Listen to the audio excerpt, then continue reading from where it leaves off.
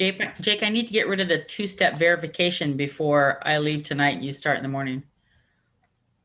Oh, yes, absolutely. Thank you. Good thought. Jake, I need to get rid of the two-step verification before I leave tonight and you start in the morning. You don't have it muted. Oh, yes, absolutely. Thank you. Good thought. This is the same problem you had last time, Julie. Two-step verification before I leave tonight and you start in the morning. You don't have it muted. Oh, yes, absolutely. Thank you. Good thought. This is the same problem you had last time, Julie.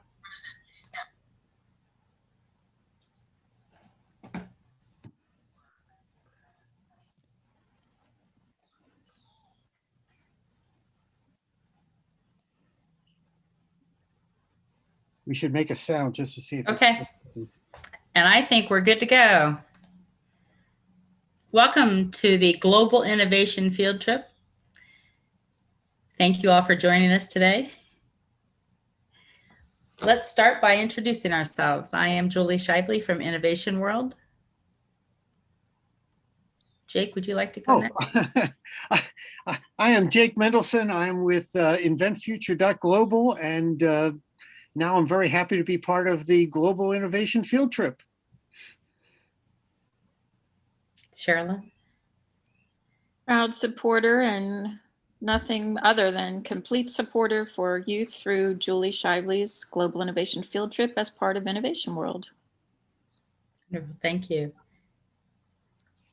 Hello, I am Arturo Mendez. I work for Tec de Monterrey in Mexico, and I'm also a big supporter and a big fan of every mind and idea in this program. Thanks for letting me be part of this. So just wanted to reflect back a little bit. This is, Jake, I believe this is our year at Global Innovation Field Trip. We started this adventure last May as a way to help celebrate young innovators across the world and programs that support and inspire innovation. As COVID started kind of creeping into the United States, we were looking for initially a way to celebrate these young innovators in the States, but quickly found that everybody else in the entire world also wanted to be a part of the celebration. And so we opened it up very quickly. Our first event last May, we had 103 presenters, I believe 80 presentations from 15 countries. And I think our country list now of countries who have participated in the Global Innovation Field Trip is up to 36 as of this event. Is that correct, Jake? Well, it was as of when I told you, but we've had some more countries. I think we're up to 39 now. Oh, yay. All right. So we're growing steadily, and we welcome everybody from every corner of this world to come join us to celebrate, to watch the 24-hour event. I think you can glean so much of what our future is going to be made up of by watching these very interesting innovators and program leaders, as well as I think a great opportunity for educators. I mean, if you're a language educator, not a better place to find people or different presentations in different languages. I can't even imagine the things you can do with that curriculum-wise in your classroom, but it's a good place to be, and we welcome all of you to be here with us today. Julie, can I just add something? We might want to change the YouTube setting. It's set for kids, so that the chat has been turned off. Okay. So is that something you know how to do? I'll try to do that while you guys keep talking. How about that? Arturo, since you're the technology expert, if you know how to do it, please let us know. It is a quick setting that YouTube has implemented on trying to make cyberspace safer for kids. So it's not that we're going to be presenting things that is not safe for kids, but the chat could be, an important thing. So I don't know if the session needs to be stopped or the live stream in order to change that. So perhaps you would need to check with that setting over there. I would like to state for the record that we are deliberately creating these issues in the beginning, just so that presenters later on won't feel so bad if their, sharing doesn't work perfectly. We're doing that deliberately.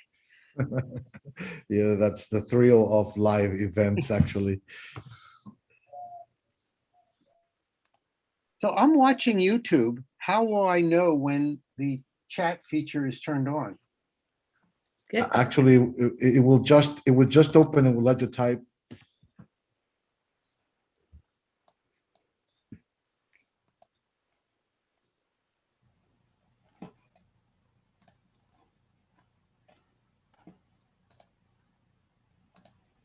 Well, I think that we keep moving forward and we'll get this worked out within the next few minutes. Yes.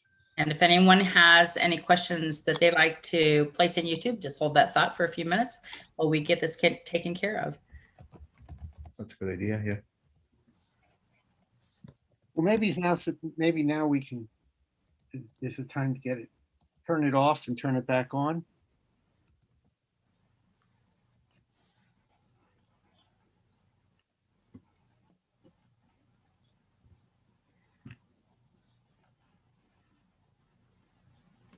Hold that thought, Jake. We're trying something else. No, I see.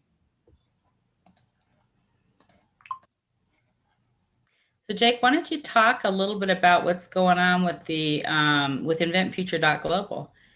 Oh, okay. I can kill dead air. No problem. Well, inventfuture.global, very frankly, is exactly what the name sounds like. It is a group of educators and people around the world who are interested in helping students invent, create, design, put into practice the future. And it's not my future, it's their future. And we're doing this around the world, so it's global. So if you type in inventfuture.global, you will get to the website and you will see it is a lot of organizations around the world who all believe in not only education, but creativity education, problem solving education, innovation education, invention education. And when we talk about invention, we're not talking about, oh, we're going to build a little gadget and that's the invention. The invention we're talking about is giving students the problem solving skills, the skills that they're going to need in the real world, whether they become an inventor or not, whether they become an engineer or not. The truth is that every adult who has a good job is essentially a problem solver. I mean, that's what we are. And it doesn't matter whether you're solving problems in the law, or you're solving problems in accounting, or you're solving problems in selling, or you're solving problems in a restaurant, you're a problem solver, everybody. And so those are the skills that we're trying to give the students. And it's more of a mindset than anything else. It's not a cookbook. Here are the 7 steps you need to be a problem solver. It's a way of looking at things and realizing that when there is an issue, there has to be a solution. It may not be a perfect solution, and you may not be getting it right away or the first time, but you learn that mindset of learning how to overcome issues, not taking failure as a condemnation, not stopping. One of the great quotes is from Thomas Edison, and somebody asked him how he became such a wonderful inventor, such an incredible inventor, building all these things. And he said, he's not really that smart. It's just that he doesn't stop. He said, most people don't fail, they just quit working. And he said, I never quit, I never stop. And so he would be constantly working and working and working, and eventually he would overcome any difficulties and any problems he had. Whereas anybody with any common sense would try it twice and then give up. And that was the mindset that we wanted to instill in the students. One of the problems that we have in a normal school environment, and I'm a school teacher, so on, is that in a normal school situation, there is a right answer and there's a wrong answer. How much is 2 + 2? It's 4. Anything else is wrong, okay? In the real world, there really are no right answers. There's no perfect answer. And so you have to realize that anything you're going to do and anything you're going to get is going to be maybe okay. Hopefully it'll be good enough. And that's the mindset of a problem solver, that they just keep working, and then they realize that nothing will ever be perfect, and we're not going to give up if we do have some problems. And speaking of having problems and working, have we overcome this issue? Arturo did. Thank you very much. Thanks for holding the fort down. That's But why we have him here. I don't want to let you stop, Jake, without a quick promo on what's going to happen this summer through the Invent Future.global program and what's going to happen in fall. Well, first of all, let me just talk about GIFT. This is being done in April right now, but there's going to be another GIFT event in July and another one in October. So if you see some of the things that are going on and you say to yourself, wow, I can be doing that, or I know a student or somebody else who could be talking about what they're doing, please go to the website, Global Innovation Field Trip, and sign up for the July event. We actually have people already signed up. That's how exciting it is. In January, February, and March, Invent Future Global ran a wonderful program called the Water Challenge, and there were 85 students from 15 different countries participated in this. And it was so successful, we're going to do it again in the summer, but it's going to be the Food Challenge, and it's based on the UN Sustainable Development Goals #2, and it's going to be a very exciting program. And then people around the world are running national programs, innovation programs, and we are going to have a global event, and that'll be September 25th, and that's the Global Innovation Challenge. And contact Julie to get more information if you're in the United States about how you can participate. Anything else, Julie?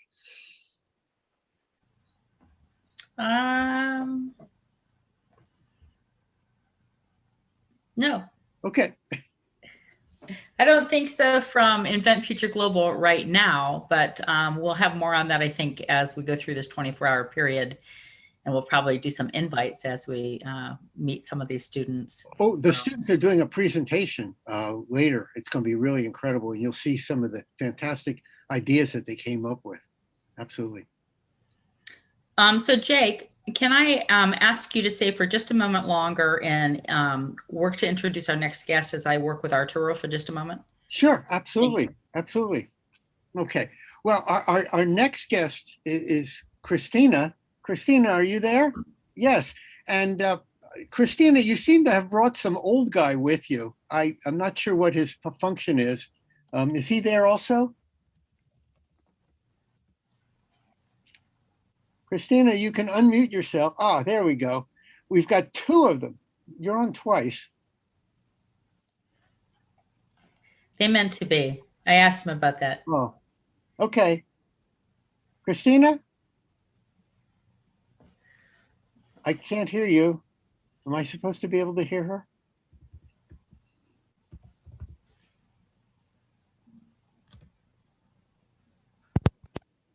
What about now? Can you hear us? I can't hear Christina though. Okay. Hello. So this is Christina's presentation, right? Yeah. Christina, do you want to introduce yourself and introduce your assistant? Well, hi, my name is Christina. I'm 11 years old, and here's my assistant, my dad. His name is Oscar Mora. And according to the schedule, you've got a family company, and you're going to be testing different ways of teaching technology, robotics, and art at a low cost. So that every single person on this planet can afford it. Yes. Yes? Yes, of course. Okay. The presentation is all yours. Please go ahead. Thank you. Hello, everybody. Well, thank you for letting me be here as an assistant for Christina, my daughter. Well, the thing is, as you mentioned, Jay, thank you. Yes, we're trying to test some other things about how we can get robotics affordable for everybody. So Christina is right now testing all the inventions that we have here, and she's trying to give us a feedback on how could be fun for everybody, you know, because it's really important to be funny, not just inventive. So we have a couple of examples right here. So Christina is going to be presenting those inventions and machines. So I have the double camera to take the other camera to exactly those process. So I think the sound is okay. Can you hear us okay? Okay, perfect. So Christina is going to show you one of the marble machines that we have so far here, really funny for the students. Let me switch to the other camera, and Christina is going to explain you how this machine is going to work. All right. 1 sec. Okay, so Christina.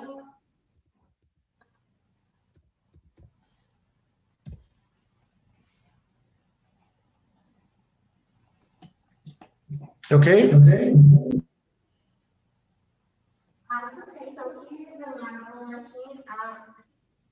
We just, okay, so here's this marble. Christina, can you move the microphone closer to where you are? Again. 1 second. Got it. I think it sounds okay. Christina, Now can it does. Now it does for you. Okay, so here's the marble machine. I have here marble where I just put it here, and here's like a little door where you can switch it and it starts working.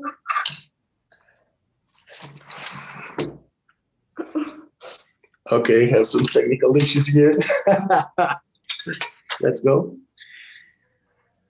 So this is the manual way to show it.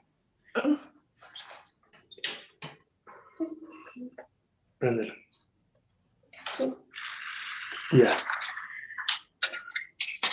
Explain what's going on. I just turn it on and the marble starts going down in the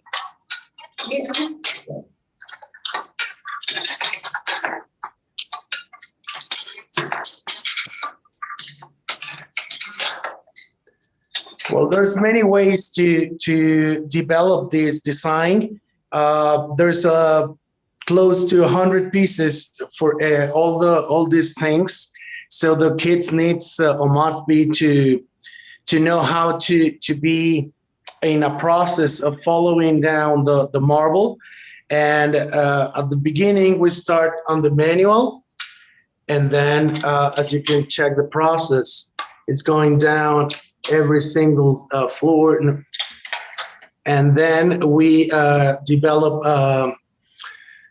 a switch to make this autonomous, and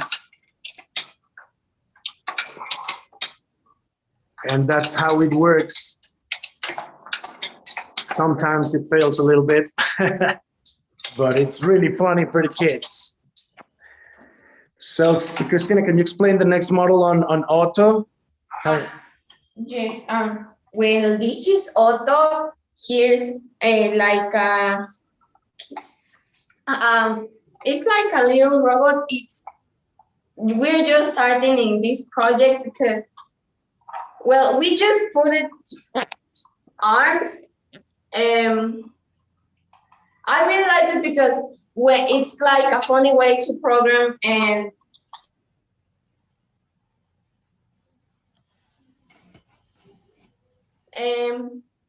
it's a funny way to use it because you can just have fun, and I would like to show it to all my friends because this is a really fun and an amazing project. How you build the auto? I will. Yes. Well, in this case, we have a 3D printer. This is a Colombian project for a guy named Camilo. And it's right now have a platform at Auto DIY.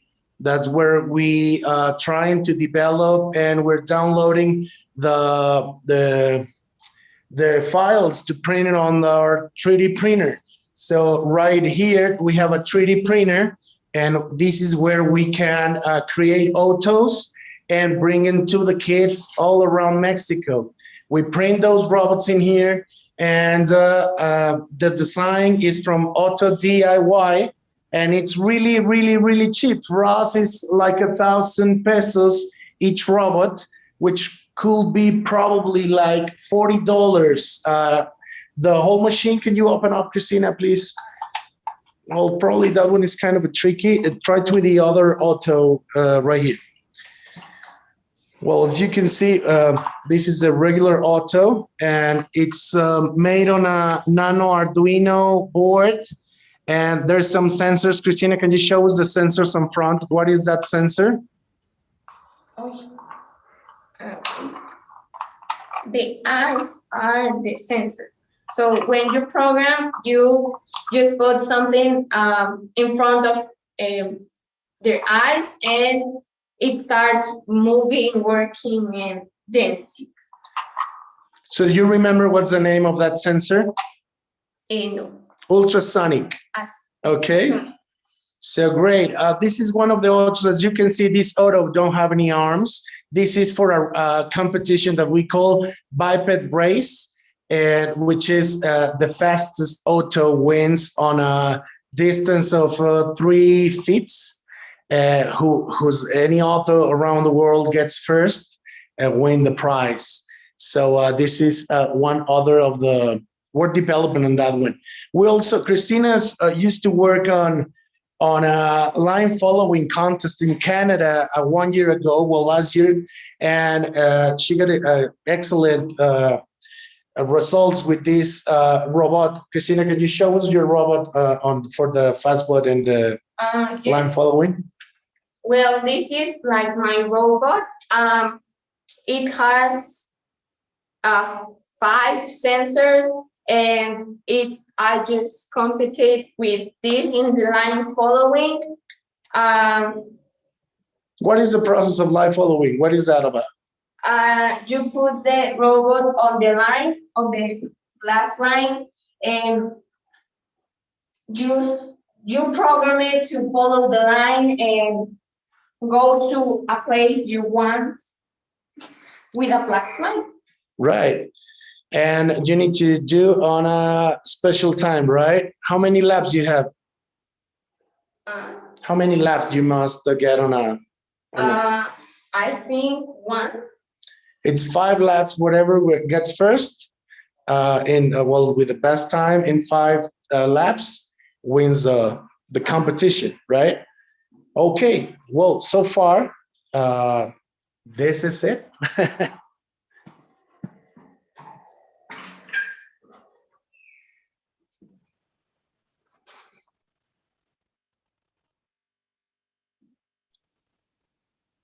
Christina. Oh, Christina. We lost your image. Oh, we switched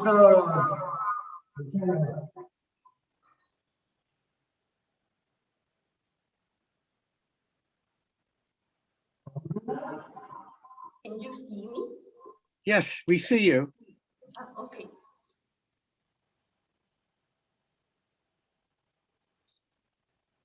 Christina, you still there? Yes? Yes. Okay. This is very impressive, but robotics is very difficult, isn't it? Most students can't do robotics, right? Well, yes, sometimes it's difficult, but sometimes it's really fun to do it, to make it, and I really like it. It's amazing. So do you think if you can do it, that other students can do it too? I think, well, if they're prepared, I think I will help them to make the things that I can do. And I would like to show other people what I can do, because I think I like it, because it's really amazing, fun, and it's really amazing. Arturo, are you there? You can come in and ask questions too. Yes. Arturo is the master of technology. Well, I think that Christina and other kids may just like get that title very soon, for what I can see.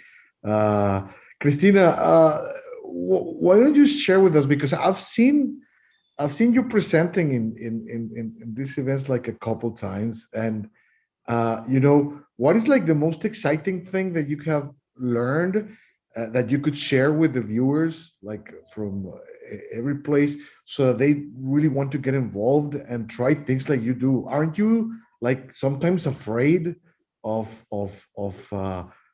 facing all these new things? Like, what happens if it doesn't work? What happens if we break it? How do you feel about it? What could you tell like many other young minds around? Well, sometimes I'm afraid, because I just start programming and the robots do other things that I never program, and I'm just like, oh my God, how do I make this to work and do what I want to make? And yeah, sometimes it's afraid. Well, when I'm going to compete, I just start nervous, and well, my stomach starts hurting, and it's so weird. And with the robots, the most exciting thing is the line following. I really like, because it's easy, and yeah, it's really easy to program, and the robots are to, well, no, yeah, that's all. It's easy to program, and yeah, that's it. Well, actually, there are like world competitions about line following robots. So I know many engineers that don't really think it's something really very easy, but it's good to know that you find it easy. So, and programming following a line, is it any different from programming to do like some other tasks, or is it a similar thing to do? Mm.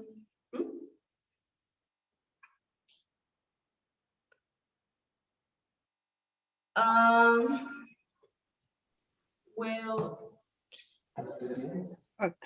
Arturo, can you? Arturo, if she doesn't understand, ask the question in Spanish. Maybe she understands Sí, better. yeah, good idea, buena idea. Que hay competencias mundiales de seguir, de robots siguiendo líneas, y yo conozco ingenieros que la verdad no lo dicen con tanta seguridad como tú dices, que es algo fácil. Eso está bien padre. Y programar un robot que siga una línea, ¿se parece? ¿Tú piensas que es similar a programar a que un robot haga otro tipo de tareas? Well, yeah, it's sometimes like another project. Instead of line following, it's easy too, because I just start programming with line following, and I just find it easy, because it's just following a line in a circle. And well, yeah, for me that's easy, and I don't know if another project will be easy like that. But yeah, I really like. I don't think. Yeah, it's easy. Fabulous. I'm sure you're going to be doing great things, Christina. So congratulations. Muchas felicidades. Excelente. Thank you.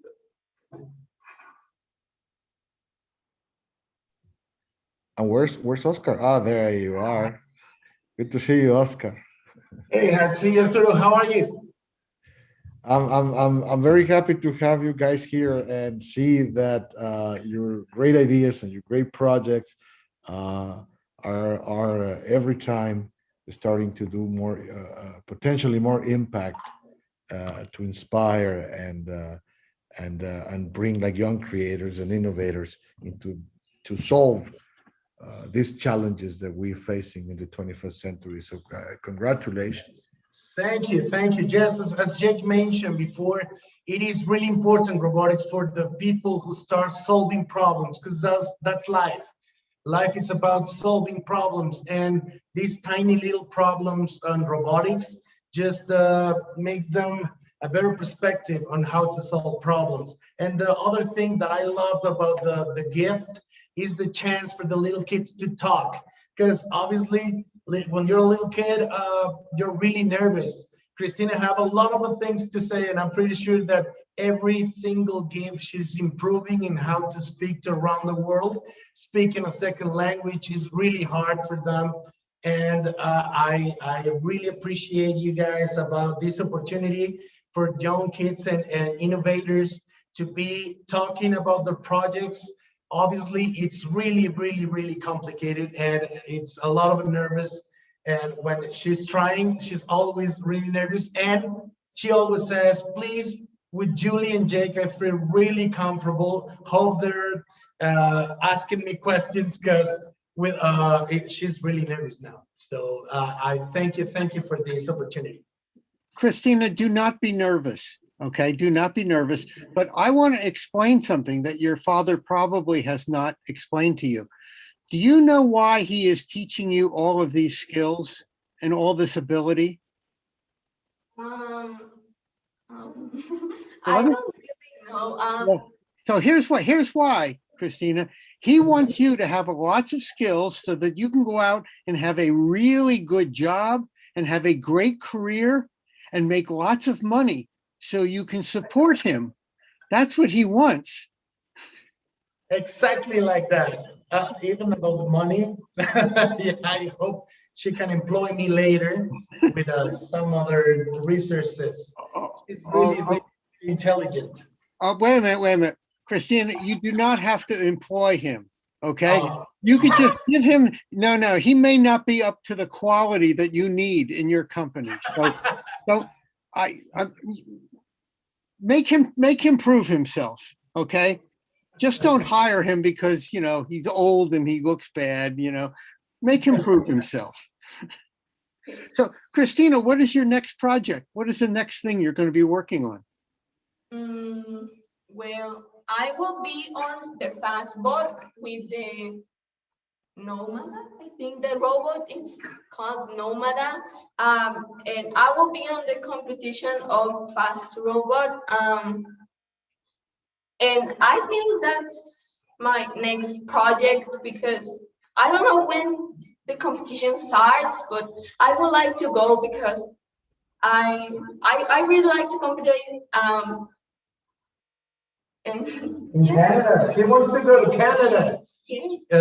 And the next one is there. Actually, next Tuesday, we're going to start learning a Miro program with Melissa Bot, which I want to say thank you for the chance to be in artificial intelligence. Christina is going to start learning Mandarin also next week. So we're going to try with the Mandarin and artificial intelligence next Tuesday morning on England, on Sheffield. That's really interesting, because through the Invent Future Global, we have lots of students who are involved in robotics, both in England and in China. So you can not only work in robotics, but you can learn all the different languages at the same time. That's wonderful. Well, thank you so much for the opportunity. Hope the next time we can try to be speaking in some other language. So far, we're learning the numbers in Chinese. On the robotics, we construct the character or the symbol in Mandarin with the little pieces of robot. So Christina knows how to count 1 to 10, even the the 0, what we call Ling, and we represent the symbols with the robotic pieces. So we're trying to move on to learn some other languages with robotic pieces. In Mandarin, it's pretty funny. Yeah. Well, number 1 is E, number 2 is R, number 3 is Sun, number 4 is it's T, I think that's how we pronounce. The 5 is Wo,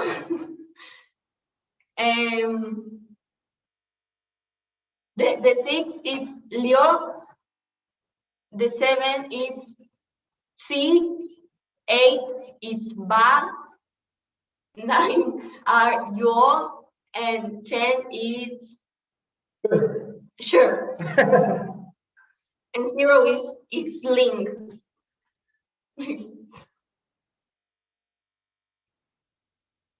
Well, thank you so much for the invitation. So far, we're trying to get more kids involved in this type of shows. Probably next time we're going to bring some other 5 or 6 members so they can start showing you some other projects that we have.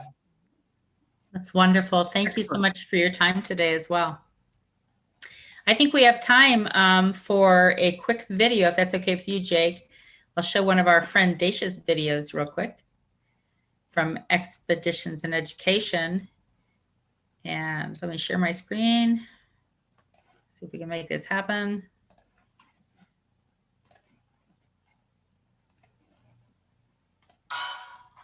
This challenge is called the Broadcasting Journalism STEM Challenge. You know, in schools all around the country, kids were responsible for producing the news. They would interview people, they would have recordings of games and different events, and then they put on a news show. We want you to try that now. Around the house, put on your own news show. You know, we all need to hear some good news every once in a while. Create your own television spot. Share what you're passionate about.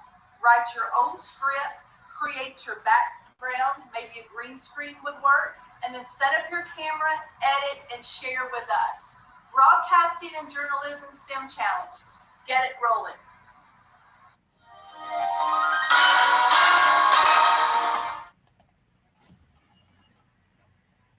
All righty. So for anybody out there watching on YouTube right now, if you haven't already done so, you'll want to refresh your screen and you should be able to chat to our wonderful guests. And I think, Arturo, are you promoting people or do you want me to do that? Because I am happy. Go ahead. Our next guests are here, although we do have a couple more minutes. I will, it looks like you already did. I will go ahead probably and play another short video if that's okay with you guys, since we have about 5 minutes. I'll be right back with you.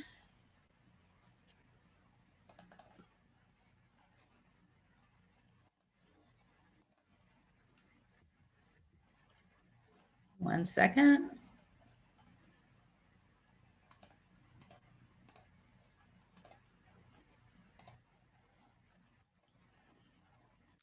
Here we go.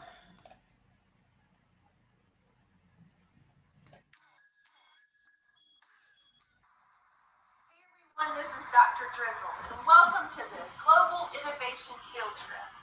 Today, we want you to try to create a chain reaction. Now, you can watch Mythbusters Jr. and watch the episode entitled Demolition Dominoes. Find some materials around your home where you can create this chain reaction and see if you can get the end event to turn on a light or cause some sound to happen. We can't wait to see what you create.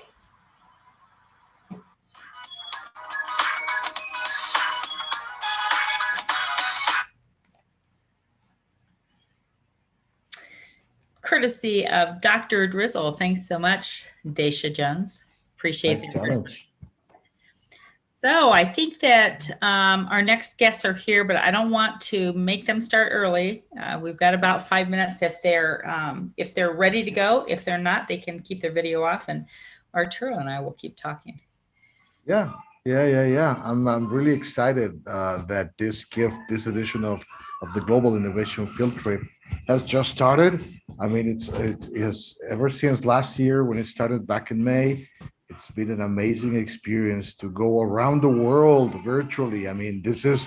I think that in the past, I don't remember like how easy it would be to be like just rolling around the planet on a 24-hour endeavor, celebrating and finding out about all of these young minds and ideas that are going like it's been amazing and well, it's almost been a year, Julie. I think you were with us for the first event, weren't you, Arturo? Yes, I actually have been lucky enough to be in all of them. Yeah, somehow. And And today now you're it's- officially our technical support person. Yeah, great, great. Well, you know, live broadcasting is always a challenge, especially when the participants are far away from each other, different time zones. So we always need to know each other. Yeah, of course. I'm really happy to help in anything. Okay, I am asking our next guests to go ahead and start their videos. Greetings. Okay. Hola. Buenos Hello. días. Hola. Hola. Hello. Hi. Thank you for joining us today. My name is Julie, and this is Arturo. If you didn't catch that earlier when we were talking, do we have a fourth person that should be on or no? No, there is Okay. just Okay. all three. That's fine. So why don't you guys go ahead and introduce yourself, and then the floor is yours. Thank you. Thank you. Thank you. Well, we are very happy and glad to be here talking about our experience here in the Global Innovation Field Trip. And our names are Montserrat, Mayra, and Mariana. And we want to talk about our experience during this programming bootcamp for girls, which is called Beautiful Patterns. Mayra, would you mind sharing the presentation that we prepared? Sure. Thank you. Well, we want to talk about this experience, which was really great. And well, how it started, it was first an initiative from the MIT. It is an initiative to make more girls interested in IT, in technology and programming, because nowadays, well, Mariana would like to share some statistics of girls in programming. Can you go to the next slide, please? So in actuality, we have only 35% of STEM students involved. These are women, only 35% of all of them. Only 3% of female students choose an ICT major, an information and communication technologies career, and only 24% of women that majored in engineering work in the field. So we want to make these numbers go up. Mayra, would you like to continue? Yeah. In just one quick question before continuing with this. This is some of the statistics that moved us to study what we study. Actually, right now, the three of us are studying an engineering. I am studying computer system engineering. Monse is studying mechanical engineering, and Mariana electronic engineering. Electronic technologies engineering. Electronic technologies engineering. So how we got involved in this project, when on the previous edition of Beautiful Parents on 2019, we got the fortune to be instructors on this program, and happened that the content and the topics were the same as the previous edition. So this got the girls to get bored and finish the activities really fast, and then we're like, what do I do next? And they were like all in some mood that they were like, oh, this is boring. This is like the same. I don't want to be here. And that lead me to create new content every day after all the work that we did from 9 a.m. to 6 p.m. I created new content for every next day. Beautiful Parents is a bootcamp, a 5-day bootcamp that encourage girls to study some engineering career, some STEAM career like science, technology, engineering, and mathematics. And in this program, we do some activities, fun activities, and then we program. So they can develop their algorithmic and logic skills, so they motivate to study some career of STEAM. And after we got this in the situation about the topics and content that were the same, we decided, Mariana, Monse, and we decided to create a team in order to create new content for the future editions. And what happened with this content we were creating, we decided to design the bootcamp, the new content of the bootcamp, instead of being web programming, we decided to be Python. So they learn the basics or the fundamentals of programming. And we decided to correlate the fun activities, the dynamic activities in the morning with the programming activities in the afternoon. So they were related.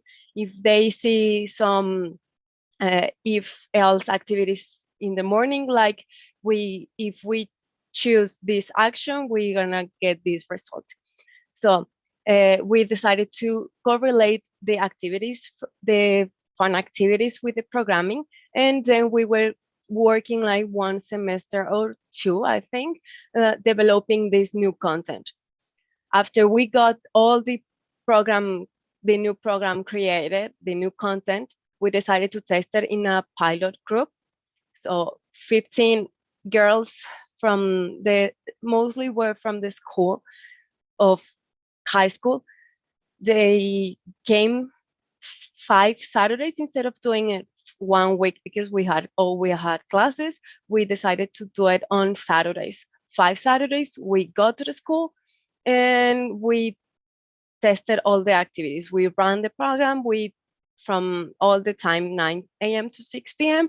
We ran the program, and then we asked every day for a feedback. So they told us what they liked, what they didn't like, and so that gave us change something, or to continue with this, or this is not good, I don't like it, I'd rather do this instead of this. So that gave us the opportunity to improve the program. So when we had all these prepared for summer 2020, and then COVID came and we weren't able to do it because there was on the school at Tecnológico de Monterrey, and then we stopped this developing program. We stopped all this. We couldn't move forward, and then on December, and more likely on November, they told us that the next edition was going to be done on January 2021, and that we had to move all the things that we have done to do it online instead of doing them on the school, to do it online. So all the activities prepared to be like playing with material on the school, to be in teams, to be writing on the board, no, they were about to be changed, all of them. So we decided to change it. We worked like another 6 months to change them. We prepare a team so we can work moving all the material, looking for tools online that we were able to use, and they were able to use, the kids were able to use, so they can relate all the activities like if they were online. So that was a really difficult situation because all the activities we were used to do it physical, and now it's like you go online in front of the screen. So we had to reduce the time also, because instead of being there like 6 hours, you're gonna be 3. And we had breaks because it's very difficult to be in front of the screen a lot of time. So it's not that easy. So we changed all the activities. We improved the program. We cut the activities that were like no possible way to do it online. And after that, on January, the second week of January, we launched the program and we decided to go this way.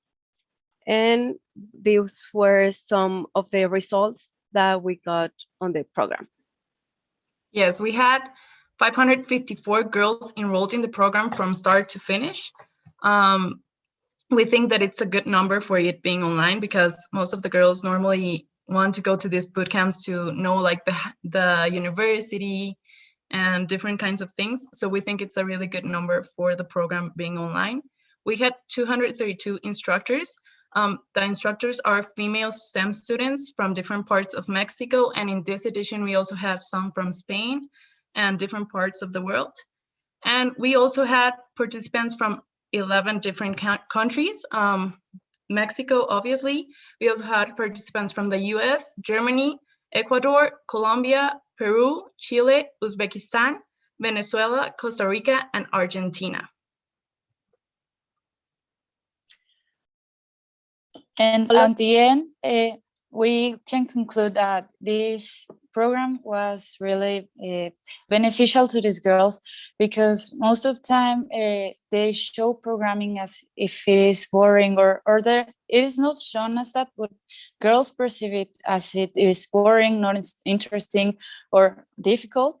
But in this case, through games, for example, as Mayra was saying, we were playing, for example, rock, paper, scissors, and analyzing the structures in the rules of the game, and then make a program to understand how the language and the things that we do every day, they are related to programming, because we all the time use conditionals, we all the time use loops on our everyday lives. So this program was meant to correlate these activities to programming, to make it more easy for the girls to understand. And they were really motivated.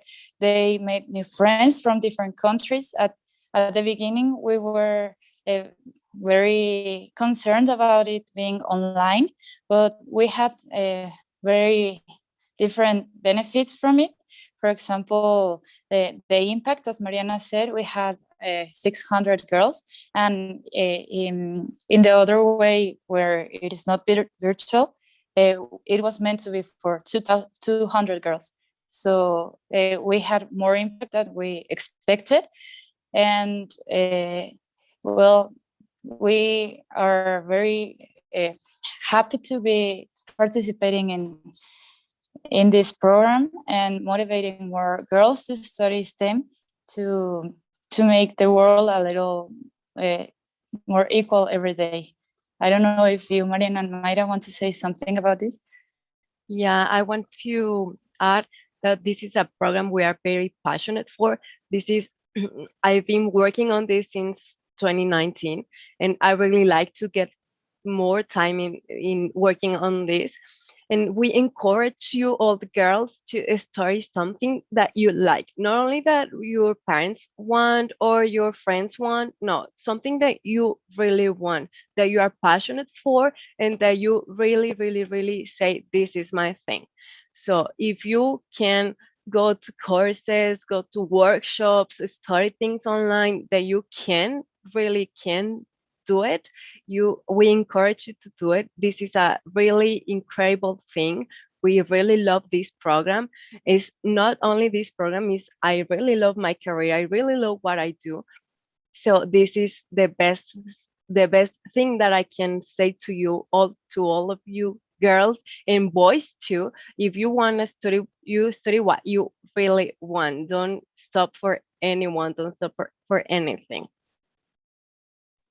Yes, at the end, if you study what you really want, you're going to be excellent at it.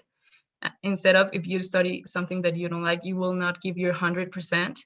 So really, it doesn't matter what you want to study. If you study what you like, it's going to be the best option for you. And we also invite you to join the program if you want to be an instructor or a participant in future editions. It's really cool. And I think you will gain a lot of experiences, different experiences with the girls or with the instructors. So the invitation is open for all of you. And Thank you, well, Marian and Mayra. And this I don't know is- if you have some questions. Well, before asking some questions, I just want to say, like, felicidades, congratulations, Gracias. congratulations. I mean, to be honest, your presentation has been so inspiring. Your project is so inspiring. Your enthusiasm is so inspiring that it actually makes me want to offer you. I mean, what do you need to make this bigger? I mean, and this is what GIFT is all about, you know, sharing these ideas, and these videos are going to be posted over there. I mean, you've made a call to action to so many, not only girls, but you always said like boys, like about, you know, following up their dreams and prepare. I mean, that is awesome. I mean, it's I think that it's part of the DNA of your project, and it's awesome. I honestly want to see the future of your project and wanted to see grow. You were mentioning about the importance of why you do this and how you became aware of that. You were referring to something known as computational thinking. You know, it's not about coding. It's about solving problems, but being able to break down a problem into like small pieces and then propose a solution and make that solution in small pieces and put it back. And I think you're being very successful in doing it. I wish like many teachers and many professors felt and are successful as you girls are trying to be. I mean, and that is awesome. My question is, like, what are your plans for the near future and for the midterm future? Because you will graduate like soon. I mean, I think you're very pros in this, but what are your plans for this project? Are you going to stay with it? Are you going to get more people involved? What is the growth projection? Thank you very much for your words. We really appreciate them. This is an initiative from MIT and Tecnológico de Monterrey. So we are co-working with them. So in order to grow this, since this is a camp that is every year, we had to prepare all the things. We expect to, in future years, to impact more girls around the world, not only Mexico or America, but we got girls from other countries in this edition. But this is the first time that we get like one girl from Germany, one girl from Argentina, one girl from Peru, Uzbekistan. So our thoughts are we want to impact more girls. No, we like to get new content, not only get with Python and web programming or with basic stuff. No, we want to grow, but we have to, it's not only us as a team, we had to work with a big team. So, but yeah, we want to grow more. Well, I'm sure you will. I'm sure you will. And of course, I think we can always you can count on us to make that project grow enough. So thank you very much, girls. And I would just say too, we do a gift program every quarter. You're welcome to come back any quarter that you want, every quarter if you want, and give us an update on what you're doing now, what you're doing next, who's included, how this program has evolved. I mean, that's, as Arturo said, this is what GIFT is all about, and we're here to help promote your efforts as much as we possibly can. Yes, Absolutely. Thank you and very soon enough, much. start sharing how many people have decided to pursue STEM careers because of the experience with you. I think that that is something that is going to happen sooner or later. Yeah, and that actually is the core of this program, to impact all those girls, that motivate them to study mostly a STEM career, but to follow their dreams and study what they want, what they really want. And yeah, thank you for the invitation, for being here. We are very glad to be in here. Thank you all for your comments. I know you have some more time because we had you going till 1:15, I believe. So I was wondering if you would mind sharing one of those first couple screens again where you had the statistics up. Sure. One of those was only 3%. Yeah. And I wanna look at that real quick again because it's shocking to me. So if you wouldn't mind sharing your screen. Oh yeah. I thought I was sharing. I thought all this time we were looking at the screen. Okay, so so 35% of STEM students are women. Yeah. But only 3% end up with that as their major. So I'm sure that you have some ideas what happens between that 35% and the 3, how it reduces to 3, that you could share a little more in depth with us. Yeah, on the STEAM area, that is science, technology, engineering, and mathematics, all on the STEAM students, only 35% of them are women. And of that 35%, only the 3% choose an ICT major, that is information and communication technologies. Of all those careers of science, technology, engineering, and mathematics, only the 3% of those girls that study something related to that is an information and communication technologies and programming too. So only 83% is studying something relating to that NICT. And if I give an example, on my career, I'm studying computer systems engineering. On my generation, we are 50 students, and only 3 we are girls. So this is an example of this statistics. So why do you think that is? Is it not such an attractive field for them, or what could make it more attractive for females to participate in?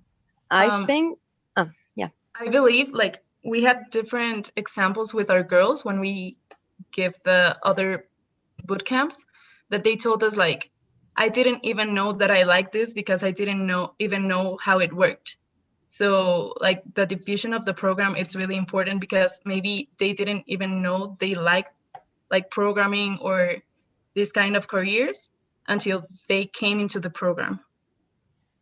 So I believe it's like the lack of diffusion of these careers to women. So I wonder how we can help introduce that earlier. I mean, I think you're doing it today. You're doing it right now. I mean, this is one way that word gets out, but unfortunately, 10 million little girls aren't watching. So we need to find a way to get that in front of them somehow through some kind of example, some way to make them take a close look, I think.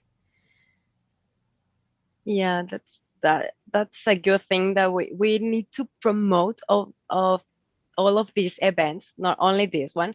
We need to give more diffusion, like Mariana said, to reach more girls over the world so they can know about all these careers. Or also there is something like the stereotypical careers, like this is a career for men.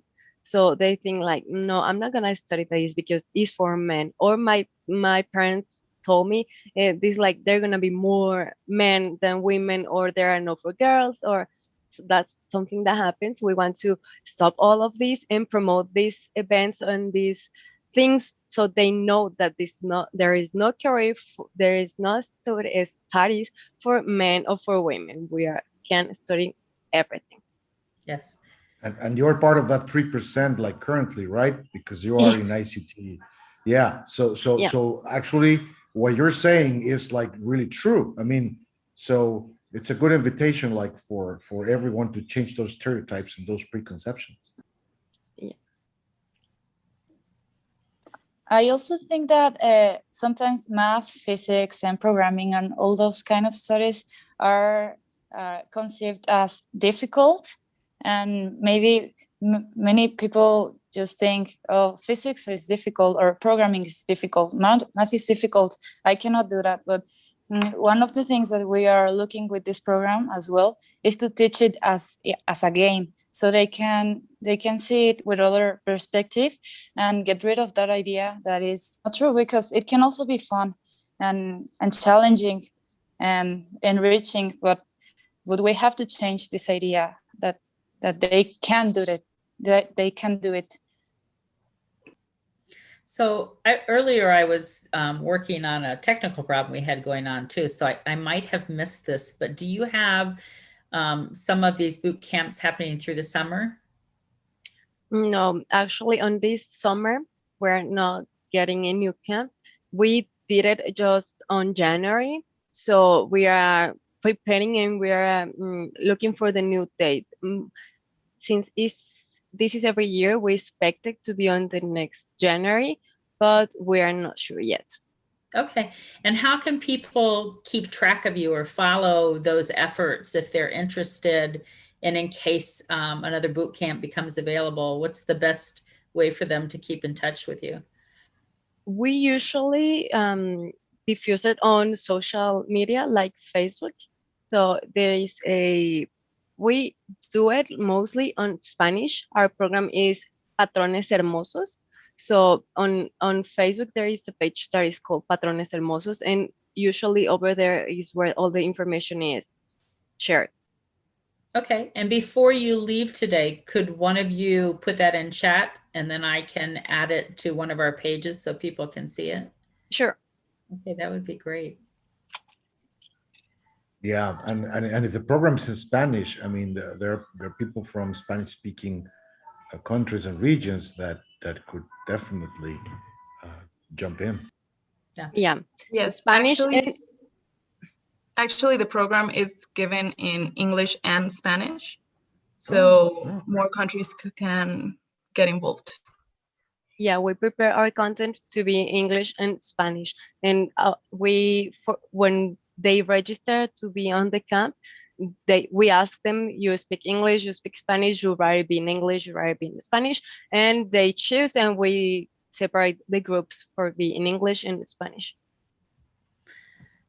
Do you young ladies have any siblings, younger siblings? I have one brother that is 2 years. I have 2 little sisters. Ah, that's what I was looking for. So are your 2 little sisters following in your footsteps? And are you like showing them everything you do? Yes, actually the youngest, she was in the testing group where we first test the program. She was there and she was very motivated. Very good. And not that it's not important to your little brother either, because it is. And it's even more important that he sees other young girls as part of the program so that he grows up understanding that this is the way it should look in the classroom. Yeah, but he did not follow my steps. He is studying architecture, so. But he knows what I do and what we all do. This he supports you. Yeah. Well, after all, that's still like STEM related somehow. So it's a good connection, multidisciplinary, right? Yeah. Really, yes, really what we teach to the girls is that even if they don't study engineering or something like that, programming is really a basic skill for nowadays in any career. Even if you don't actually do it, you must understand it to develop in other areas, because now we use it for everything. So yes, this is very useful. Well, thank you so much for your time today. It's been lovely, and I expect to see you again at one of our future Global Innovation field trips. Thank you very much for inviting us. It's been our pleasure to be here. Yes, Well, thank you for inviting promise us. you'll be back on the next one. We'll Sure. keep you posted on dates. Okay, Yes, sure. perfect. We expect Thank the you. next edition. Thank Thank you you, very Vicky. much. Thank you. And welcome, Vimy.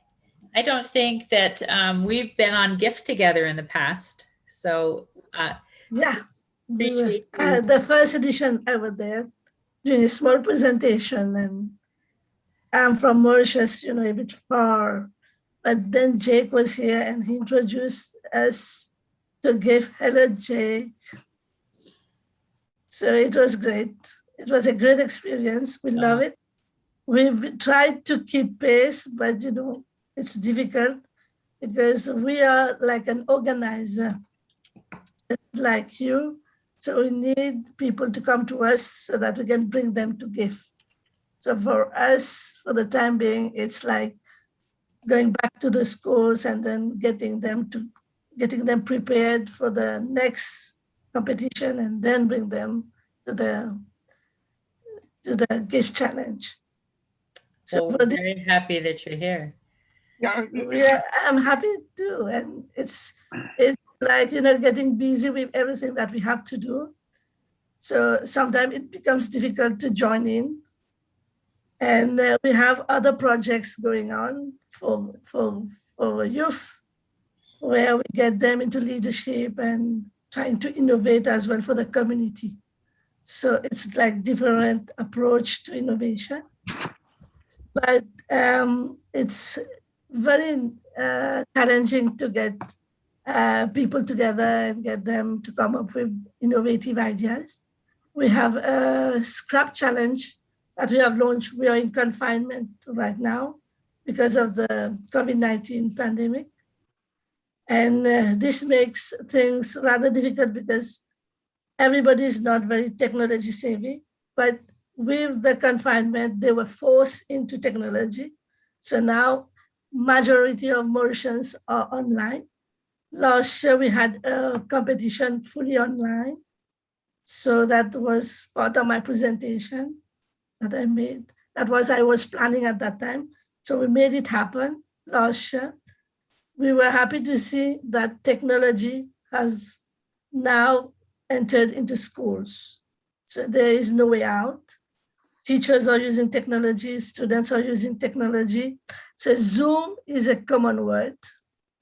So either they will use Team or Zoom, and they will come up with nice presentation, even using their mobile phones. So it is an amazing experience. And now I see GIFT growing. It's like, it's like the dream of Jake and you as well, like getting into reality. So it's nice to see, and it's nice to be part of it. So I'm really grateful to you and Jake for inviting us and giving us the opportunity to be on this great platform. So I'm happy to be among you today. Well, what's even greater is the people you will meet today as you host, because they're fabulous and they just put everything into this, and it's just really exciting to give them a platform to share. Exactly. And we want our students also to benefit and to come up with nice presentations. We had small, like the presentation on not technology advanced, but slowly they are coming to it. So now we are going to encourage more into like robotics and coding. So this will be like, this platform is going to be an inspiration to the Mauritian kids.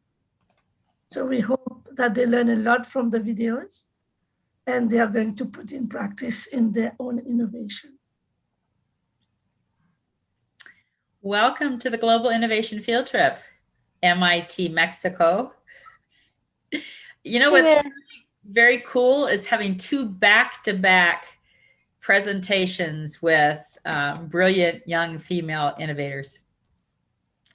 So we're very excited that you're with us today. And with that, if you guys would like to unmute, introduce yourselves, and then you have the floor. Bienvenidas. Thank you. Thank you so much for having us. We're really excited to be here. My name is Diana Renteria. I'm a student at the Massachusetts Institute of Technology, and I study biological engineering. Yeah, thank you so much for having us today. We're both really excited to be here. My name is Ashley Tang. I'm also a junior studying at the Massachusetts Institute of Technology, and I'm studying mechanical engineering. Thank you so much for the invitation and for the opportunity to be here. I'm Cynthia Fernandez. I'm a biotech engineer and I am a program director in Tecnológico de Monterrey in Mexico State campus. Thank you so much. So I'm going to go ahead and share our presentation.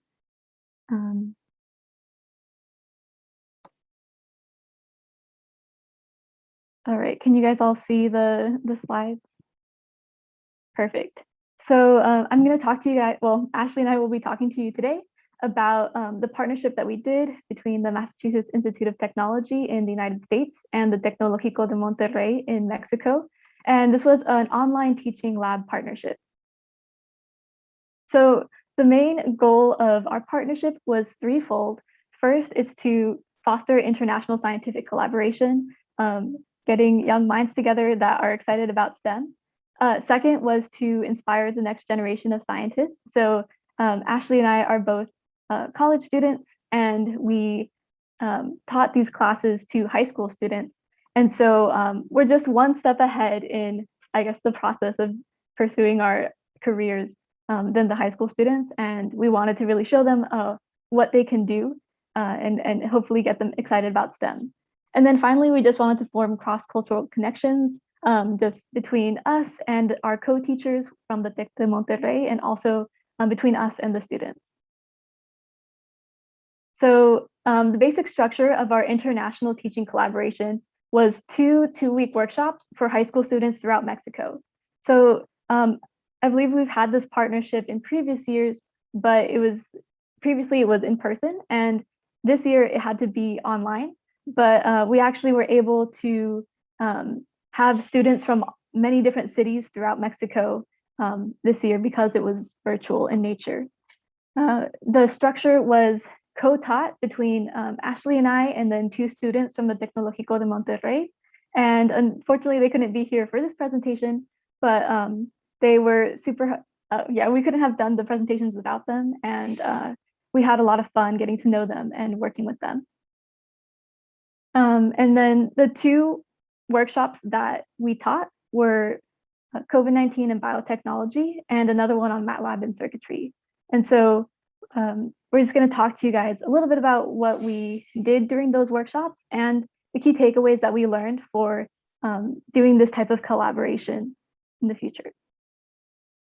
So I taught the COVID-19 and biotechnology workshop, and as a biological engineering student, this was sort of a passion project for me.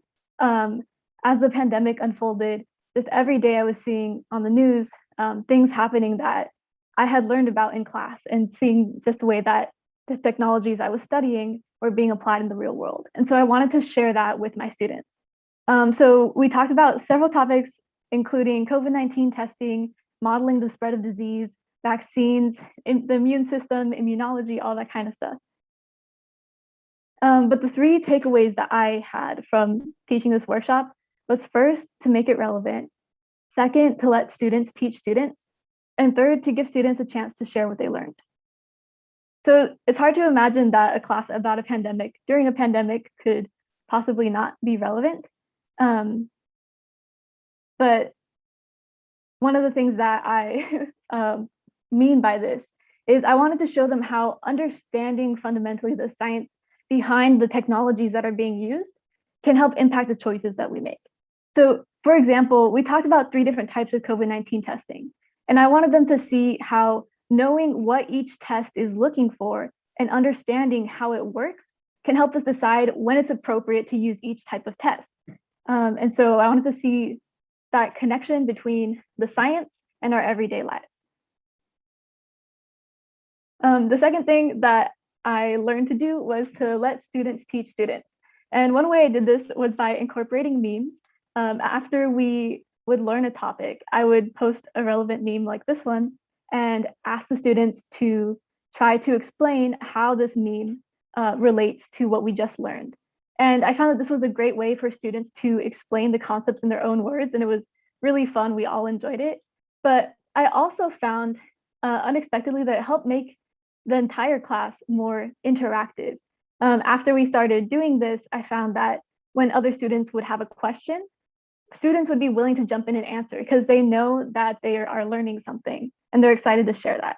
So giving students an opportunity to teach other students is really important for having that interactive online environment that we all want to have in a classroom. And then finally, I learned that it's important to give students a chance to share what they learned.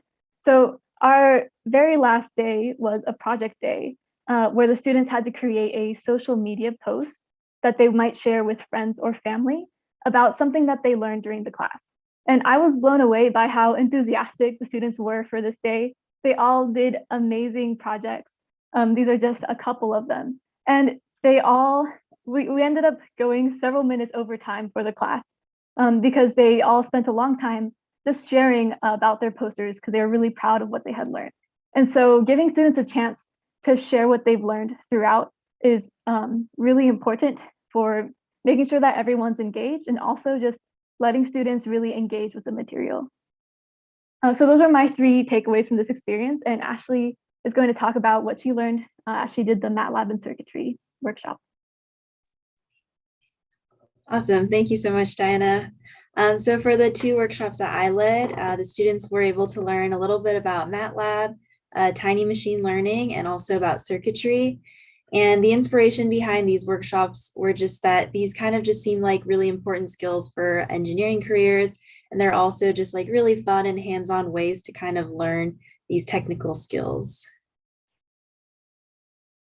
And so through the takeaways that I had were to 1, set a goal to build up to, 2, create an environment that makes students comfortable to ask questions, and 3, just to not be afraid to really challenge the students.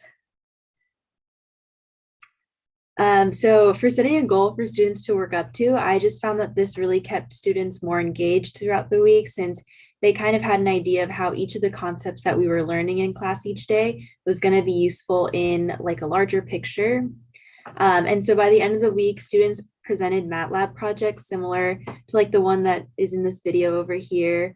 And it kind of just integrated everything that we learned throughout the week. And it was really fun seeing how that they would start to understand how each of the concepts could be integrated into their projects. And I think that also really made each of the lessons a little more relevant and interesting as well. All right, and then secondly, in terms of creating an environment that allowed students to be more comfortable to ask questions, it was really helpful for me in the first few days to kind of gauge what would allow students to feel more comfortable asking these questions, whether that was out loud in class or like via private chat or individually in breakout rooms at the end of the day during the free work time. And I personally found that students were super considerate of others, and so they actually preferred having the breakout rooms at the end to ask their questions. A lot of them didn't really want to take away time from their peers who might have picked up on some of the concepts a little faster. And so they preferred to get their questions answered one-on-one later. And I think finding a way that really just made people comfortable asking questions was important because this really allows like students to work at their best potential so that they have a solid foundation kind of going forward. And then lastly, I really learned, don't be afraid to challenge the students. We had students, as Diana was saying, from all over Mexico, and they had various backgrounds with coding. And so at first I was a little nervous to give them a project to kind of complete at the end. I wasn't sure if everyone was going to be able to complete it, but I really found that no matter how little background some of the students had, everyone was able to complete the project and they all turned out super, super great. And so while some of them looked a little bit more like the video from the previous slide, others looked kind of more like a moving version of the picture on the right here, which I thought was really equally as great and exciting that everyone was able to kind of complete a project in the end that they were proud about and show others. So in the end, Diana and I are super, super grateful to have had this opportunity to teach the students. It was really incredible, honestly, to just think about how much reach we had by teaching virtually. We were initially told that around 20 students usually sign up for these types of workshops when they're in person, just because of limitations given by location. But altogether, we were able to teach a combined number of 55 students from all over Mexico, including Guadalajara, Mexico City, and Monterrey, just to name a few, and from over 5 different schools. So it was really a silver lining of being virtual.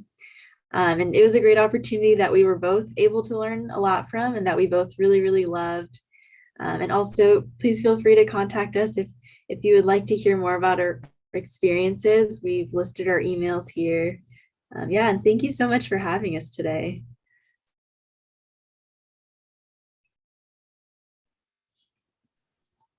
Thank you. Thank you for being with us. I just want to make a quick comment here. Some of my students, actual students, were enrolled in this experience, and I think it was amazing job you did. They were so into it, so engaged that they would like try to reschedule, like if they had like some meeting with me or some session to attend and do and work on this project. So I can give like examples that you've done a great job, and keep it on. I would like to know how to help to make this program grow, and it's been a great experience for these kids, and I think you should be really proud about what you've achieved. Thank you so much for your feedback. It's really great to hear that the students really enjoyed the workshops, and we really loved working with them as well. So yeah, thank you. Diana and Ashley, that was very inspiring to know how you have creatively used online technology to do your classes.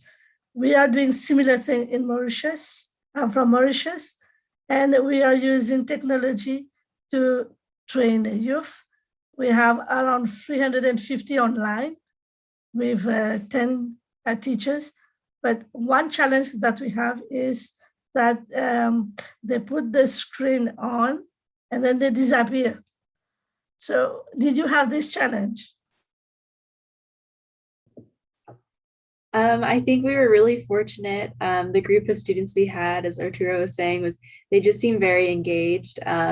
Personally, for me, I didn't require anyone to like turn on the camera if they didn't feel comfortable doing so, but it was nice to see people like typing in the chat, and then just like throughout the time just asking like, hey, can you raise your hand if this makes sense to you, or feel free to like ask questions if this doesn't. And so just kind of checking in with them just to make sure they're still there. Great. That was really inspiring. I think we are going to share with our people here to tell them that they can always check whether there is someone behind the screen and they are still there and engaged. Excellent presentation. I'm really happy and inspired to see the memes from Diana. It was really something that the young generation would like to see. So congratulations, well done. And just a reminder, as we told the last group of presenters who you should meet, because you guys would make a fabulous, even expanded team. But as we told them, please come back again. We do this every quarter, and it will always be a platform to you come share what you're doing, share what you need. If there are things that you need for your program, you never know when the right person might be listening to hear what you need and be willing and ready to help. So always welcome back. The next gift is July 10th and 11th. So mark your calendars. And thanks so much. Thank you again so much for having us. It was awesome to be able to share with you guys today. You're welcome. Thank you so much. Thank you so much. Thank you, Diana. Thank you, Ashley, for everything you did. The project was all yours and it was great. You did such an amazing job. Okay, so our next guest is here. And hold on just a second. We're letting everybody have time to drop off. Here we go. And we actually met through LinkedIn, and I was following some of the That's work right. that you did. So I didn't even realize until about 20 minutes ago that I was going to be hosting when you were on. So if you would introduce yourself and your organization, and then the floor is all yours, sir. Hello, everybody. Can you hear me? Yep. Excellent. My name is Leonid Shafir. I'm from Canada, and I wear different hats and do different things. Well, first of all, I'm a founder and CEO of a toy company called Play Maze, and this is a startup that specializes in the educational puzzle maze toys. Second, as I said, I wear different hats. So in the evening, I work for myself. By day, I work in the public sector as an economic analyst. And the scope of my analytical and research projects involves various files related to education policies, to labor market analysis. In addition to this, my academic background is also in play-based learning and anthropology of play. So all these interests and current projects come together in today's presentation, because I know that many of the presenters focus on specific projects. I prefer, by virtue of my work and training, to do a more systemic, high-level approach. And today I'll talk about the ways in which art can be used to enrich and reinforce scientific learning. And I'll explain why I'm talking about such things, which seem to be on everybody's agenda today. So that's an overview of what I do and what I'm interested in and why I'm going to talk about it today. So if that's okay, I can start my presentation now. Let me share my screen.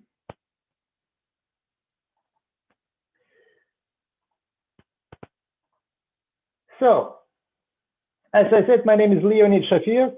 I already explained what I do, so let me switch to the next slide. What are the problems that I want to talk about? Well, first of all, in my professional and research and volunteering activities, I see that on the one hand, there is a widespread interest in sciences. On the other hand, there is an equally widespread misunderstanding of the value of the arts for scientific achievement. In other words, many parents and even unfortunately educators maintain a very one-sided focus. Sciences, they think science is everything that you need to do, disregarding arts and consider them trivial.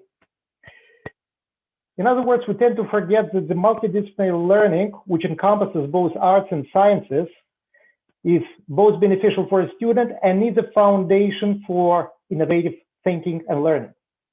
This is the first problem that I'm going to address. Second problem is that parents and educators who understand the value of arts often have difficulty engaging students and interesting them in the arts. I'll talk about two ways of interesting students that seem to be somewhat under the radar. So they're not part of a common discourse of how to interest students. Based on these problems, I structured my presentation as you see on this slide. So first I'll talk about STEAM, which is education format that combines both arts and sciences. Second, I'll overview the art benefits in the context of STEAM and beyond. Third, I'll talk about two ways for this presentation to interest students in the arts. And in this presentation, I'll use terms students, children, and young learners interchangeably, because I don't mean just university or high school students. So let's start with STEAM. What is STEAM? It's not difficult to find definition of STEAM online, but the problem is that these definitions, in my opinion, often miss the point. STEAM is interdisciplinary approach to learning that uses science, technology, engineering, the arts, and mathematics, and to go beyond mere technical skills and engage entire student personality. And this is important because many other approaches focus just narrowly on scientific learning. They just train analytical capacity and memorization of facts. STEAM goes way beyond this. It talks to the entirety of student personality, to students' emotions, to students' feelings, and this is what enables better learning, as well as better development of critical and creative thinking, as well as innovative approach.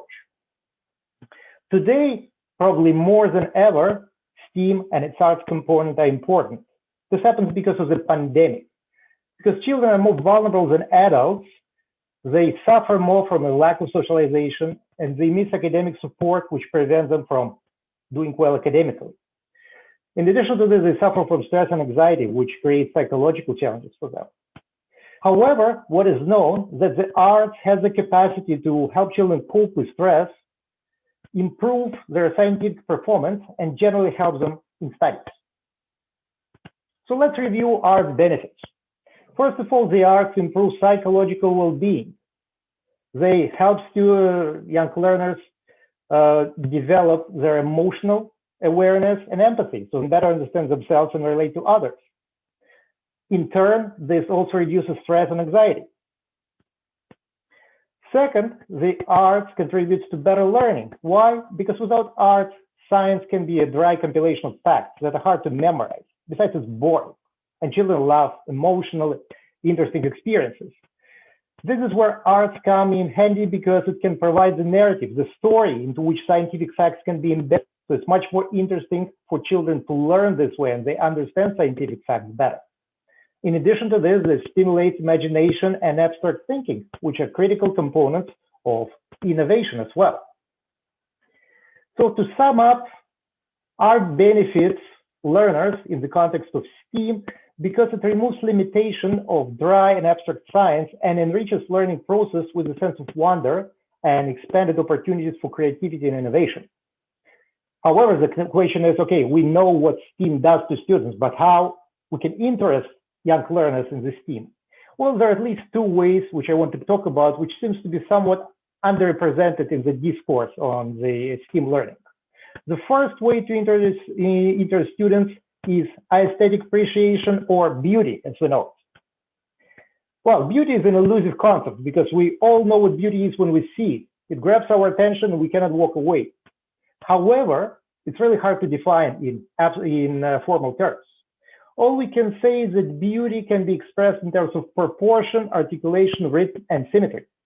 And what matters is that these terms are equally applicable to the works of art as to the world of technology. So let's take, for example, architecture, which is a rather science-intensive field. Architecture has a lot of similarity with music because music is about proportion, articulation, and rhythm. And guess what?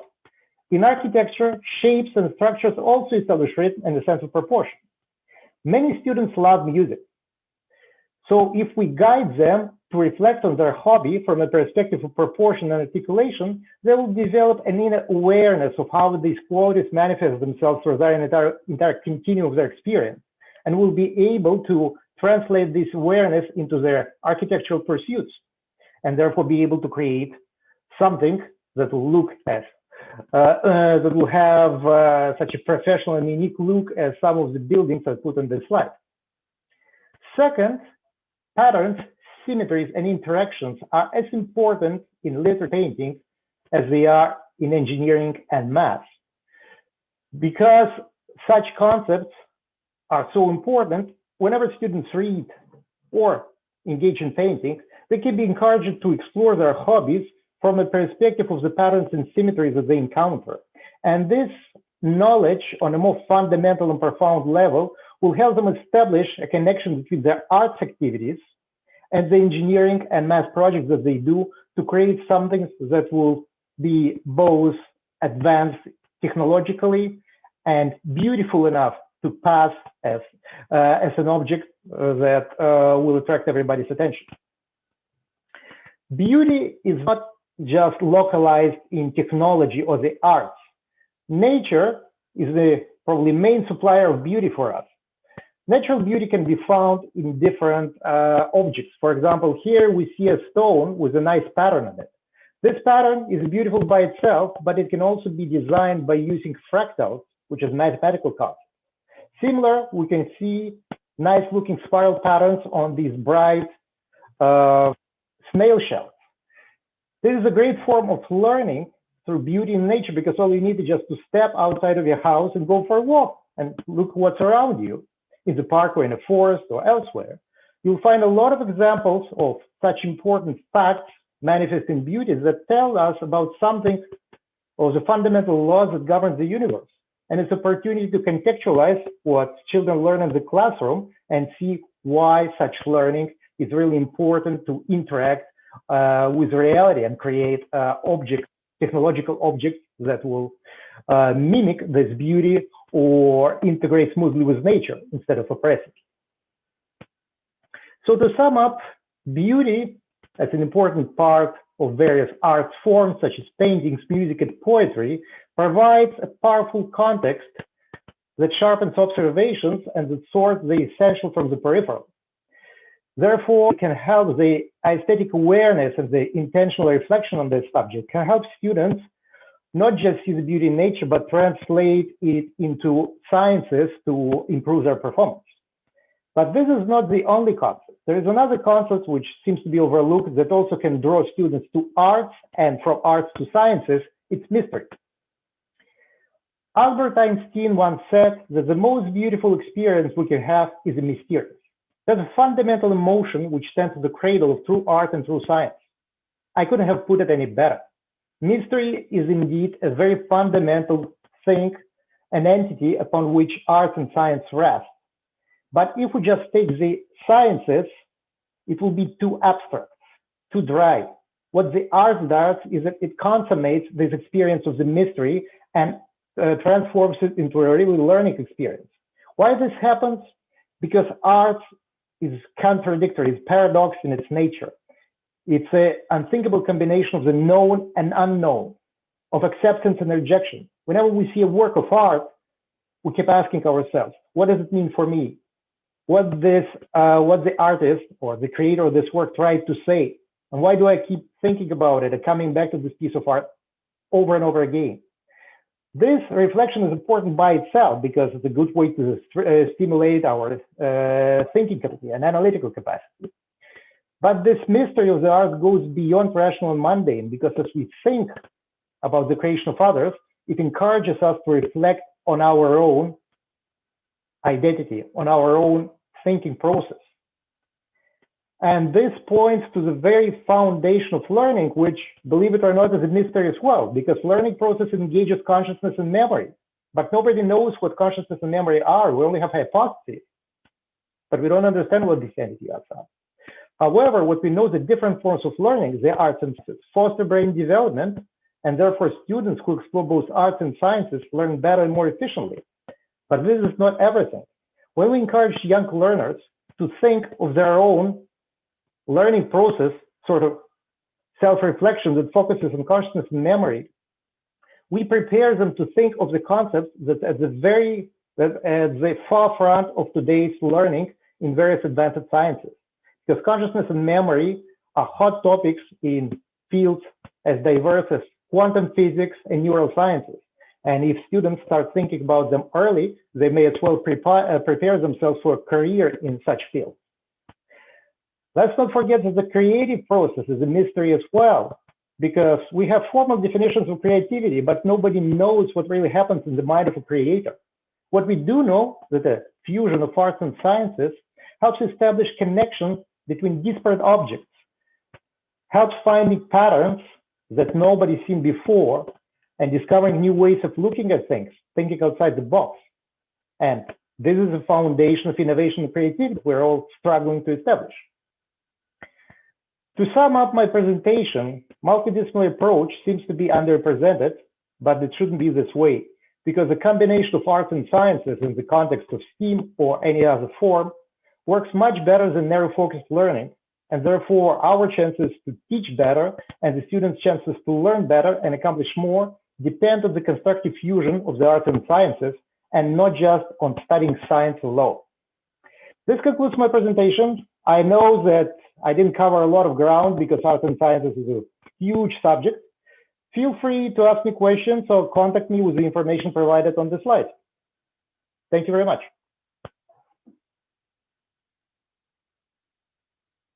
Hello. Hi. I was waiting to, it looked like Vimy was speaking, but she was muted. So I was waiting to see if she was trying to come on. You may want to stop sharing. Yeah. Stop sharing. Okay. No, Leonid, that was a great presentation. And it's a lot of reflection on what is going into the mind of the student when they stop learning the arts. What happens in my country is similar, like what you found. It's like we are taught everything in the lower grades. And then once we go in the upper grades, we stop learning and then we focus only on sciences or on the arts. The combination of both is going to do amazing things to students and create the interest. I find your research extremely enriching, and I think this is the direction for the future if we want our kids to come up with creativity and innovations. So have you experimented it somewhere? Pardon? Have you done some experiment, some testing of the concept with students?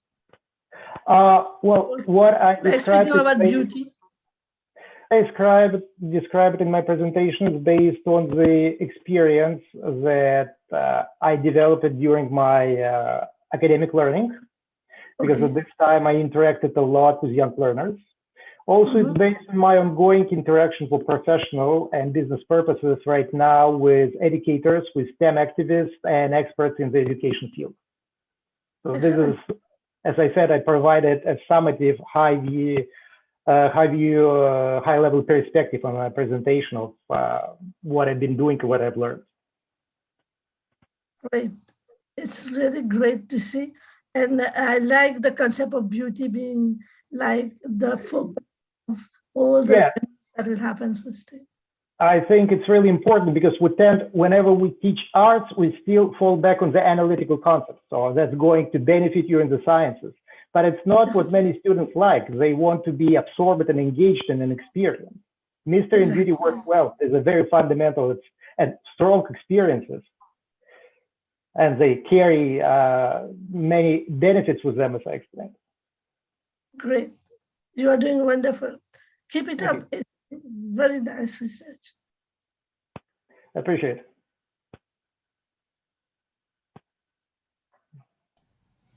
Any more questions? So where do we go from here to help make more educators aware and to maybe reach closer to your definition of how we should be integrating STEAM? I'm probably not asking it right, but I'm hoping you're getting. I think I understand your perspective. In my opinion, narrow approach is something that impedes not just learning, but many other processes, including science and our day-to-day experience. Because, for example, learning is not just limited to a school setting. In my experience, this is a constructive fusion of family situation, societal situations, so peer-to-peer interaction, plus school environment. So kids may get great education in school, but if their parents are not interested and don't encourage their academic success, or if their peers don't learn, children will not do very well in school. So the engagement should fit on all levels simultaneously. In other words, education is a process to educate not just the young learners, but also educate the educators and educate the parents. I don't know what efforts in this respect exist in the US, because US is a big country. I know I have some knowledge of what happens locally here and there. In the States, I'm from Canada.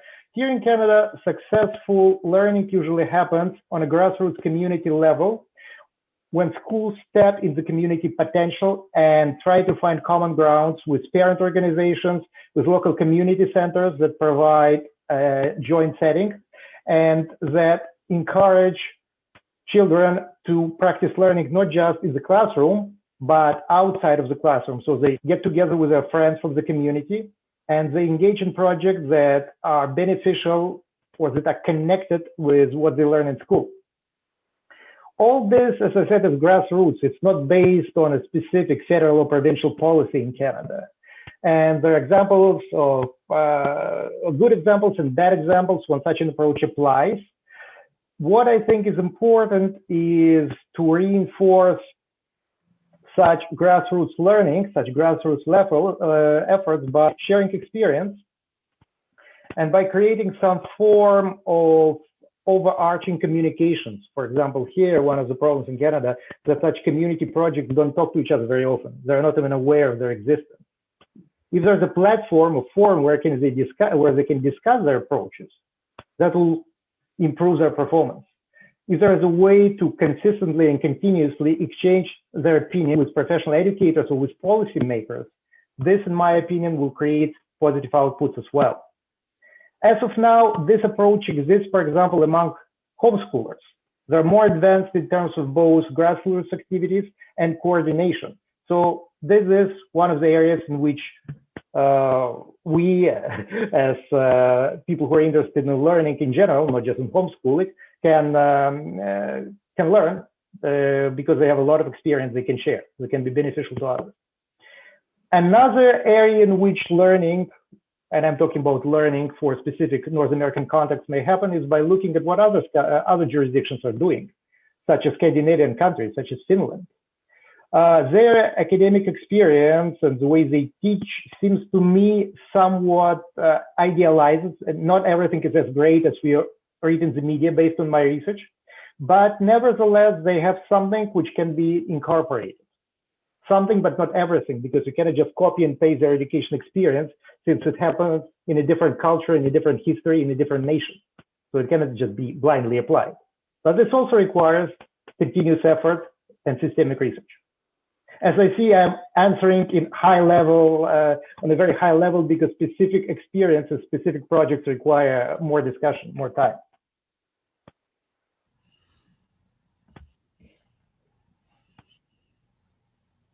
It's a lot to think about. I think about this with respect to the 7-year-old that I have been, I will call it homeschooling, but it's not homeschooling like in traditional homeschooling. The virtual work for a year is not quite the same as what the efforts that homeschool families put into their programming for their students. So I'm even more concerned now about that lack of cohesion between all of it, all of the pieces that he should be learning, that should be working together, that haven't been. So it's you know, if I think the deficit is just that much greater now than it was before, and I'm not sure how to pull it all back together. Fortunately, we're in a very good school district, so we've been afforded some opportunities online, and hopefully he'll be back in school next year. But you know, even in where I am, I'm in Ohio in the United States, and I think that they don't even start talking about science till like 4th or 5th grade. And if you're not doing all of it, it's so fragmented. To me, it should all be done. Everything should be done simultaneously. It's all interconnected, or should be. So. Maybe, in my opinion, one of the problems, fundamental problems, is the way sciences are taught, because they're taught as sciences. So we're separating them from the rest of our experience. Here is math class and here's the rest of the world. But in my opinion, everything needs to be integrated. So you need to understand, maybe one of the problems, the way sciences are taught, for example, math, that we explain the formulas, but not the thinking about it. Why Pythagoras, for example, came up with certain formulas. It was based not just on his not just on the way he wrote formulas, on the way he understood the world. So understanding, perspective comes first, formulas come second. Maybe this is what's missing. Same with physics. Physics is a life science. It's not just about formulas on the blackboard. Yeah. One of the things I think you've presented a very good case for why this is important. I think, okay. But now let me ask you a more difficult question. Do you think it's actually going to happen? Do you think what you're proposing will actually happen? On what level? Are you talking about the level, let's say, of a country? Okay. I have seen it happen at the level of a classroom. I've seen that. Indeed. And then when you start to make it happen at a level of a school, it becomes much more difficult, okay? Because you have all kinds of other issues. I have never seen it happen at the level of a state or a region or even of a country. So do you think it's really going to? Probably not as a key and paste experience, because even in Finland, that I briefly mentioned, one of the characteristics of education that they have established formal boundaries on the federal level. Then at the school level, they have broad range of opportunities within this framework. What makes it work? That first of all, children are interested in learning. They don't see learning as instrumental thing just to get a good job. Educators are paid well, and it's a prestigious profession in Finland. Third, parents are serious about their children learning, and work-life balance is much better in Finland than, let's say, North America. So such factors work. And therefore, what you may see, let's say, in Helsinki in a school in the national capital may not be the same thing as you will see in other parts of Finland. However, there are some shared concepts, values, and benefits that arise locally, but that benefit entire nation. So my perspective is that what's necessary is probably something similar, an approach that's flexible enough to accommodate grassroots uniqueness, but that can be shared and translated on a higher level, within a greater system, let's say from classroom to school, from school to a district. Obviously, it will not be a copy and paste cookie cutter solution, but it will be a continuum within certain perspectives, and certain approaches are considered and reflected upon. That's my understanding. Because I'll give you a specific experience. As an analyst, I worked in a team of the federal government of Canada that developed the first ever national early learning and childcare framework in Canada. Canada is a country that's similar to the US in a set of provinces or states, as you would call in the US, have their own early learning and education policy. What the federal government did, it provided a broad framework and a uniform set of metrics and concepts. So the provinces and territories can at least compare their approaches together. Before they couldn't. They didn't speak the same language. So in my opinion, ability to speak the same language, but not necessarily repeat the same thing, is a way to go. Because it allows you to learn from others, but it doesn't force you to repeat what others are doing. I know, I sound highly theoretical. Your experience is something that I miss, unfortunately, because I never really taught in a formal setting in a school. I only worked. Here's the problem. I don't think anyone's going to disagree with what you're saying. Mm-hmm. Okay, at least nobody who's been involved in education. I think they're all going to say you're absolutely correct. But then the question is, if everyone thinks it's correct, why isn't it being implemented? And that's. But that's the same question you could ask about so many different things that everybody knows it's correct. I think it depends what you mean by being implemented. For example, in the case of the Canadian Federal Early Learning and Childcare Framework, it's been implemented on a level at which several pillars, so there are 5 pillars in this framework, are shared as a common approach, which was based on 2 years of intensive negotiation between different governments, by the way. I know this for a fact because I was a part of this process. However, once the negotiation was over, there was a common denominator for everybody to move forward. I'm not saying that it's necessary what the US has to repeat, but maybe there is a way to go, at least on a school level, to experiment with it. Because I do understand that different educators, different school boards, different school administrators have different perspectives. What I'm saying is that the process where different parties get together and discuss concepts that they consider important to develop common perspective, common view, may be a starting point. What it will lead to, either a greater diversity with a common shared values, or more integration, where a certain approach is becoming more universal for the entire district, the entire state, entire nation, I don't know. It really depends. As I said, in Finland, it works both ways. Mm-hmm. Well, I'm sure this will not be the last we've heard of this. Thank you very much. Thank you very much. Thank you very much for this. And I'm sure that this recording will lead to many conversations within the teachers lounge, I'm sure, but I Sure. hope also at the school board level. Thank you very much. I provided my contact information, free to reach me or contact with me on LinkedIn or elsewhere. Great. Thank you. And bye-bye. Thank you. Okay. Carmine, are you here somewhere? I am here, buddy. How you doing? Great. I'm really looking forward to this, Carmine. Carmine, you are now the president of the United Inventors Association? I am. I knew you when you were just a person, and now you're important. I don't know about that. I'm still kind of a person, but I got thrown into this mess. So yeah, I'm right with you. He's the president. I got thrown into this mess. I like that. Yeah. It's going, Warren. Hey, he's president of the United States. But I'm getting thrown into a mess. President of my house. And my co-host is Dr. Marcy Klein. Well, welcome, Hi. Marcy. Hi, Marcy. How are you? So Carmine, if you could introduce, you have brought some board members. Obviously, you know who else is important in your organization, and you're bringing them along to help you out, right? Okay. Yeah.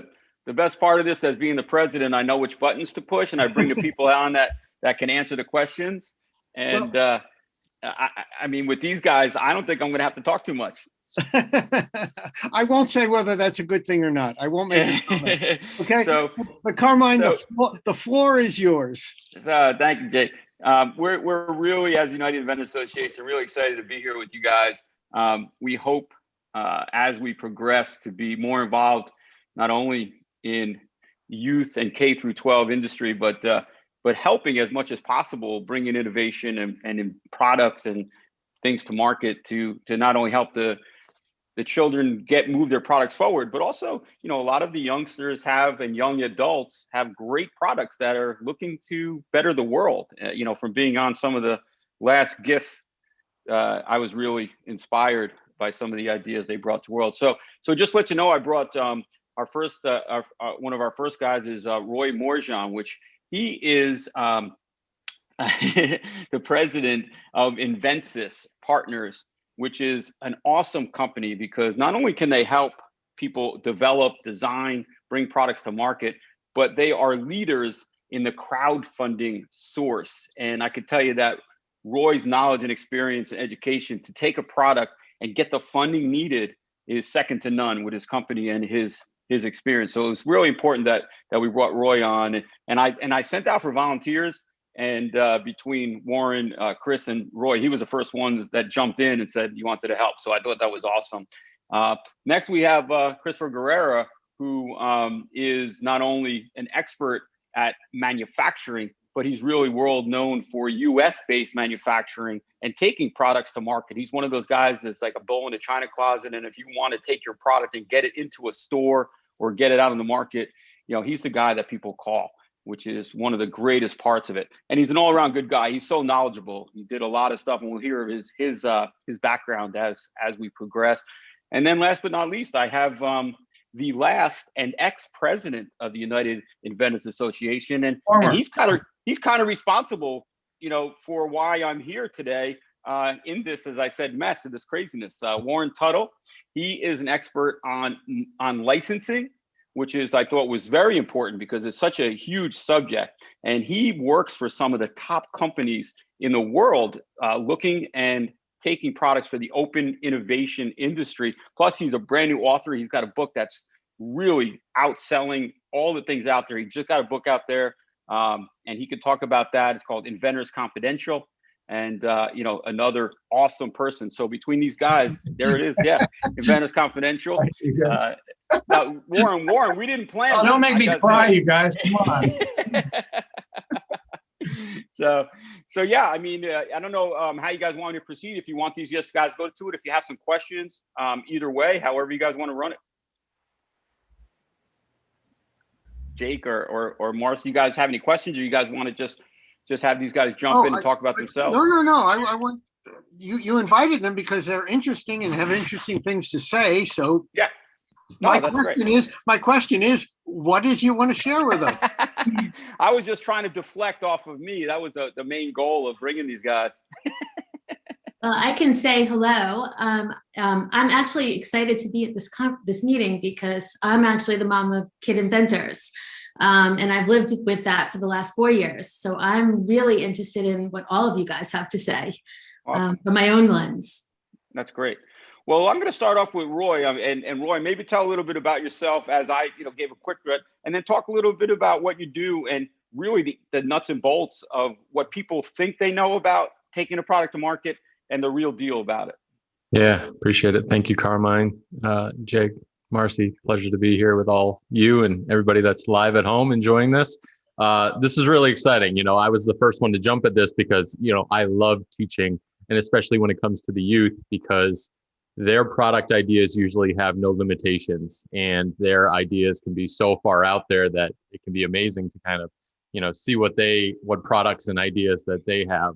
I've got 2 young children that are trying to create their own products these days. So it's really exciting for me to try and cultivate those ideas into physical, actual products that can exist, due to all the other limitations out there. But a little bit more on the background, we've helped now over the last decade bring over 2,100 new products to market using Kickstarter as a market validation test, kind of that litmus test to see whether this product has validation, whether they can sell it in a pre-order capacity and build a community, a tribe of people that are willing to invest and go along for the journey with them in terms of, bringing this physical product to market, manufacturing it, and touching on all of those elements. So, we work with inventors around the world, which is, again, what got me excited about this opportunity to speak to this crowd, because we see inventions kind of pop up geographically based on the needs and the problems that they're trying to solve in their areas or their regions, whatever it may be.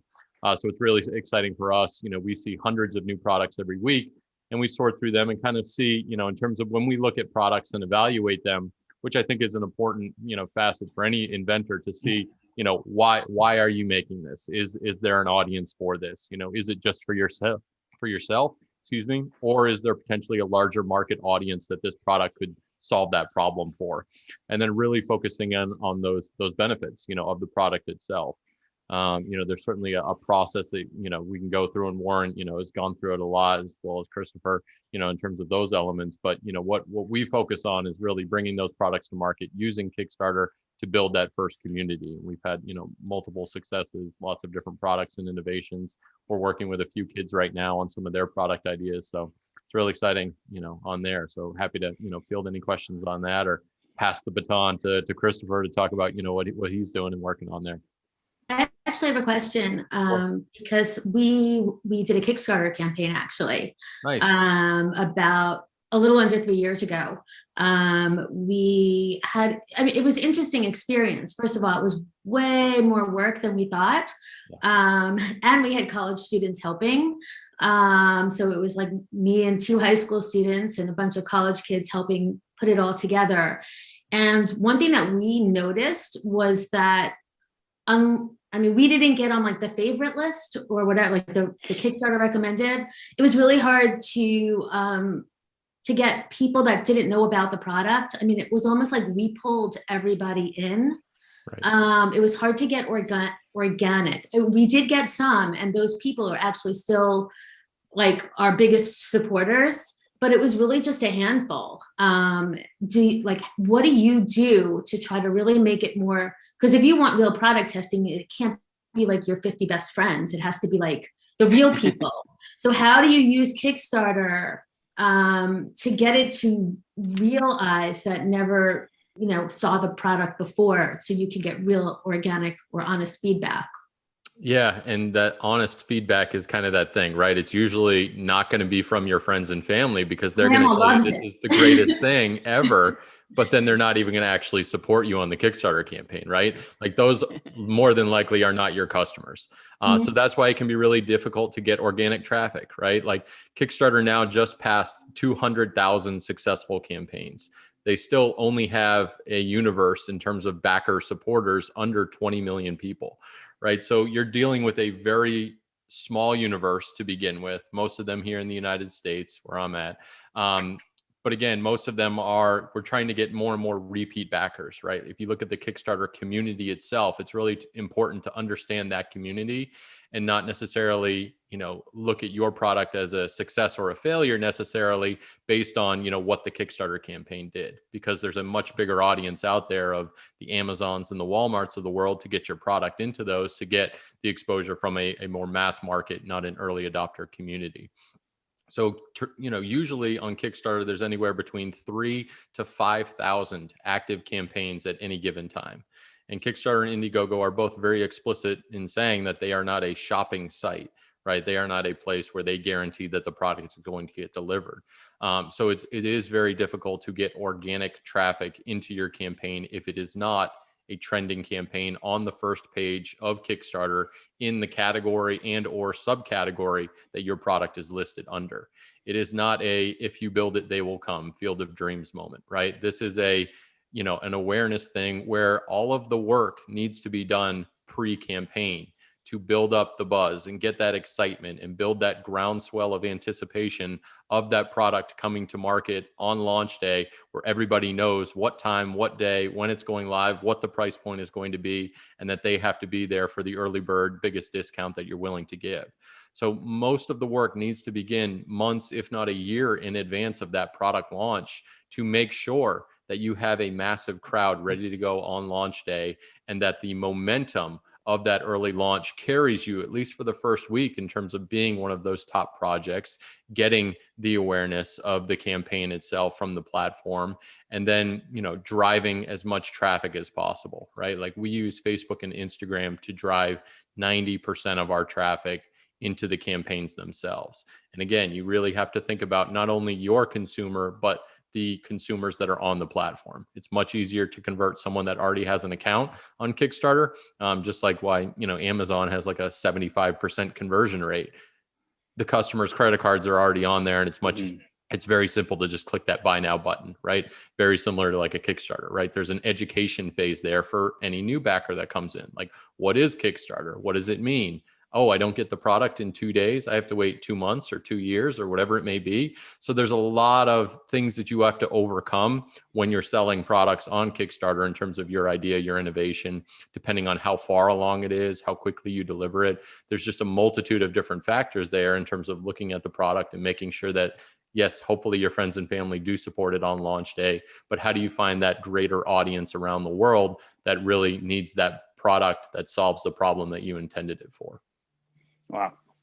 Hey, Roy, real quick, want to jump in and just as a person who always thinks my idea is awesome, do you get some people that really just think when they say everyone in the world wants my idea, and kind of how do you handle that? Do you say, okay, we're going to go right to Kickstarter, or do we do some testing first?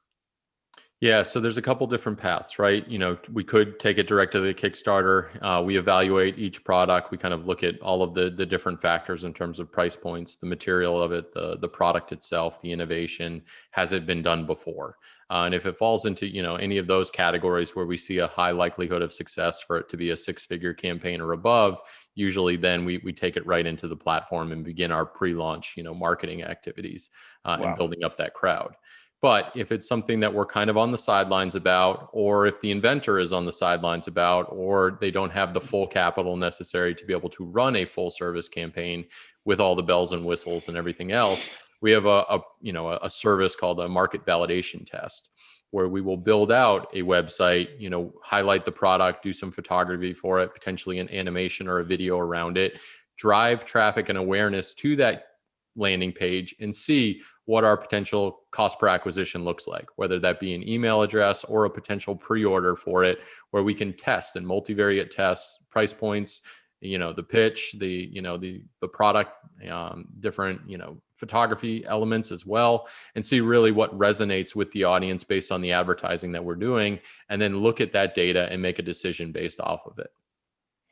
Well, Carmine, everybody, we should go back to the beginning too and remind everybody and all the young people that are watching and their parents to get on Kickstarter. And if you're not familiar with it, we all assume that everyone's familiar with it, but you'd be surprised how many aren't. And you should get on there and check it out, and even go into one of the campaigns and order something and experience it. It's an amazing thing. And Roy, by the way, is is probably the top person in America. From day one on this, he's been involved in it for a long time. So he's a great resource on all this. It's a great point, Warren. You're exactly right. Now, I have backed a few Kickstarter programs, Roy. So it is easier for me when I'm searching around and I say, oh, I like that. I just click, just like you said, it makes so much sense. Are there, I know those barriers because there are people that they aren't sure how it works. You know, they're scared to invest. Are there different age groups or different types of products that are easier to launch? I wouldn't say easier to launch because it's a lot of work. Like Marcy said, it's a full-time thing. Our full service campaigns typically take 400 to 500 hours of power, human power behind them to launch these things and make them successful, right? So there's a ton of work beforehand, but really, as Warren said, jump on the platform and do some research, type in the keywords of what your product does or in the broader category of what it may do and see what other innovations have launched. You can see there's so much free data on Kickstarter to understand. Like many people will be like, I want to launch this product and I'll go to Amazon and look at the reviews and see what's bad about it. And then go to Alibaba and see if I can source a product that might be better or make some tweaks. Same sort of process with Kickstarter. That information is freely there. You can see what people backed, how much they paid for it. And then also all of the comments are public. Where you can say, hey, can I get this? Or could you do this? Or it'd be cool if you did this color or this feature or whatever it may be for the next version of it. Those insights will be invaluable to you to skip the line in terms of, bringing your innovation to market faster and solving the problem better than someone that's tried it before. Yeah, I agree with you 100%. What's great about Kickstarter and the other crowdfunding sites is I just love the part where it's one of those things where you can really prove if your product has the legs to go forward. It used to be much easier to jump onto Kickstarter, but now it seems like you said it's a big undertaking, and you really shouldn't take it on yourself, right? Yeah, I mean, again, that's why we exist, to help entrepreneurs and startups, make sure they don't make mistakes. And this is the launch of their baby, right? This is their best idea for now. And, it really takes a lot of care and nurturing to make sure that product gets out there the right way, because you only get one opportunity to launch it publicly on Kickstarter, right? So make sure that you've done all of your homework, all of your research beforehand, and you've got a great crowd already built, ready to go on launch day, so that then you can, continue to grow and build that out and solicit feedback from them. Like, these are going to be your best early adopters and beta testers for your product to learn how to make it better in version 2, 3, 4, or whatever, additional product lines that you can, then build out from there. Wow. I'm going to bring Chris on in a second, Roy, but just because of this is what you do, are there any products that we can tell people about? We could drive them to the campaigns? There's too many right now. I think we actively are marketing over 60 different products on Kickstarter. So if you go to the top 10 projects, I think we're actively marketing 6 of those. So shop out away, of the top 10? go check them out. Yeah, I mean, there's a lot of traction right now. We're doing extremely well with our advertising campaign. So props to the team over at Inventus Partners on all the marketing that we're doing for some of these projects. But there's some really cool ones for the school kids out there. There's a cool one actually that's doing quite well. We're just under $1 million. It's called DoX, and it's basically an additional laptop screen for your laptop. So it slides out on the side of your laptop. So when you're doing Zoom calls, you could also be working on the side and multitasking potentially. So for all the parents out there, exactly. The 9-year-olds are working at Wall Street. Yep. So check out DoX on Kickstarter. That's probably my best. Buying Bitcoin and stuff, All you kids out there trading stocks. Yep. There you go. That's awesome, Roy. Hey, Roy, to have those kind of numbers, that's astounding. I mean, I always tell people you are the experts at it, but that's amazing. I would have to say that 6 out of the top 10, because Kickstarter is no joke to run a successful campaign. Yeah, no, it's all the team. I can't take any credit for that, but we built the process and we've, continued to refine it project after project. So, I'm here to help and answer anyone's questions. Reach out on LinkedIn or email or whatever it may be. Anyone on the UIA, that's why we're all here, because we want to give back to the community and make sure that people do this the right way in terms of bringing their innovation to market. That's awesome. We had a couple of questions that came in. you covered them, and I'm hoping that the listeners and viewers that answered. If it didn't, please send the questions back in. And you're much better guy than me, Roy, because I always take all the credit. So you're a good guy. I'm going to bring Christopher Guerrera on now, who again I spoke about earlier. He's a master in manufacturing, but there's so many other things that he does. Not only taking products to retail, but also he's had a couple of his clients go to Shark Tank, I think. And being very successful. So Chris, why don't you come on real quick, tell a little bit about yourself and a little bit about what people don't know about US-based manufacturing. Yeah, well, first of all, thanks for having me. I really appreciate it. My name is Chris Guerrera, and I'm an engineer. So I came up way back. I started something maybe when I'm some of the kids' age out there, 13 years old. I decided that I liked working on projects, and I like designing and drawing and doing things with my hands, and so natural progression was to be an engineer. And from that decision at age 13, it brought me really to where I am today. I've had an opportunity to work for Ford Motor Company. I'm on the largest patent, a 1/8-turn gas cap back in the 90s, which really revolutionized the industry and actually got me positioned at a job at BMW USA in Greenville, South Carolina, where they launched back in the 90s the Z3 and the X5, and some work done with the 3 Series. And really, I want to say that's when my career took off. I was really trained in Lean Six Sigma.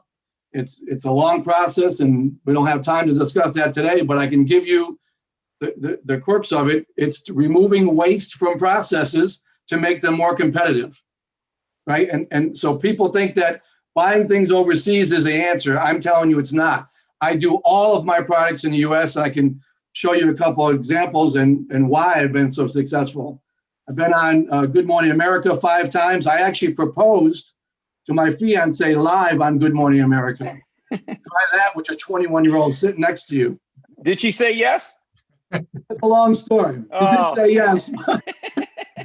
And then Good Morning America did a follow-up at my house with Robin Roberts, and they'll do a follow-up after July 7th. I decided to get married on my mother's birthday, who passed away a year ago this February. So we're going to honor her by having the wedding on her birthday. I've been on Shark Tank, not once, twice. I did the Good Morning America holiday edition of Shark Tank with one of my products, and I'm going to actually found out just last week, going to air on the grand finale on May 21st. So you want to tune that in. May 21st at 8 p.m. Pretty exciting stuff. You're not allowed to tell anybody about that, I thought. I can now. Now I can. Now I can start promoting it. But you know how it works, right? Shark Tank actually owns the rights to me. I mean, for the next year, they basically will tell you what you can say, which I can say that. They want me to start promoting it with all the local ABC stations. And I've got a couple of press PR people assigned to me. I can't talk about specifics. I can't talk about product and all the things that happen on the show. You're going to have to tune in on May 21st at 8 p.m. All right, I'll take the Ranger game. That's all right. So Chris, you're not sitting on a big pile of money while you're talking to us, what you're saying. Yeah, no, that doesn't work like that. A lot of work is involved with all of these processes. I think that might be a little bit of a misconception, right? Everyone who's on Shark Tank makes millions. That's when the work starts, honestly. So I think the first time on Good Morning America, when I pitched one of my products, which happened to be, a Made in America product, all I do, it got quite a bit of attention, and the sales volume blew up. Not only that product, but at the time I was a CEO of a company in Syracuse. All of the other product lines also blew up because of all the people that were able to see it. Me and Carmine also host a Made in America show, a weekly podcast. So if you went to chrisguerrera.com, you can see some of the episodes, and you can also go to the Inventor Launchpad, which Carmine hosts, to see all of them. And of course, the UIA does a weekly webinar series, 10 weeks at a time, that Warren was handling and did an amazing job. We've got a new lineup starting next Thursday. So if you're not a member, sign up. It's all free. I've got 7 Shark Tank folks on, some Good Morning America people, some folks that have really got involved with Shark Tank packaging. But next week is Judy Edwards of the Squatty Potty, which is a really successful brand. And long story, it wasn't an easy ride. It took a lot of time, a lot of work. And she's going to tell our story. If you go to the UIA website now, you'll see some previous ones that we did. One just recently with Carmine and Warren, we did Scrub Daddy, Aaron Krause, which is the #1 selling product in Shark Tank history. So pretty cool stuff. So I can tell you, when you look at Made in America, it's a little bit different in how I approach it, right? I've got a Lean Six Sigma background, so I do everything out of one building. In other words, if you have a design, I can work with you on design. We do all of our tooling in the US, which we quote 6 to 8 weeks. And I'll give you some scenarios. And then we do all injection molding, warehousing, and fulfillment, all out of the same building. So when I look at a product, like for example, here's a potty trainer device. Basically, you just happen to have that handy. Yeah, I did. Happens to sit between the toilet seat and the toilet bowl. It'll adjust with your child. It has backing, so they'll never have to worry about feeling uncomfortable. High-grade silicone pad, so it will never slide. This is manufactured in the US at a price that's 30% less than doing it in China. And I'll tell you what I do. When you injection mold a product, you have to assign labor. Well, that labor, when this machine is running, it's shut for 50 seconds. So you have an operator hanging around. Well, no more. You have an operator now that's putting the pads on, putting on the label, and putting it in a box ready to ship out the door. So any of the labor and the process is all in line. It's all one piece. Makes us extremely competitive. I'm not having to deal with labor in China, right? Then when you ship it to retail, you have to either drop ship it or ship it in pallets. So think about if you're buying this and making it in China. Maybe it's less. I found out it's not. Then you got to pay for it. You have to have enough inventory to send it in a crate. You have to pay for it before it gets here. That's 90, 120 days right now. And then when you get it to retail, you don't get paid back from retail for 90 to 120 days. So your cash is literally tied up for 6 to 8 months. Not many people can handle that type of cash flow. So in my case, I can build to order. I don't have to build a lot of inventory. I can build what's needed for the stores. I can ship them out from the same location. And I've eliminated all of that labor. I've eliminated the shipping costs. I've eliminated from the dock, trucking it to a warehouse. I've eliminated the fulfillment fees. So all of what I call muda in lean terms is waste. I've eliminated all that waste, which is really money. Anytime, at BMW, when we would do incentive programs for scrap, if I saw something in a scrap bin, I would always ask why. So you just threw $1,000 away because I was sharing scrap with the employees. And at some point it registers and it clicks. Same thing here. Everything I do, I register with cash.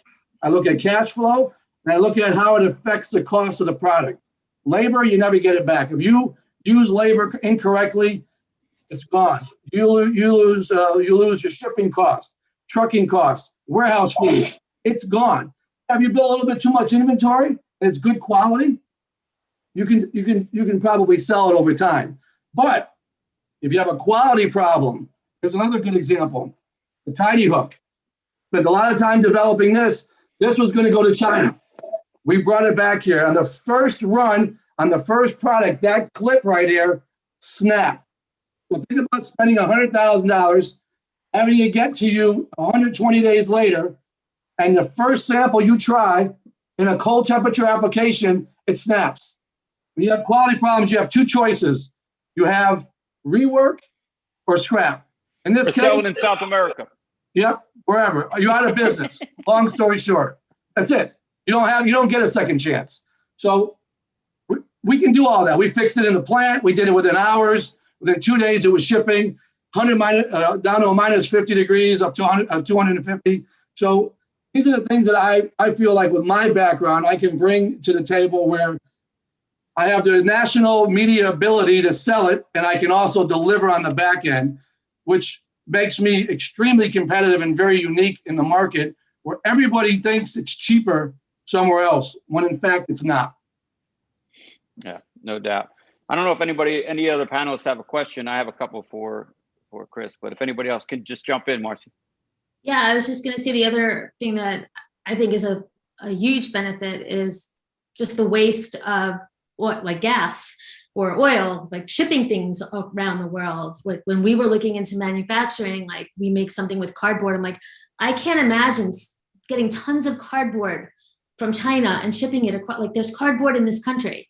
So just the whole sustainability component of it is huge, not having to ship raw material to one country and get it all put together and then put it together and then ship it to another country to pack it and then ship it to another country to distribute. It makes sense what you're saying from a sustainability perspective too, I think. Yeah, Marcy, you find like even on the Tiny Hook, right? Our first packaging, we wanted to get it to the market was the size of the unit, 21 inches. We said it's just too much. It was good to get it out, got it on Amazon, to get it into retail, too much space. They base their decisions on sales revenue, right, per square inch. So we cut it in half. Then we have this nice display. We have pictures now. We make it really easy to see 5 feet away as you're walking by. It brings somebody over. You get that 5-second rule. And we made our changes. And to do these things somewhere else, there's time variations, there's cost, and then you gotta try to translate. This is hard enough doing in the US. You gotta translate what you're trying to show them and tell them. But my general rule in my plant in New Hampshire, you have to be within 30 miles of the plant to do business with me. That's a BMW rule. BMW in Greenville, you come down here, this plant now, at one point was doing 200 cars a day. They're the largest exporter in the world. They have over 12,000 employees. When I set the plant up and help run it back in the 90s, they had 2,000 employees. So it's boomed. And their philosophy has always been, if you want to be in the US working with us, you have to be in the US. You have to have a plant next to us. And I use that same logic. And with everything I do, I find for me, it's easier. It's quicker to have any type of movement or changes. And it just reduces and eliminates all of that additional cost that you can never get back. And it keeps us extremely competitive. When we got this in Walmart, the Super Potty Trainer, I had 2 weeks. I was at a buyer's meeting. He said, there's a small window. Can you do it in 2 weeks? Everyone said I was crazy. I might be, but I said, here's our chance to get into Walmart. If we miss this window, we don't see it for another year. That means I had to do the graphics, the label, the pads, buy the resin, mold the parts, get the display boxes, and fulfill it. First order was 15,000 units. And you know what? We did it. So you can't tell me that something can't be done. I'm not from that mold. Well, hey, Chris, so I mean, you covered a lot, and it's not just China, other countries, but I think the way that you approach your manufacturing is, figure out the best way to do something in the best sequence, in the best way. So are those some of the misconceptions is that what everybody really worries about? Is it cheaper, or are they looking for better quality, better performance, or all of the above? Well, we know this. We know Walmart said consumers will spend 20% more if it's made in the USA. That's a fact.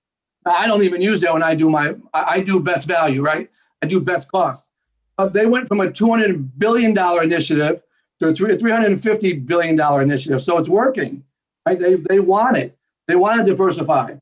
So on our show Made in America, again, if you go to my website or to Inventor Launchpad, you can see some of our shows where people who are making things overseas now want to bring them back.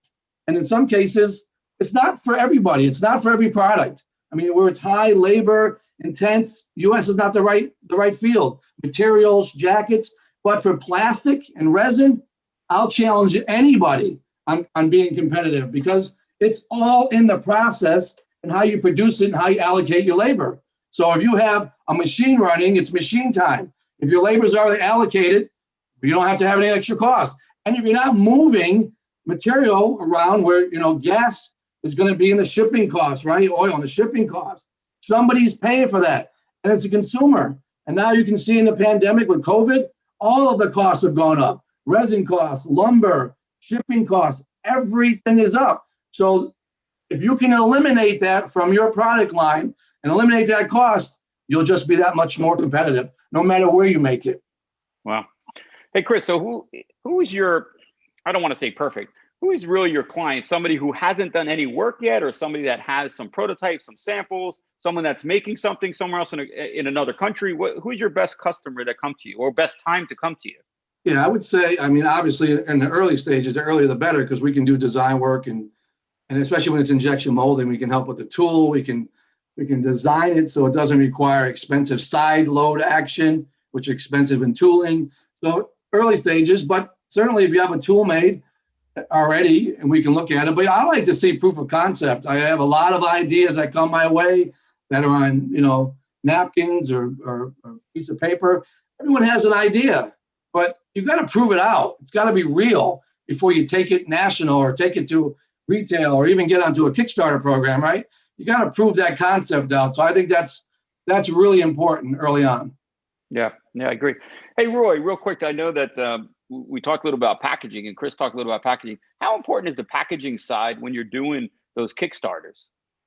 I've got a great example of usually why packaging doesn't matter. I think we all know the story of Josh Malone, but this is his original packaging, right? Like, this is a word art bunch of balloons logo with upside down grapes and his son on the side of the packaging, right? Like, this was just put together, yet we still, pre-sold hundreds of thousands. Tell everybody what Bunch of Balloons are. Bunch of Balloons was the first thing, when you have water balloon fights to make 100 balloons at once, right? Yeah. Hey, so here's a story on Josh Balloon. Bunch of Balloons from Josh Malone.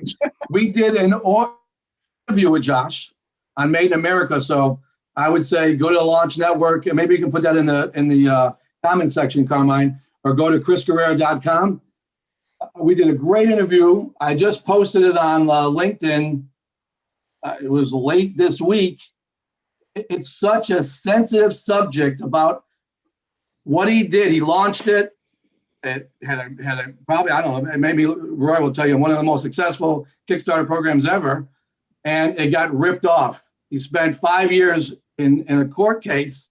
And we talk about all that. Well, my LinkedIn page is absolutely blowing up on this one post and this one interview I did with Josh, more than me with Robin Roberts on Good Morning America.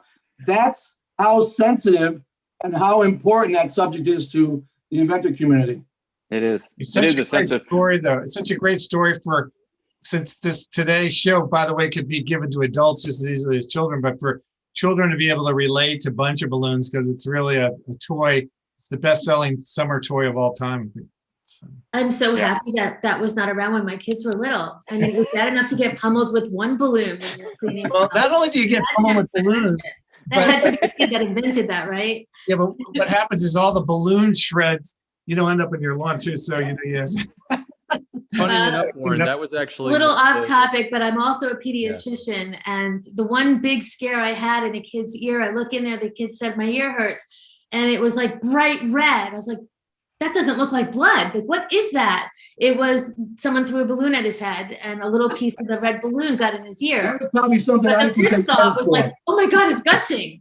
Yeah, that was actually feedback from probably the that crowdfunding campaign. Was it? That, hey, make sure that this product is biodegradable because there's so many little pieces in the yard.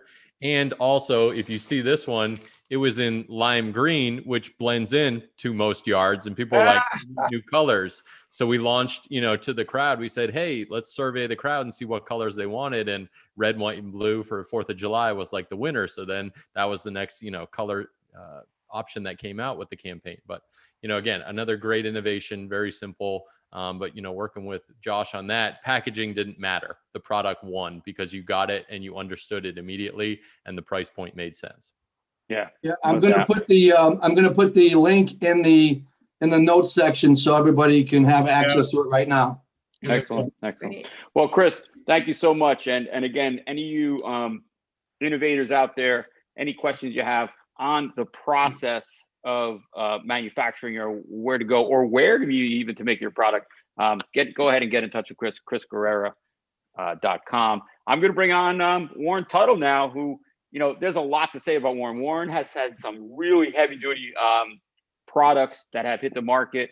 He's sold some big products he can talk about, and some failures like all of us, some products that didn't sell so well. He's an author. He's the ex-UIA president. He's still a board member, and he's very, very active in the inventor community, which is what I love about what Warren does. He really, really is looking to keep the inventors' well-being, their security, what they're doing, and where they're spending their money at a very risky area. So Warren, Mr. Warren Tuttle, why don't you come on and tell us a little bit about what you got going on? Hey, thanks, Carmine and Jake and Marcy. And I'm just, we don't do too many UIA events together where we have board meetings, but where we all speak together. And I'm sitting back listening to Roy and Chris, and I realize we have an amazing board of directors. We have 15 board of directors, and unlike any inventor organization in America, everybody's at the top of their game. These two guys are like the best in the country at what they do. We have a federal court judge who just retired. It's Judge Susan Braden, one step for the Supreme Court. We have Jim Patterson, who's presented before the Supreme Court cases. We have Scott Hind, the #1 on-air person on QVC, sells more merchandise on QVC than America. And so it's just a great combination. So Carmen, we got to do more of this where we get together as a group and talk about it, because it's a really impressive. I don't think people realize how impressive this group is. Sometimes we take each other for granted because we have these high-level discussions. But anyway, it's great to be here, and it's really great to be addressing younger people. And I'll try to gear my remarks towards the young folks, because like everyone else, I've had kids, but now they're all grown. And I grew up as one of 4 boys, active boys, running around driving my mother completely crazy, and getting not just fake balloons, but real cuts. And then I ended up having 3 girls. It was a shock every time. And now they're all 26 to 32 years old. And but what I've learned, it's #1, it's an amazing time to be a young woman, and so I remember having, like, Marcy, you would appreciate this, postpartum depression for maybe a day that I especially the third, that I didn't have a son, right? And then I realized very quickly that I just raised them like boys, and it's been awesome. And I just say that jokingly, but the point being, now, young men, young women all have the same opportunities. And I had these regrets that I wasn't going to be able to teach my son how to play baseball, and blah, blah, blah, blah. Well, guess what? I taught my girls how to play lacrosse, and I coached their lacrosse teams. And my daughters played ice hockey, and they lifted weights, and they went on to college. And my eldest daughter also went to law school and works for Goldman Sachs. And my middle daughter just got accepted for a PhD program in psychology, where she's been working at Yale. And my youngest works in New York City. And the point being, young folks, young men, young women, you all have opportunities today. And we really want to send that message out, especially to young girls, that there's every bit as much opportunity for you today, because when all of us old guys were growing up, it wasn't quite, we didn't all have the same access, and what you'll see in America is a lot of inventors were, older white males, okay? And I maybe this is a little bit over the heads, but I just want everybody to be very encouraged today that it's becoming so much more open. And I serve on a commission called the National Commission for the Empowerment of American Innovation. It's a Department of Commerce initiative, and the whole idea is to make sure that everybody has equal access. That goes for women, that goes for minorities, it goes for military folks, rural folks, that young children have access to STEM training. And it used to be, I know this is hard to believe for the young kids today, but when your mom and dads were young, girls were sometimes not allowed in or turned away from STEM training and engineering, like engineering is for guys, I grew up, my mom graduated from high school at 15 years old. She was the valedictorian of her class. She wasn't allowed to go to college, okay? So the whole world is different now. You need to take advantage of that, and everybody has a shot now. And if you want to be an engineer and you're good at math, it doesn't matter. who you are, you can pursue that. We want to give encouragement to everybody. And I will point out one other thing about my children who did play sports. My middle daughter also was in a program called Odyssey of the Mind. And I don't know how familiar you are with that, but it's an unbelievable program. And so I had been used to coaching kids play sports. And I was encouraged by my middle daughter, who didn't have as much interest in sports, to be her coach in Odyssey of the Mind. So in 4th, 5th, and 6th grade, I did that. And boy, was that an eye-opening experience for me. I put in just as much time coaching that, if not more, for the young kids. And my daughter's group of 7 kids, because they had clusters of 7, was unbelievable. Okay, unbelievable. My daughter went to Columbia. One of the kids went to Harvard. One of them went to Princeton. I mean, I'm not bragging about it, because you can go wherever you want. But the point was, I could tell when these kids were 9 years old that they already were working together and working on things. And all I'll say is that Odyssey of the Mind, these other after-school programs that you can do, participate in them. If you're a little scared in the beginning, get involved. And mom and dads, get involved. Be there for your kids. Coach them as much. It's not just sports players and the next football players and the next basketball players that should get their parents' attention. It should be Odyssey of the Mind, young engineering, young, all these things to get you guys on the right course, because it's amazing how quickly you grow up. Roy, you're going to find this out.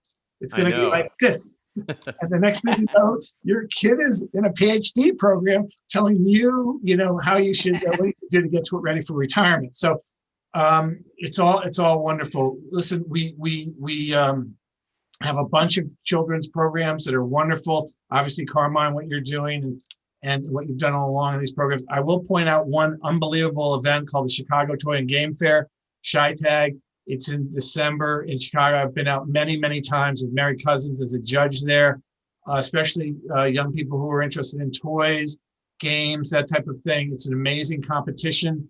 There's not enough time to describe it in full now, but if you have an interest in that area, get involved and sign up, go participate. A lot of the kids in there are from the Chicago area, but they do allow folks to come in from outside the area as well.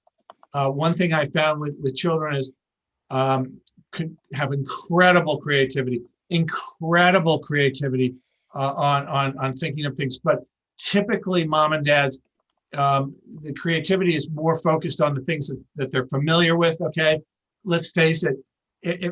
My youngest daughter went to Columbia. She got 580 on her English SATs when she was 11. Okay, so by the way, I didn't get that when I was in high school. The point being, she didn't even know what the test looked like, and she took it and she still did well. A lot of times, kids don't know about certain industries or certain things. They haven't been exposed yet at age 11, 9, 8 to engineering, to certain concepts.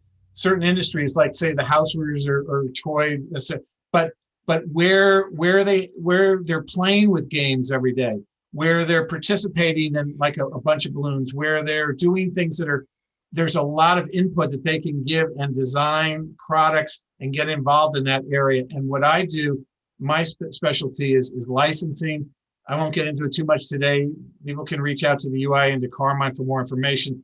But basically, if you're young, if you don't want to go through Chris and manufacture, if you're not really ready to go on to Kickstarter and sort of raise your own capital, but you want to take that product, and then license it to a larger company. So say you come up with an amazing game or an amazing toy or an amazing app or something that you can then go through a process to get it prepared and ready in order to license it to the bigger companies. Usually parents are going to have to be involved with that. If you're under 16, there's approvals needed. There's a wonderful company called By Kids for Kids, BKFK. A friend of mine started, Norm Goldstein, and you could go and learn a lot of things there. He started the whole program because his daughter, who's grown up to be quite successful today, kept breaking crayons when she was a kid, and she couldn't finish them. So she invented a holder that you could put a crayon in to extend the life. She ended up licensing to a company that sold on Walmart. And when she was 12 years old, she was making lots of money. Okay, so there is that opportunity, but you need to prepare it properly. There's little things called patents. There's things like sort of the mechanics and building prototypes and stuff that if you reach out to the UIA, you can learn more about. The parents can be involved too. And basically, if you get it ready, and I've licensed over 125 products and basically through the process many times. I'm not looking, for business. I don't do this really for profit. I help companies and get paid by them. But if you're interested, if you're a young person, you want to pursue these things, you got some great ideas, and you want to go through a larger company, there is an opportunity there. Maybe we can help you in that end too. So, hey, Warren, real quick.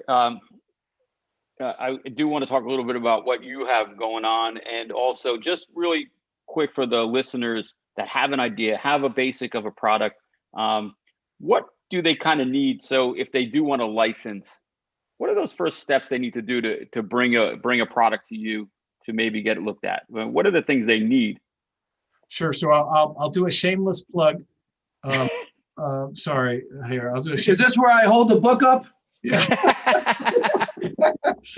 On the book, Inventor Confidential by Warren Tuttle. Amazing, guys. Hold on here. All right. Okay. All right. So I'm glad you asked that question. And very seriously, because I'm not going to have enough time here to answer the question. But in all seriousness, I wrote the book. It's cheap. It's on Amazon. And if you read the book, Mom and Dad's too, you can learn a little bit more. Now, I will just tell you in the book, and for me, I'm old school. There are some people that peddle that you can have ideas, okay, and you can send them around.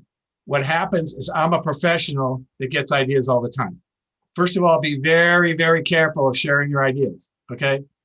Because if they're not grounded in something specific or there's not a property right to it, and I'll just explain that in a second, that someone can just steal your idea. I know that's hard to believe, but it's America, and I know that young people haven't learned that lesson yet, but just like someone can steal your lunchbox, they can steal your idea. So you need to sort of prepare it. And that's what the first half of my book is all about that. That means you have to take your idea and you have to turn it into something mechanical that works. So just like that young girl figured out a holder for crayons, she had to make sure it worked. It was universal. It worked on all size crayons. It was stable. It held up. It was inexpensive. Could be made out of plastic, the things that Chris was talking about and so forth at the right price. There's a whole bunch of things that we talk about how to do that. But then you also have to sort of look around. Has anybody else done it before? Have there been any patents filed on it? Is it in the marketplace? Have you gone on Amazon and seen? And then if you really think you're onto something unique, you want to develop it, turn it into something real, and it will have physical claims to it that then eventually you're going to want to patent, because the patent system here, which has been in place since the country started in 1792, is an ability to take your physical improvements and your physical and these are thoughts that become physical, that now you claim them and you have ownership of them if your patent is filed for and approved. And you can go through the book on how this works. But the value of that then is then you have physical property that you can then license, Carmine, to a company, because now the companies I represent, they'll be interested in paying you, say 5%, of all that they sell it for per unit, because they'll pay for that so that they exclusively have that product as part of their fold. If you don't have it, then they'll take the idea from you and they'll go around, they won't pay you anything. So it's a little more complicated than that. But that'll get the discussion started, and it's really important to understand the process. And a lot of times young people want to develop things. They're very excited. They share ideas. Of course, there's maker spaces too. My young daughter, who is in Odyssey of the Mind, now is a member of the New Haven, Connecticut maker space and so forth. And that's where they go next. But even makers don't always protect their products and their ideas. And so it's stolen. So be careful of people you listen to. There's a lot of people in the inventor world that will take your money, bing, bang, boom, and they will sort of give you advice. But at the end of the day, you want to do these things properly, old school, protect yourself so you have some value so that if you take it to a company. Now, at the same time, Carmine, you got to watch your money, because sometimes people go over the edge, they pay too much, they spend too much money before you know it, they're sunk all this money into it. And so be very careful. And by the way, I write a part of the book about how I lost, I won't tell you how much money, but it was a lot of money, probably more than the kids collectively have. And I will just say that it's a tough one too. So there's a certain cadence to it, but you need to do it right and need to learn about it. So you can read about it a little bit in Inventor Confidential. And if you have questions, reach out through the website to me, and I'm happy. I will always get back to you guys. I'm not here to charge anybody anything. At my age, I'm just trying to give back. So we want to help you. Awesome. Warren, real quick, can you explain, I know you run open innovation programs for some of the top companies looking for products. What do you mean by open innovation, and do all companies do that? Okay, so open innovation is the art and science of companies looking outside their four walls for new ideas. The legendary case is Procter & Gamble. Back in the 1960s, you know, Tide, Pampers, I don't know if I'm giving them credit for brands I didn't do, but they were all secretly developed in secret labs with secret formulas, you know, and it was this special secret ingredient that, remember in the 60s, anybody around then? Then what happened is a guy named A.G. Lafley came along in the 70s, and he realized that if he opened up the product development process to the country, that he'd get more ideas in. And he wrote a great book called The Game Changer. If anybody reads, their moms and dads want to read about that.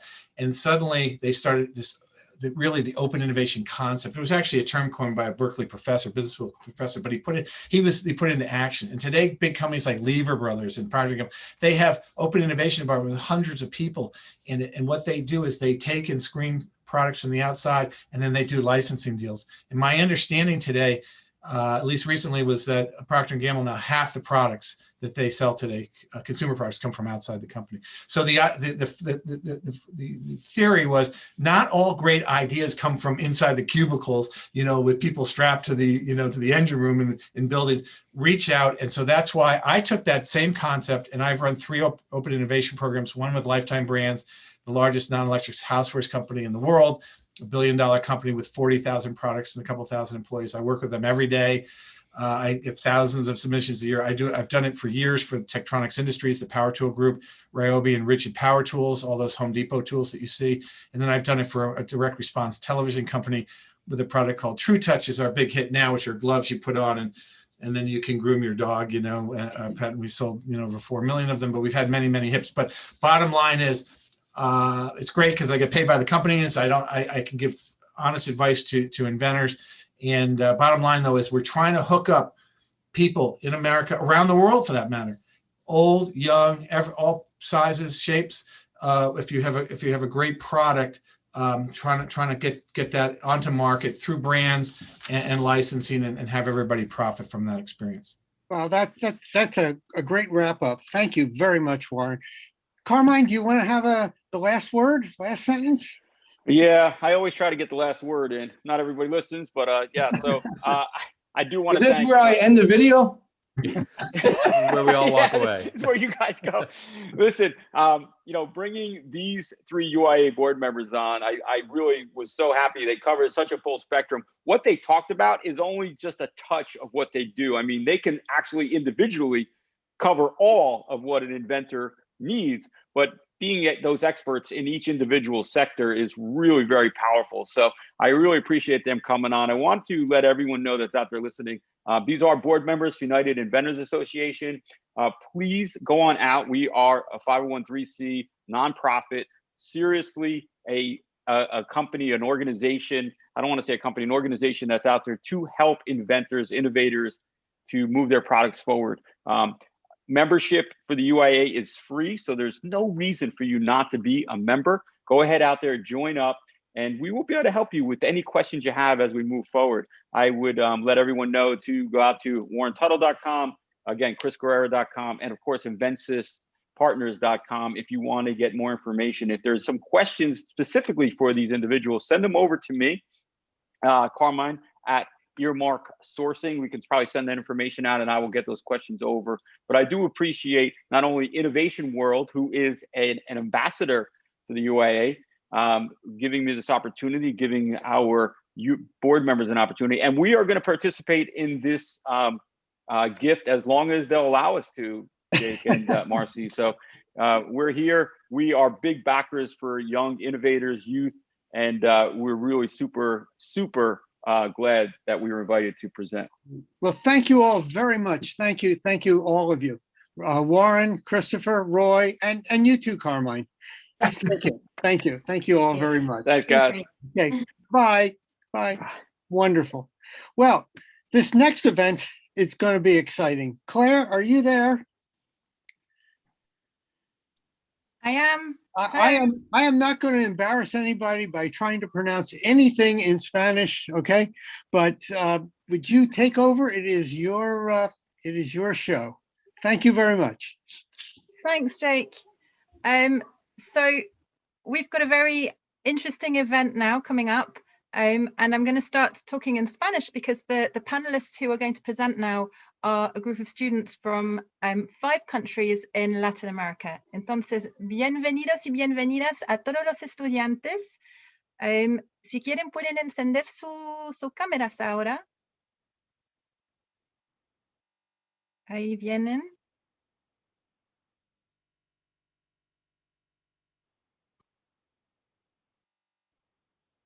Entonces, ahora lo que vamos a presentar es una mesa redonda con estos 8 estudiantes de 5 países y voy a dejar que los estudiantes se presentan en un momento más, pero para que sepan el contexto un poquito, en el gift en enero había un teen panel.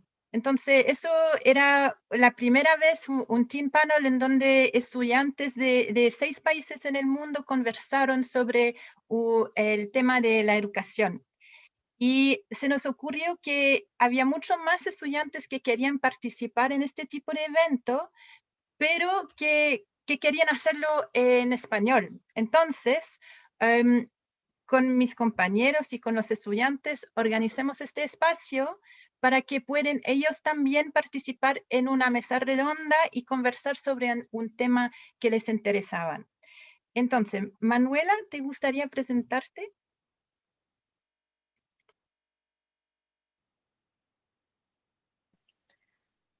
Hola, hello everyone.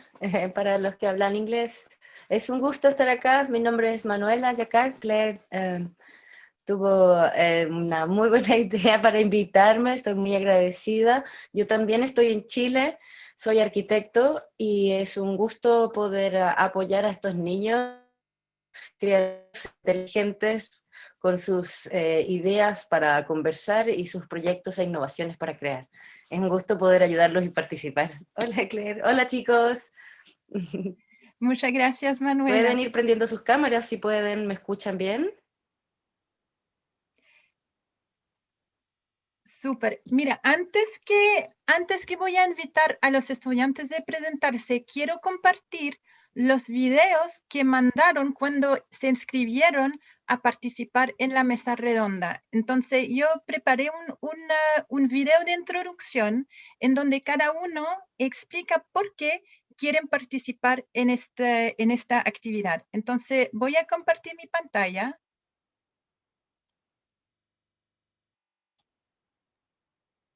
¿Todos pueden ver?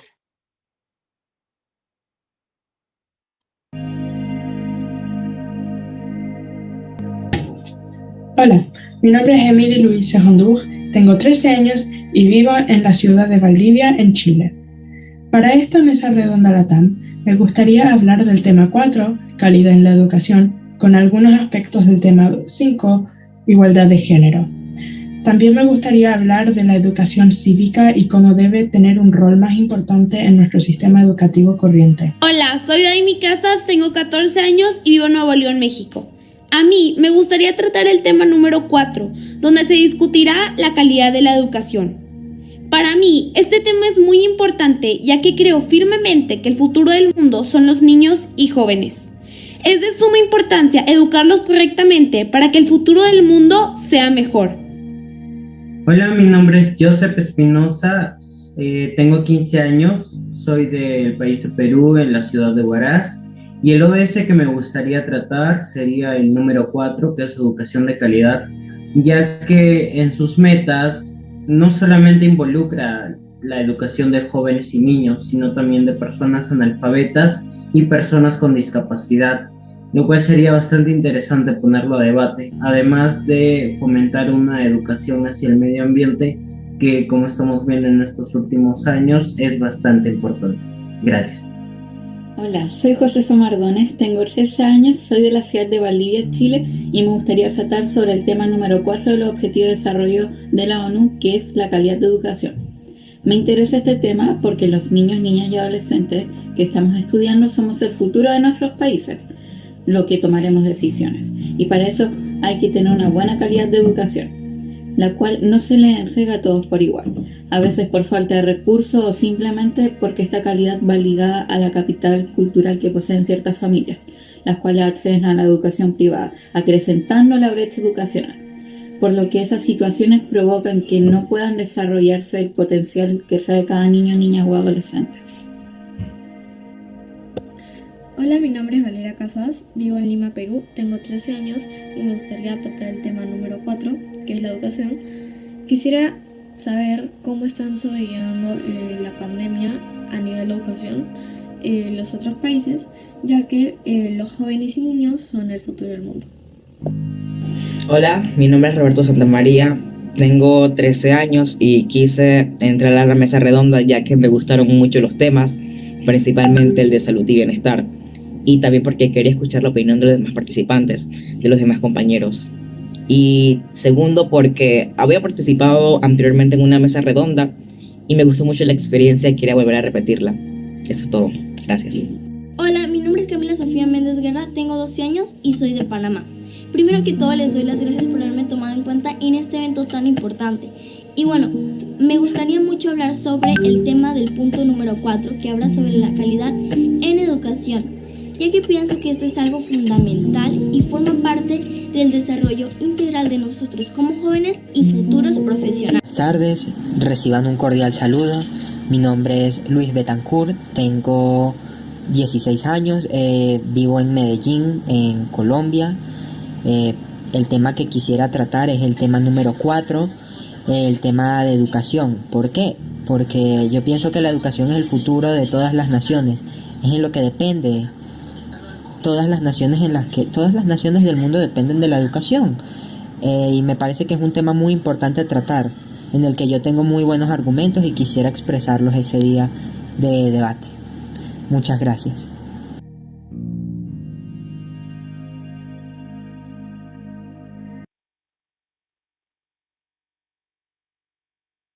Entonces, ahora voy a dejar el espacio para que los estudiantes y las estudiantes puedan hacer su debate, su mesa redonda sobre el tema de la calidad en educación. Por favor.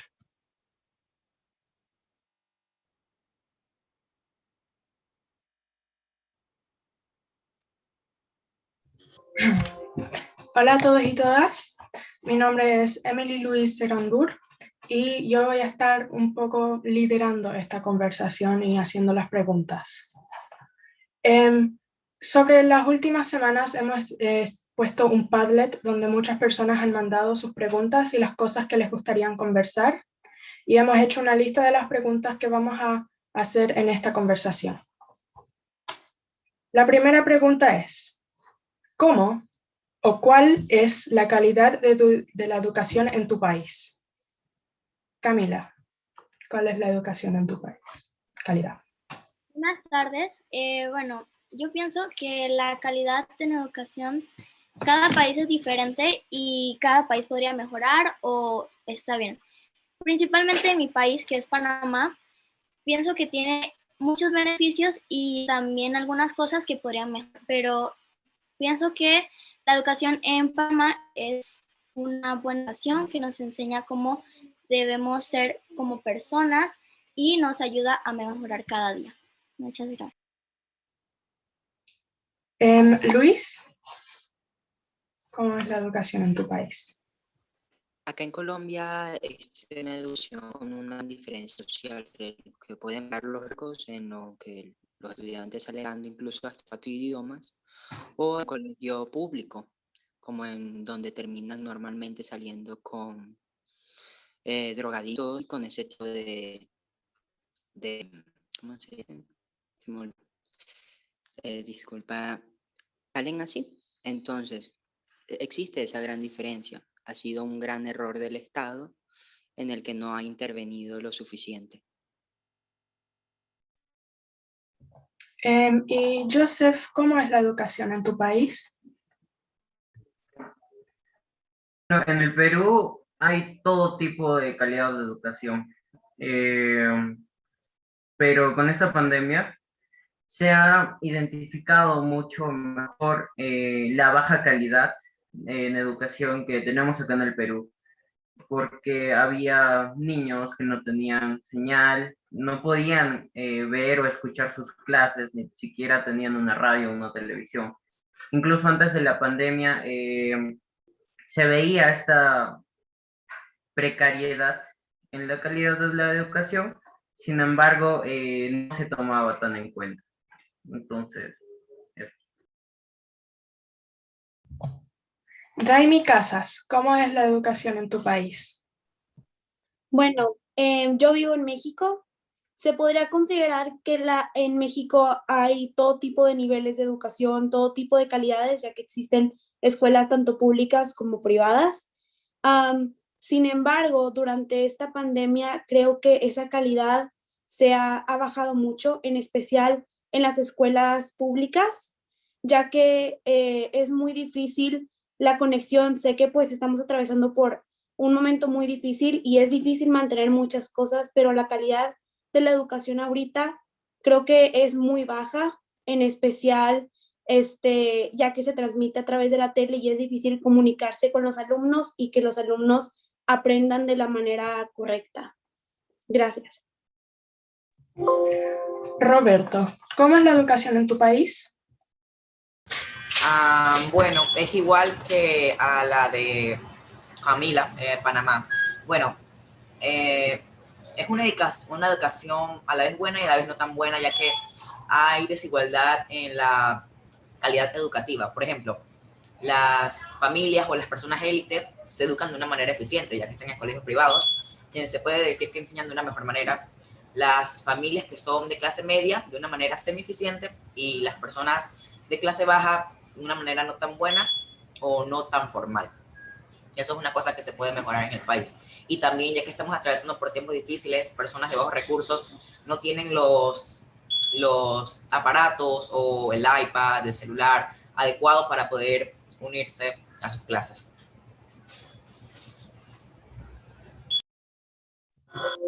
Josefa Mardones, ¿cómo es la educación en tu país? Bueno, acá en Chile hay muchas brechas entre colegios privados y colegios municipales. En los privados son pagados y por ende tienen equipo de conectividad, buen internet y también las clases son más personalizadas. En cambio, en los colegios municipales o del Estado se ven muchas brechas porque algunos no tienen buena conexión, por ende no pueden entrar, escuchan cortada la clase y al final el aprendizaje no se realiza de manera correcta. Lo que sí, algunos colegios municipales entregan chips de celular con internet o entregan equipos como computadores, celulares, tablets, pero esto ya viene más de cada colegio. Ahí es como particular esa gestión. Valeria Casas, ¿cómo es la calidad de la educación en tu país? En el Perú hay de muchos tipos, como ya han dicho. Por ejemplo, los que están en colegios privados están por ahora en las clases virtuales como la mayoría, pero los que estaban en colegios públicos ahora están a través de como un canal que pienso que en otros países también hay, que es como uno público del ministerio que da, entonces ahí hay una clase, entonces que en Perú se llama Aprende en Casa y por ahí es más que nada general y dejan tareas y van haciendo como trabajos, van dejando trabajos, las clases de todo tipo según horarios. Y también hay lugares en el Perú en los que no llega tanto la internet ni el cable o no tienen los dispositivos como las iPads o tablets o teles para poder ver o escuchar las clases.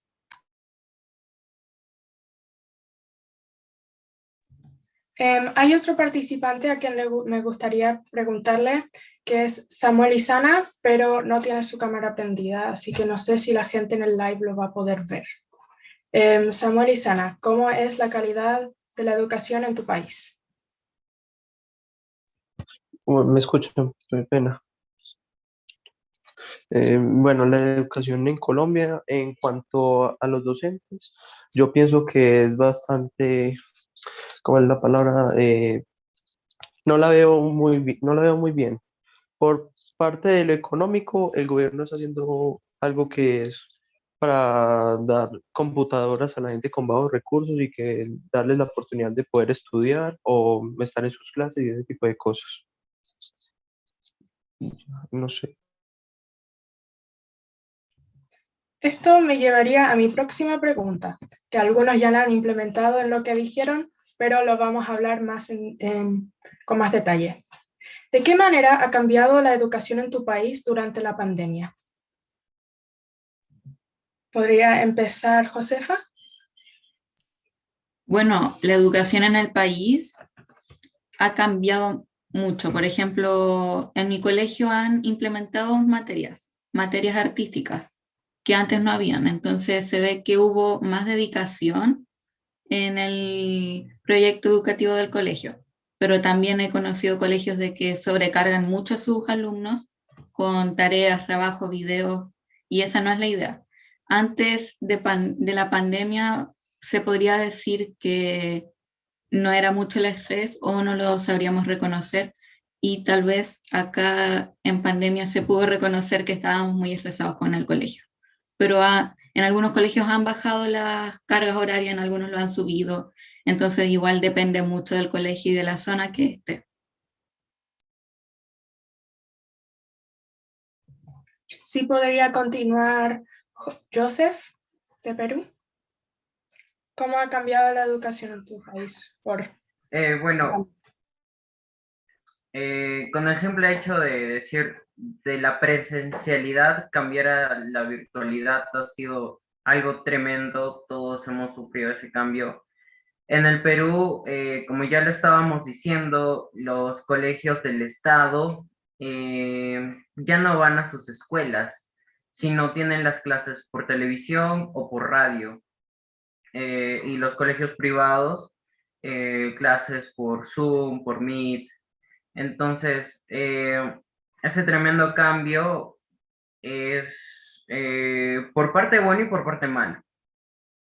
Pero ha sido un cambio bastante grande que nos ha hecho dar cuenta, por lo menos al gobierno peruano, que la necesidad que tiene la educación en el Perú, todos los problemas que tenemos y los que podemos solucionar. Ahora sí podría continuar Valeria Casas, de Perú. ¿Cómo ha cambiado la educación durante la pandemia?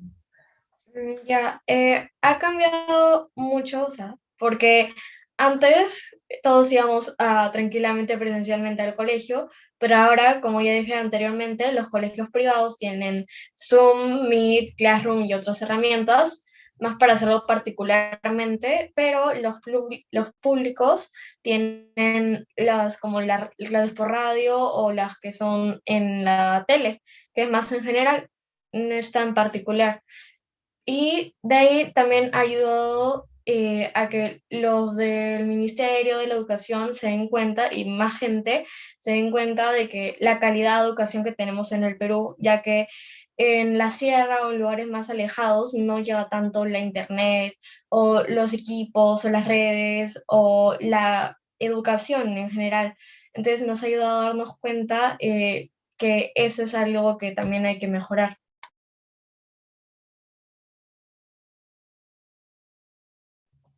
Ya, ahora sí podría continuar Luis, de Colombia, por favor. Sí, la educación acá en Colombia ha cambiado mucho, a sentido positivo y en otra parte negativo. Muchas partes han mejorado mucho el rendimiento y nos hemos dado cuenta que se podría usar estos dispositivos electrónicos y nuevas plataformas para las clases. Pero en otra ocasión es que muchas personas no han tenido esta misma posibilidad al sentido de la conexión porque no tienen los recursos. El Estado ha estado intentando motivarlos y dándoles computadores para que se pueda mejorar un poco más en ese aspecto la educación.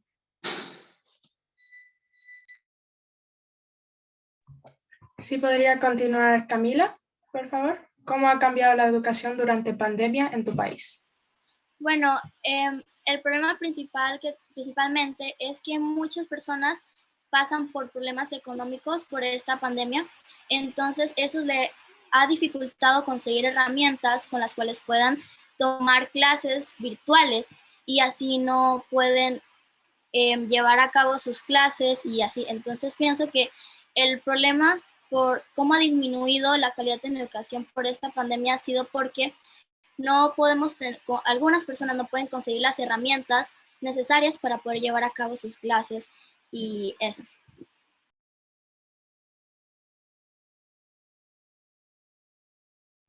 Ahora sí podría continuar Daimi de México. Sí, bueno, como ya ha sido mencionado y lo voy a decir, en México pues hay muchísima diversidad en la calidad, dependiendo de dónde estudies, es la calidad de educación que recibes, pero durante esta pandemia ha cambiado mucho.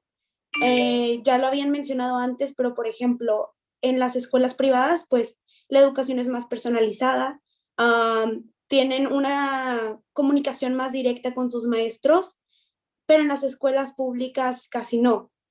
Pues las clases se hacen a través de televisión y creo que la eficacia es muy baja de ese tipo de educación. Sé que es muy difícil hacer una conexión más directa, ya que pues muchas personas también están sufriendo de problemas económicos por la pandemia y es difícil pues comprar dispositivos electrónicos donde pueden recibir clases sus hijos o ellos mismos. Entonces, pues ha cambiado bastante, la educación es a través de televisión. Creo que la eficacia es muy baja, igual que la comunicación, y pues en esos casos es muy dependiente del alumno qué tanto va a aprender, ya que pues tú decides si realmente la ves o no, o si cumples con las tareas. Entonces es muy difícil y pues como ya lo había mencionado antes, la eficacia y la comunicación también es muy baja. Ahora sí podría continuar Roberto. ¿Cómo ha cambiado la educación durante pandemia en tu país? Bueno, la educación en mi país ha cambiado de una manera buena y la otra parte mala, ya que al principio, que se comenzaron las clases virtuales en 2020, bueno, los estudiantes en las aulas formaban mucho relajo, se burlaban de los maestros, ya que los maestros no manejaban la plataforma de una manera correcta o una manera eficiente, ya se formaba mucho desorden y sí, mucho relajo. Pero bueno, después con el tiempo se les ha enseñado a los alumnos que aunque estén apartados o no sea presencial la clase, tienen que igual tener respeto hacia los demás y también tener orden. Y dar a una parte buena también que el gobierno ha implementado clases por televisión, enseñándole a otros alumnos que no tienen los recursos para poder entrar a una escuela, darles las clases por medio de la televisión. Ya, ahora voy a pedirle a Samuel Isasa que responda a la pregunta ¿cómo ha cambiado la educación en tu país debido a la pandemia? Bueno, en cuanto a la pandemia, yo creo que el mayor problema ha sido de la gente que tiene escasos recursos y no tiene acceso a cosas como por ejemplo el internet, y mucha gente no tiene la posibilidad de estudiar a pesar de que el gobierno les dé computadores para hacer trabajos, no tienen internet y pues no se les puede permitir estar en las clases. Y por otro lado, hay mucha gente que también no se toma esto en serio y prefiere, y como están en sus casas, también pueden tomar la decisión de hacer las tareas o no, o los trabajos, de asistir a las clases, y mucha gente no lo hace porque lo ve diferente así y ve que pues como que puede elegir sí que no, y pues eso no está bien tampoco. Sigue siendo lo mismo, la misma cosa que asistir a las clases y cumplir las responsabilidades. Ya, ahora vamos a ir a las preguntas que van a traer más debate, más conversación. Les sugiero que conversen, no hay nada malo con decir tu opinión, hablen lo que quieran y conversen sobre los temas que ahora vamos a preguntar. El primero sería, ¿cuál es el impacto de la salud mental en la educación? Levanten sus manos los que quieran ir primero. Daimi. Bueno, creo que la salud mental de muchos alumnos se ha visto afectada por la pandemia y el cambio tan repentino de ir todos los días a la escuela y ver a tus compañeros a distanciarte completamente y no salir de tu casa. Ahorita creo que la calidad que tú recibes como estudiante depende mucho de cómo tú veas tus clases, o sea, si realmente pones atención, creo que depende completamente de ti. Pues por eso que la carga a veces se ha vuelto más grande y los maestros han pedido muchos más trabajos, ya que hay personas que no se lo toman tan en serio y otras que sí. Eso puede llegar a afectar a algunos alumnos, ya que si algo se te hace muy difícil, ahora puede que sea más difícil pedir ayuda, puedes no tener a alguien en casa que te ayude con tus trabajos. Entonces, creo que la salud mental se ha visto muy afectada y ahora que pues en muchas partes ya se está viendo la opción de regresar a la escuela, creo que es un golpe muy, muy fuerte el de pasar a no ver a nadie, ahora ver a todo mundo. Creo que los alumnos deberían de antes de entrar a clases tener algún tipo de terapia psicológica o alguien que les pregunte, o que las instituciones, sé que por la pandemia se ha visto afectada también económicamente muchas personas y muchos establecimientos de educación.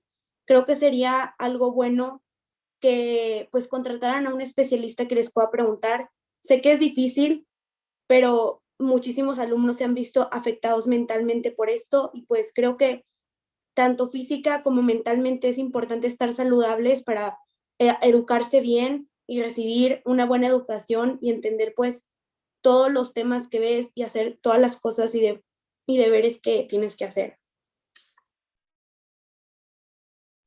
Estoy completamente de acuerdo. ¿Hay alguien que quiera responder o dar su opinión o algo así también? Josefa.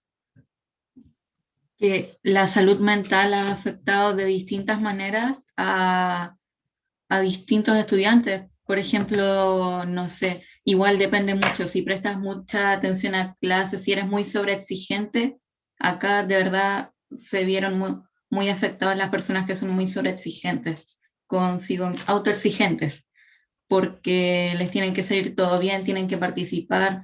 En cambio, las personas que no están participando en clase o no prestan atención en clase, no se han visto afectadas, pero no se les nota. Y también acá viene otra parte, que el hecho de prender la cámara hace ver a tus compañeros, entonces al ver a tus compañeros igual como que te sientes un poco mejor, pero hay cursos que no prenden la cámara, entonces de pasar un año al ver a todos tus compañeros presencial, poder abrazarlos, mirarlos, a ver a 5 compañeros igual afecta mucho, como decía Dani. Se tendría que hacer algo como para que la vuelta no sea tan abrupta. Súper bien. ¿Alguien más había levantado la mano? Camila, ¿qué quieres decir tú? Bueno, la pandemia nos ha afectado mucho a nuestra salud mental, pero principalmente yo pienso que lo que nos ha afectado más ha sido al nivel de la socialización, ya que normalmente día a día tú te levantabas emocionado por ir a la escuela, que voy a conocer a tal, a jugar con tal, pero ahora tú te despiertas, voy a clase y nada más puedes ver a tus compañeros o amigos por medio de una computadora. Pienso que ha cambiado de una forma la cual no estamos acostumbrados y se nos ha hecho muy difíciles. Por ejemplo, las personas que quizás eran muy sociables, les ha afectado bastante en ese lado, porque uno normalmente estaba acostumbrado a verte cara a cara con un amigo, salir, abrazarlo, como dijo Josefa, y muchas cosas más. Y como esta pandemia nos ha agarrado de un pronto a otro, que eso es algo que nos ha costado, y tal vez a algunos se les ha hecho más fácil porque no están acostumbrados a que, por ejemplo, algunas personas que yo conozco hacen homeschool, que es estudian desde casa, entonces pienso que eso se les ha hecho más fácil, pero en el ámbito de socializar es lo que nos ha complicado más con algunas personas, para no poder ver de frente a un amigo o un compañero. Súper de acuerdo, especialmente porque la adolescencia es una edad súper social, es cuando aprendemos nuestras habilidades sociales. ¿Hay alguien más que quiera decir algo sobre este tema? ¿Algo completamente distinto o algo del mismo, como de los mismos aspectos? ¿No? También otra pregunta que tiene que ver con esta. ¿Qué creen que se podría hacer para arreglar esto? O sea, que debería haber psicólogos especialistas en el colegio, que se deberían hacer otras cosas para ayudar la salud mental de los estudiantes. ¿Qué creen ustedes que sería la mejor solución para esto? ¿Valeria? Sí, creo que una de las soluciones que podría haber es que puede que ya sea virtualmente, o sea, en estos momentos o cuando ya sean presenciales, o sea, igual de virtual que presencial, que también haya una persona que sea como una psicóloga que siempre pueda estar ahí como, por ejemplo, una de un grado o de 2 secciones o así, para que puedas conversar con ella si es que ocurre algo en tu familia, un problema, donde puedas hablar con alguien, en donde te sientas tranquilo y así no puedas juntar tus emociones y que luego se repriman y luego te afecten en tus clases, por ejemplo, no prestes atención o no entiendas nada, pero porque no puedes o algo o otro problema. Daimi, ¿tú quieres decir algo? Sí, creo que es de suma importancia que los alumnos sean atendidos o tengan por lo menos una sesión con un profesional para ver cómo, para hacer un pequeño examen de cómo están psicológicamente, porque la edad, casi todos los alumnos están en la edad, son adolescentes o son niños pequeños, o también hay adultos, pero creo que los que más se verían afectados en este aspecto serían los adolescentes, ya que el cambio de ser un niño a un adulto de por sí es muy fuerte. Y atravesar una pandemia donde no ves a nadie es algo también muy fuerte. Entonces, creo que es de suma importancia que contratar a especialistas para hacer un pequeño examen para identificar qué problemas pueden tener y si son muy graves o son cosas que de verdad pueden afectar ahora sí la calidad de cómo se puede educar o cómo está aprendiendo el alumno o cómo se está sintiendo. Creo que es importante que se lo comuniquen a sus tutores o a sus padres para que lleven un tratamiento y se puedan sentir mejor y pues sí, porque si no están bien psicológicamente no van a poder aprender y no tendrán un buen rendimiento en su educación diaria. Súper buen punto, como un espacio seguro con algún psicólogo donde pueden hablar sin el miedo de ser juzgados o tener como ese tipo de sentimiento. ¿Alguien más tiene alguna sugerencia, Camila? Sí, con respecto a lo que han dicho de tener un psicólogo normalmente todo el mundo piensa que es tengo un problema mental o algo así, pero psicólogo más que todo es para liberarte y poder contarle tus problemas, las cosas que te ponen feliz y así poder expresarte con alguien que no va a andar y le va a ir a contar tus problemas a otra persona y es como tener un amigo más que todo, porque muchas veces no les contamos nuestros problemas a los demás o al menos para poder liberarnos de esas preocupaciones y eso nos lleva a tener estrés, entre muchas más cosas y no nos ayuda a poder que nos vaya bien en la escuela. Entonces pienso que tener un psicólogo no es solo que tengas un problema mental, sino tener un amigo. Súper bien. Valeria, ¿tú levantaste la mano? Sí, quería agregar algo que era más o menos desde mi experiencia, ya que como yo he ido a un psicólogo, por ejemplo, porque mis papás se separaron, entonces desde mi experiencia puedo decir que, o sea, hay varios tipos de psicólogos. Hay unos que pueden ser más como firmes y otros, por ejemplo, como la chica con la que estaba, que era más o menos, era como una amiga con la que podía hablar. Más que nada yo no estaba triste, o sea, al comienzo sí estuvo triste, pero y podía hablar con ella, pero no solamente algo mental, sino puede ser algo emocional, con la que puedas, como ya han dicho, con la que puedas hablar. Por ejemplo, ella atendía a muchas otras personas con las que puede que tenga un problema familiar o algo, y ahí tenía un montón de juegos con los que, por ejemplo, cuando eran personas pequeñas o niños o adultos, con los que jugaban con esos juegos en los que hablaban y podían como expresarse haciendo algo que les gustaba, ya sea pintando, dibujando o alguna otra actividad. Qué bueno. Si alguien tiene algo que decir, que levante la mano, o si no, vamos a pasar directo al próximo tema. Josefa. Como decían las demás compañeras, incluir psicólogos que estén especializados en el tema de la infancia, de la niñez y adolescencia, para poder tratar los temas. Y además poder incluir a los niños que no se están adaptando a la virtualidad, porque hay niños que no se están adaptando a esta virtualidad, que se les está haciendo muy difícil. Entonces, que los colegios le puedan prestar atención, especialmente a ellos, que tengan, no sé, una sesión por semana, 2 sesiones por semana, y que el colegio le vaya haciendo responsabilidad para ver si se está adaptando o hacer las actividades distintas, pero que se pueda educar de buena manera. Daimi. Sí, también quería agregar que pues creo que todos nos hemos visto afectados de alguna manera durante esta pandemia.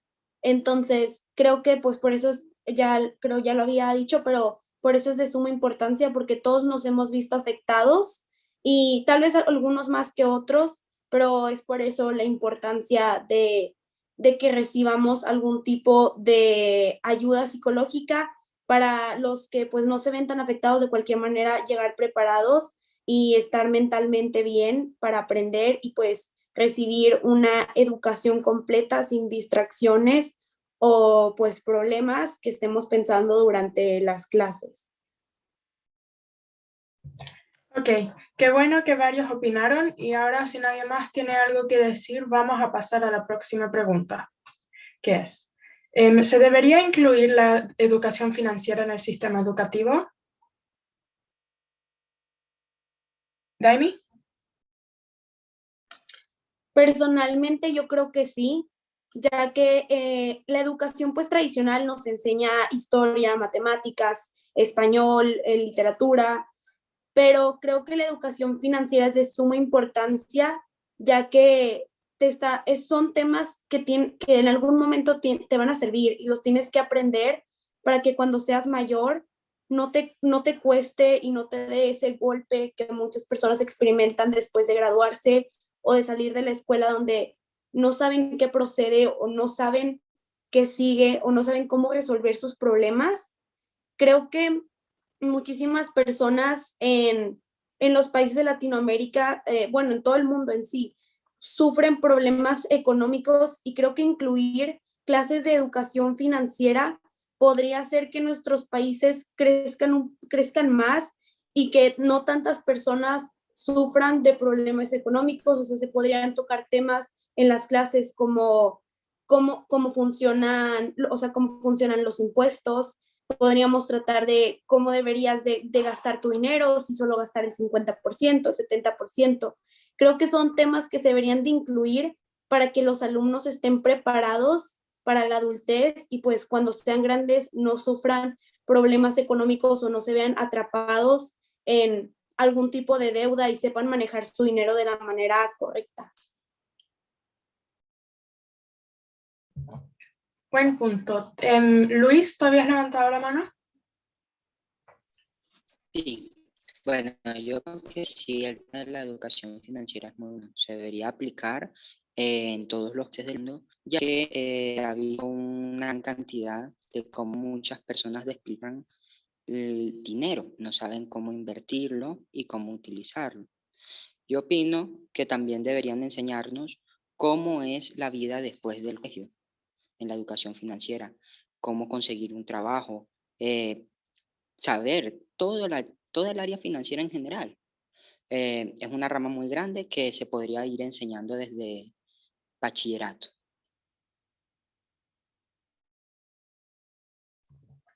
Ya. Joseph, ¿tú quieres decir algo? Sí, bueno, en mi colegio, en mi escuela, ya implementamos esto ya hace muchos años. Tenemos clases de economía y de educación para el trabajo. Y nos enseñan en las clases de economía literalmente todo, los impuestos, cómo ahorrar, cómo crear una empresa, en educación para el trabajo, carpintería, textilería, programación de videojuegos. Entonces, eh, desde mi experiencia en mi escuela, ya hemos visto, vamos a decirlo, el mundo real, cómo es que nos hemos preparado, nos están preparando desde primero de secundaria, aunque vamos a tomar el punto negativo, es desde primero de secundaria, cuando te faltan 4 años para acabar el colegio y ya casi enfrentarte al mundo real, no lo implementas desde pequeños. Entonces, si es que esto fuera desde que cumplimos 8 o 9 años, tal vez nuestra cultura económica, la cultura de ahorro, saber cuánto se sufre por conseguir 1 sol, 2 soles o 10 soles, que es la moneda acá en Perú, eh, podríamos mejorar el país y no estar en esta crisis económica o crisis política que ahora pasamos por el Perú. Gracias. Valeria, ¿tú quieres decir algo?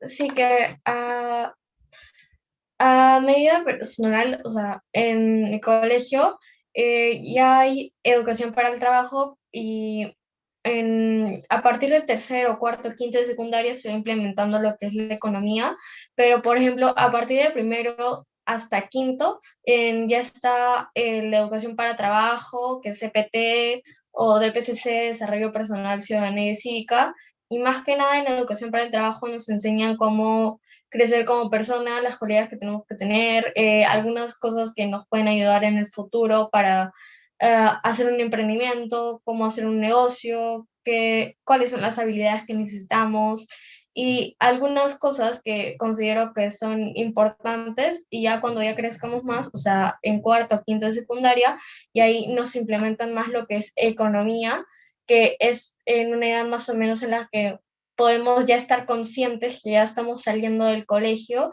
y que lo vamos a necesitar más en nuestra vida. Así que considero que sí es importante la implementación de la educación financiera en los colegios. Bueno, gracias por decir eso. Roberto, ¿tú quieres decir algo? Sí, gracias. Bueno, bajo mi punto de vista, esta materia sí debería ser implementada en los colegios, ya que es la que les enseñaría cómo funciona el dinero en el mundo, ya que con el dinero casi se puede comprar todo.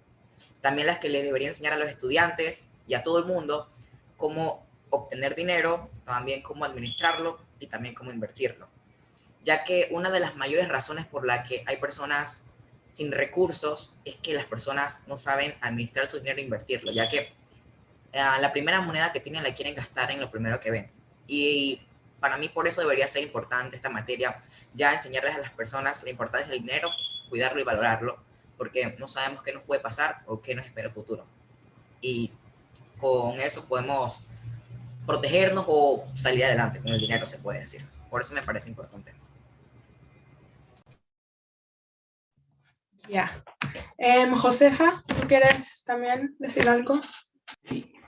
Bueno, creo que es importante el tema de la educación financiera, pero desde primaria, que en Chile sería básica, desde los 7 años, ojalá que se haga alfabetización económica, porque como decía Roberto, poder saber cómo ocupar el dinero y en qué gastarlo, y no solamente economía del país, economía del mundo, como el dólar, el euro, cómo se ve el tema, si quieres viajar a tal lugar. Entonces creo que es importante la alfabetización económica, pero no como un taller, como una materia en la malla curricular de todos los colegios. Estoy completamente de acuerdo. Camila, tú también quieres decir algo. Ok, no sé si se me escucha bien, pero Con respecto a todo lo que han dicho mis compañeros y compañeras, que normalmente nosotros no tenemos un manual de vida de cómo debemos hacer y lo que debemos hacer. Así que pienso que incluir incluir ese tema nos ayudaría bastante para que no haya más pobreza en el mundo y tener un mejor mundo o un mejor país. Gracias por eso. Daimi. Yo quería agregar a lo que pues ahorita estaba pensando. En México, solamente el 32% de la población está educada financieramente y hay 52 millones de personas que viven en pobreza. En México hay alrededor de 120 millones de habitantes. Creo que la educación financiera es de suma importancia para bajar estos números y creo que es bueno ponerla ya cuando eres más grande, pero muchas personas solo reciben la educación básica.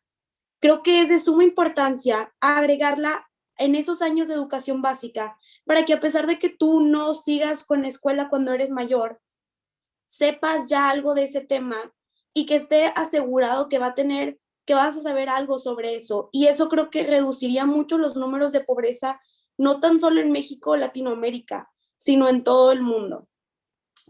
Gracias. Sí, o sea, yo creo que, o sea, en Chile tenían educación cívica, pero, o sea, no financiera, pero tenían lo parecido de lo que eran impuestos y todo eso, pero lo sacaron del currículum. Yo creo que se debería volver a poner porque es demasiado importante. ¿Alguien más quiere decir algo? ¿Hay alguien más que quiera decir? ¿No? Ok, vamos a ir a la próxima pregunta, que sería, ¿qué temas crees que deberían estar en todos los currículum y por qué? Podría ser educación financiera, como ya dijimos, educación de cómo lavar el piso, de cualquier cosa podría ser. ¿Qué crees tú que debería ir en el currículum y por qué?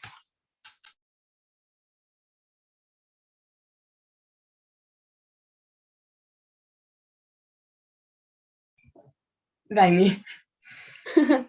Bueno, yo creo que las dos más importantes, que creo que no están en todos los sistemas educativos, sería la educación financiera y cívica, ya que como ya lo repetimos en el tema pasado, la importancia de la educación financiera es muy importante, pero también creo que la educación cívica y ética, donde te enseñan los valores aprenden en casa, pero creo que ayuda a reforzarlos en la escuela, cómo debes de ser un buen ciudadano y saber cuáles son los derechos que tú tienes por el simple hecho de ser humano. Creo que esos derechos se han visto violados muchísimas veces y es de suma importancia que tú como ser humano sepas cuáles son los derechos que tú tienes para pues tener una vida digna, ya que los derechos son cosas simples que sirven para tener una vida digna. Entonces creo que es muy importante incluir esas dos materias.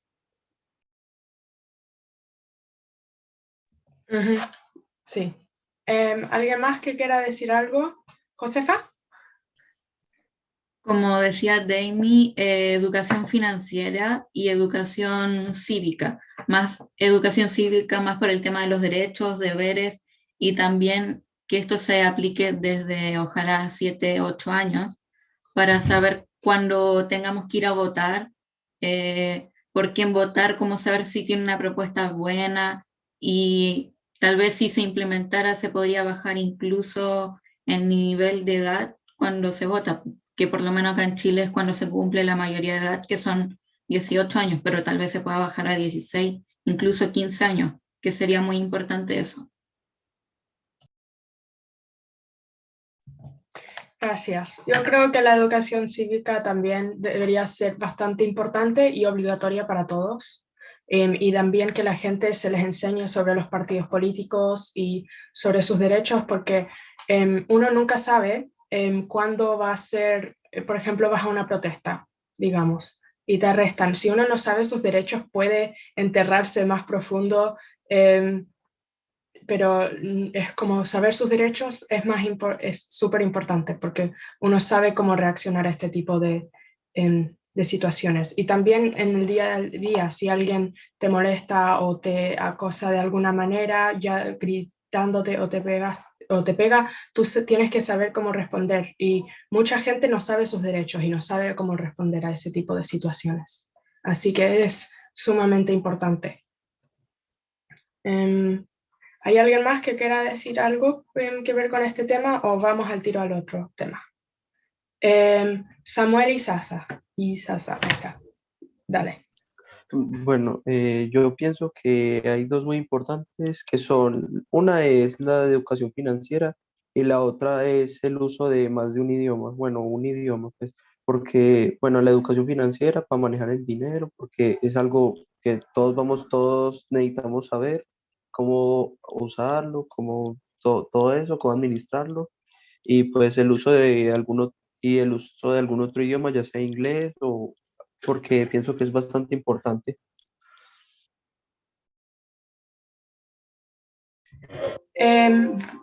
Joseph, tú también levantaste la mano. Bueno, como en el Perú ya tenemos educación para el trabajo, desarrollo personal, ciudadanía y cívica, ciencias sociales, lo cual involucra economía. Creo que algo que también se debería de implementar es los talleres de periodismo o arte audiovisual, no me acuerdo cómo se llamaba, que básicamente trataría de buscar información, buscar noticias, darlas a conocer a las personas. Más que todo, también desarrollar tanto nuestro trabajo en equipo como nuestro lado crítico y el poder expresarnos entre los demás por un noticiero, por un periódico. Gracias por eso. Valeria. Sí, hay varios temas o puntos que yo considero que son importantes, pero algunos de ellos son, por ejemplo, el manejo de dos idiomas, o sea, el natal, o sea, con el que naces, por ejemplo, el latín o el español, y en la mayoría de colegios, pero hay algunos colegios que no, que debería implementarse, por ejemplo, el inglés. Yo pienso que el inglés es importante, ya que la mayoría de personas de otros países extranjeros, aparte de saber su idioma natal, hablan el inglés, ya que es más fácil comunicarse con otras personas si es que no saben su idioma. Y también, y eso también te puede ayudar en la vida para trabajos, otras cosas. También otro tema es la educación financiera, ya que nos puede ayudar para saber cómo pagar los impuestos, salvarnos de algunos problemas de cómo saber cómo pagar, por ejemplo, la bolsa, o también si es que estás endeudado, o cómo generar dinero de manera buena, cómo gastarlo y otras cosas. También otro tema que es la cívica, que es también saber lo de los partidos, tus derechos, cómo votar, poder informarte acerca de eso y también saber tus derechos considero que es algo muy importante, ya que te puedes sacar de algún lío o puedes saber cómo responder a alguna situación o cómo actuar más bien. Y esas son una de las cosas que considero más importantes que se deberían implementar en el currículum del colegio. Ya, gracias por eso, Valeria. Luis, tú levantaste la mano, no sé si quieres continuar o... Sí. Yo creo que unas materias buenas que podrían darse a política, pero porque yo pienso que todo el mundo debería saber política. La política es muy importante, ya que tendremos que saber elegir a nuestros mandatarios y con la política además también tenemos conocimientos breves sobre esto. Otro, idiomas, educación financiera, matemáticas y lectura. La lectura, ¿por qué? Yo propondría, digamos algo, esto lo aprendí de la educación japonesa, y es leerse un libro a la semana. ¿Qué ocurre?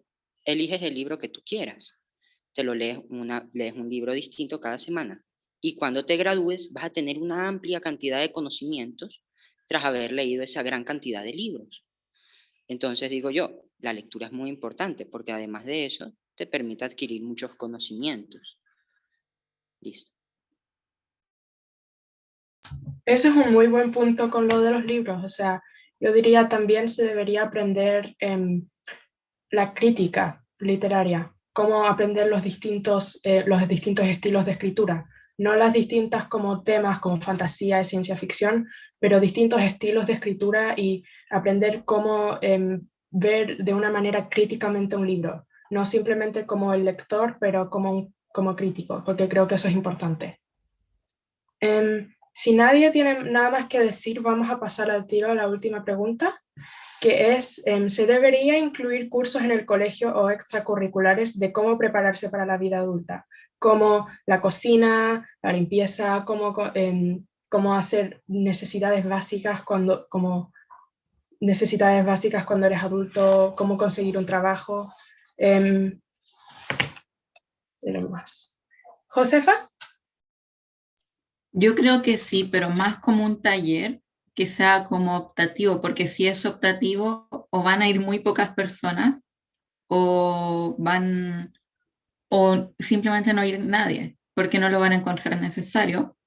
Entonces, hacerlo como una materia como cómo aprender a coser, a hacer fuego, a cocinar, y que todo eso esté como en una clase, pero también hacer como talleres más específicos, como de cocina, y así al momento de independizarse no sufrir tanto con las expectativas, así como si voy a quemar mi taza, se me va a quemar el arroz, ¿qué pasa si se me rompe un jeans? Entonces creo que más como un taller, como una materia. Yo estoy de acuerdo, o sea, yo no creo que aprender a coser y a limpiar debería ser obligatorio, porque hay gente que aprende eso en sus casas con sus padres o sus apoderados, pero como taller igual sería interesante ver cómo la gente aprende ese tipo de cosas en la escuela y cómo afecta a cómo la gente es adulta en general. Cómo afecta a la gente, si puede conseguir trabajo, si afecta la tasa de trabajos en general, ese tipo de cosas. Daimi. Bueno, puede ser que tal vez temas como costura, cocina, no sean 100% necesarios, pero creo que son cosas que son parte de crecer, parte de volverme un adulto, perdón. Tal vez no deberían de ser 100% obligatorios, pero sí creo que sean necesarios, pero creo que es aún más necesario, no materias, pero tocar temas, por ejemplo, cómo me debo comportar en una entrevista de trabajo, en una entrevista para una universidad. Creo que muchos no estamos preparados para crecer e ir a una entrevista de trabajo, cómo comportarnos, cómo contestar las preguntas, qué es lo que está correcto y lo que no está correcto. Entonces, muchas personas tienen la bendición de tener a alguien que les pueda decir cómo es, cómo debe ser, cómo debes comportarte, pero hay muchísimas que no. Creo que es importante implementar esos temas en clase, y pues creo que sí debería existir un taller donde te enseñen cómo cocinar, cómo coser, cómo, no sé, también podría ser interesante incluir cosas básicas, por ejemplo, qué medicamentos debo de tomar sencillos en caso de cómo curar una quemadura, cuáles son las primeras cosas que debo de hacer, por ejemplo, las técnicas cuando te ahogas, no recuerdo cómo de Heimlich creo que se llamaban, creo que son importantes, ya que yo a veces me pregunto y me pregunto a mí misma y digo, ¿yo qué haría durante esta situación? Creo que sería muy triste estar frente a una persona que está sufriendo algo así y por el simple hecho de no tener conocimiento sobre ese tema, no poder ayudarla por más que tú quieras. Y tenemos herramientas en el internet, claro, pero si nunca la hemos tratado de hacer o aprendido directamente en esa situación, no te vas a poner a buscar cómo hacerla, creo que te quedas en shock. Y eso es lo que necesitamos, que los alumnos estén preparados para todo tipo de situaciones. Y cosas como coser o cocinar puede que se vean obsoletas, pero son cosas sencillas o sea, cosas que se necesitan para sobrevivir. En caso de alguna emergencia, necesitas saber cosas simples, porque las cosas simples luego se vuelven muy necesarias en un futuro. Entonces, creo que esos temas que te ayudan a, en algún caso, sobrevivir, creo que son de suma importancia, al igual que cosas sencillas médicas como técnicas de resucitación o Heimlich, que se necesitan solo tus manos. creo que son importantes, y pues saber de medicamentos, los principales, y sobre cómo curar heridas, creo que son importantes, o cómo apagar un fuego pequeño, creo que son importantes para saber cómo sobrevivir. Estoy de acuerdo. Yo creo que los primeros auxilios deberían ser una clase obligatoria en el colegio, pero no es necesario que sea como una vez a la semana, como sería una clase normal o algo así. Pero, por ejemplo, una vez cada 2 semanas entra un especialista y le enseña a la clase entera cómo hacer el Heimlich, o le enseña a la clase entera cómo, si alguien se cae y se rompe la espalda, por ejemplo, y tú eres el único que sabes cómo ayudar, cómo ponerlo en una posición donde nada más malo le va a pasar, o cómo hacer otros tipos de cosas que esperemos que a nadie esté en esa situación, pero si es que lo estás, tienes que saber cómo responder. Roberto, ¿tú tienes la mano levantada? Sí, bueno, nada más quería opinar que me gustó lo que dijiste. No tiene necesariamente que ser una clase, pueden ser talleres, ya que imaginémonos que te quedas solo en casa, no tienes nada que comer, pero tienes granos de arroz. Bueno, si en la clase te enseñan eso, en un taller, puedes después ponerlo en práctica en casa, ya que no tienes nada que comer, o estás en camino y se te rompe una pieza de ropa y tienes un hilo y una aguja, puedes coserlo.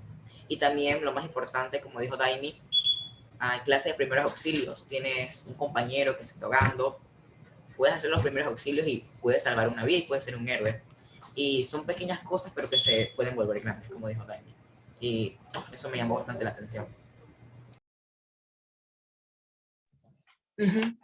Luis, yo creo que habías levantado la mano, pero no estoy segura.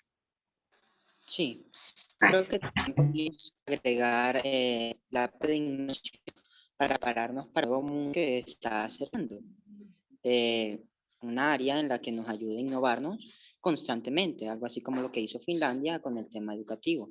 Un país que se lleva innovando constantemente, ha sido un país, además de que es la mejor educación del mundo, ahí logramos ver que la innovación también es muy importante. Podría agregarse como un curso aparte en el que nos podrían enseñar nuevas áreas que nos enseñan en todo el mundo.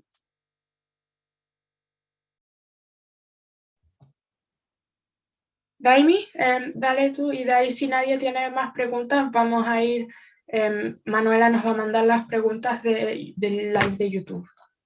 Y Sí, perdón.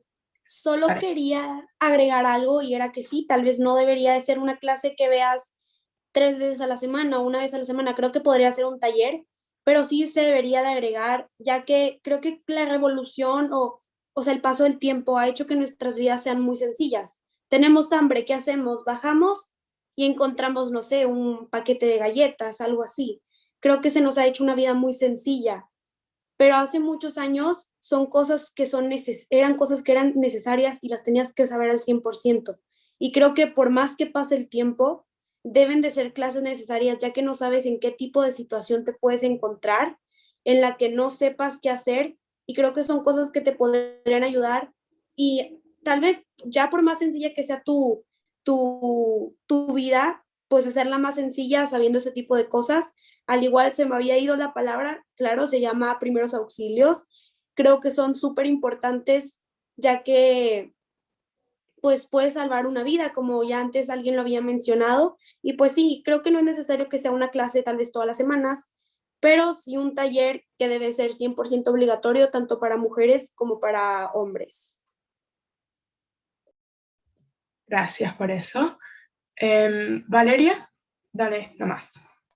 Sí, yo creo que eso es muy importante, ya que eso podría ser más bien una clase que den, por ejemplo, una vez a la semana, ya como en la salida, o un taller, ya que considero que es importante porque eso esas clases, por ejemplo, saber cocinar lo básico, o te puede salvar de no comer, por ejemplo, te dejan en casa solo y no sabes qué cocinar, puedes cocinar algo sencillo, pero que sea nutritivo.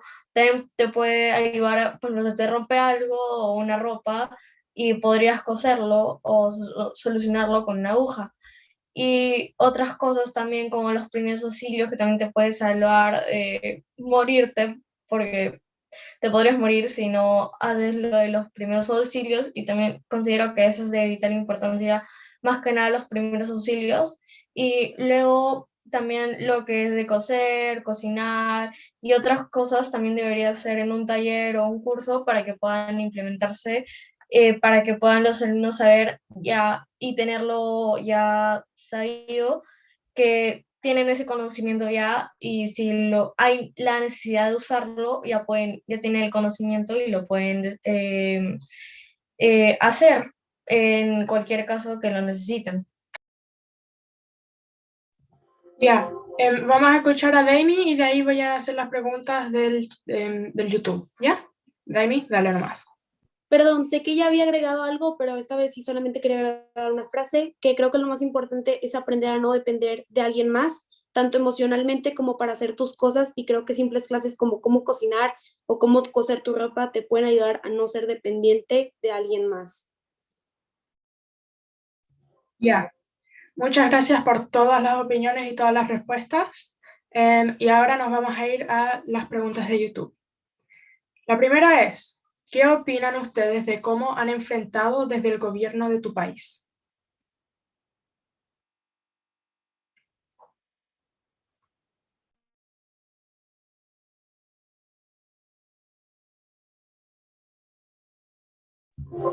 Daimi. Se refiere a tanto a la pandemia, claro, o sea, en relación a la pandemia. Bueno, creo que, como habíamos dicho al principio, en México hay una diversidad muy grande en calidades de educación, tanto privadas como públicas, y creo que tal vez las públicas, pues ya que sus alumnos pues pueden tener dispositivos, o a veces hasta aquí en México, no sé si en otros países también, los colegios les otorgan dispositivos electrónicos a sus alumnos, lo cual hace que puedan entrar a Zoom, Meet, etcétera, entre otras plataformas. Creo que en ese aspecto está muy bien, la educación es muy directa, pero en escuelas públicas no te pueden dar ese tipo de dispositivos, y sé que es muy difícil encontrar una forma de educar a tus niños sin entrar en un contacto físico de cara a cara, y tal vez de alguna manera lo más sencillo fue, o la respuesta más correcta que vieron fue poner las clases en televisión o radio, pero creo que no es efectiva. Creo que no es efectiva, y la mitad depende de cómo, o sea, la calidad que tú tendrías de educación, la mitad depende de cómo te lo están enseñando, y la otra mitad depende de ti, porque si tú no quieres hacer las cosas, no las haces y ya, no estás en un lugar donde te están diciendo hazlo y lo tengo que entregar ahorita, no.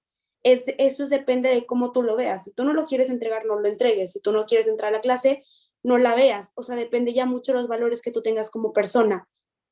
Pero creo que la educación por radio o televisión no es eficiente, la comunicación no es eficiente, y creo que es difícil encontrar una manera de cómo hacerla eficiente, porque no hay tantos recursos económicos como para darle dispositivos electrónicos a todos, pero sí creo que podemos encontrar alguna manera, si trabajamos alumnos con maestros y el gobierno, para crear una educación más eficiente, con una comunicación más directa.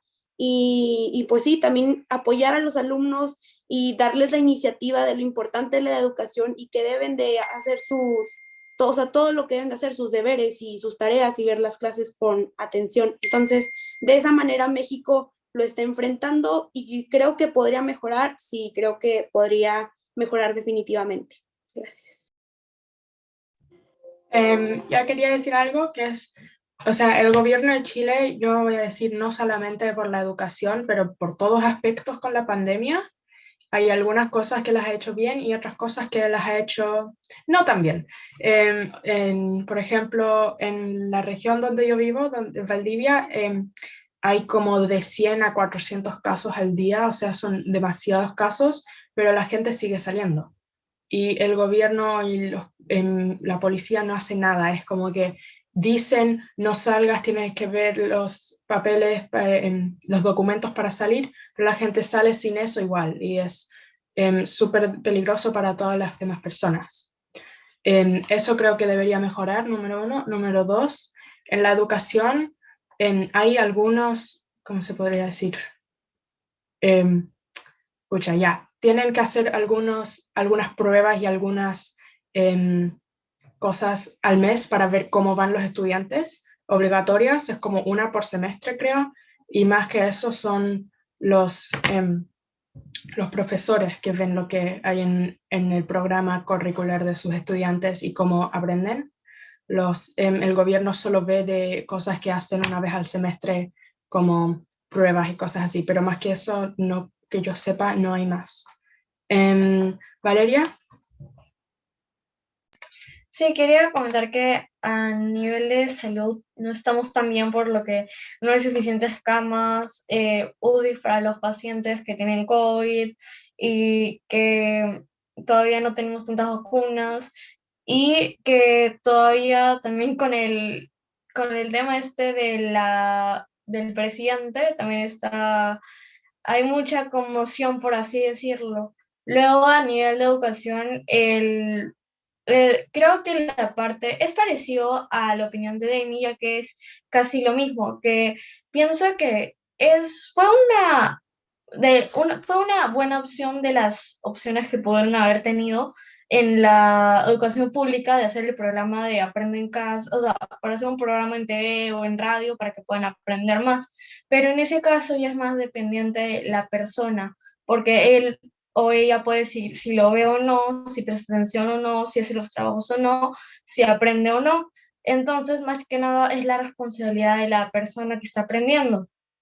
Aunque considero que esa fue una buena opción de las que pudieron haber tomado en estos casos, ya que me parece que es complicado hallar otra solución, pero considero que no es tan eficiente, por lo que más depende de la responsabilidad de la persona que aprende, si es que va a aprender o no.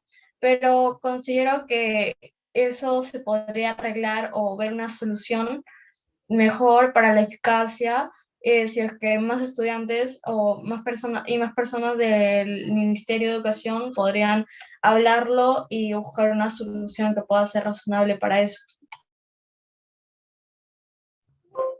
Muchas gracias. Va a ir la Josefa y de ahí la Demi, y de ahí vamos a pasar a la próxima pregunta.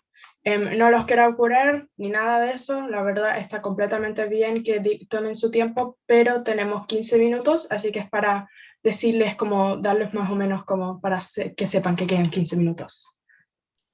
Bueno, acá en Chile, en la región de Los Ríos, el gobierno hace medidas educativas desde su privilegio. Por ejemplo, pusieron a hacer ejercicio de 6 a 8 de la mañana. ¿Qué niño se va a despertar a esa hora para hacer ejercicio?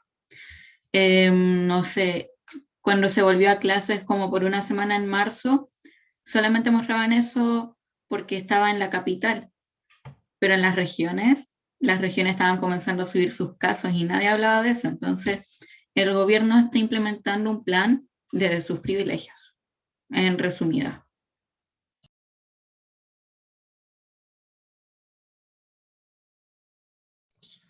Creo que sigo yo. Fue un error mío, pensé que la pregunta era en relación a la educación, pero también en México, como pues hay muchos casos, todos los días mueren personas, todos los días personas se infectan, desgraciadamente, pero creo que es como la educación, en resumido, la mitad era de la educación y la mitad era de los alumnos, aquí también, la mitad es del gobierno y la mitad de las personas, ya que las personas, a pesar de que les dicen no salgan, los casos van subiendo, siguen saliendo, y sé que hay personas que lo hacen por necesidad, porque todos los días trabajan para poder llevar el pan de cada día a su casa, pero también hay muchas personas que no deben de salir porque no tienen necesidad y aún así lo hacen.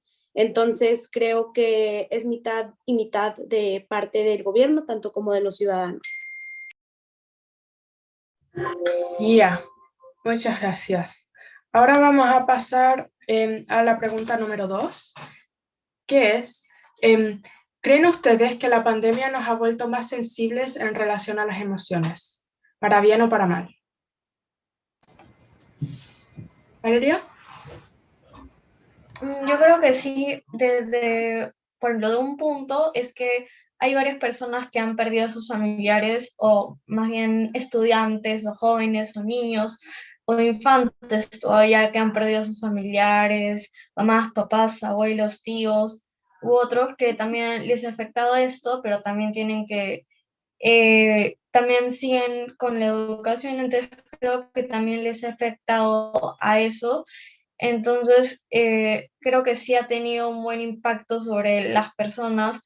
Por ejemplo, algunos estudiantes puede que se preocupen por lo que hay en las noticias, o que haya un montón de noticias negativas, que haya pocas positivas, que se vean que a cada rato que personas mueran, que no hayan tantas positivas que puedan como subirles el autoestima de algo que bueno está pasando, al menos en este tiempo, y que también creo que sí ha influido mucho en las emociones de los alumnos y en general para todas las personas. Ya, gracias por eso. ¿Había alguien más que tenía la mano levantada o no? Roberto, dale nomás. Para mí, la mayoría de parte ha afectado para bien, ya que, por ejemplo, personas que, bueno, siempre estábamos acostumbrados a estar con nuestros familiares, a poder estar con los amigos y compartir tiempo con ellos, pero ya que esta pandemia nos ha distanciado bastante, cuando lo vemos a esos familiares de nuevo o a esos amigos, valoramos más el momento, ya que son pocas las veces que vamos a ver, ya que esto nos ha distanciado. Así que valoramos más el momento y aprendemos más a querer a la persona y a valorarla y estimarla. Y también personas que han perdido a sus familiares también han aprendido han aprendido a valorar a su familia, a sus amigos, por todo lo que han hecho por ellos. Y bueno, esa es la parte buena y la parte que yo veo que ha hecho la pandemia con relación a las emociones. Yo creo completamente que depende completamente de la persona, porque la gente que no le gusta no son muy sociales, son introvertidas y no le gusta ver a la gente, tal vez no les haya afectado tanto a las personas que ven sus amigos todos los días y que les encanta hablar con sus amigos todos los días y verse y son súper sociales. Depende igual de la persona en ese ámbito social, cómo los ha afectado. Y sobre lo de familiares también depende de la persona, porque las personas reaccionan a eso de distintas maneras. O sea, hay gente que va a querer más a sus familiares y va a tener más apreciación por el tiempo que pasa con ellos, y va a haber personas que pasan todo el día en la cama y no pueden salir porque están demasiado tristes. La verdad, esa pregunta, para bien o para mal, depende mucho de la persona, así que no sé si hay como una respuesta exacta por si es que es para mejor o para peor. Camila. Bueno, sí, yo pienso que también, como hemos estado en pandemia, normalmente muchas personas pasaban saliendo, pero este tiempo lo hemos como tomado para conocernos a nosotros mismos, ver cómo somos, qué nos gusta y cosas así. También como dijo Emily, que depende de la persona, porque hay personas que son muy introvertidas, otras que son muy extrovertidas, pero sí, también las personas que han perdido familiares, o no necesariamente familiares, sino seres queridos, y eso nos ha afectado bastante, porque claro, cada cosa tiene su parte buena y su parte mala. Gracias por eso, Camila. Ahora voy a hacer la última pregunta, que es: ¿qué opinan ustedes sobre la creatividad en la educación? ¿Sus escuelas les inspiran a ser creativo o creativa? Josefa. Los colegios en general en Chile ven solamente el área escolar, pero con temas históricos, lenguaje, matemáticas, no los unen. En lenguaje solo se ve lenguaje cuando se podría ver lenguaje e historia, etc. Estoy en un colegio artístico, por ende tengo horas extras, que son teoría musical, música, arte terapia, pero es porque es un colegio artístico. Tengo coro, teatro. En Chile hay un electivo que es de teatro, pero eso es en el último año de secundaria. Entonces, es muy importante que esté el arte incluido, sobre todo en estos tiempos, que el arte es una sanación, el arte sana. Yo estoy completamente de acuerdo, mucho por un punto de vista de que hay personas que con sus vidas quieren elegir una carrera artística y si el colegio no les brinda las oportunidades para aprender eso, ellos nunca van a poder ver sus capacidades máximas con eso porque nunca habrán aprendido en el colegio bien como una base para empezar una carrera artística. Así que yo creo que cosas que ver con teatro y música, teatro musical, en arte terapia es súper importante porque, o sea, los profesores en sí no pueden saber cuántos de sus estudiantes quieren ver una carrera artística y cuántos de ellos quieren ser matemáticos así, o cientistas, científicos. Así que ellos tienen que brindar todas las oportunidades que pueden para que todos se vean inspirados para seguir sus carreras. Luis. Nosotros en el colegio hemos sido una gran medida de la vida. Las distintas medias ofrecen varios proyectos en los que el alumno puede leer lo que quiera, ya sea artística, matemática, lengua española, inglés, en muchas actividades. Y 2 veces al año hacemos una feria de la creatividad en la que nosotros presentamos el proyecto que a nosotros queramos, sobre el tema que nosotros queramos, y los profesores nos analizan y ven si ese tema puede ver con su materia y ellos nos empiezan a dar instrucciones específicas sobre ese tema que vamos a ver. Listo. Ya. Camila. Sí, yo pienso que, por ejemplo, en mi país, que es Panamá, no sé si en los demás países sea diferente, pero en mi colegio normalmente es como, tienen tal tarea y tienen que ser creativos. Pienso que solo lo dicen porque hay que decirlo y porque tenemos que ser creativos, no porque sea realmente o lo digan de una forma que parezca importante, ¿no? Porque la creatividad es algo importante, ya sea como dijeron, que es respecto a las innovaciones o de las áreas artísticas. Así que pienso que la creatividad es algo muy importante, pero normalmente en los colegios lo toman porque sí, porque tienes que ser creativo, pero no lo dicen en serio. Ya. Daimi.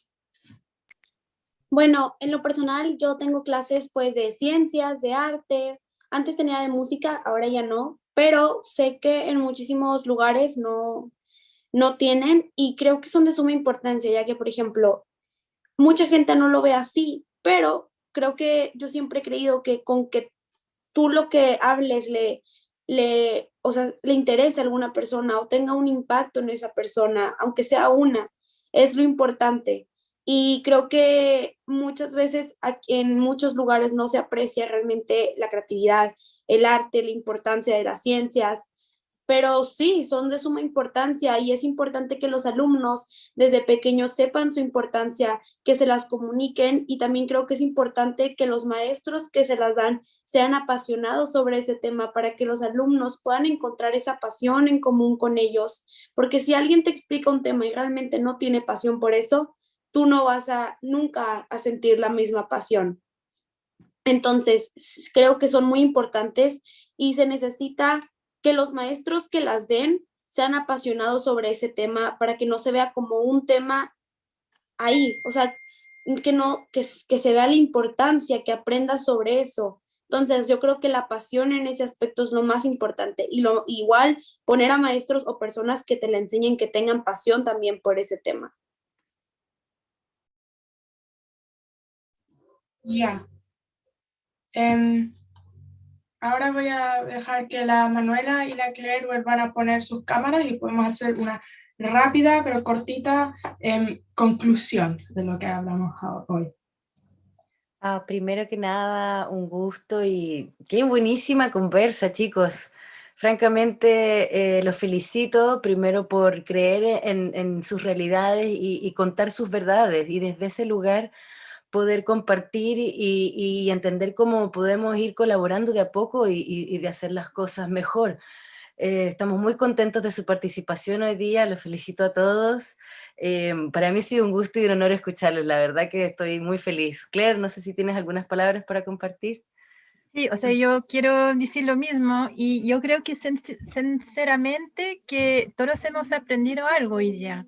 Así que es muy, muy importante sus opiniones y muy interesante de ver las opiniones que se parecen, que muchas veces hay cosas que son muy parecidas en un país al otro. Así que bueno, muchas gracias por compartir con nosotros hoy día, compartir con el mundo. Y felicitaciones, realmente lo hicieron un trabajo excelente, así que muchas gracias a Emily también para liderar la discusión. No sé si hay tiempo de hacer un resumen, una conclusión, no sé, han hablado de tantos temas que finalmente es difícil de resumir todo. Emily, ¿querías decir algo final? Que lo que podríamos hacer es que cada uno vaya y diga cómo se siente después de esto en una palabra. ¿Cómo se siente? Podríamos ir al azar. Gracias. Josefa, ¿cómo te sientes en una palabra? Increíble. Joseph, ¿cómo te sientes tú en una palabra? La verdad, agradecido por esta oportunidad. Me he dado cuenta que hay muchos países en los cuales podemos compartir similitudes al mismo tiempo que desigualdades, pero chévere, interesante y agradecerles nomás. Gracias. Roberto, ¿cómo te sientes tú en una palabra? Contento y feliz. Daimi, ¿cómo te sientes tú en una palabra? Yo creo que muy alegre de saber que hay personas interesadas en la educación y que sepan realmente la importancia de que los alumnos de hoy en día son el futuro del mundo mañana. Camila, ¿cómo te sientes tú en una palabra? Pienso que no hay una sola palabra para describirlo, pero me siento muy feliz de haber compartido mi opinión y saberla de los demás también. Luis, ¿cómo te sientes tú en una palabra? Siento que fue algo informativo, bueno, algo Valeria, ¿cómo te sientes tú en una palabra? Feliz de haber escuchado los diferentes puntos de vista de cada persona. Samuel, ¿cómo te sientes tú en una palabra? Bastante a gusto con las opiniones de todos. Y sí, eso. Yo me siento emocionada, o sea, si del futuro estamos a cargo todos nosotros, así que bacán, qué bueno. Y yo voy a agregar que me siento inspirada por ustedes, así que muchas gracias. Sí, yo me siento muy esperanzada también por sus excelentes ideas y por su creatividad. Así que muchas gracias a ustedes. Pueden ver ahora que los próximos ponentes están preparándose, así que ahora es la hora de despedirnos. Entonces, muchas gracias, felicitaciones y ojalá nos vemos de nuevo en otra ocasión. Chao, chao. Chao a todos, chao. Gracias. Chao.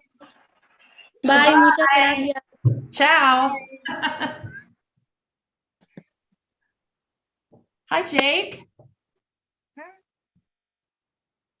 Can you hear me? Oh, I can't hear you, Jake. I That's think you're because mute. I didn't unmute myself. You know. I was on with them for an hour and a half. They were great. I know. So I have good news and I have bad news. The good news is you're on now. The bad news is you have to follow that group. Sorry. Well, we'll see if anyone even shows up. That's fine. It's all right. It's all right. I'm here. Okay. So I'm supposed to start with a little introduction. So let me just say. Right now, it's just us. Well, no. It's us and the people watching on YouTube and the other people. other people are going to be watching forever because we are taping this. So don't give out your Swiss bank account number, okay? Or your Bitcoin account. In any case, that's funny. I'm really looking forward to this. In fact, we have to have some conversations because I've spoken to some people about your program and they're very interested in me getting some more information from you.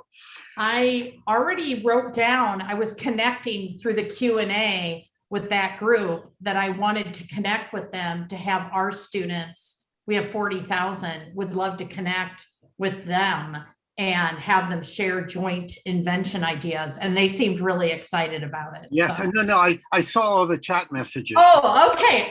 I couldn't see anything. I didn't know what was going on. I didn't want to like touch anything. So I just started, I didn't even see who else was on except for the kids, but that was a lot of fun. I enjoyed that. Great, great. Okay, now we can begin. So, Dr. Leslie Flynn, University of Iowa, okay? And you have an incredible program which you're going to talk to us about, okay? And the floor is yours.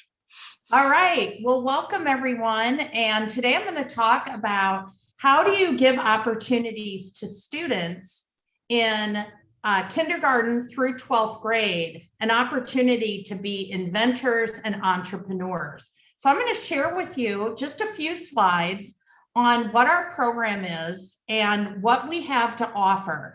And what I want to invite you to do is email me with any questions and let's figure out ways that we can have our students that are in the United States. We have about 40,000 students right now working on invention projects, and they can collaborate with you around the world. So they can give you feedback on your invention, and we can give you feedback. So it'll be kind of like pen pals, but on Zoom now. It'll be a great way to learn about each other's cultures. So what I'm going to do is just share a couple slides here. Get this pulled up. All right. This is students from my class. They are high school students in the United States.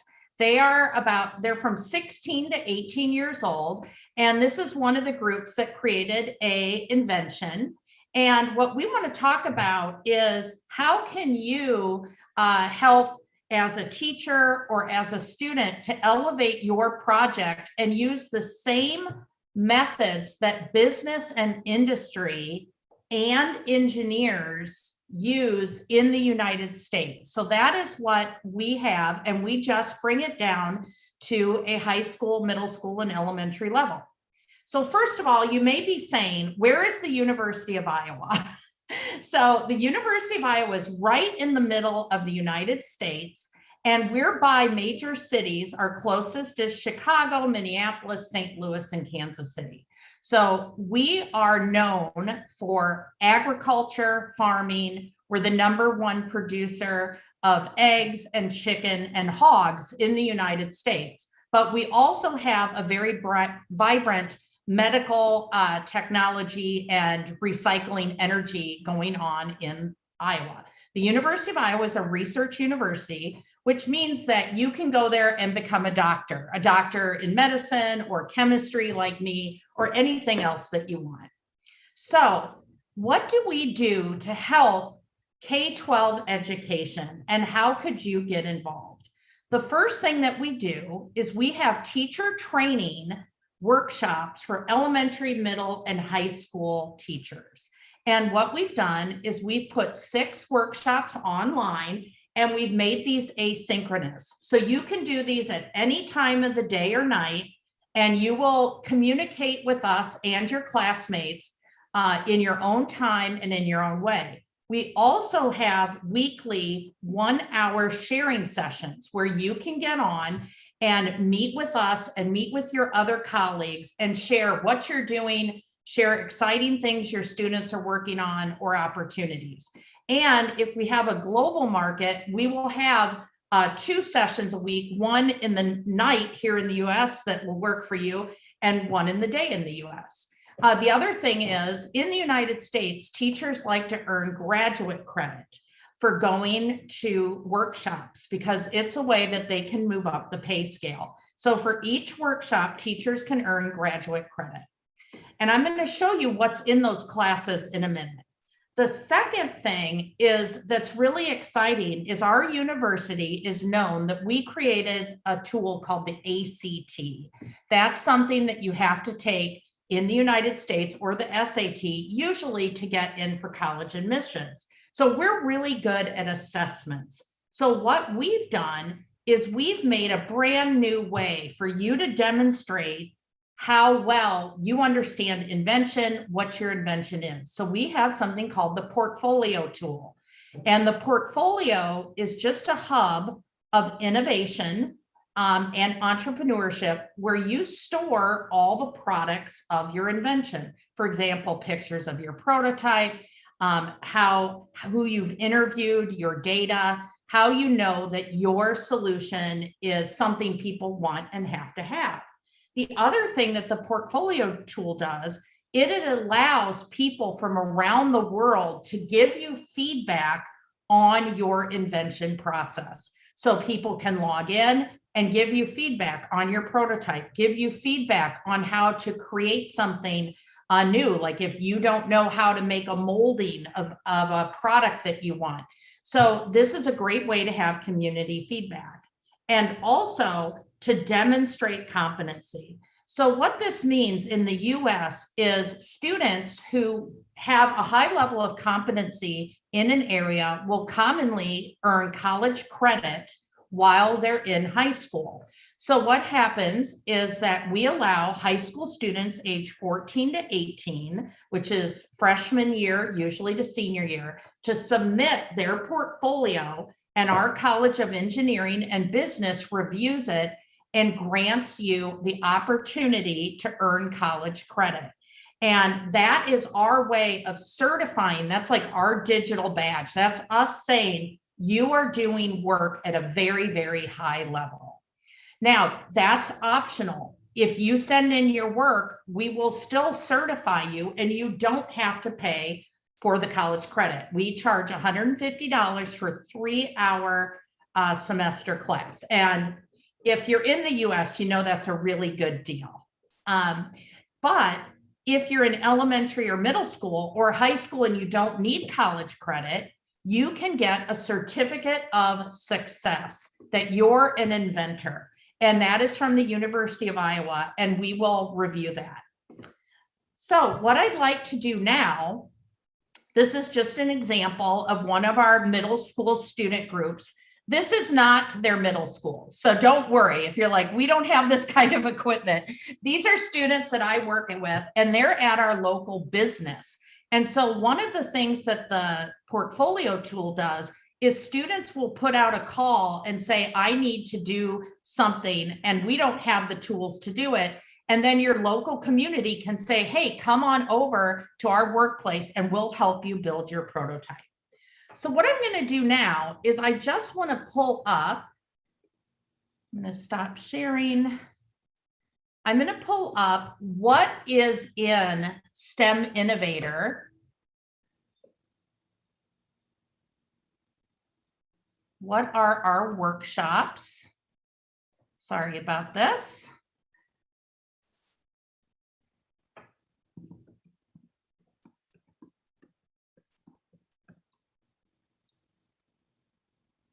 Let's see, Jake, can you help me out? Are you seeing my website?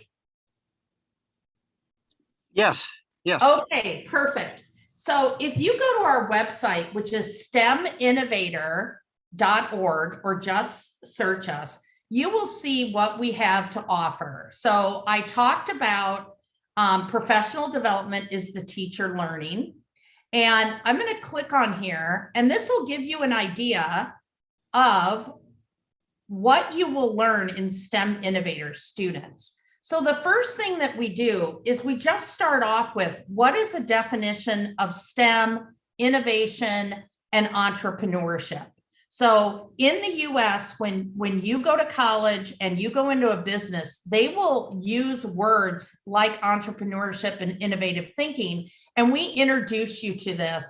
And we have you take an assessment that says, what are your strengths? Okay. Are you creative? Do you like to be a communicator, etc.? So the second thing that we talk about is, what do innovation and entrepreneurial people do? What would they actually do when they're in college, when they're in a job?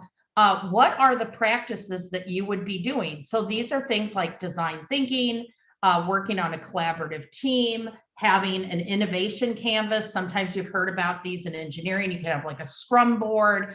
And how do you collect and analyze data? So then in the third session, we move to something we call lean manufacturing and lean startup. That is how you start up a new company. So as you're inventing, basically what that means is you're trying to have a startup company yourself. You're trying to say, will people want and gotta have the product that I am creating? So you learn that process of lean startup. That is something that you learn right when you go into a college of business, right away, of how do you do a startup business. You learn about the different ways to prototype. You learn project development strategies.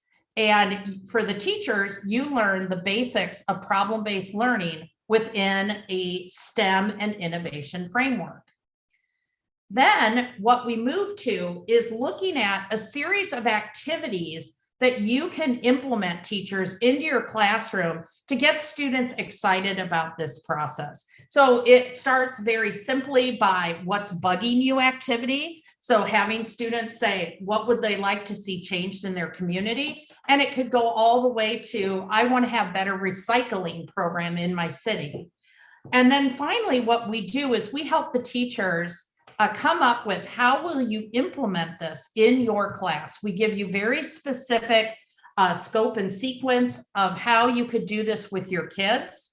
And then in session 6, you meet with all of the teachers who are certified in STEM innovation through us, and you keep working on making strategic partnerships, networking, just like you're doing here on the Alliance. You're meeting people who are in the same space as you.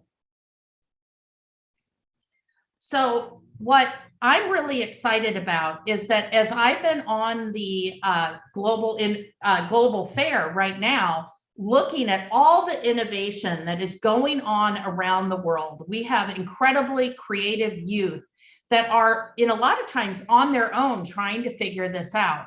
And in the United States, we are just now really putting in a really strong effort to get this into every school. And it doesn't need to be a class. It can be part of your normal class where you just solve a problem where you're going to come up with a solution. So we are really excited to not only partner with different students in the United States, but students from all over the world and their teachers, so that we can actually together solve some of our wicked problems that are facing us as a global community. We know that we need a really diverse group of people to solve some of the most challenging problems we have, just like COVID. We've seen with COVID, not one person, one country can solve it, because now we're a global enterprise and we have to all work together so that everyone, especially our youth, know that there's a really great future ahead for them. And that future can be better if you know how to network with people from around the world, and if you know how to be an innovator and think entrepreneurial. And that really means that you're saying to yourself, what kind of problems do I want to solve in the world? That's what you should ask yourself when you're going to have a job.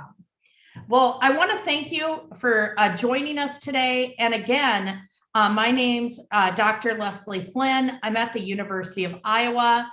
Please email me if you have questions, if you want to partner. If you're a student that just says, hey, I'd like to see if I could get certified, and you don't have a teacher doing this yet, no problem. We will work with you and I can be your professor. Thanks so much. And I'm just going to see if Jake has a question. Well, no, I do not have a question. I have a whole bunch of questions. I'm sorry. So Thanks, Jake. I saw you mentioned elementary and middle, but if I was a high school teacher, would this be appropriate for me too? Yes, it actually started in high school. So it started in high school, and then we went to middle school, and now we've just started in elementary, and we're having a lot of success with our elementary teachers. What we know is that elementary teachers, this kind of learning is what they already do, right? They always look at problems through different disciplines. A lot of times they don't say, now's our math lesson, now's our English lesson. So invention is really a fabulous time to start with students by having like an invention fair in your school and giving kids the very beginning of that process. We need the elementary to do this so that when they make their prototype, when they go up to middle school or high school, those teachers don't have to start from the beginning. So we absolutely want teachers in elementary to embrace this and let their kids know some academic language, like what's a prototype? What does it mean to have evidence to suggest to move forward? Great, great. Okay, another question. Somebody might be a teacher in another country. English is not their first language. These sessions that are online, are they a video that I can back up and maybe watch 4 or 5 times? Yes. So right now, our workshop videos are only in English. And what we are doing is we just started to partner with a group called Mind the Gap in Mexico. And we are looking at a way to translate these into Spanish. But yes, you have the videos, you could rewind it and watch them anytime you want.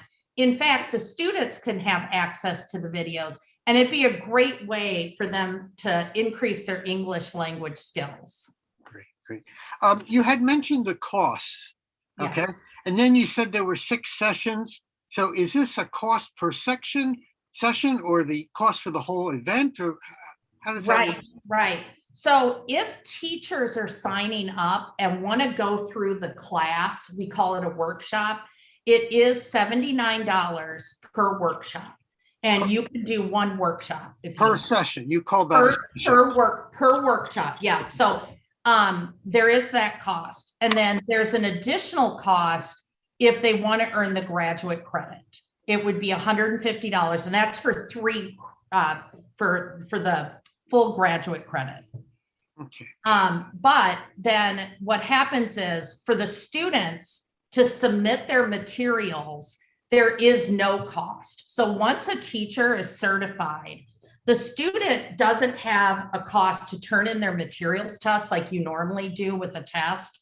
And you don't pay anything, and you could be certified. And it's only if you want a grad, or if you want credit, a university credit, that you would pay the $150. How long does each workshop take to complete? Yeah, I would say that these are great questions, Jake. I would say that it's usually around 10 hours to complete each workshop. It's equivalent to a 1 credit class, which is generally 12 to 15 hours. It just depends on, if you don't have to rewind and watch it, you probably could do it faster. But they learn things like design thinking. So I want to let you know the workshops are have a partner and you do design thinking, which is a really hot thing in the US, and I think everyone would benefit. And so that takes 90 minutes and you're working with someone else. So these are fun activities, and there's not homework in a traditional sense. Your homework is for the teachers, okay, you did this activity. Now, how would you implement that into your classroom? Whether you're elementary or high school, how would you do a design thinking activity to get kids ready to design solutions for other people? Because design thinking is about empathy, number 1, designing for others, but number 2, entrepreneurship, because you have to design for someone else if you want it to be sustainable, if anybody wants it. So you can't design something for yourself. Great question, Jake. Great. Well, everyone should design things for me is what they should be doing. I saw some dates when you went real quickly. Oh. So do the programs, do the workshops start at a certain date? Is that? Thank you. That's another great question. So the workshop starting June 1st, you can take any workshop at any time. those dates were just what we had put up for our teachers a couple months ago that said, what we usually do is we'll start like a fall, spring, and summer, but you don't have to start when it starts. It's just if you're taking it for credit, we have to have the grade in by the end of the summer, the end of the fall, or the end of the spring. But honestly, you can join at any time, any sequence you want. You don't have to take all of them, but it's a great way for you to learn what is the way that we innovate in America, what's the way we innovate and entrepreneurial in our colleges and universities, and also in our business and industry. So we work with Microsoft, we work with Ford Motor Company, we would work with startup companies, and they have certified to us, this is actually the process of innovation that we go through. Great. So I could take maybe session 1, session 2, and then maybe I have to actually be teaching some classes. So I may take 6 months off and then do 3 or 4. Absolutely, absolutely. Sessions 1, 2, and 3 are really you as a student, like you're learning. And then 4 and 5 and 6 are all about implementing, you're networking with each other, you're getting activities that you can do, and you try out activities. Okay. And Jake, we'd love to have you join us in a session. It'd be fantastic. Well, I'm writing down the notes. I'm thinking, okay, I'm going to be doing this. We were going to have a gift in July, but I think I'm going to cancel it and be taking your class. We would love it. Julie would kill me. Is there any other expense besides the expense of the course? Are there books, or you have to pay some sort of a fee to do something else? Or no, right now there's nothing. What we do is we don't say it's a textbook, but it's an online curriculum toolkit. So all the activities, you get all of that when you sign up for the workshop. Oh. So when you sign up for the workshop, it's $79. You automatically get all the activities, the workbook, you get access to the portfolio tool I was talking about. So you do that yourself, like a student, you'll fill in the portfolio tool. So the $79 covers all of that expense. Okay. It's $79 per session, but Yes. I know this is unusual, but can I just say, I'm going to try session 1. And then if I do okay, then I'll go to session 2. Can I do it session by session, or do I have to? Absolutely. That's why we did it this way. We want you to get in, see if this is something you're interested in.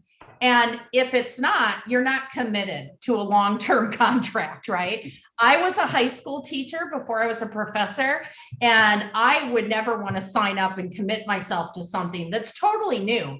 In the United States, teachers traditionally have not been asked to teach these types of skills and mindsets. So yes, absolutely. And like I said, there's no additional cost for you. There's no extra textbook, anything, or assessment fee, portfolio fee. It's all wrapped up in that $79. Now, why can we do that? Well, like I said, I'm a professor. We're at the University of Iowa. My university has put in millions of dollars. We want this to really be a thing that takes hold in the United States. And also, I write federal grants. And so I basically, what that means, students, is I beg people for money and then they give us money, and then we don't have to put the cost to students, teachers, or schools. Great. You had, real quickly at one point, you mentioned something about having a partner. Is this something I should sign up with in conjunction with somebody else, or? You can absolutely come. A lot of teachers will come on a teacher team from their school because they want to work on this together. Sometimes teachers will come with a business or industry partner that they've been approached and said they want to work with the schools to make innovation. You can come with them, or you can come by yourself and test it out. And then once you figure it out, go back to your school and say, I want other people to do this. This is really cool, and this is what I've learned. So right now we have schools where we have like 100 teachers in it at once, and we have people where there's one person just exploring it. So it's totally up to you. You said business or industry partner. You mean like a company is going, I mean, how does that work? What are they? Yeah, that's great. So one of the things with STEM Innovator is on your portfolio tool. It's also a place where business and industry collaborates with your students and gives them feedback. And so business and industry right now is really wanting to help fund schools to get this kind of work out there because it in the end helps them. So a lot of times we ask all of our teachers to find a business and industry person to partner with, even if it's just to say, here's my ideas, right? It doesn't mean they have to pay anything. It just means here's my ideas and I want to bounce these off you.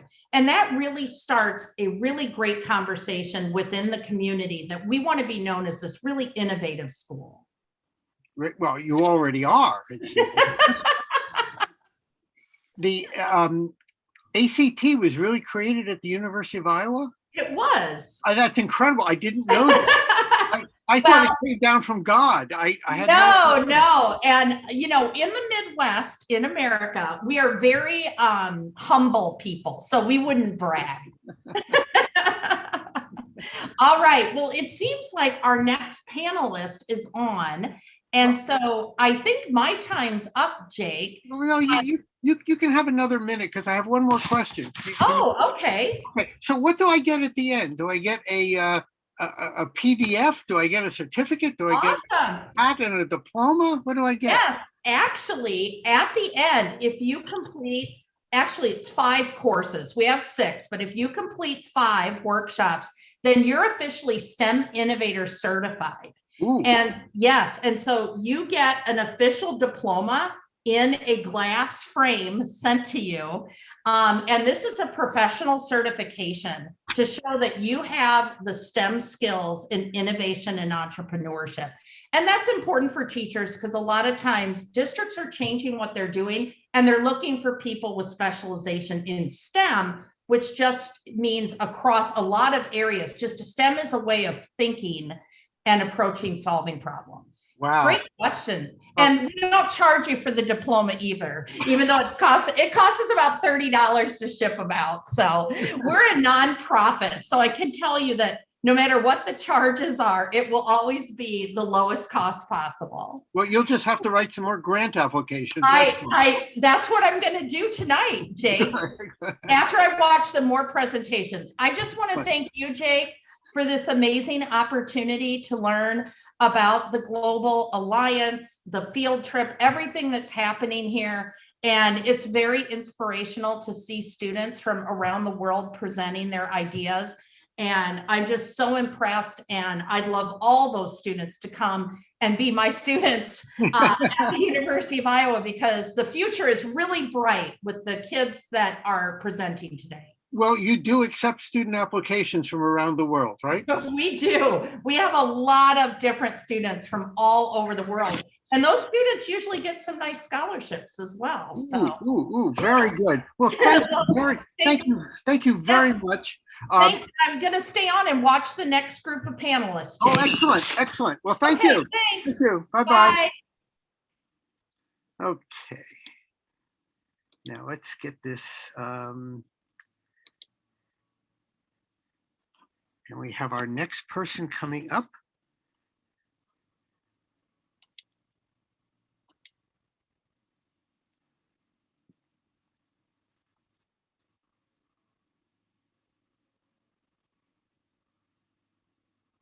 Hello. You have to unmute yourself. Hi, yeah. How are you? Good, how are you? Like I've seen you before, right? Yeah. This is so exciting. I'm glad you signed up for this gift presentation. You have a very interesting concept, a website, okay? I think it's going to be very interesting. Rock, paper, scissors, right? Yeah. Okay. I'm looking forward to hearing all this again. Just so you know, I'm alluding to, we had a podcast a few days ago, a week ago, and it was a very, very interesting. We said, oh my goodness, you have to come to GIFT, you have to present. And so you are here. So this is your platform. Please explain who you are, what it is, and this is exciting. Thank you. Let's start. And yeah, there you go.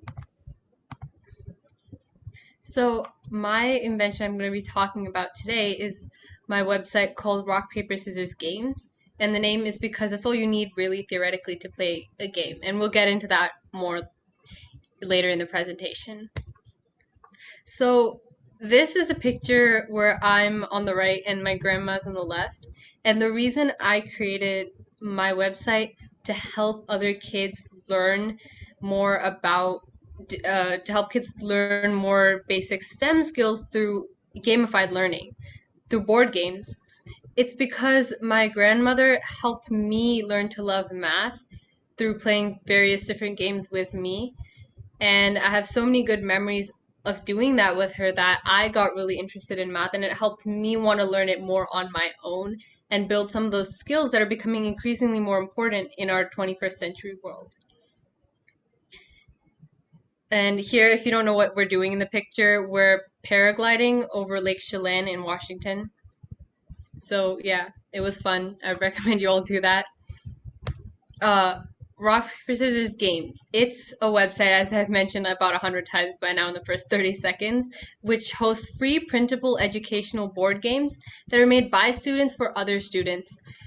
And it helps them learn valuable skills in math, science, and critical thinking. And of course, we will be probably expanding the categories more as we develop. But the core idea is that students can learn from the different board games that are available, and then they can also repackage that learning by creating another board game and submitting that to help even more students learn and grow. And when you think about what a board game is, it's just a concept of a game. It really doesn't matter how neatly it's packaged or if it has plastic pieces versus just rocks you found on the side of the road. So at Rock, Paper, Scissors Games, we're cutting down the cost of a board game to just being free printable board game that you can just print it out yourself, and you don't have to pay $20 at Target to get one of these.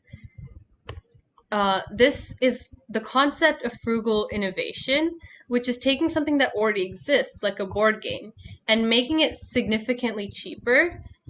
Another example of this, where I got my inspiration, is the Foldscope, which is a microscope that in parts is less than $1, which sounds crazy when you think about it.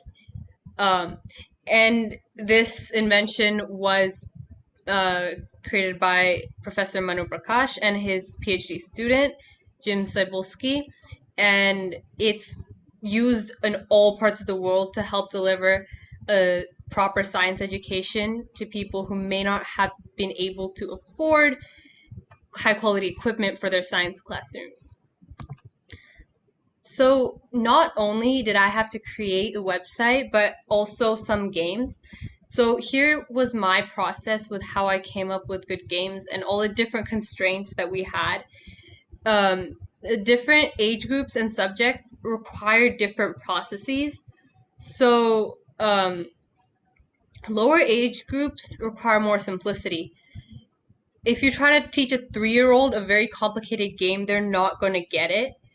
And they can't read. So usually a lot of little kids can't read. So having the rules in picture format, so it's simple enough that you can just show pictures for how to do the rules. And higher age groups, however, aren't going to be satisfied with a very, very simple game design, and they require catch or more complexity. For example, well, you can do this, but only if you have these things already. So capturing, I don't know, in Monopoly, if you get you're stuck in jail unless you got a get out of jail card. So things like that. But we can type up rules in words, so that helps a lot. Math games are a little bit simpler to create, and they can just start from the concept that you really want to teach, and then just kind of put that into a game. For example, basic arithmetic, you want to teach addition. Then you can think about what really is addition and how would I then put that into a kind of simpler game format, like, oh, you race to the end. But if it's addition, you can give someone a card that says like 3 + 5, and then you have to move 8 spaces forward or something like that, where it doesn't take a lot of creativity and ingenuity in the lower levels to make a math game. Science is harder because there's something that you have to represent that is more of a complex process, or something that's a little bit harder to explain to someone just by things that they already know or make sense to them. And critical thinking requires more abstract brainstorming, where you have to change what the game is at all. You can't just take a basic game idea like race, you're trying to be the first one to finish or something like that, or capture all the other players' pieces. It requires you to think about how you can make that game. So I think that's the hardest one to create, but those are super fun to play. Also, making the website required thinking of the different features that would make it better in terms of the UI, and also in terms of how easy it is to find things, and how it really helps push the right content. And how are you going to submit game ideas? Are you just going to let people post them willy-nilly, or do they need to get checked? And I will do a quick tour showing off my website. So let me new share, and then yeah, here. Can you see this? Okay, good. So here's our home page, and if we go to games, then it'll just pop up like the first games, and usually I'll just put a few here once we get more games. But then you can also search. Like if I want to search for preschool math games, I can click get games, and it'll get me other games. And you can always view the details in the games. You can learn about the author, and you can also download games that will show up in a PDF format.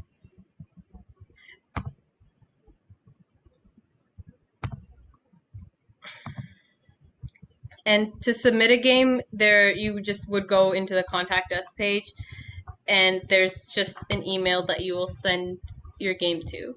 And the model of my entire thing put together is games are either printed directly by the user, or they can be distributed by different charities that I'm hoping to get to work with in the future. But before that, I really want to make more games and make it a little bit more fleshed out. And anyone can submit games that they've made, and they will get reviewed though before being posted, so that we can monitor for like things like copyright or for inappropriate content or things like that, or even to see if it's easily printable, if the colors will clash too much for black and white printing. And how can you get involved?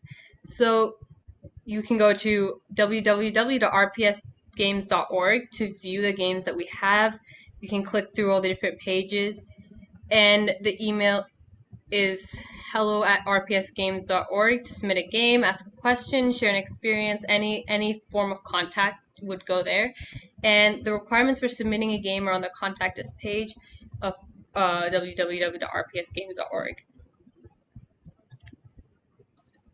And that is all I have in terms of slides. So if I was wondering if you had any questions. Well, yes, actually, I know you're 35 years old and you've been doing this for 20 years, but can you tell us a little bit more about yourself? Yeah, I'm actually not 35 years old. I'm 17 and I'm a junior in high school. And yeah, I do other activities as well. I like music, so I play piano and viola and orchestra, and I also do taekwondo. Like I just came from a taekwondo test actually right before this. So yeah, that's a little bit about myself. How did you think of this? How did you get started? So I was actually in a Mindnetics camp where they taught us a little bit more about the different types of invention, and where I learned about frugal invention. And I kind of decided to use that and apply that to a topic I was passionate about. So what, hi, I'm Michelle Munson, and and been involved with students in invention for a long time. So what made you focus on the game concept? Like I wanted to focus on kind of the game concepts because I like when you're learning when you're a little kid, it's very hard to get a kid excited by just learning by lecturing them in a classroom. And a lot of times in my personal experience, and I'm sure a lot of other students have this experience, when you're excited about a topic that you're learning, it is so much easier to study it. It just goes so much smoother. You're more motivated to want to learn it. You subconsciously you pay attention more. You will do your own research in regard to the topic aside from what you're taught in class. So it actually helps you learn a lot. Great. So how many games do you have on your site as of now? As of now, we have 3 published on the site, but there's a couple more. One I have in the pipeline that hasn't been published. It just needs a little bit editing and I just need to stick it in the database. And another one of it, I have like a concept that I just need to make the PDF. But other than that, I've also been able to work with other students and have some of their games in the pipeline to put on to my site. Great. So Well, that's how kids very- respond to it so far? Yeah, that's quite something. I wasn't doing anything like that when I was 17. So that was very impressive. Do you have a plan for what's next? Like I said, first I'll focus on getting more games, as well as I definitely want to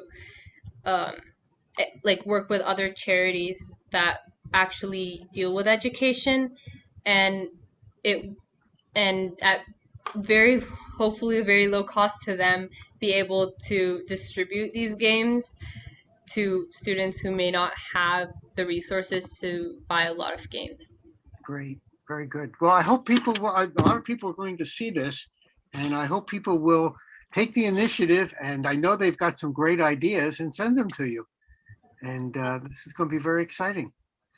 Great. There was a question for Anya regarding perhaps any thoughts on intellectual property concerns. Yeah, like at first, like I didn't seem like that it didn't seem to me like a huge problem of people like distributing it without permission, or there's certain things of copyright that isn't super necessary, but some of it, like somebody else trademarking it and copyrighting it and then we wouldn't be able to use it, that is a little bit more concerning. So I would probably have to have a way for that to not be copyrighted in that sense, where I'm not allowed to use it. So there's a little bit to do there. There's always more stuff to know and always more things to do. Great. Well, I'm going to be going to your site and looking for some games, and I'm sure there'll be a lot of stuff showing up. Thank you very much. Thank you. Thank you for having me. We have a minute before the next person is going to start. So I'd like to take this moment to introduce the other person. Unfortunately, I forgot to introduce you, Michelle. This is Michelle Munson, okay, who is the founding mother of so many ideas involving creativity and innovation and invention. I wouldn't be here now if it weren't for her. She got me started, I won't tell you how many decades ago. But Michelle, would you just like to take 2 minutes and just talk about your history and who you are and the amazing things that you've done? Well, I've really been enjoying the program today, and have thought about all the different things that people have been talking about, and the person from Canada who was talking about, the concept of melding science and creativity and art. I said to my husband, I said, we've been trying to do that for decades, and I get it. But the idea is that if you think about how kids learn, and like our last presenter just said, you know, they need to be excited about what they're doing. And so I've always been trying to incorporate that into my teaching, and was a classroom teacher and a teacher of the gifted a long time ago, and got involved in developing creativity, and was working with some friends, and we created the Connecticut Invention Convention, and kind of bumbled along until we got folks like Jake and other people involved. And it took off, and it's a wonderful program and has spawned a lot of other ideas, and including this one, which is exciting and wonderful. So I'm glad to have had some part in getting more and more creativity and innovation for people, not just kids anymore, happening. She's much too modest. She can tell you stories for hours about all the things that have gone on. But I certainly wouldn't be here if it weren't for her. So Michelle, if I've done anything, you have to take credit for it. I'm sorry. Oh, all right. Do I get royalties too, Yeah, Jay? you get all the money that I get for being paid for being here and doing this. Right. I won't spend it all on one beer. Well, it's time for our next presenter. Sam, are you there? I am here. Ah, this is great. Sam and I have had keep talking to each other. Sam has a wonderful idea that is, there you are. Oh, Here, guys. Excellent. Sam is creating something that I think is going to make a concept a lot easier for people to use. It's not that he's invented bread, but he's invented sliced bread. It takes the basic thing and makes it more usable. Is that a good analogy? That's a very good analogy. That's right. So why don't you talk to us now and tell us about your sliced bread? Oh, yes. All right, let me start sharing my screen here. Get to the presentation. All right. I assume you can see it?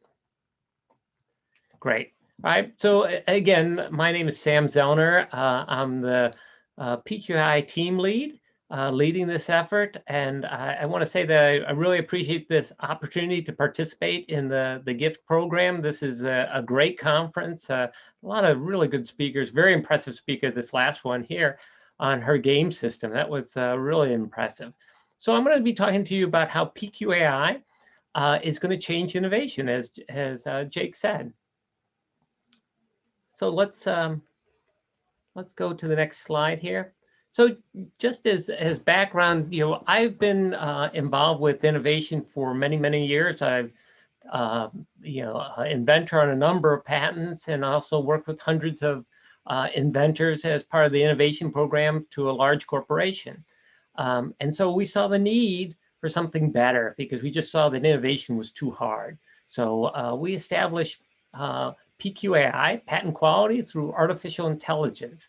And this is an open source nonprofit initiative. We're going to create a library of software components that can be used specifically for innovation and intellectual property data analysis, because we have a lot of data. A lot of people don't realize a lot of data in patents.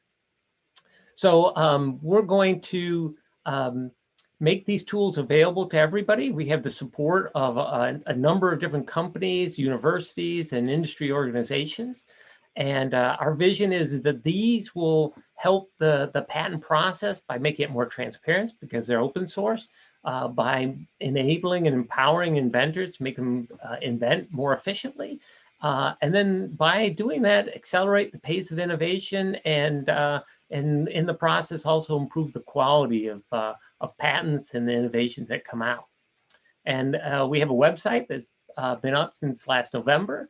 We'll go to it a little bit later in the presentation. So one of the things that's important is when you think about being an inventor, and I'm assuming a lot of you out there are thinking about being inventors, which is great. There's a couple of key components that I've seen that you need to have. One is knowledge. Of course, it just helps. The more education you have, the more you can understand about new technologies, about how things can be put together. So it's just really important that you stay in school and you learn as much as you can. Also, another component that a lot of people don't realize is life experiences. It's so important to get exposure to lots of different cultures, lots of different countries, and see how people are doing it, because living and doing things, because there are a lot of different ways people do things. And what happens is you realize there's assumptions you're making without even knowing that on how you're doing things. And when you go to different cultures and you see different people and how they do it, you realize, oh, there's different ways to do these things. So that's real important. And then the final piece is innovation. Innovation is a skill that you need to develop. And it's really important. And we heard the last speaker talk about frugal innovation. There's lots of different techniques. And I just want to emphasize that it's a lot of trial and error. You come up with ideas and you see what didn't work about them and you learn from that. And the next time you come up with an idea, you're not going to make that mistake. So don't get discouraged if you're trying to be an inventor and you try some things that don't work out. It's okay. I've had a lot of challenges. You'll have a lot of challenges, but it's okay. You just keep on pressing forward and you'll be a great inventor. I'm confident. So let's look at one of the things that makes it hard to be an inventor. So a lot of you come up with ideas and you wonder, is this a new idea, whatever it might be? And you might ask a friend, you might ask your parent, you might ask your teacher, something like that, and they might say, I don't know. But the reality is you're competing, when you're coming up with ideas, you're competing with everybody in the whole world. So that's a very competitive marketplace there. And so you really need to use, a search engine to search, just look through all the documents to see, has anybody thought about your idea? Currently, some of you might use the patent office, the search engine of the patent office. That's using a Boolean search engine. In other words, you got to come up with keywords to look at your idea. So whatever it is, you come up with a couple of keywords and you do a search. The problem with that is, say you're doing something in wireless. Well, wireless might mean cellular, like your cell phone, but wireless could mean Wi-Fi, or it could mean Bluetooth. There's lots of different ways to refer to wireless. And to be, an effective search, you'd have to put in all those different words to make sure you've covered everything. That's not easy, and it's very difficult. And then you can see in this case, we're searching on a dog collar. We come up with 51 different documents, and you got to figure out, look at each of those documents, figure out what's relevant. That's really hard, and we thought it was too hard. So we said, let's see if there's a better way to do this. So what we've used is, no surprise, we use artificial intelligence. It's a fancy word that says we have the ability with software to make the software think and learn sort of like you. Not as good, but very close. And so what we've done is we've taken AI and we've trained it. It's looked at millions of patents and research papers, and it starts learning, oh, wireless can mean Bluetooth, wireless can mean cellular, and it learns those relationships. So it has all of that information, which allows you now to write in your idea into the search engine like you would explain it to your teacher or to your friend or your parent. This allows it to make it much easier for anybody to do a search. You don't have to worry about the right words. And then what we've done is when you see the results, we've made it easier for you to interpret the results. You don't have to go searching the documents. The other piece we have here, for those people who haven't ever filed a patent, it turns out the patent office has two ways to look at your idea in terms of originality. One is to look at it to say, is there one document that has your entire idea? That's one type. That's called anticipated rejection. That's a 102. And then there's also the combinational. So if the patent examiner can't find your idea in one document, but can find one document that has part of your idea and another document that has another part, they might say that it was obvious to put these two ideas together. For example, if you had an idea of putting a cell phone with a camera back in the day, they might say, well, cameras existed, cell phones existed. It would have been obvious to put them together. And so they wouldn't give you a patent on it. So our search engine can do both those types of searches. So you can be more confident that your idea is original. Like I said, We have other open source components in this library that can be utilized for other applications. And again, we're talking about transparency and privacy so that your ideas are just yours. So let's look at the system, and we're going to switch here. Let me switch windows quickly here so you can see what it looks like. Let's share a new window. Go here. And okay, so this is the, I'm sorry, I didn't get it right here. Sorry. Looks like the same window. It was the same window. I apologize there. Just testing you. All right, let's try it now. There we go. Okay, so I've put in a sentence. Like I said, you can put any sentence you want in. It's just describing your idea. I suggest when you're inventing, especially a new inventor, pick something you're passionate about, something you have familiarity with. In my case, I picked my dog. And I always sort of wondered, what is my dog doing all day when I'm off at work or out of the house? So I thought, wouldn't it be nice to have a dog collar that could track the movement of my dog throughout the house, and so I know what my dog is doing. So all you have to do is press search here, and the system will search now for documents. In this case, what it's doing is it's looking through 22 million documents. We put in the whole patent, all the patents in the US Patent Office and all the patent applications, plus we have research papers out there. And what you'll see is we pull just 10 documents because we want to keep it simple for you. And in this case, you can see somebody, this is a patent, and somebody put a patent in on geopositioning, tracking, and control queue capability. So they had the same idea about what I had about doing a dog collar, although they had it before me. So obviously I can't patent this idea because somebody else already had it. And they even went a little farther. They went with queuing capability to motivate the dog, maybe to keep the dog off the couch or something like that. So this is how you can use this to test your idea to see if it's original. You also can learn from it. So even if it's not original, now I can learn and say, oh, wow, I could have thought about training the dog maybe. I can do other things with the dog collar. This one is interactive, so you can talk to the dog. We also provide you can see over here, there's a graph that shows you the filing trend. So you can see people back in 1990 were already thinking about these intelligent collars. So it goes back a long way. See, again, you're competing with everybody. Also, we show you what we call assignees. These are the companies that were involved in this, having ideas similar to my idea. So in case you're wondering what companies are involved, this provides you. And you can see some individual inventors were involved too. So this is useful information as you're trying to invent. Now, again, don't take this as like you failed. That's okay. You might want to go with another idea. For example, and then I cheated here, make it a little bit easier. But I said, well, what about if the dog collar not only monitored the movement, but even looked at the health of the dog? Maybe it could take its heartbeat. Maybe it could do other things like that. Well, you can run that now and see that. So you can see here, I've run that, a system monitoring an animal. And in this case, it's about a dog collar here. And it's locating the dog and all, but it doesn't have my health aspect. So maybe my idea is new. Let's look at some others. Here's a geopositioning, the one we saw before. That didn't have anything about health.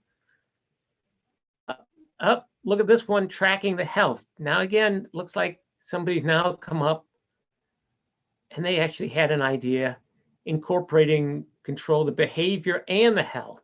So maybe I'd have to look at this more closely to see if it's similar to my idea or not, but it's important to know that. So I just want to show you that this is a free search engine. We have capabilities in which you can track the timeline of your idea so you can see what you've done over time. We have a discussion group, a forum, so you can talk about it with other people if you have questions. So this is free, it's available to you. I encourage you to go to it and try it out.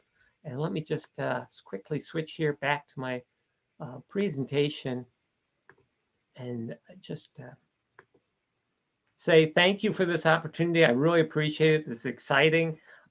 If you have questions or want to talk to me further about it, my email's right there, sam@projectpq.ai. Thank you very much. Sam, I have a quick question. I don't want to be too cynical, but how are you affording this? How are you giving this away for free? Well, this is where we've had some corporations involved with us so that we can get the software developed. We plus have volunteers helping us to create this. So it's a sort of a joint effort here. And if I put in an idea for the newest iteration of a widget, that'll stay secret. No one's going to. We keep everything. All your ideas on your computer, so it's completely secret and private. We don't track anything about what you do and any concepts you have, because we know that's very important for inventors. Great. This is a wonderful Even young idea. inventors concerned about that. Yeah, this is really, really helpful and will really help a lot of folks. I commend you. We hope so. We hope so. And by the way, I should mention we're going to have a report. We're working on it all the time. We should have a report out pretty soon, so that when you do your run, if you think it's good, you can create a report on it. And again, if you're thinking you have a novel idea, we would encourage you to, if you're looking at patenting it, to use a professional patent attorney, because it's a complex process. So it's just very good to have. But we believe the report will make it much easier for the patent attorney to help you. Great. Very good. Very good. Thank you, Sam. Thank you very, very much. Okay? Thank you for this opportunity. I appreciate wonderful. Great job. Thank you so much. Take care, everyone. Okay. And I think our next person will be joining us. Raphael, are you there?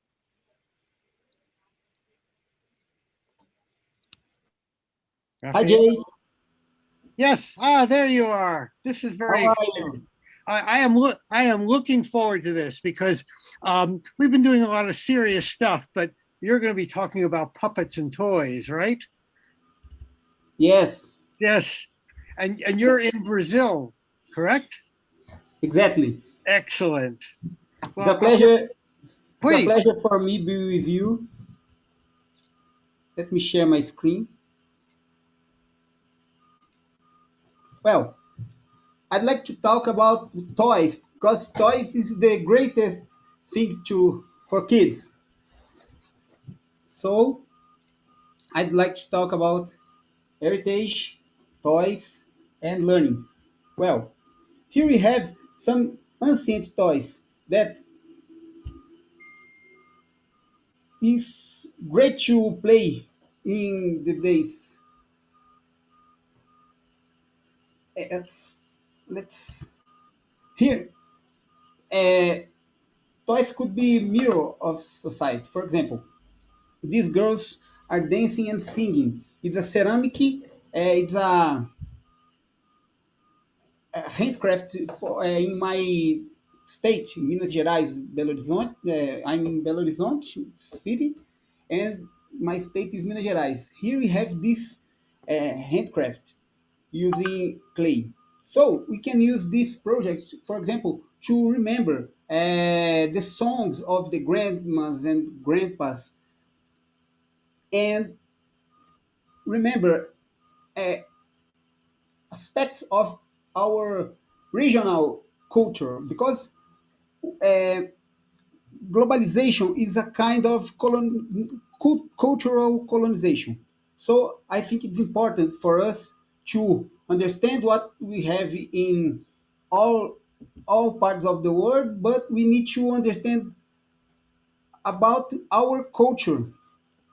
So we can use, for example, this kind of artifact to remember preservation of our culture. For example, some toys we can use to talk about professions. Profession-inspired toys. For example, this basketball game we can use, for example, to talk about math, parabolic, the path of the ball. So we can use this toy, for example, to use in math lessons. And here, a fisherman. We can talk, for example, about what kind of fish is this? The force of they are doing. We can talk about physics. We can talk, for example, about the kinds of fishes.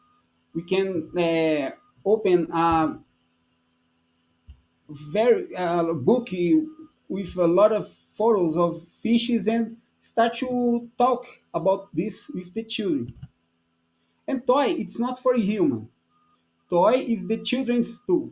So, for example, so we have a bear and this toy, a piece of wood. So it's understand the toy like a very powerful learning object. It's what I'm focused here in Brazil to do with my children.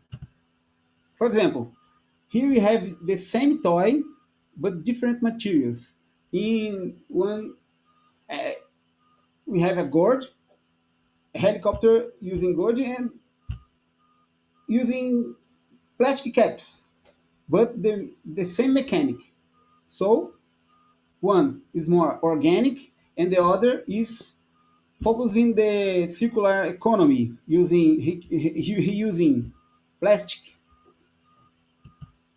And this is a project that we developed using laser cut to create playgrounds.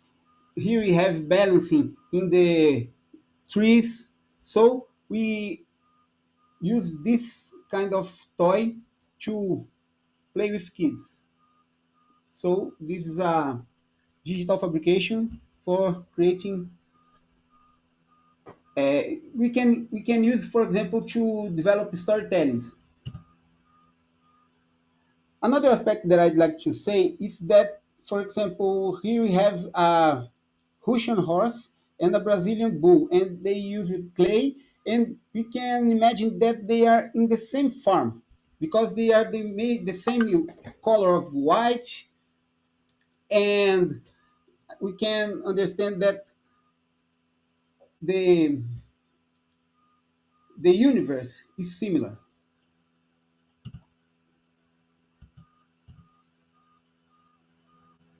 For example, this toy have a pendulum, and we can use to talk about physics, Newton law, and it's very funny, and we can use to talk about very subjects.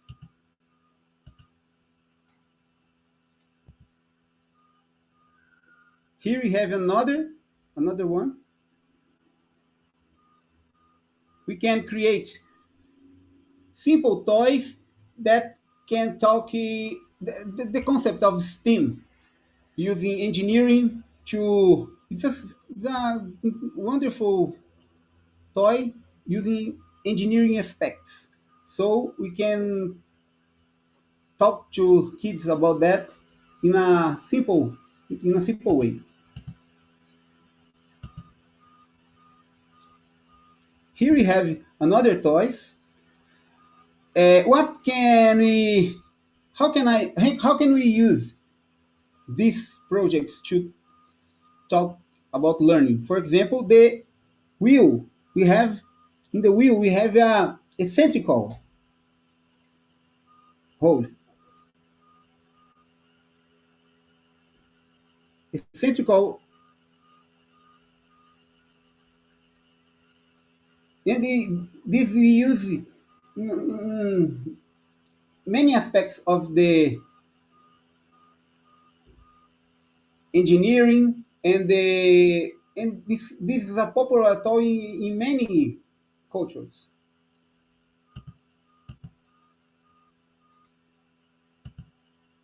Here, I'd like to talk about my project called Hacking Toys. The wood toy is a traditional it's very traditional in my region, and I made a remix and create the same project, but in 3D modeling for 3D printer. It's smaller, but we can develop a big one, and it's a way. It's very funny, but today is more easier to have a 3D printer than a space with machines to work with wood. Another projects, here we have very our culture is very the ox, the cow is very popular in in the ceremonies of agriculture, and I create a simple object inspired to talk to kids about this phenomenon.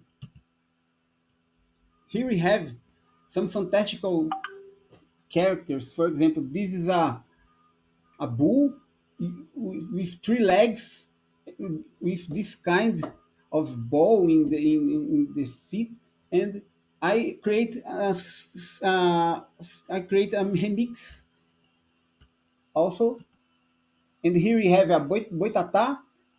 It's something like a snake, fantastic snake. So we can use to talk about our culture, our characters, our myths. And here we have another one, Mapinguari, the Amazonian myth. He have a big mouth in his body, and only one eye. And I developed this kind of toy that the kids love it. Take a look at this. Here we have a simple handcraftman, and he creates. Here he talk. Here we call that like casa de farinha. That's something like a floor house, and it's very gears and many. It's similar to the fabric, uh,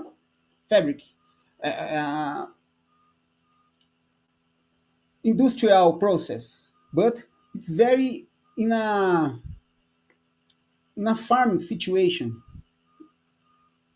And I'd like to talk about this because there is something that it's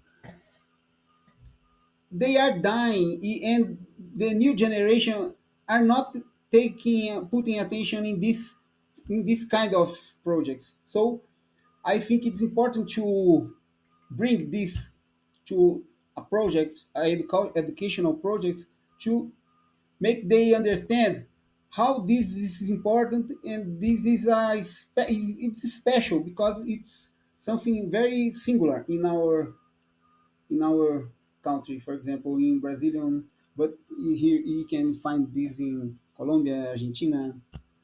So that's my point of view. I hope you enjoyed, and I'm very glad to be with you.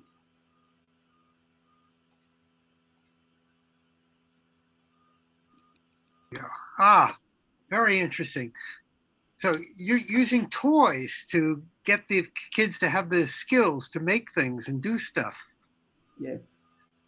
I think it's great, because they don't think about the engineering that goes into what makes some of these toys work.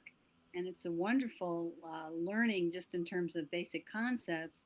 And then the way that you've extended it to incorporate cultural knowledge is really, really, something I hadn't considered. And it brings in a lot of reference to, what's gone before, and the fact that a lot of those same techniques were used a long time ago, which is wonderful. Yes. And kids need to appreciate that, And so a nice approach. And how have the kids responded to it? Have you used this with students or children? Nowadays, the kids only knows Disney, Marvel, Pokemon, Pikachu, this universe from Netflix or YouTube. And my mission, I think it's my mission to bring these characters to the stage. That's great. No, that's Very really, good. really good. Very, very informative and fun. I think that's great. Thank you. Raphael, Raphael, thank you very much. Okay, but I'm giving you an assignment. In July, I want you to come with some students. Yes, yes. I want the students to show us what they have done. Yeah, it's a pleasure for me, Jake. And they do not have to do it in English. Okay. I do not want them to be limited to English. So Okay. they can do it in whatever language. Portuguese is perfectly fine. That's fine for me. Good, good. Excellent. I'm looking forward to it. Thank you very much. Thank you, Raphael. Thank you. Okay, Fun, you know? let me just. Okay, so Michelle, Yes. let me just fill you in on what's been happening to me. Okay. Let me just, here we go. So we have a few minutes. We're a little bit ahead of schedule. And I have a student who I've connected with in Ghana, in Africa. Oh, yeah. And he is an insane inventor. He is making stuff all the time. Oh, fantastic. He's just absolutely obsessed with doing things. Water purification systems, robots, all kinds of things. And well, let me just share my screen and we'll see what we've got here. Now, is this the young man that you interact with who can only interact with you for like 30 seconds on his? Yes, Okay. So you see Lord Inventions. His name is Lord Christus of Botang. That's his name. Wonderful. What a great name. He unfortunately does not have a computer. He has a cell phone that half the time is broken. Well, let me go through this.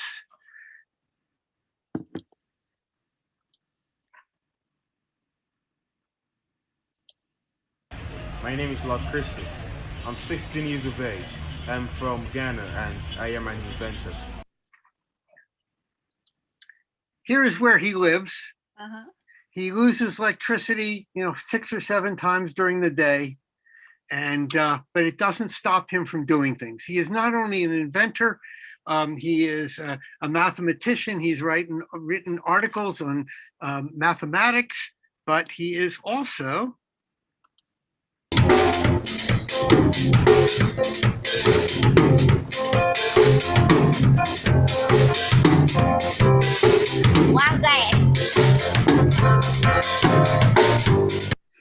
and he plays in a band, and he says as a musician, he is never bored. He is never lonely. There's always things to do. Wow. Here are just some of the things he has sent me diagrams of some of the things he has designed, some of the things he has built, some of the things he can't build because he physically does not have the materials. And what I'm going to do, he sent me all of these pictures because all he has is a cell phone. He can't do a video. He's not even in anything live. He sent me these pictures and I just sort of stuck them together. And he also made a little recording. So I want to show you the pictures and then I'm going to go back and you can play the I'll play the recording where he describes what his invention is. Okay. And then I'll show you the pictures again. There is nothing he is not interested in doing. Like I said, what was his schooling, Jake? How did he, he must obviously have some ways to gain knowledge of physics and all that. Did he just kind of think it out? He is in school, but I think he is pretty much self-taught. He has an insatiable curiosity and wants to know things, to do things. It's just, let me show you one of his inventions. You're going to see a wide variety of things. And these are just some little inventions. Most of these that I'm showing you right now are made out of cardboard because that's the only material he has. He does have some inventions he's made where he had a water purification system. He actually had pipes and pumps and stuff, but he's very limited. So this one is a device to help a woman keep track of when her period might be. This is from a young man. He's interested in everything. So let me play and you can hear him describe what it is. I'm anxious to hear. Making anything like the period made because I was not interested in the topic at all, but then I was only interested in the solution. So that means I have to focus and do it. The reason why I made this period made is not because of anything else, but it's because sometimes when you go on public transport, or sometimes some women just go out, some ladies just go out, and then frankly, I was never interested in this topic, but then I was interested in the solution, so I had to do it. The reason is that it's going to calculate the number of days for ladies and then let them know when they should go out prepared, so they don't have to disgrace themselves out there. So that's its purpose, to calculate the days for women so that they'll know how to prepare before they go outside. So that's the period made. So it's going to be calculating the days, but it's not complete. So when you look at the picture, you can see that there are designs in front of it, printed and then they're pasted in front of it. That is to illustrate how it's going to function and then how we want it to look like. And also, in case that we want to make it somewhat, the idea is different, but now just that we don't have a programmable board here. So we are going to program it and upgrade it so that you can program it yourself with a little switches. You can just put some buttons out there and then you change the whole commands. So what it's going to do is that you can change how it should notify you, can send the dates, consider dates, maybe it's the 22nd day of the month, or how it should notify you, how it should prompt you of anything, if it should just like a voice of a human being to alert you about that. That is also something that you can add to. But then right now there is no programmable board here, so I'm going to be on it. So it's going to be moving inside it. There's going to be a motor inside it. So the motor is going to be moving a gear. So the gear just rotates at an angle of let's say 3 degrees at a given time. So it's going to be perfect. And then let's say I did not find out anything about the dates and also anything about the numbering systems and when there should be a red light, when there should be a yellow light, or when there should be a green light. I did not consider those ones, but I only considered the problem and something I had in the middle school or the elementary school in class when teachers were teaching social studies and teaching adolescence and changes in adolescence. So I heard a little about that and I tried to apply that here. And I didn't ask any woman or any lady here to explain anything to me in details out. So we have this here, and then I'm pretty sure that if people are going to use this, it's going to help people so that they get notified, especially when they are under a big pressure. I mean, they're in a big trouble. They'll forget about this and get themselves embarrassed out there. So I think this can be a good reminder so that they get prepared before they disgrace themselves out there. And also for the TMK, so evidently in middle school, he learned about the menstrual cycle. And this is one of the things he had created. Keep track of that. Oh, that's funny. Here is another one of his devices. This is called the Magnetic Keeper. And by the way, with this device, he's not able to build it. He does not have the electronic parts, but he knows exactly what he needs. Okay, this is the Magnetic Keeper.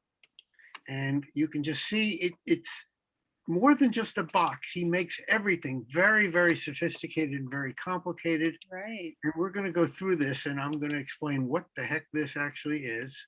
Yeah, a magnetic keeper. I don't get it, but oh, just wait. Here, you're making me excited here, Jake. Well, it's not me. Okay, so let's find out what the heck this is. The TMK is for stirring spoons or anything else in the kitchen, spoons, liquid soaps, hand sanitizers, sponge for cleaning cooking utensils, and a whole lot of plates and something else. So concerning the spoons, the metal spoons, You don't have to hang them anywhere so that when a child is playing around, they are going to be dropping on the ground. So you have to pick them and clean them again. So all you have to be doing is that you get close to the TMK, you open the middle side of it. That is the part I indicated as the space with the highest, with the higher magnetic force. So you get closer to that one, and then you put your metal spoon inside it. You just leave it, and it's gonna attract it. You're gonna hold it with that magnetic force. So this is an application of something I was taught in the primary school. That's the elementary school. Something I was taught in the elementary school.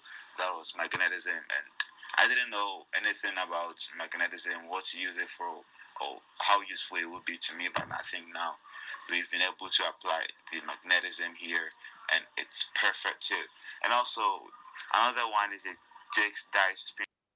So it's a box to store your metal silverware so it doesn't fall off the hook and fall on the floor. But what I love about all his inventions is he just doesn't make a box. He makes this elaborate house with a curtain, and look at the decorations. That's all stuff that he has stuck up on there to do this. He really. Do you have any sense of how big it is, Jake? No, I don't. I'm looking at the shelving up above, and this seems to be, this is not a few inches. This looks like it's a few feet tall. But he puts an enormous amount of time and effort into everything he does.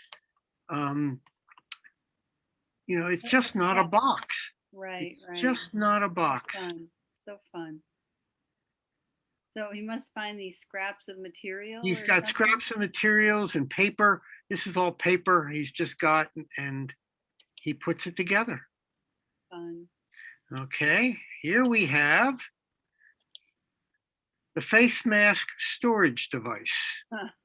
We've all needed those. Kind of, once again, look at the detail. It's just not a box. He's got hooks and things to put this stuff and to stay safe. So let's see the description.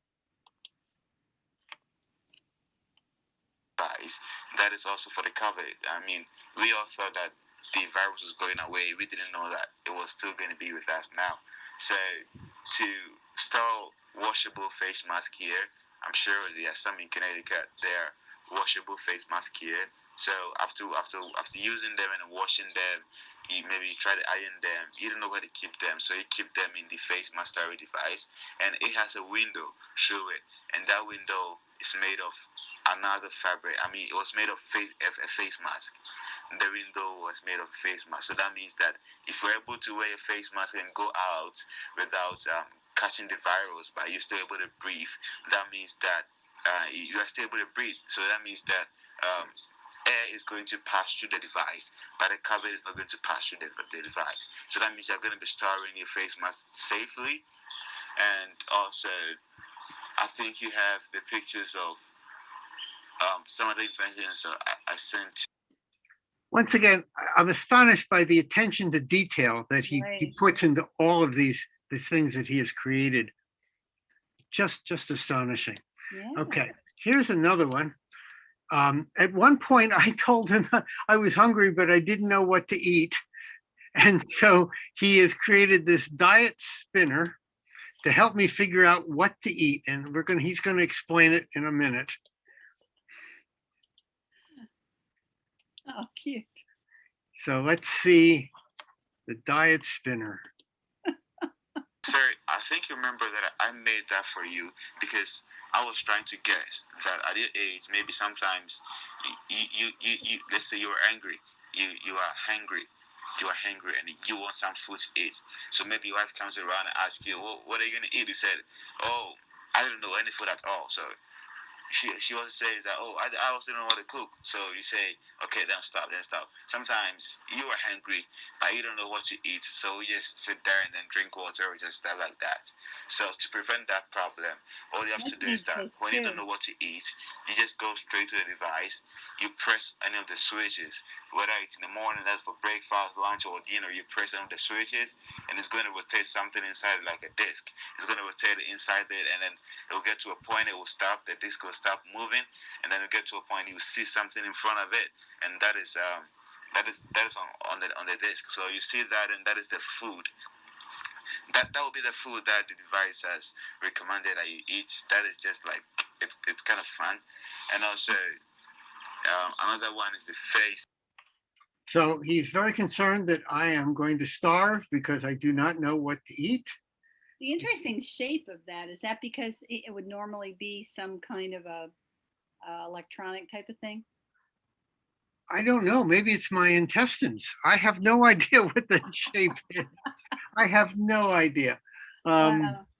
But So this is to deal with men's refrigerator blindness? yeah, indecisiveness about what to eat.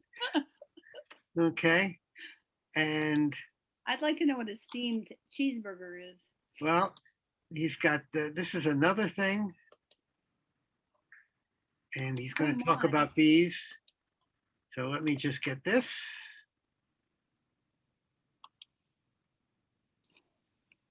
Another one was for storing the books that you sent to me in 2019, and also something like a lampshade here, and also I think you remember I sent you pictures of something like houses, yeah, like that. I was trying to make another one this morning, but then I'm so tired and my eyes are closing by force. But I'm going to be on that. I'm going to be on that. So I'm sure that I'm not getting late. Please forgive me for this bulk message. And I don't have a camera stand here right now, but I'm not gonna sleep. I'm gonna try, and then I'm going to make a camera stand. So if I don't get late, then I'm going to make a video presentation. Yeah. So I'm hoping that I get to make a video presentation. I'm hoping that it doesn't get late. So I'm going to be there. So please, this is what I have now, and I will be sending you any other picture or videos concerning any of these inventions or any other one. Thank you very much for your time. Thank you, sir. What a cutie. This is. My name is Lord Christus, and I'm glad to be a gift presenter. Thank you. So if anyone is interested in seeing more of his inventions, he has given presentations at the previous gifts in January, in October, and in July last year. Go look him up. He's got a lot of really interesting things that he has created. So please go find him. Okay, we are. Thank you, Jack. I'm gonna head out now. Okay. But I appreciate it. This has been wonderful, and I'm sure I'll check in a little bit later, but I've got to go do something now. Oh, you have a real life. Okay. Thank you much. Yes. Okay. Tammy, you're not quite yet. I'm going to put you back on the attendees. Okay. But our next person is Arushi.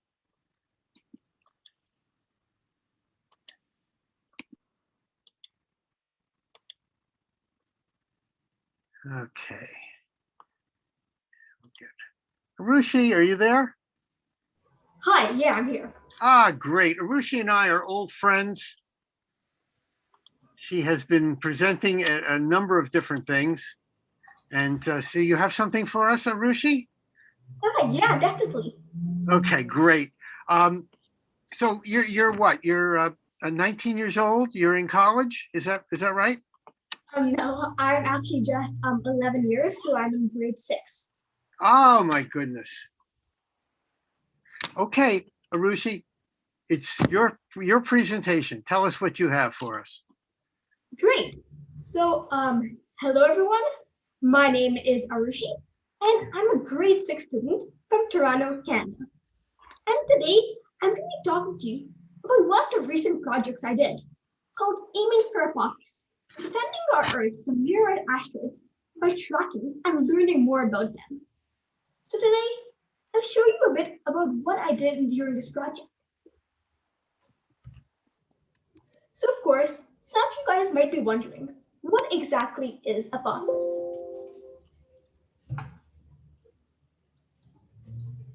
Sorry, just my slides don't seem to be moving right now.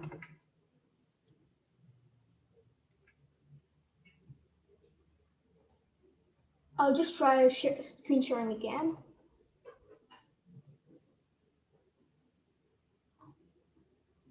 We've all had PowerPoint problems. Yeah, so some of you guys might be wondering, what is Apophis? Well, Apophis 99942 Apophis is an asteroid.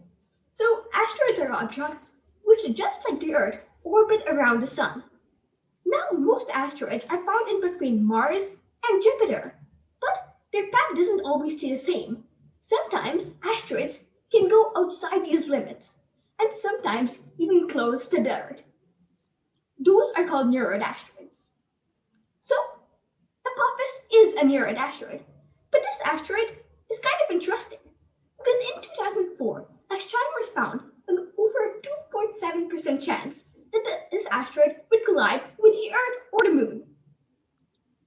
And in around 8 years from now, Apophis will go close to the Earth at a very close distance, even lower than some of our satellites. So I was really interested when I found this out, and I wanted to see what I could do with this information. And this was actually a perfect time to learn more about this asteroid. Because as you guys know, this year has been relatively different because of the COVID-19 virus. Lots of things have been closed, like offices, workplaces, restaurants, shops, even our schools. And like many other people, my schools turned online, which meant I didn't have to go to school, take the bus, and everything, which meant I had more time at home, which meant more time to follow my passions. And actually, during this lockdown, I've already made a couple of projects.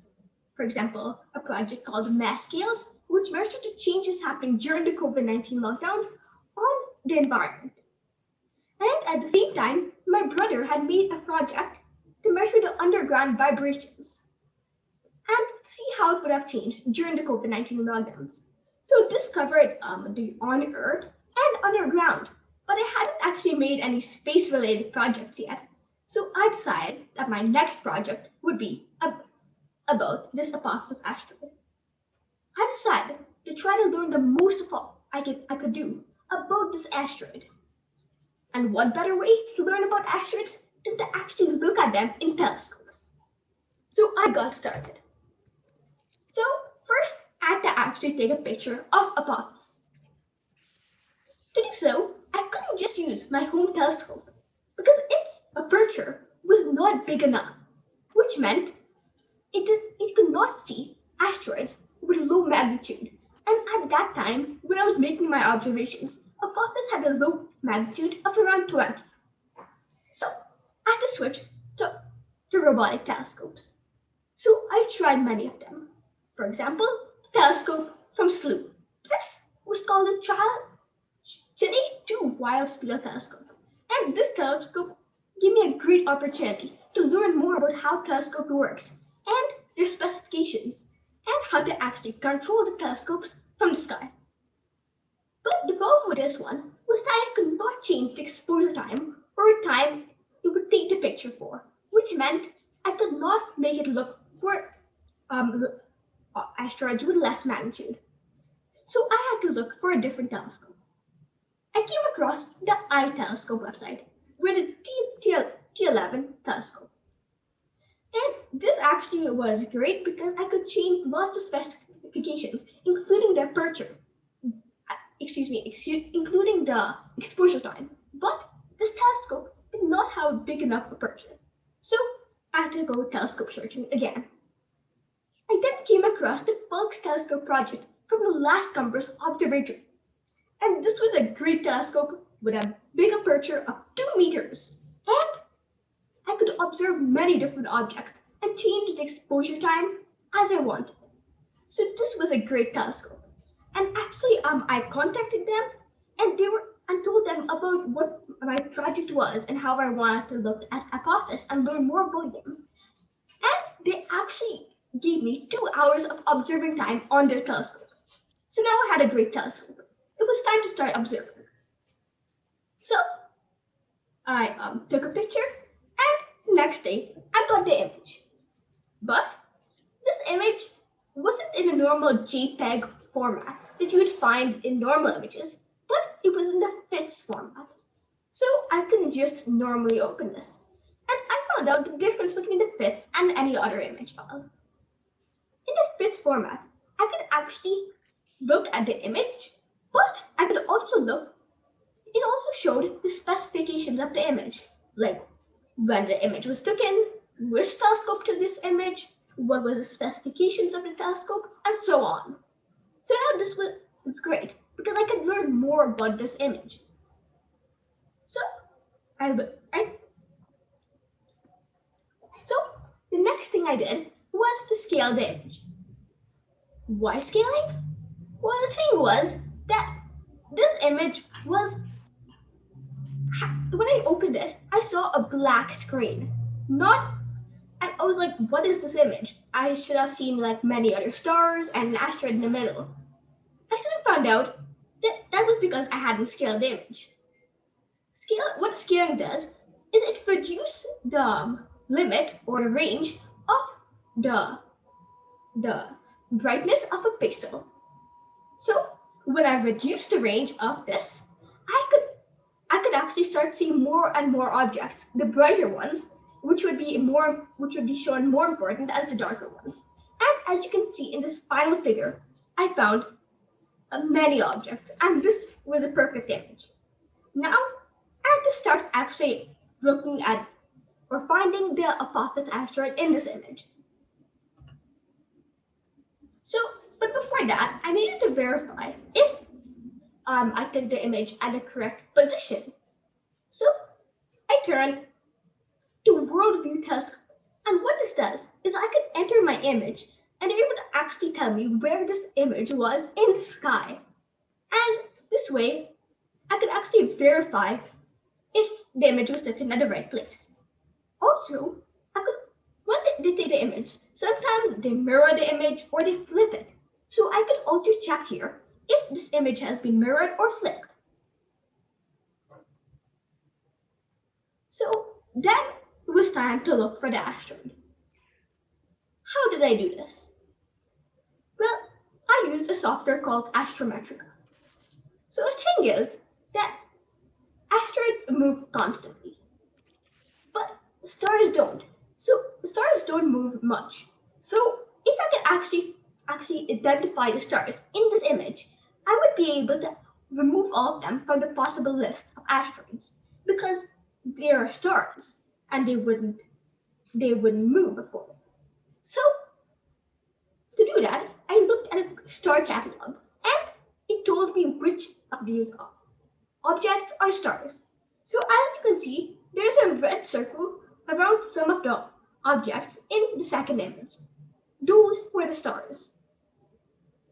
But as you might have noticed, there are many other objects that did not have a star around them, which meant they weren't classified or they weren't identified stars.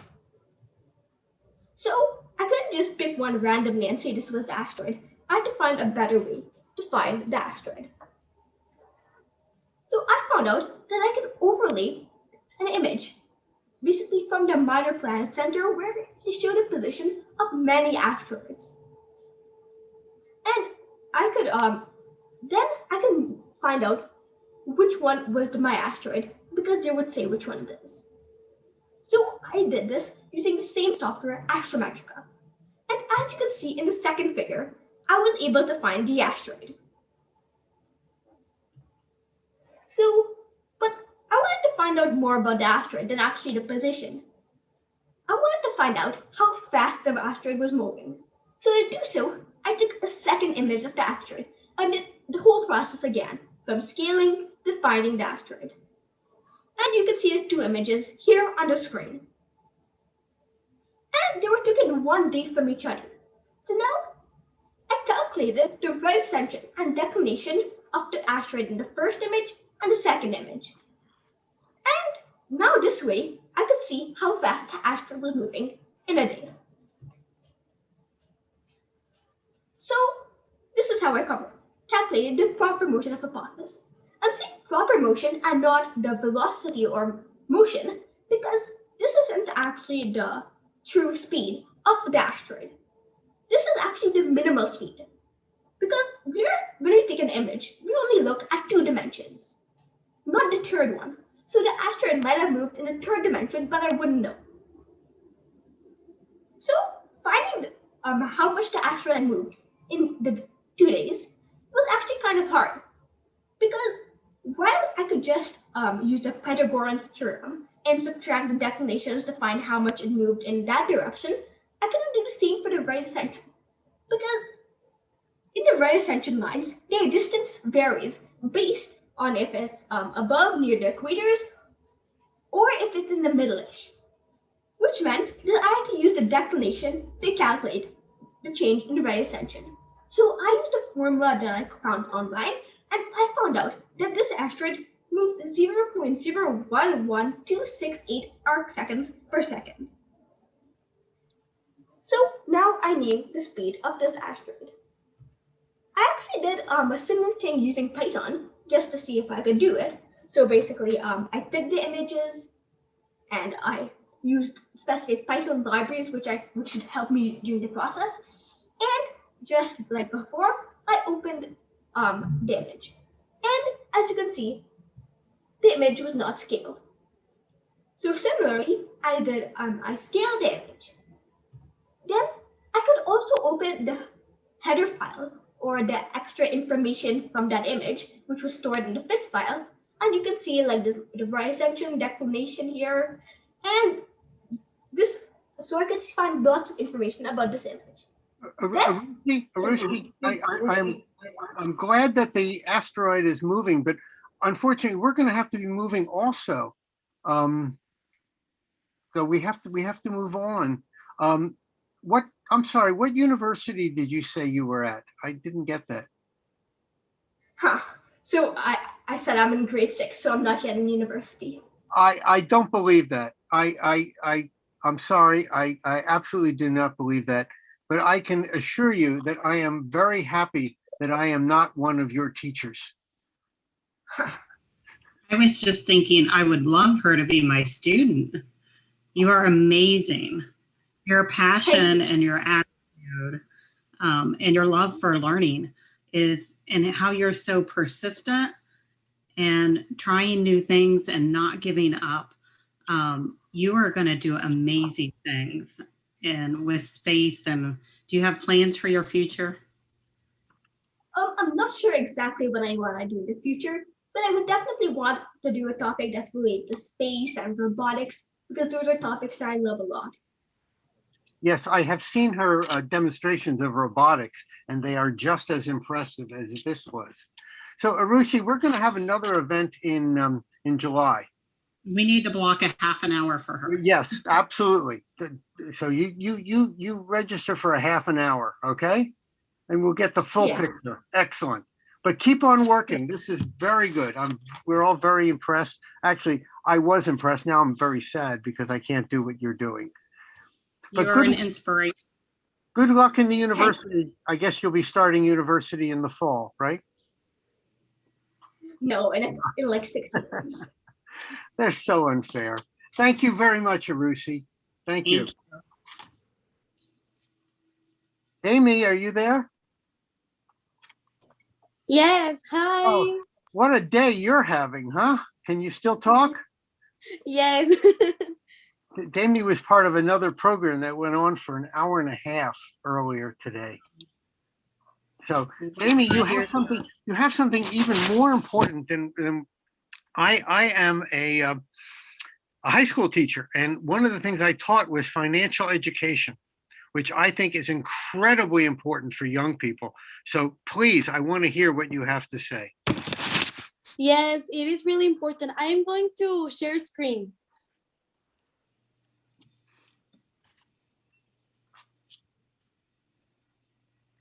Can you see my screen? Absolutely. Oh, perfect. Well, this is my financial education course. I name it Teen, Tween, or Over 18 Financial Education course. But first of all, what is financial education? Well, financial education is the ability to know how money works for you. And to know how money works for you, you need to know how to invest, manage, and make money. In Mexico, which is my country, 32% of our population suffer of poverty. Personally, I think the problem is not the lack of money. It is the lack of financial education. In this course, you will learn how to make, manage, and invest money. Number 1, how to make money.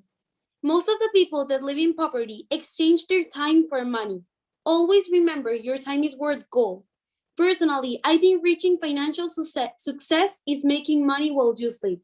Like Warren Buffett said, if you don't find a way to make money while you sleep, you will work until you die. Will you like to know how to make money while you sleep?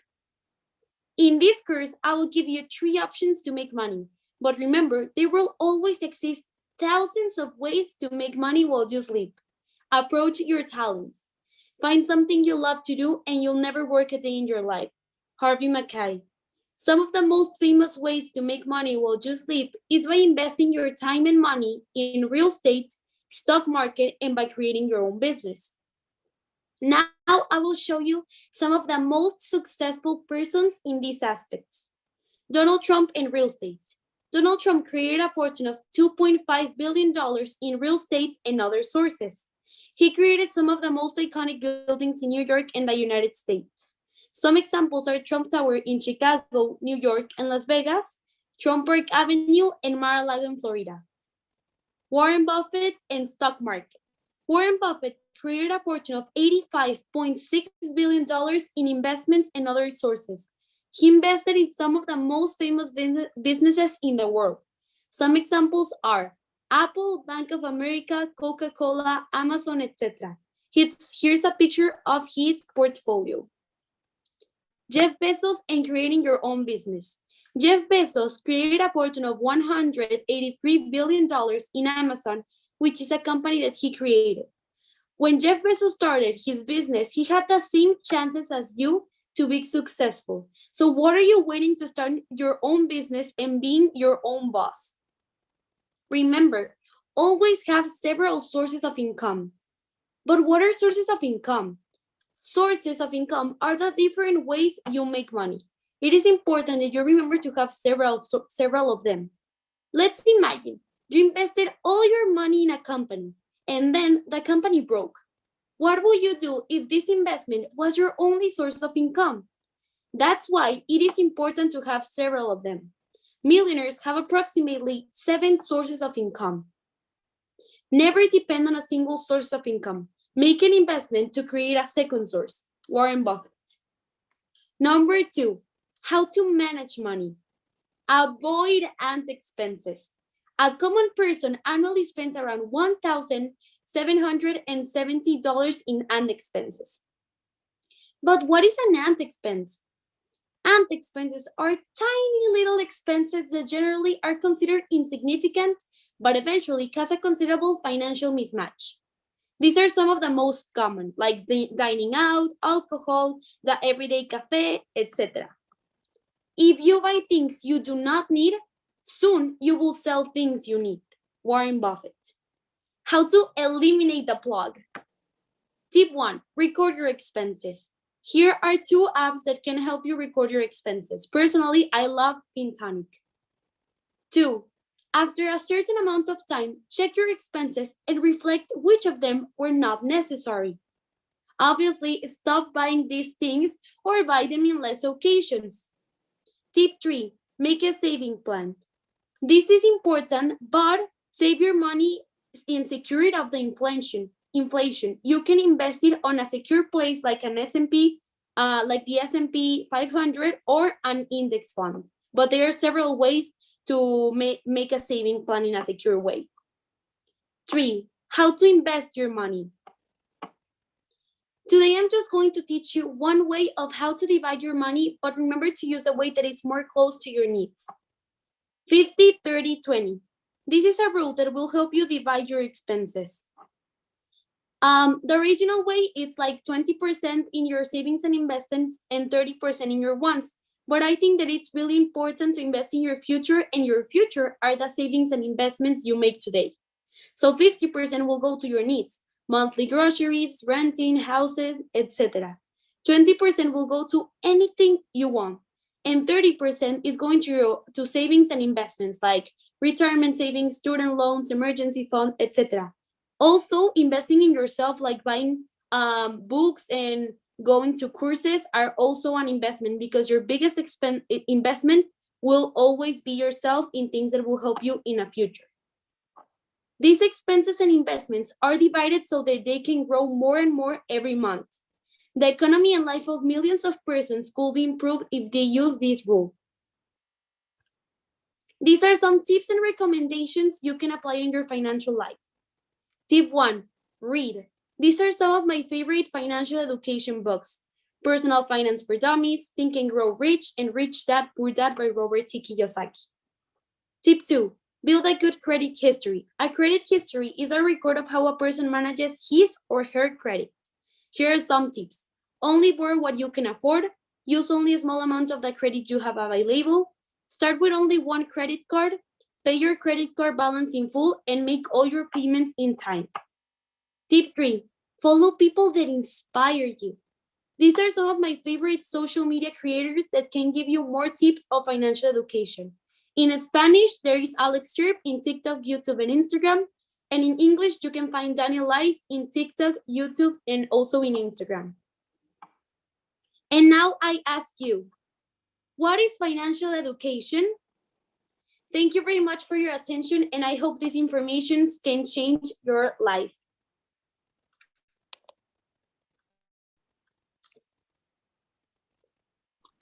Wow, that was very impressive. Very, very impressive. And what university are you going to? I would like to attend, I'm not still looking for universities, but I would love to attend to an Ivy League or Cambridge or Oxford or Wharton. I think you're in a university now, trust me. I'm very impressed. So this was very impressive. But I am clearly not a student. Have you shown this to other students, and what do they think about this? Yes, right now I am teaching a little bit of my presentation to my brother and to some friends, and they really like this because I think that the younger you use these tips, the more impact it will have in your future life. So I think that it's really important to use these tips when you're like a teenager or a kid, when you don't have still responsibilities and you can invest all the money you get. So I think that it's really important. Amy, I didn't mean, I have lots of questions, but I didn't want to cut you off. You're fine. Were you talking to me or were you talking to Amy? No, Amy. Oh, no. Oh, Damie and Amy. I'm sorry, I got two people. Sound alike. Yes, I was like, are you like me or? No. So, Damie, I was very impressed with your presentation. It was amazing. You are very wise to already see that there's a problem, and you didn't just sit back and not do anything or think that you're too young. You took the initiative to make a change and to make a difference. So make sure that you keep sharing that out with everybody you can, because I think that is something that young people need to learn early, like you said. And I think the more that you can spread your message and all your wisdom with others, it's going to help the world. Thank you. Thank you very much. I would recommend that you show this presentation to some of your teachers. Mm-hmm. Okay, and ask your teachers if you can give this presentation to your classmates. Mm-hmm. I'm totally serious. I show it to some of them and they really liked it, and some of my friends also told me if they can have the presentation to show it to their friends. So I'm really happy, but I will talk to more of my teachers about it, so more of my classmates can get a look about this presentation. It's nice that you're showing it to your family, and it's nice that you're showing it to your friends, but you really need to show it to people who aren't your family and aren't your friends. Yes, because I also wanted to help them. I think that's really important. It was excellent. It was excellent. So I just have one question though, before we have to go. One of the things you talked about was you're spending most of your money on the needs, the things that you have to spend, and a little bit on the wants. That's hard for people to do. They want to spend the money on the wants. So how do you get people to realize that they need to spend more on the other things than the wants? I think that it's really important to invest in your future. As I said, an investment is also you. You invest in books, so that's an investing on you. But I think that helped me a lot. I think that I'm a person who also likes to go shopping and spending. But I think this: if you can't afford something 3 or 2 times, don't buy it. If you cannot buy it 2 or 3 times, don't buy it, because you cannot afford it. That's also, I think, a phrase that said Warren Buffett, or I don't know who say it. I don't remember really good. But if you cannot buy it 2 or 3 times, don't buy it, because a lot of people literally spend what they earn, they spend it. So I think that's a really big problem, and we need to solve it. So I think I see it this way: if you invest in stocks and invest in other things that will give you more money in the future, you can spend more money in the future. So I think that is my motivation and how do I see it. And I think that it will be really cool that people see it like that. Very good. Very impressed. Very, very good. Well, good luck. And please show this to other people. Yeah. Yes, I will do it. Thank you very much. Thank you. And have a much bigger impact. Please share. Thank you. Thank you. It was so nice to meet you. Bye. Okay. Pranita, great. Welcome. Thank you. This is exciting. So you're the founder of Mind Antics? Yes. For cognitive creative thinking in students. That sounds very important. Yes, I think it is. So please, can you tell us what Mind Antics is? Yeah, I'm happy to. So Mind Antics is all about building creative thinking, and what I really focus on is a lot more on the cognitive aspects of creativity, and we're going to talk a little bit about that.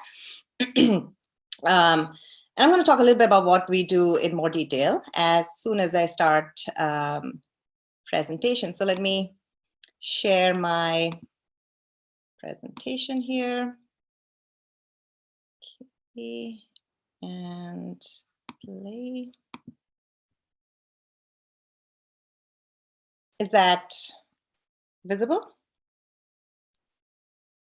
Oh, it kind of went away. Okay. You see it. So, so I'm Pranita. I just talked about. I'm the founder of Mind Antics, and so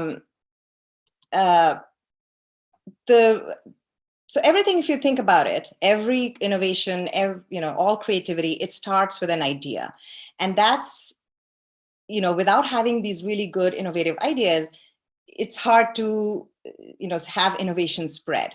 So before we go further, I just wanted to pause for a second and have everyone think for a little bit. What do you think made some of these people so successful? They are all highly accomplished innovators. But what is it that really got them, going and made them so successful? If you think about it, all of the ideas that they started with, they were not sort of linear, sequential thinking. They were not like incremental improvements on what had already happened before or what had been discovered or invented before. They were sort of like giant leaps. They were like breakthrough ideas. And a lot of those ideas don't come from this linear thinking. It comes from a lot of non-linear thinking. So if you look at the first here, the Larry and Sergey, they started Google. And how Google started was that they created a search engine, but they didn't make there were search engines before that, but they didn't make like a more faster or a more efficient search engine. They actually completely changed what a search engine should do. So they took a concept that was in the academic journals, like the concept of citations, and combined with a completely different domain, that's of websites. And so by combining those two concepts, they created their PageRank algorithm, which eventually led to Google. And that's an example of what we call associative thinking, where you're trying to combine ideas from unrelated domains. If you look at Muhammad Yunus, he won the Nobel Prize for microlending. And one of the problems that he had observed was that a lot of poor people can't get loans, so banks will not give them money. And so he ended up creating a whole structure of financial structure, so that people in poverty can also get these microloans, small amounts that have a really big impact on them personally. And so by creating that kind of a analogous structure, he has lifted a lot of people out of poverty. And then we have Hedy Lamarr. So she was a famous actress and also, an inventor that people don't sometimes know. So during the World War II timeframe, a lot of communication, the radio communication always happened on a single frequency. So both the sender and the receiver, they are all talking on the same frequency, which also makes it easy for jamming and interception. So Hedy Lamarr essentially asked, why can't communication happen on multiple frequencies? And so she challenged that assumption, she reversed that assumption, and ended up creating a frequency hopping device, and that eventually completely changed how mobile communication happens today. So the main takeaway from all of this, when you really study people like them, is that creative people, they tend to think in many different styles. And a lot of them are these non-linear kind of styles. So they're not that strictly sequential, linear thinking. And so that's what we're going to be talking about a little bit more today. And that brings us to what we do at MindAntics. And what we do is we teach creativity, we help students get creative by focusing on some of these cognitive thinking patterns. So we've looked at a lot of research around creativity. We've looked at how innovation, some of the famous inventors and innovators, what kind of thinking did they employ when they came up with ideas that were like hugely successful, and then identified some of those thinking styles that are common across a lot of innovations. And we saw examples of that, associative thinking or analogical thinking, and then weave that into what students are already doing, whether it's project-based learning or different activities, and a lot of times in just fun games and activities, so that students are nudged to think a little bit in more flexible ways and build their creativity. And of course, we also do like professional development and some curriculum development and stuff. So, but today we're gonna just do some fun stuff with, I'm gonna share some 3 fun warm-up games, and you are more than welcome to also play along if you can. But just before we get started, I just want to clarify a little bit about what we mean by creativity. And as, like I said, a lot of what we focus on is idea creativity. A lot of time people think about creativity as arts and crafts, and that's more like an artistic creativity. But what we're talking about is creativity like how psychologists define it. And they define it as an idea that is both original and useful. So if your idea is very original, but it doesn't really solve any problem or isn't really appropriate in a certain context, then it might be imaginative, but it's not really creative. And then the flip side, if you have an idea that solves a problem, but it's the method has been done before, then again, it's a useful idea, but it's not necessarily creative. To be creative, you need both those components. All right, so just getting that out of the way, but let's get started. So the first game we call Wacky Inventions. And this can be done if obviously I've done it in the school setting with kids. You can, if you're a teacher listening in, you can do that in your classroom with, have kids break them up into groups of 4 or 5. But again, this is also a fun activity that you can play at home, just as think of it as a fun dinner activity. And the idea is that everybody thinks of like a simple object, usually I recommend that don't do any electronic type stuff, nothing complex, nothing with like too many parts and stuff like that. And then once everybody's thought of those idea, you kind of share. And then as a family or as a group, you're going to pick any of those two objects and then try to combine them in some interesting way to make a new kind of invention. And of course, you have to think about why is that invention useful? Most likely it's going to be original because you're combining something completely random. And you don't always have to combine literally the objects. You can sometimes take an object and think of an attribute that's important in that object or salient to the object and combine that. So for example, if one of your objects was a soccer ball, you might think of, yes, you can think of something spherical, but you can also think of something inflatable. You can think of something with like patterns of pentagons and hexagons or whatever, and use that attribute into your design. And of course, like you can extend it, make an infomercial, you can have fun with it. So here's an example, and you can kind of play along as you're listening to this. So if you have two objects, I'm giving you a water bottle and a football. What could you do? What could you make out of this that would be a good and fun invention? And I actually gave this to some of the students, and they came up with an idea of a water bottle, or rather as a football. So the water bottle is kind of integrated into the football. So think of it as you have a football and you open one end of it, and inside there's a water bottle. You can drink water and close the cap again, and it's back to being a football again. And it's useful because now you don't have to, if you're going out to the park to play, you don't have to carry two things with you. You just carry this one thing, you play with it when you're tired and take a sip of water and you can start all over again. So it kind of meets both those criteria. So just kind of an example of how you would play this game. All right, the next one is what we call opposite day. And in here, you're going to take something that you just pick something that you already, kind of take for granted most of the time. That is an assumption. And then you try to reverse it. An example of this would be like, we typically associate libraries with obviously books, right? Libraries contain books. But now let's reverse this and say libraries don't have books. So now we have to think of a situation or a scenario where this will actually make sense. For example, you say, okay, maybe instead of books, I could have a library that lends out power tools. And that would be useful because now I don't have to own a lot of power tools. I can just go when I need something, I don't need to do a project in the house. I go there, borrow it and come back and use it and return it when I'm done. And this is useful, obviously, because now people don't have to own tons of stuff in their homes. They, there's a ready resource for lending things out. So here's another example that kind of more related to a product, and see if you can come up with ideas. Now, we typically associate tables with, flat surface and four legs, but what if we said tables don't have legs?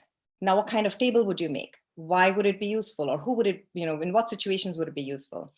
So again, like one of the student groups, they came up with a table which is supported by these wires from the ceiling. So it kind of hangs down from the ceiling when you need it, when you use it, and when you don't need it, you can raise it up again and you have space. And so the idea is that this would be a space-saving kind of a design. All right, so my very last game, and this is what we call proverbial tales. And this is, again, a very fun activity they can do as a family dinner activity. So you pick, and the idea is that this is to build analogical thinking. So what you do here is you would pick a well-known proverb. So in this, suppose it's like a stitch in time saves 9. And, like every country, every culture, they have their own set of proverbs and idioms, but you can use that. And now you have, as a family, have to create a story that fits with the proverb. So in some sense, so it's building that analogical thinking because you have to understand the structure of the proverb, and then you have to construct a story that follows the same structure. And so it's building that analogical thinking skill. And just if you want to have an added twist, you can, go around in a circle and have everybody add one sentence at a time to the story. So you're sort of collaboratively, sort of in an improv style, building the story that's also fitting with this proverb. So those were the 3 games that I wanted to share today for my presentation. I hope you're going to try some of it and enjoy, have fun when you do that. So yeah. This is very And if you have any questions, if you have ideas and you want to try something out, just reach out to me. And that's it. Thank you very much and enjoy the rest of the GIFT conference. Well, I'm going to enjoy the GIFT conference, but I'm also going to enjoy playing these games. This was some very interesting ideas. Thank you so much. Very, very interesting. We're going to be, we've recorded this, and we're going to be keeping this as part of a library of great ideas. And I know that other people are going to come and watch this and say, wow, these are some really interesting, creative things that we can be doing with students.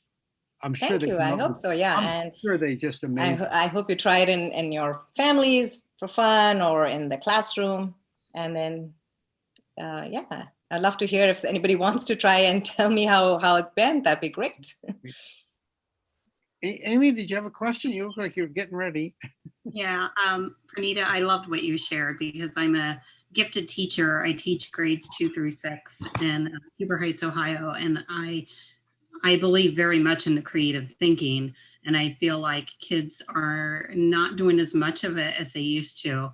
And I think it's something that when you practice, they do get really good at thinking that way.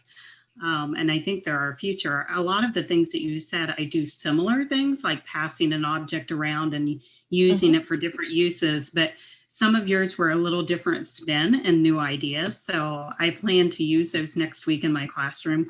I would love to put those together to be able to give to parents for ideas, because I like how you said to do it at the dinner table or do it in an evening or on a weekend. And I think if I had like those games put together to hand out to them, even at parent-teacher conferences, they're very simple to use. They're very simple, but they're very effective.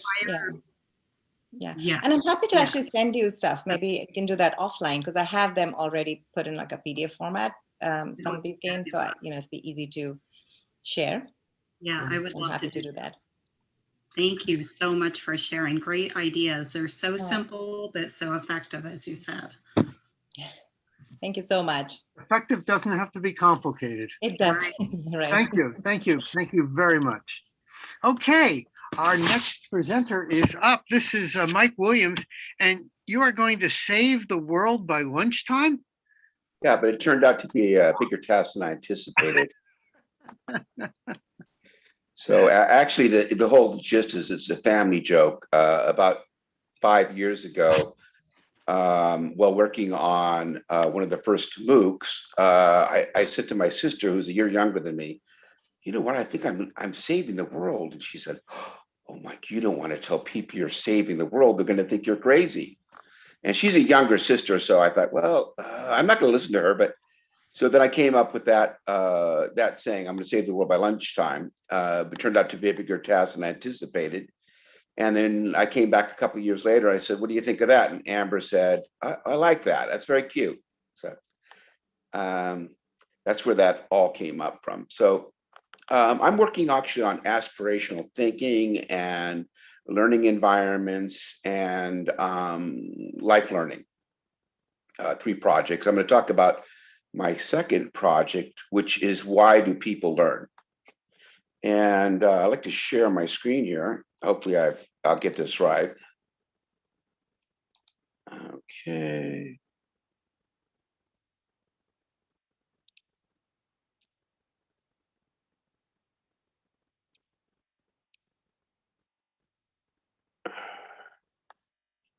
Well, a lot of people get into their, let me back up here a bit. That's not what I want.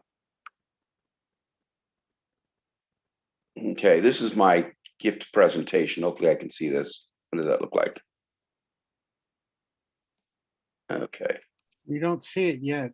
All right, let me share this. And there. Okay. So anyway, the short bitty tag for this presentation is above. And I'm going to share, I want to be a, astronaut, clown, whatever, and birds of a feather. And there's my LinkedIn below. So you can get the presentation through that A lot of kids get into college and they don't know what they want to do. And I learned that I want to be starts in elementary school. I want to be a doctor. I want to be an astronaut. It abruptly ends in middle school when your friends say, so what do you want to be? Oh, I want to be an astronaut. Oh, you're not smart enough to be an astronaut. So what I did is I learned also that another person, a leading ed tech person, Kathy Davidson of the MacArthur Foundation, said that a lot of jobs in the future are not known about currently for small children. So I want to work on the aspirational part. So what I did is I went out and I interviewed 3 astronauts at Caltech. And they said, what could elementary school kids get involved in for future space and technology? And they said hydroponics and robotics. So I went out to an aquaponics farm and I started the second project called Bradge Map, which shows you where all the aquaponics farms are. And I filmed all of the various different things that you could do at a aquaponics farm. And I put that together in the video and with the interview with the astronauts and the show and tell at the hydroponics. And then I made a big database of all the community gardens, hydroponics, aquaponics in the world, and laid it in the map that I just showed you earlier. And then a young kid gets excited. They at the end of the video, a button pops up and says, find a garden next to you. They click on a button, a map opens up local to them, Toledo, Ohio, 4 blocks away on Wednesday's Family Day. So they get their parents to take them to the space and they meet their mentors. 2 years later, they get to middle school and their friends say, so what do you want to be? Oh, I want to be an astronaut. Oh, you're not smart enough to be an astronaut. The young person can say, well, for the past 2 years, I'm working on a variety of tomatoes as to be considered for the Martian colony. I don't think you know what you're talking about. So the thing about aspirations is when a young person loses their aspiration in middle school, they go through school without a purpose. They say, why am I learning this? I'll never use this. But if you stop and think about it, you never have to ask a child, have you done your dinosaur homework? Have you done your computer gaming homework? Have you done your astronomy gaming homework? It's not a thing. So when a child goes through school with dinosaurs on the brain, they want to know about biology and botany because their dinosaurs eat this stuff. They want to know how much does the dinosaurs eat. They want to know about how the dinosaur moves. They want to know about kinesiology. They want to know about astronomy because the dinosaur killed their dinosaurs. And they want to know about geology because they want to know where their dinosaurs are buried. So when a child goes through school with an aspiration, they're like a sponge, whether it be for dinosaurs or space or engineering or something of that nature. So I've interviewed over 80 celebrities, like, I've interviewed 3 astronauts, Senator Barbara Boxer, Tom Hayden, even a famous film director like Luc Besson. I've interviewed a 4-time Olympian. 8 months after I interviewed, she won the New York Marathon, first American woman in 40 years to win the New York Marathon. Find out where these creative spaces in communities are so that young people can start to build their aspiration. Because a aspiration is like a spark in a campfire. You have to put your hands around it to keep the wind from blowing it out. But once it catches on, then not even the wind or the rain can blow it out. And when a child goes to school with a purpose, they can change their purpose as they go. So you introduce them to, places that do biology and chemistry and physics and little maker spaces. You also, as a child grows up and goes on field trips or family vacations, they can learn in these different environments. Even in Europe, they do a gap year or a year abroad before they go into college. And that's also another opportunity. So let's say, for instance, you're a young child, and I say, hey, son or daughter, you've been in school for 12 to 14 years, you're burned out. If you go to college, you're just going to get inundated. Why don't you just take a year off and go, check the world out? So my son decides he wants to go to Lyon, France, the French cooking capital of the world, study under a 5-star chef, a 3-star chef. And instead of smoking in the alleyway on their break, she's, as a dishwasher, she's doing Julienne Katz and all those other knife skills on her break. After a while, the chef knows and goes, hey, mon ami. She's in France, so guess what she's got to learn? French. So the object is basically to learn by doing and experiencing. which are 50% learning modalities, project-based, design-based, and experiential learning. And be in those kind of environments, whether you're starting in middle school, elementary school, high school, a year abroad, and even college. So in my first project, which is a MOOC, I have over 50 language courses, which are, I don't believe that when people do online or distance or remote learning, they do it in their bedroom, at the library, at a coffee shop. But with a cell phone or laptop, connect the internet, you can go to the tide pool, study marine biology, go to the art museum, study art history, go on a gap year and learn French. On your weekend, after when you're learning as a culinary arts, you catch a train, you go to Paris, you go to the Louvre, you study art history, art appreciation. You're in that creative space. So you're not seeing the picture, you're experiencing the Mona Lisa. After 2 years abroad, you come back as a senior in college. Your friends brag about doing bong hits fraternity. You talk about partying in Mykonos, experiencing the finer wines in the south of France, being a sous chef, having fluent French, international friends, and money saved up to pay for your last years of college. So this is more about life learning. I started this program in 2010, 2 years before Coursera, called World Mentoring Academy. It's an open community of successful learning, starting from childhood all the way up through death, with a community that supports each other in the creative spaces like the maker spaces, the artist residencies, the bio labs, the community farms, and things of that nature. And then your curriculum comes with you in all those environments, whether it be in a classroom, in your home, like homeschooling, or whether it be in your community. So that's basically the birds of a feather. And there's my tag if you want to write it down. And it has links to the badge map, which is all the creative spaces in your community.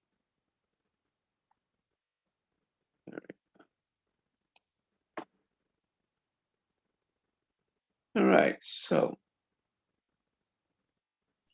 Am I okay? Oh, yeah. Okay, yeah. Why don't you stop sharing? Or Yeah, I'll try to you do can keep sharing, people can write that down.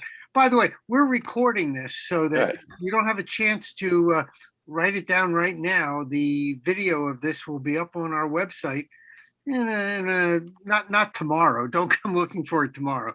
It'll take a week or two, but it'll be up there and then you can watch it. Yeah, I would suggest that you break those YouTube videos into separate videos. Oh, we will. No. Because it takes a long time to go through 24 No, hours. That's why it takes 2 weeks, because we are breaking them up into separate videos. So absolutely. And I want to welcome our new co-hosts here. Great to be here. Carol? We are here.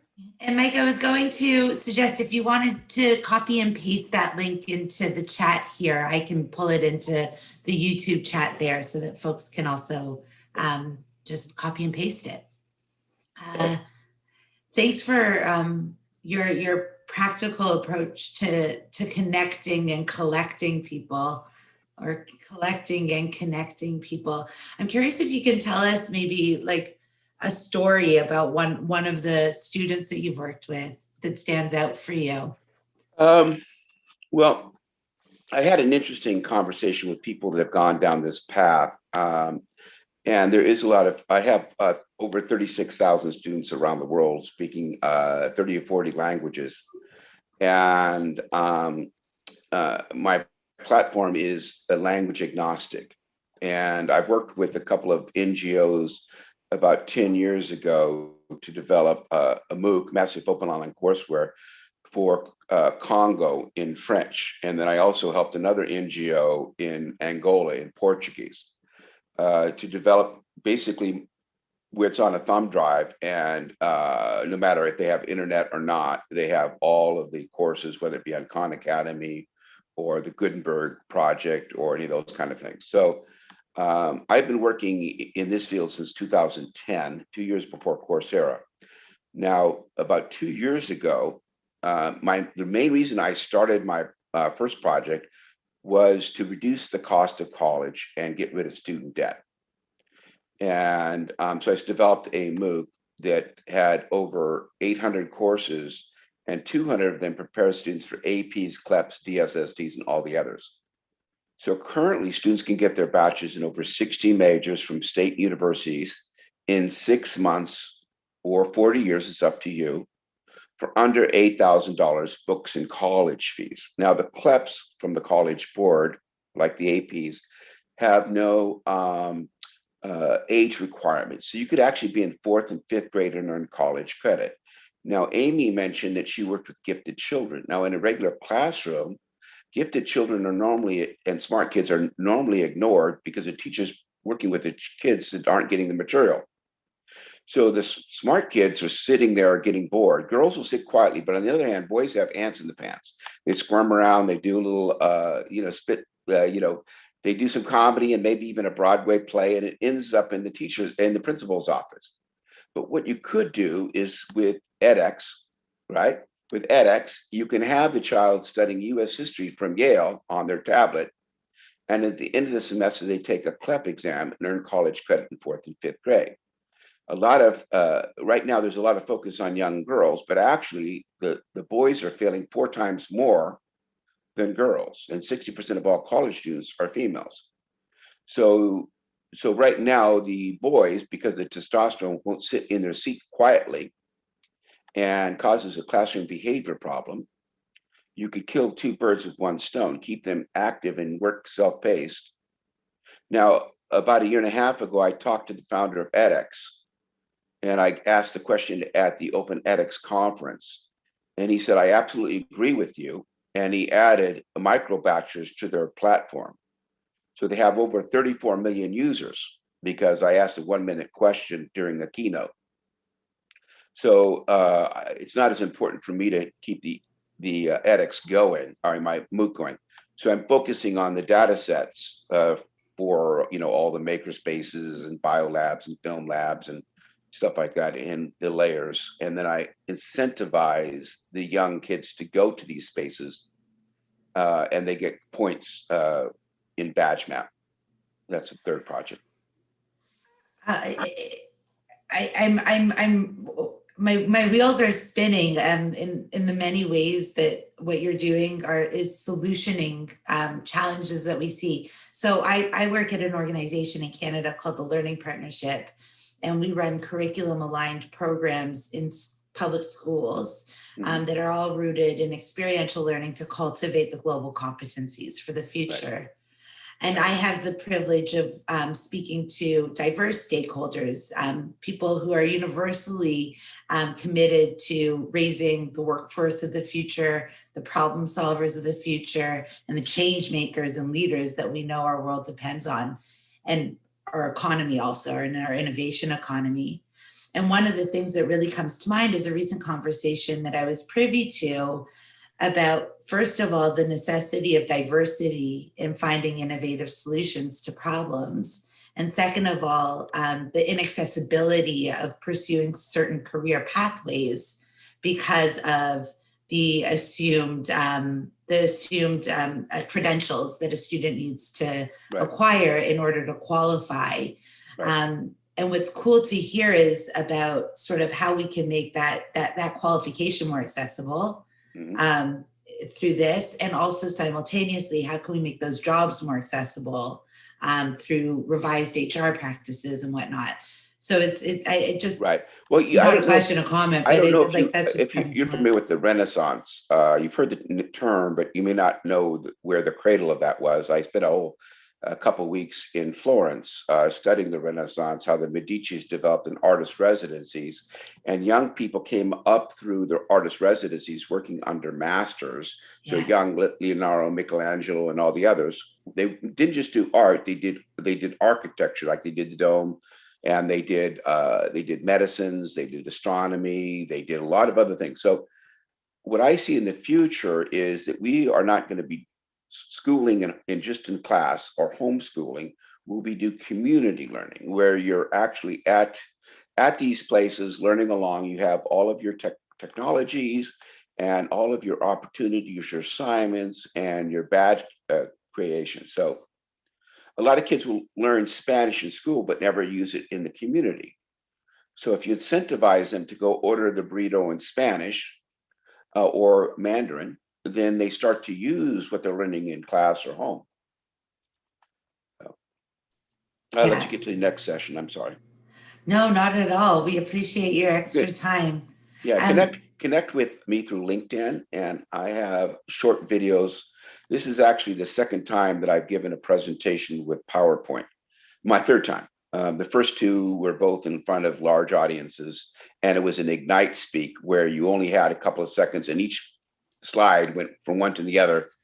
And so that was my initiation to PowerPoint, was being forced to slide every so many seconds. It's madness. So this is the first time that I actually got an opportunity to click the slides when I was ready to move to the next one. You did great. Thank you for being here, Mike. Really great to learn more about your work and to spend some time with you. So thank you. Thanks. Thank you, Michael. Hi, Amy. Hi, Sherilyn. I think we're a little bit ahead of schedule. How are you doing? I'm good. This was great. This was my first hour co-hosting, and it was fabulous. What do you walk away thinking about? What's the thing that's like keeping your reflection hot? It just inspires me, like, to continue. Like, I work with kids every day, but to continue, it just gives me so much hope and inspiration to and new ideas, you know, how to keep them engaged and moving, and things that we can do better overall as an educational system. It just keeps my mind always, like you said, it's just like spinning all the time. And I walk away from this just ready to go at it again.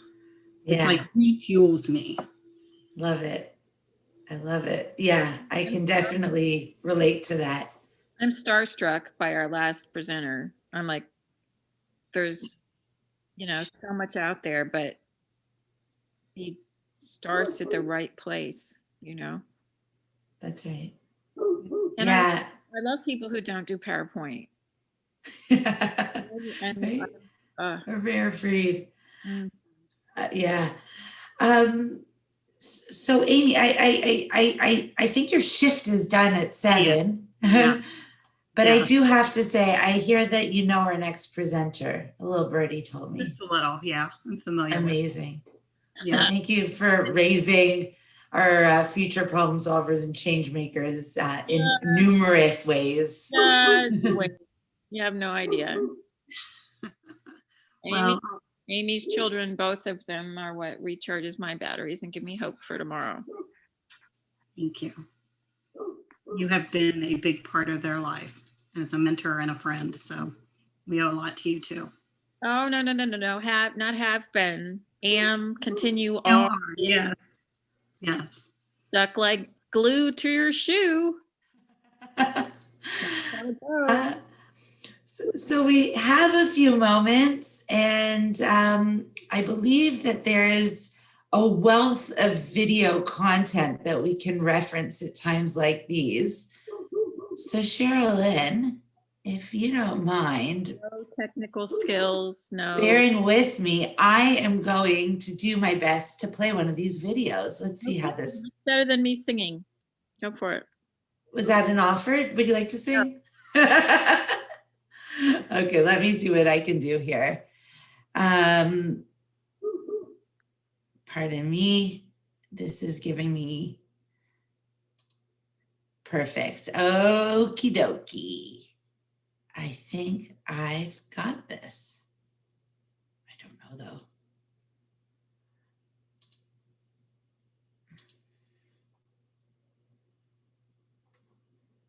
Can you hear?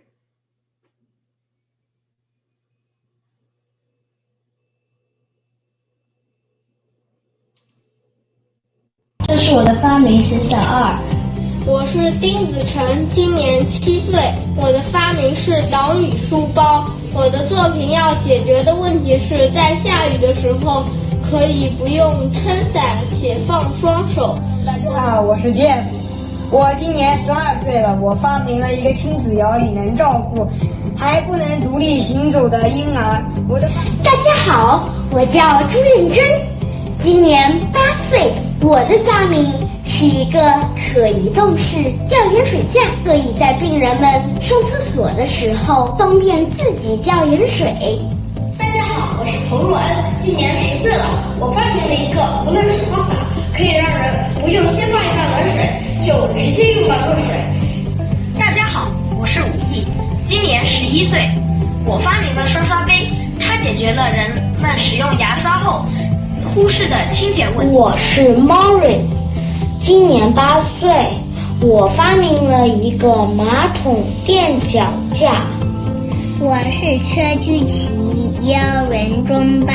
我发明了一个口罩手环，来解决口罩摘下来没地方放的问题。I'm David from China. I'm 13.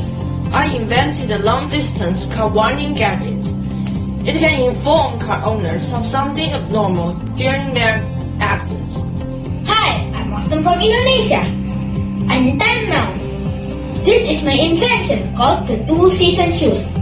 Wear this during rainy days, and you don't need to worry about any hard-to-clean skin when you step into muddy puddle of water. My name is Mulia Senano Madian, and I'm 12 years old. I'm from Semarang in Indonesia. My invention is called the mud walker. The problem it solves is that people in areas with dirt roads can't go to places after a large rain since the road will turn into mud. My name is Michael. I'm 12 years old, and today I want to tell you about my invention, rain repellent. Rain repellent is a device which are used to prevent rainwater to hit the car's windshield. Specifically, the front one, because it's the one that can cause car accidents and make drivers hard to see the road.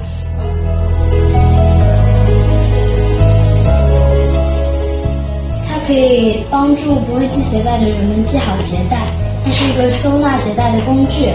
我的发明可以帮助少部分的残疾手脚不方便的人士以及普通所需要的家庭。我的发明可以给病人们带来更多的便利和自由。我的发明可以帮助像我一样想快点用到热水且不想浪费水资源的人。我的发明可以帮助工作繁忙的父母们，让他们解放双手的同时，全方位的让宝宝得到很好的照顾。我做了一个马桶垫脚架，方便我和像我一样的小朋友使用。My invention helps solve it by helping people walk in mud easily. Inventors re-engineer life. 小发明改变世界。 Go invent. Oligay. Go inventors. Go inventors. Go inventors. Go inventors. 加油！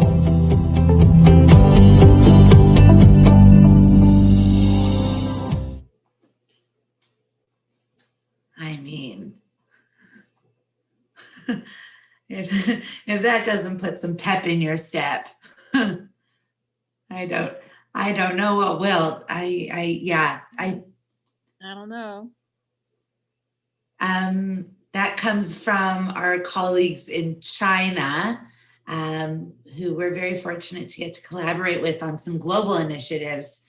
So some of those faces are familiar faces, those young students, for having come to the recent water challenge, as well as to some past events. It's so cool to see what they do.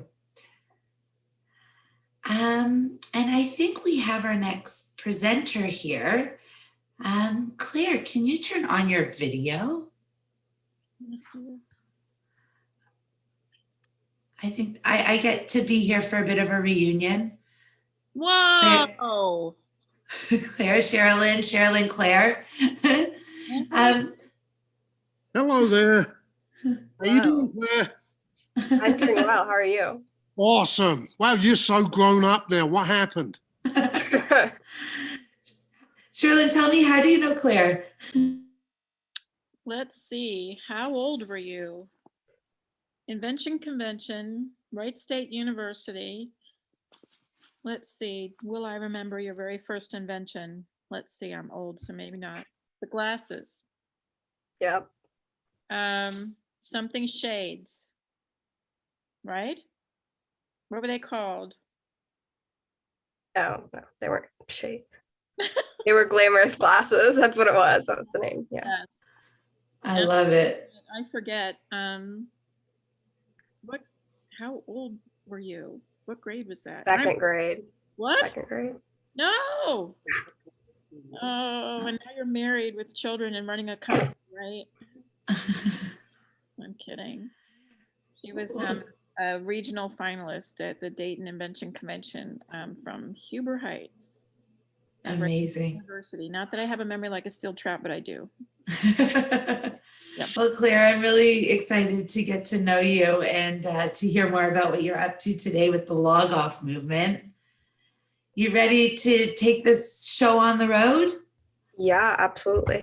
Okay, I'm gonna do. Oh, thanks for being here. Yeah, so I'm here to introduce Log Off Movement today. I am their director of outreach, and Fabiana was supposed to present with me today, but unfortunately she could not be here. But she is the director of the Women's Empowerment Initiative and co-director of the podcast. So Log Off's mission is that Log Off is a global movement led by passionate teens in order to further dialogue about the multifaceted nature of social media.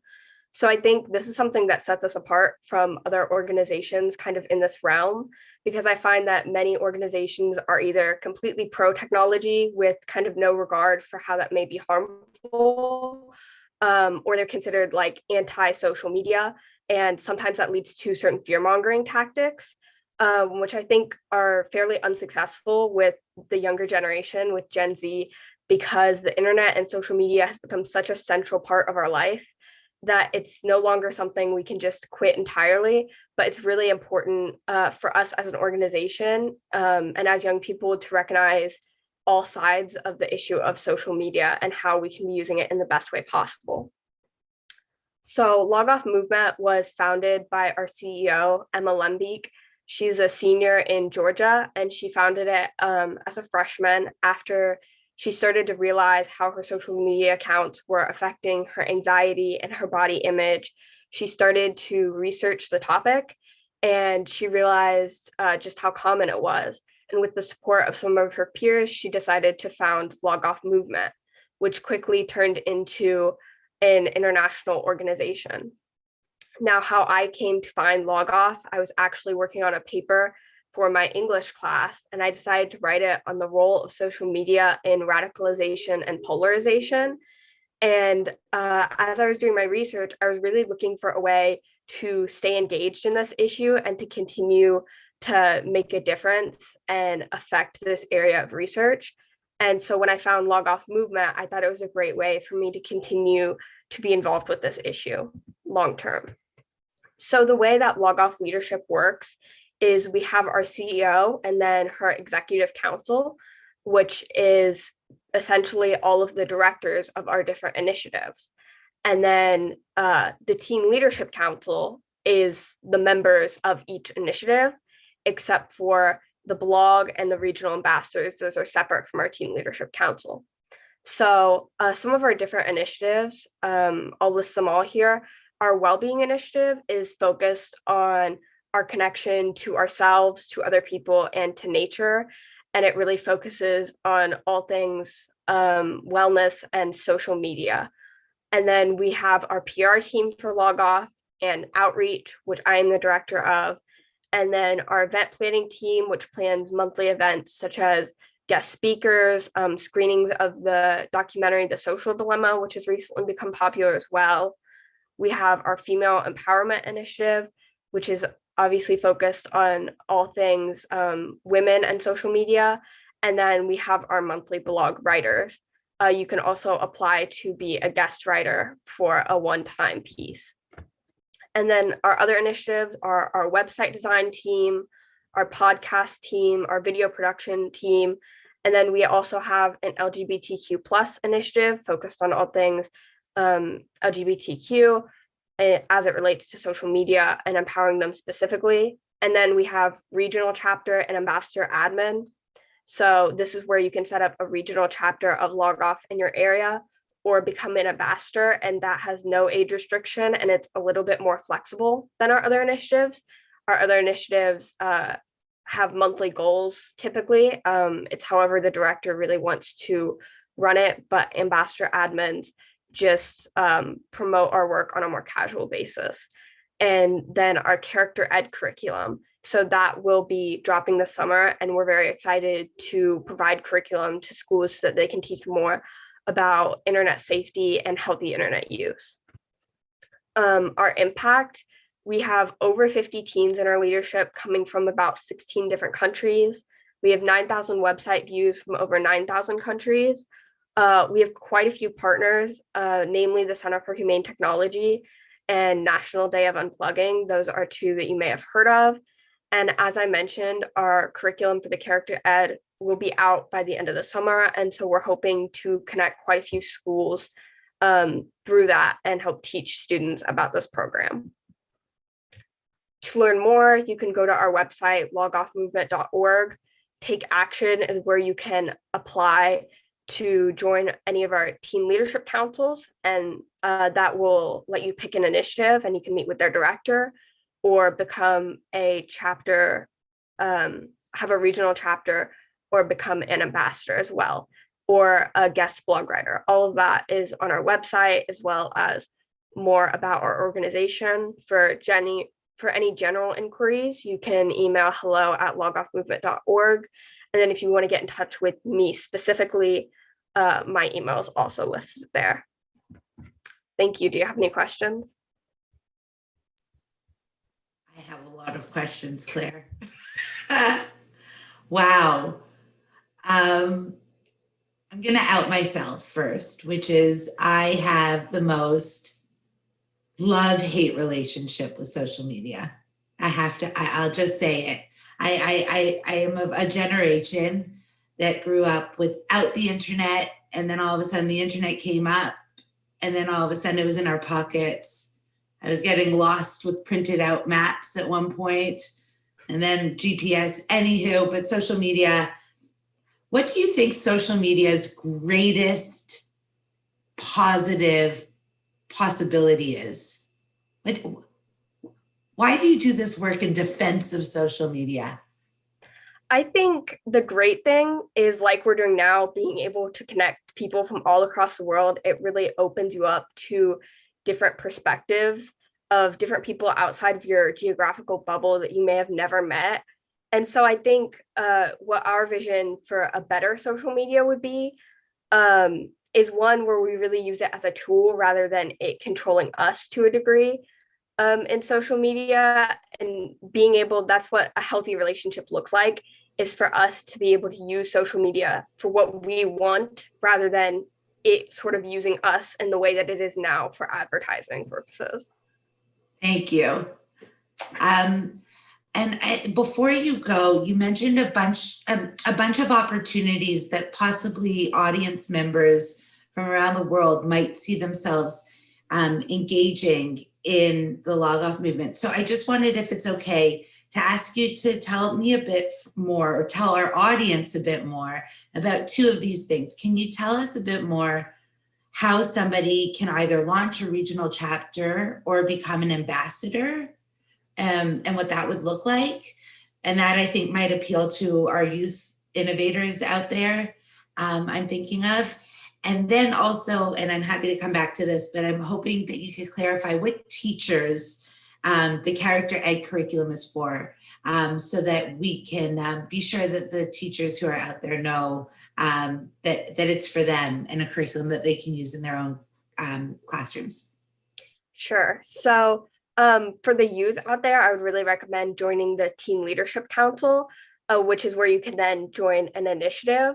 But as I said, to be an ambassador is more of a flexible position. So you can go to our website logoffmovement.org/take-action, and that will link you right towards the application for both the Teen Leadership Council and the ambassador and regional chapter. All those things are right there, and it has descriptions as well. So if you want to become an ambassador, you can just apply. We'll likely take you for an interview and just let you know what our organization is about. And it will most likely be just sending you updates about what we're doing and how you can help with that. For a regional chapter, it's just how you can bring Log Off to your community. So again, it's pretty similarly flexible. And for the character ed, so that is really for any teachers or school districts that want it. You're absolutely welcome to email me or hello@logoffmovement.org, and we'll make sure to get that to you as soon as it is ready. But it could really be great for all age groups. I think that the younger, the better to teach them social media safety. But even at the high school and teenage level, I think it's still very useful information for everyone to have. I'll even say and older than high school. I'd be curious to learn more for my personal benefit. That's great. Sherlyn, do you have questions? I have a few. The international part, where is your reach? Have you hit all 7 continents yet? Where are you? Well, we obviously haven't hit Antarctica yet. I'm not sure if we might have people from Australia. I'm not sure about Africa either, but I know we have some in South America and Europe, definitely. So we're everywhere. I know people from Peru, there's Canada, there's people in the UK. So yeah, we're definitely reaching a lot of different areas. We hope to expand. Oh, we have people in Spain as well, I know. The only tricky thing about it is sometimes with time zones, it's very difficult to schedule one meeting for everyone when it's midnight in one area and 9 a.m. in another. But I really do appreciate that how far we have gotten, because with the worldwide connection of the internet, I think it's really important to reach other countries that may not have as many opportunities as America does to join organizations like this. So would you be willing to entertain or pass on an invitation to another organization if I send it to you in your group that I think would be beneficial? That another one that Julie, the founder of GIFT, founded, which is Innovation World. Oh yeah, absolutely. Yeah. And just a personal question, why the harshin on Antarctica, man? I mean, if penguins use social media, I'm open to it. Well, you never know. One thing I've learned is you never know. You never do. What are your needs right now as an organization? That's right. So I would say our most immediate need is for the character ed to really connect with different school districts and schools that we can get that out to and notify as soon as it does come out. So that's a really big thing right now. But other than that, each separate initiative has their own track and their own goals.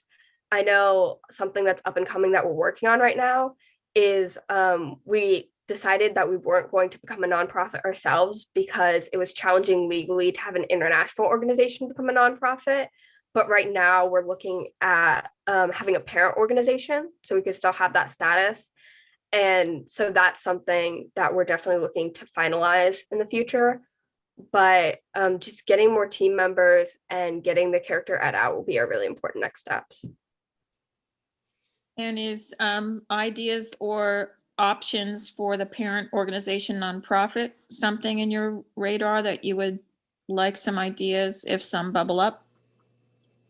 Yeah, I think we're looking at a few right now and working with them, but if those fall through, there's absolutely opportunity for anyone else, or even if they're not going to become a parent organization, we're always looking for new partners and mentorships. That's the kind of relationship we have with the Center for Humane Technology. They're very helpful in talking to them all the time about what we could do better, how we could change our organization structure to make it more fluid, and all of these different things that we just love to talk to other organizations that are doing what we're doing and ask for mentorship or collaborate. So definitely any organization, just send them our way and we'll talk and figure out what the best way for us to move forward with anything might be. You're really Amazing. slouching. You're really slouching. Since second grade, you haven't, I mean, come on. Put the pedal down, Claire. No, keep going, keep going. Claire, I've just put my email address in the chat to you. Please send me a note. I know some teachers up in Canada, so would be happy to make some suggestions in terms of connections there. Yeah, I have one face in mind, especially. Anyway, would be pleased to help. And I am sure that some others watching might also reach out and jump in, because I think that the work you're doing is timely and urgent, and really meaningful. So thank you. Impactful. Hear, hear. Keep it up. I have a question for you, though. One last question. How do you feel right now? I feel excited. I hope that some people do reach out to us, and I hope that some good will come of being this, and thankful that you guys offered us the platform to really get the word out to new people who might be interested in working with us. But also, how do you feel in your gut, Claire, the person?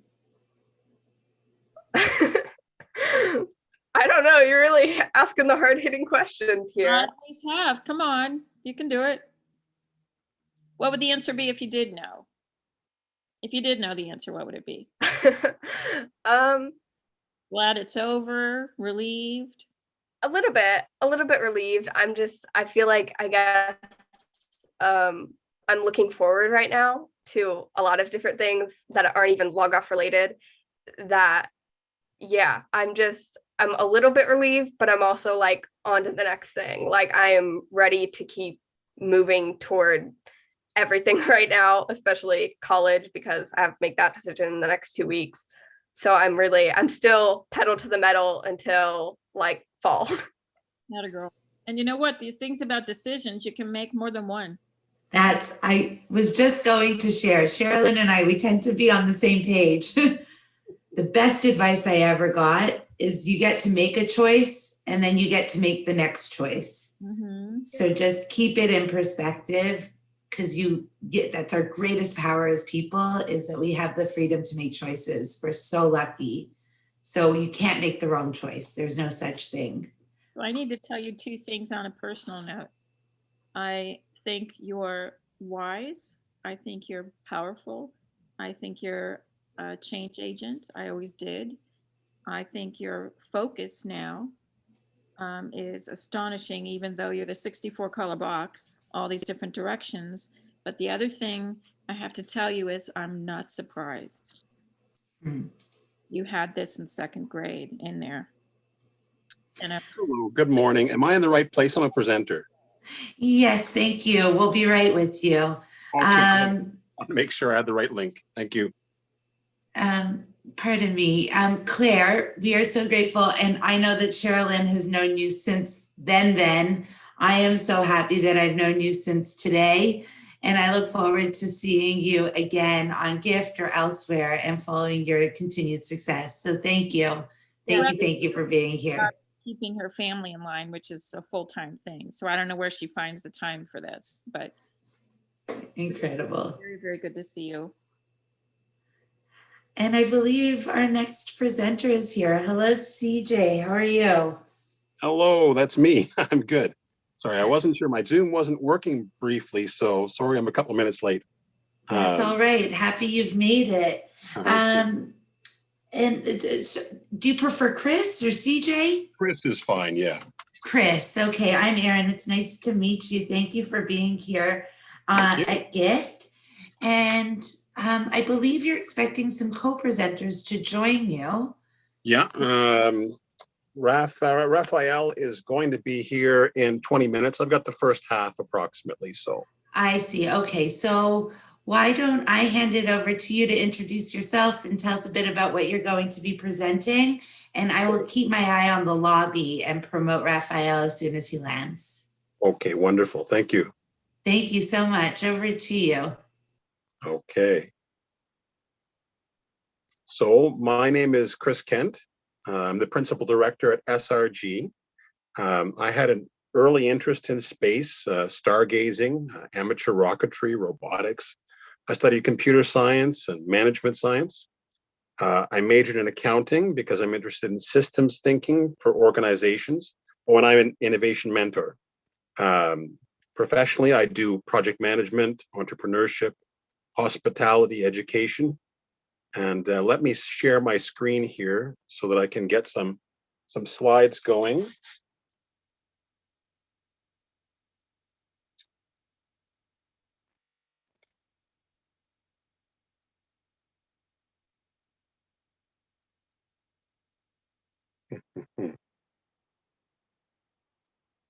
Share, here we go.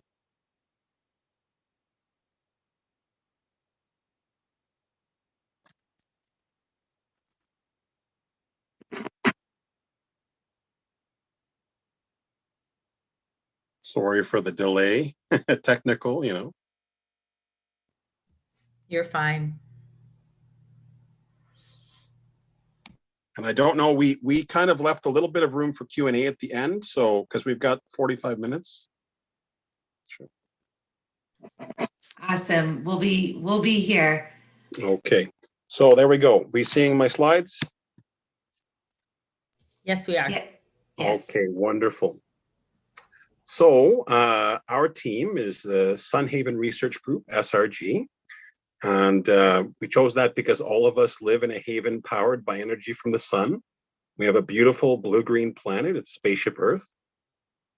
And we are going to talk about the problems first, the problems we help solve.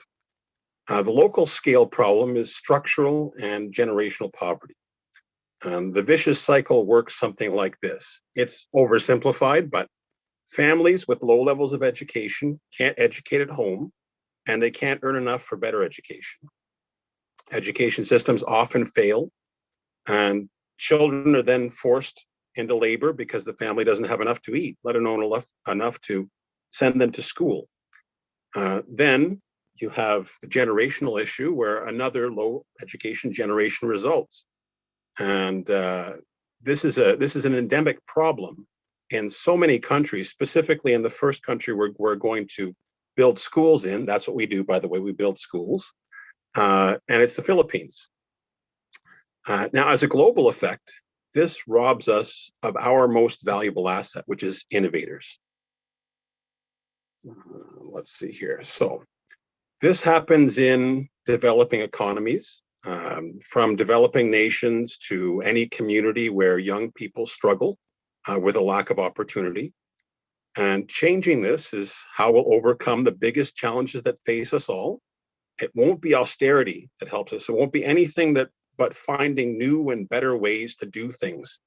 And right now, our civilization doesn't empower innovators very well. That brings us to our mission. So we help the world innovate. We provide meaningful media production services, and we create opportunities for those who have little. Our motto, it boils it down to 4 words. So innovation, education, creating opportunity. And we achieve this online and also by building small, self-sufficient farm schools in the developing world. Now at our schools, local students don't need to pay any tuition. We provide healthy meals on campus, supplies, food parcels for families, all at no charge. Note that educating and feeding students directly breaks the generational poverty cycle. Now, what do we teach? We teach STEAM education, so science, technology, art, engineering, math. And we really don't want to forget the arts. STEM is great, but arts is key because communication, creativity, design thinking, these are all really critical. We included advanced agronomy, food systems, robotics, space science, and other topics that help students solve problems by doing projects and by achieving results. And we chose it'll get a little bit clearer why we chose something like earth farms and space science. It's kind of a spectrum, but we bring space down to earth. And our objective is to find the bright stars, the innovators of tomorrow that otherwise would go undiscovered. So let's get into how the schools work. It starts with self-sustaining campuses. We design our small schools like spaceships. In space, you need to make as many closed loop systems as possible. The more you recycle, the longer and more robust your mission. So like space explorers, our students get 5 years to explore new ideas, to seek a path in life that helps civilization through innovation. Sort of like exploring the final frontier. And well, yeah, I'm a Star Trek fan, so every campus, it's a small farm, 1 to 5 hectares. On this farm, we have a number of modular systems, and tropical, subtropical plantings are planned. Even the buildings are modular because we don't intend to just build one farm. This is a system designed to physically scale up. It's largely independent of site. It can adapt. It can work across the equatorial and global south climate bands, and it can even be adapted from any deserts. It can't really take freezing. That's somewhere for the future, but we figure, it's a pretty good operational range. Now, the next thing that's really important in our campus is a Food Plus system. And this is a vertically integrated food system. So we feed students, staff, and send home groceries for families so that students aren't pressured to work. And this is actually one of the biggest things that we've noticed in the available literature is that, families, especially in the developing world, family units can be quite tight. And there is a lot of pressure on the students to stay home, do subsistence labor, this kind of thing. Now, this is farm to table plus shelf stable goods. So the idea there is that, of course, we can't generate everything on our property. But what we can do is we can buy bulk staples. So, we wouldn't farm rice or we wouldn't farm wheat, especially in the Philippines. But we would buy them economically, store them, but then we can get high nutrient dense food, vegan fare, vegetarian fare, just because it also happens to be cost effective from our farm. And when we put it together, we can get a really, really good menu. Plus, we do shelf stable goods because we want to be able to distribute. The Food Plus system, it teaches a lot of industries. Students learn operations, complex systems, product development, marketing, and they experience the ultimate quality control cycle. They eat what they help make. Now, staff, students, families, guests, and the bistro customers, they also eat campus meals, so delicious and nutritious. The restaurant does have some high-end dishes planned, baked goods like cakes that aren't in regular rotation, but even those would go to staff and students just before they aren't fresh enough to sell. We use solar thermal and direct solar electric plus biomass backups to do the cooking and pasteurization. And every system is efficient, effective, and as closed loop as we can make it. Every campus is like a spaceship. So that's the cost end of how we can feed students and families for free. Plus we run the restaurant, and every campus has on-campus revenues. The big one for the on-campus is an international student program. And so that allows us a good income. It allows us to grow the schools slowly. And this is really what this is the key. Under normal operations with a reasonable amount of business attendance, these schools are self-sufficient. They have a pretty good margin. Now, as a side benefit, they're disaster-resistant sites. They're off-grid to a large extent. Not that we operate without utilities, because that's actually pretty expensive cost-wise in terms of capital cost. But we don't depend on the utilities for our basic operation because there's lots of brownouts. The water systems often, municipal water systems will often run dry early in the morning through usage and in the dry season. So, you know, we're cognizant of being independent from the grid. I mentioned, of course, before bulk commodities. We do purchase and securely store lots of bulk commodities on site.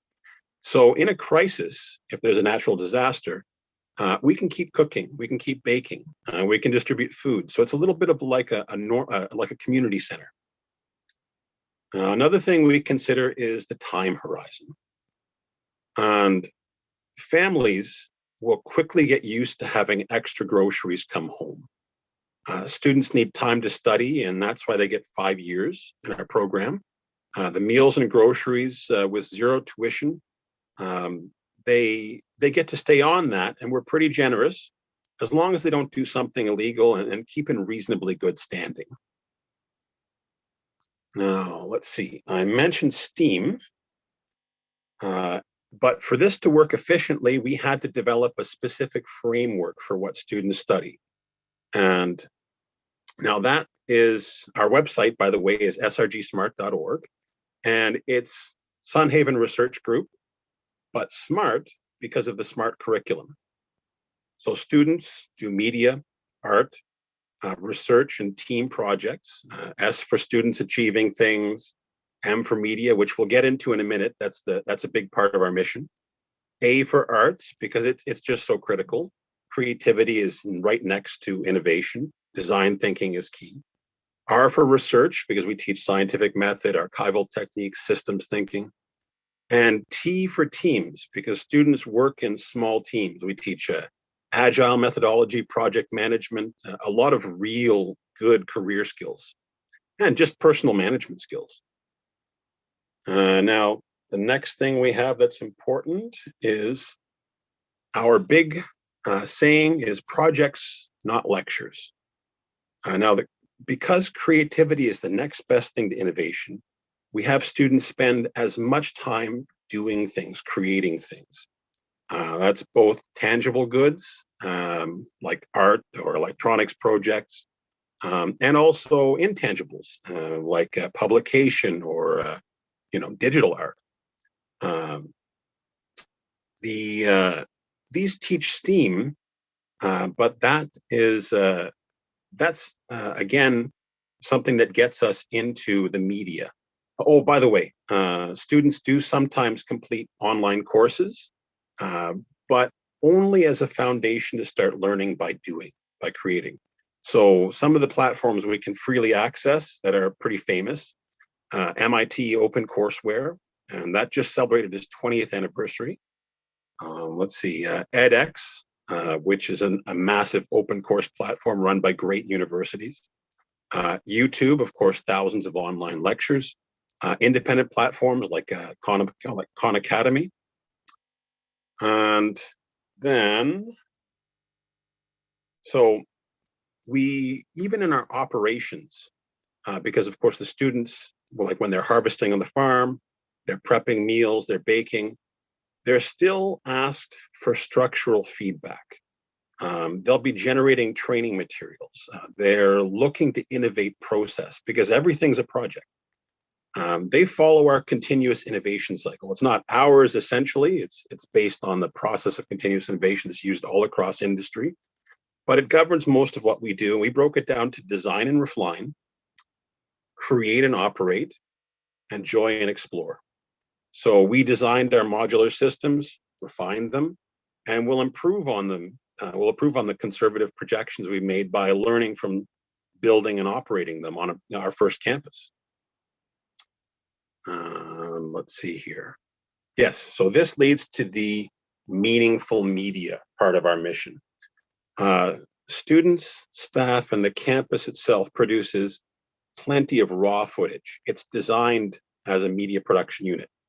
And that's media that our global audience can enjoy and explore. It's tying back into our cycle. Students, they document their own successes, their failures, their academic journey, and after the least possible editing, you could say we share that media with the world. And this is actually meeting a strong and lasting demand for real media, experiencing different cultures, real people, real events. Media, the Ammon Smart, also makes us the most money. As I mentioned before, the campuses are self-sustaining, and in good conditions, they can grow slowly. But what really drives the growth of our schools as a network across the world is the media, because we're not in it to build just one school. So the revenues from things like different brand deals, different digital products that can be produced, whether we have one campus or 100 campuses, there's a massive audience reachable online. Corporate social responsibility, CSR, and again, brand deals, and even entertainment shows. These are really, really powerful things that our students can get into, because every student team is a media production unit. The genuine efforts of students shine through, and it's more than just public relations. Donors and sponsors can live stream with students. The companies can help students with projects that resonate in their industry. So, for instance, let's say we get I'm using Samsung gear here. So we get Samsung to donate in kind, or to be a sponsor. Well, the students can work with Samsung gear, and they can work with Samsung representatives on their project. And that's the big thing, in that media builds a better world for students by building their careers after the 5 years, or even before if they get a really good offer. But students can show off their projects in a portfolio. There's footage of them working, presenting, problem solving. Sponsor firms are even given the first hiring rights, so they can invest time into shaping the young innovators. Companies get a secure human resource investment, and it meshes with their culture.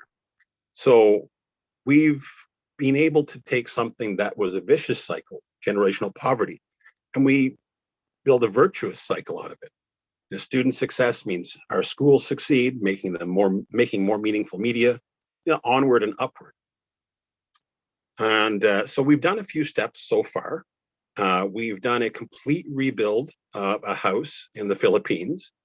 We had to build it so that it was able to stand up.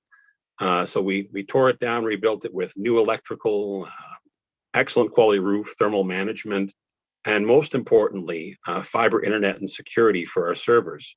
So this is going to be our backup site. When we relocate, there's a lot of due diligence to do, and we want to be able to scout sites. So my wife and one of our core team, she's over there already, and so when I relocate, we're really going to get going on that. It's also how we found our build team, which we're going to need for the campus, and we're going to do some of the build on our property as well. So the other exciting thing that we have going on, and I'm done with the slides here, because now we're just going to talk about exciting things that don't really need slides. How do I get out of this here? I'm back. Can you see me? Yeah, we can see you. Hey. Thank you. That was great. How And am I I doing think for Raphael time? has landed as well. Oh, wonderful. Well, okay, in that case, let me get on to introducing him, because I was just about to talk with volunteers. So we have volunteers on 5 continents that are, budgeting and mapping supply chains, working on costs, prices, this kind of thing. And as part of our first effort we called Global Starfinder to reach out in the last month, we found some amazing young people from the Mars Society Philippines. And what they did, they created their own chapter of the Mars Society, under Robert Zubrin, the real deal. And these are motivated, enthusiastic, talented volunteers. And, of course, we have one of them on camera right now. So I'm available after if we have Q&A time, that's fine. But for now, I'll yield the digital floor to my friend Raphael. Thank you.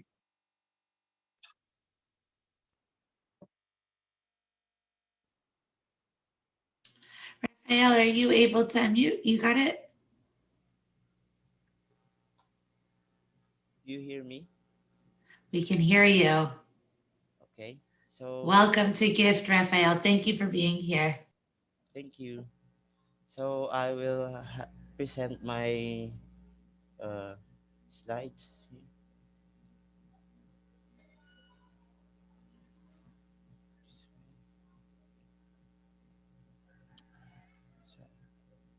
See it? Okay. So thank you for this opportunity to present today. Good morning and good night to those who were in the other side. I am Rafael Jubida, one of the founders of the Mars Society Philippines. I am a radiologic technology student and currently in second year college. I chose this field to gain more insight into medicine and also to understand the wonderful world of physics. In speaking before you, I also come to join your enthusiasm about space in one single aspiration to inspire the next generation of space enthusiasts, the pearl and the treasures of the future. Here is the reason why we gathered today to become witnesses to the next generation of innovators in achieving this signifies a greater pact that will unite the predecessors to the heirs of the glorious future. Next slide. Who we are? The Mars Society Philippines, also known as TMSP or TMSP Metro, is a non-profit organization, part of the International Mars Society, that seeks to inspire the youth and work with the activities relating to astronomy and be part of the groundbreaking era of space exploration. We started with just a student who shared the same common interest in sciences. It is founded on November 6, 2020, which is just last year and around the same time when the largest virtual Mars Society convention is held. I remember how we are often misunderstood last year because we do not have any groups that support this kind of endeavor in the Philippines. I met Mr. Kent Nebergal and I am amazed at how he presented the ideas on hangars and the plans for permanent settlements on Mars. We witnessed the Mars rover competitions and got inspiration from Mars Society President Mr. Robert Zubrin, the former NASA administrator, and from Elon Musk himself, as well as from the former NASA astronauts who also answered my question regarding the Philippines space initiatives. I also learned about the origami designs of the Mars habitats and also witnessed the Mars City designs. It was such an honor to ever meet them, and just the thought of it makes me feel overwhelmed. Truly, the TMSP is the new rejuvenation of the enthusiasm about space in the Philippines. I met Nova, the one who is in charge of the Mars chapter, and I applied for Mars chapter for the Philippines, and Nova told me that there's another advocate of the same idea. She was the current vice president and my co-founder, Jacobel Punay, who is now doing significant efforts to other affiliated organizations and companies. My close friends, Kyle Marcelino, Yella, and Ate Julene, we are both at the same timeline, despite being so distinct in some aspects, in appearance and in the background at least, coincide at the bottom and share the desire to build a support group that can support and fulfill the great things out of every small step of bravery and will turn every dream to reality. Consequently, during our first day as TMSP, we are thought to be crazy, and then some of making fun of our efforts to be acknowledged. To me and the rest of my teams believe that it's better to be known as crazy for doing good things that will bring greater benefit for mankind than to be known for the bad things that you have caused on mankind. We also met the NASA trainee, Ms. Zara, who is part of the mission that will include humans to Mars. And we have a video about that in which I will show to all of you later on. Next slides. What do we do as a Mars chapter? The Mars Society Philippines have 5 pedagogies or 5 areas. First is space education. Second, Martianology or what we call is planetology. 3, creativity or ingenuity. 4, sports and survival training. Number 5 is quantum innovation. First is space education. Space is a topic that captivates everyone. It evokes pleasant and recalls our great past when we reached the moon. That's the real reason why we as kids before and the kids today dream of becoming an astronaut. However, not all of them had the knowledge about space, and some of their parents today embrace blissful ignorance over facing reality. And this also harmed the kids today. Understanding one's knowledge is critical in our modern world, and that will be our mission. Just as the quote said, scientists today are sitting with far more knowledge about outer space than they did in the previous generation, but still, children continue to leave primary school without much understanding of the space. Even if we have all the knowledge that our predecessors never had, if we have no firm space education, it is all useless. So we will push forward to make this all possible. I even have an idea of naming the Filipinos who will reach the stars as lacanauts, like what the Americans call them, astronauts, to their men and women who go to space as well, taikonauts for Chinese, and cosmonauts for Russian. That will be the name for the Philippines. The word Lakan speaks of nobility and loftiness of purpose. Lakan originally referred to a rank of the pre-Hispanic Filipino nobility in the island of Luzon, Visayas, and Mindanao. The Filipinos, who measure up with the most active peoples in the world, can prove themselves again despite the struggles against climate, nature, and obstacles along the way. We have been silent in the past, but now the illustrious sons and daughters of the Philippines are no longer wasted away in their country, and that is what TMSP can potentially do to the Philippines. Next is Martianology, or what we call planetology. It is a new field of study in the future concerning Mars. Planetology, by definition, can mean study of planets such as Mars, like geology, but the scope of planetology is wide-ranging and discover Martian history and with a good Martian philosophy and moral aspect. I object to the fact that Mars will end up like Wild West, and we repeat the same mistake that we did here on Earth. In this field, we will make sure that people will not only be talented and intelligent, they will also have good character that will also establish more trust and camaraderie to every Martian, and to ensure that the Martian civilization will thrive and will enable future advancement that will enable them to expand to other galaxies as well. Next slide. Creativity is the third biggest focus of the Mars Society Philippines. We are now living in an era of changing educational system, especially the virtual classes that we are doing today. The education system is now adjusting itself to give way for the generation alphas who will demand a new type of approach when it comes to learning. We have to admit that our current education system typically denigrates or at least minimizes creativity, plus the unnecessary rules and regulation that programs a child to do a certain task that they don't like.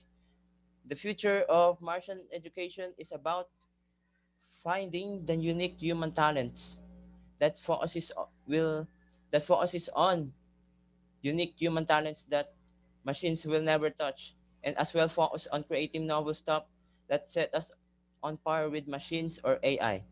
Just having some skill will never be enough. Creativity is now the new frontier, which will include flexibility in perception and execution of tasks. The demands of creative educators will increase as well. As much as we value the sciences, we should value the world of arts as well. Next is sports and survival training. We have plans to create a Mars hub like the MDRS, the Mars Desert Research Station, and this will be a space analog facility that will simulate the Martian atmosphere and what it feels like to be there, and also to prepare them for human space exploration that will be that will prepare them for human space exploration. There will be a self-sustained aquaponics with varieties of food to avoid eating the same types of food and also maintaining a balanced diet at the same time. Like MDRS, it will be earth-based. and will expose them to various problems that can potentially encounter on Mars and the survival plan when things get so rough beyond their control. Number 5 is quantum innovation. The Mars Society supports the quantum innovation. It is quantum innovation that will set the advancements to the future space and that will revolutionize our world to eventually reach a type 1 civilization or even up to type 2 civilization in the Kardashev scale. While we are still using conventional computers today, sooner or later, we will be using a much powerful quantum computer. With the progress on quantum computing, we will be able to solve problems of the centuries or even at the scale of a millennium. Entangled qubits can solve problems that classical computers cannot, since they have two states at once, and if we had more qubits, it can triple or quadruple its complexity. The US National Institute of Standards and Technology has already said that quantum computers will be able to crack the existing public key infrastructure like the 128-bit AAS inscription by 2029 in just a matter of nanoseconds. But it will take millions of years for the best of our computers to solve. It took us 75 years to move from ENIAC to the new Quantum 1.0 with integrated microprocessors, semiconductor junctions, and lasers. Our goal is now is to launch the next quantum leap to Quantum 2.0 and up to 3.0 and so forth.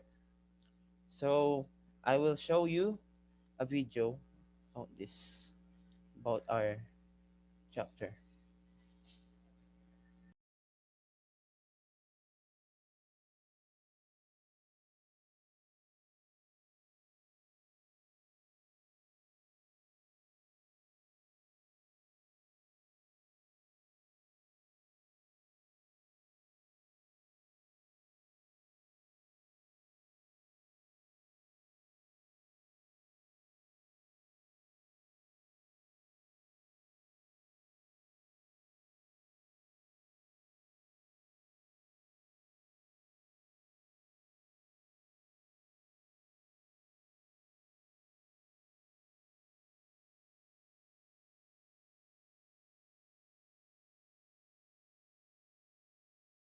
Can you see it? Not yet.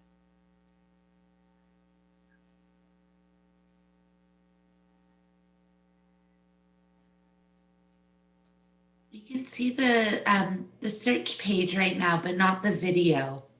Oh, there we go. Now it's working. It came in peace.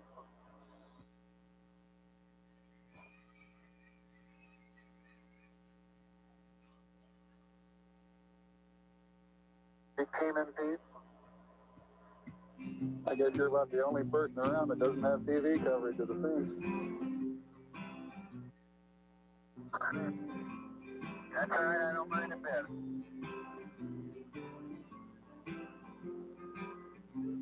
How is the quality of the TV? Oh, it's beautiful, Mike. It really is. Oh, geez, that's great. Is the lighting halfway decent? Yes, indeed. They got the flag up now, and you can see the stars and stripes.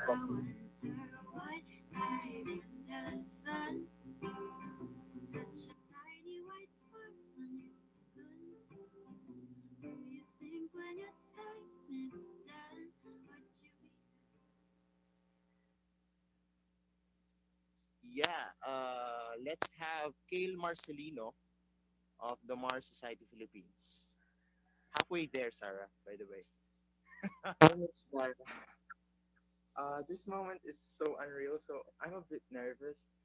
So this is my question. Do you think it is important for the youths like us and to future generations to know about the space and its new frontier? If so, then why?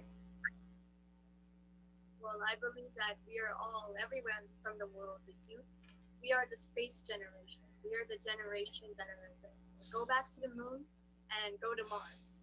So, we are the future for humanity. And right now, humanity depends on the people that are in schools right now. They may not have been born yet, but, we are the Mars generation. Ted, why do we need space? Because we need that personal space sometimes. No, not that kind of space. One small step for man, one giant leap for mankind. Space has been humanity's greatest frontier. Exploring it has brought about numerous contributions that help to shape an ever-advancing civilization. But one of the most significant reasons why we must continue is that we are explorers. But then I saw this. Space is a waste of time and money. We have problems here on Earth. Said a random netizen who loves taking pictures from their phone cameras. Allow me to tell you these facts. The space industry was the one that coined the technology that enabled our phones to have cameras. The GPS we are using today was originally created for space. It also made weather prediction and climate monitoring more accurate. They also helped in the development of the MRI, which is used to diagnose diseases and injuries. It revolutionized our means of communication from any parts of the globe. There are still so many technological advances that humanity has achieved with the help of the space industry. It's definitely mind-blowing how space technology is all around us. And yet we are so unaware that we take it for granted. A huge amount of money may be spent for space, but it would always give something back to the economy. The Apollo program, which sent the first man on the moon, excited a generation of engineers and scientists. Come to think about it, it was the generation that built the computers and the phones. Now that you know how the space industry pushes us to create new technologies that are then remarketed and used in everyday life, I do hope you reflect on it and realize the true value of human space exploration. Thank you so much for listening. Per aspera ad astra.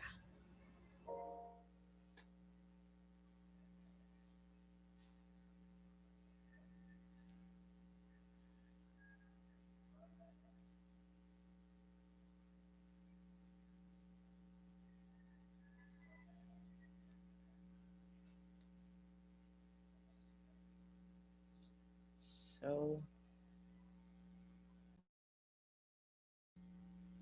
thank you for that video. And so we proceed. Our mission and vision. The mission and vision of the Mars Society. The mission is to encourage the general public to join the interesting projects on TMS3 Metro, to earn support from the government and private funded Mars exploration programs around the world. 3, to conduct Mars exploration on a private and collaborative basis. 4 is to instill the collaborative spirit of the Filipinos to participate in planetary sciences, astronomy, medical fields, engineering, industry, commerce, and the brainstorming on Martian exploration. The vision is taking on the task to redefine education on Mars and will conduct researches about the challenges in several scenarios of Martian hospital and the system of education on Mars. Also, it seeks to form a space laws that will dictate the Martians with the concept of Cosmic League as a new system of in space exploration era. Our vision is to position the Philippines for participation in planetary sciences, in the eventual establishment of international colonies on Mars, and see to it that no one will be left behind. Next slide. So here's how we do a thing and what we will do in the future. The SRG and the MSP have a lot of plans and projects for the future. The MSP and the team of SRG are planning to form campuses here in the Philippines, focusing on 3 areas: mechatronics, VR, later augmented reality, 3D printing lab, and the HIAS Observatory. Like SRG, we focus on creativity as well by doing projects and creating stuffs that no one did before and innovate the things that we see every day. Creativity and just being curious can change so many things that we do not expect before. First is the HIAS Observatory. HIAS means treasure, the pearl of the great value in Filipino language. True to its name, The HIAS Observatory will be a great attraction and will catch the attention of the growing space enthusiasts in the Philippines. We have partner groups like Astrophotography Philippines and Cavite Skies Explorers who were also interested in this kind of projects. The HIAS Observatory is a secure two-floor building and it has a roof deck for visitors' telescope, a daytime solar, and a nighttime astrophotography that will allow the people to see the heavens at night. The Space Science Bridge Lab and field trip visits for those who would want to see the observatory and a rotating observatory dome, plus a covered bench area with a small enclosed grill for firelight, camp cooking, and rest area. Next. Raphael, I just wanted to let you know we're captivated and you have 2 more minutes left in your presentation. So thank you. Thank you. So we are we plan to buy 6 inches and to an 8 inches model of scopes and semi-professional quality, 2 scopes for redundancy, and a solar observational kit. And the TMSP Space Science Bridge Lab. This will be the ground floor of the TMSP Space Science Bridge Lab. It has 2 primary subjects, Earth and Science Education, and is composed of and will compose of CAD, CAM, mechatronics or the 3D printing, the workstation, telepresence, virtual reality, scope automatic, the graphics 2 and 3 system, the 3D printing, and the 3D rendering of the CAD and CAM.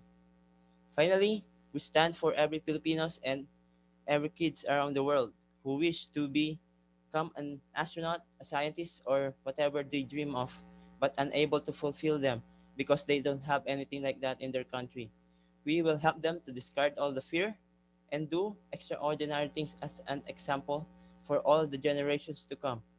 Let us be reasonable and open our eyes to the voices of the youth who will represent the rest of humanity in the future. So contact us and we will keep in touch with you. We need funding. You can reach out to either SRG or TMSP. Thank you so much. Bravo. Thank you so much for this inspiring and epic presentation. I'm curious, just before you go, for those who are watching today, where can they reach you, Chris or Raphael, to learn more, to get involved?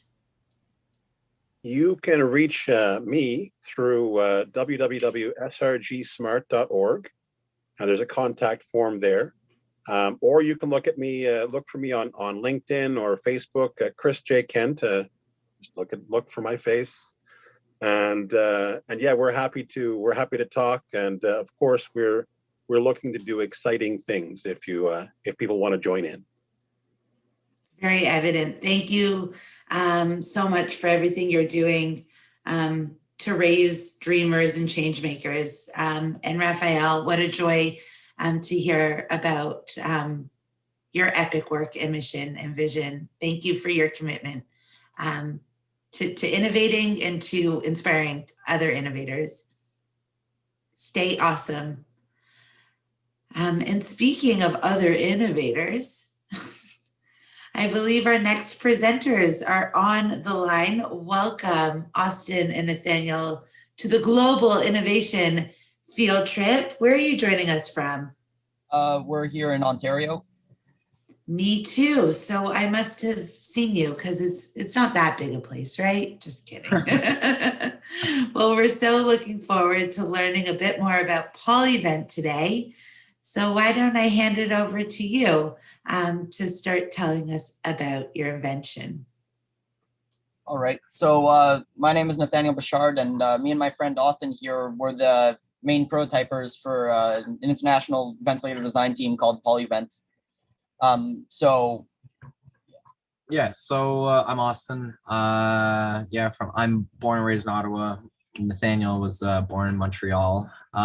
So the Polyvent was really kind of our reaction to what started happening at the beginning of the pandemic in March. So everybody started noticing that, well, not just noticing, it was pretty clear through a lot of the media that there were a lot of places that just did not have enough ventilators to cover the amount of people coming in.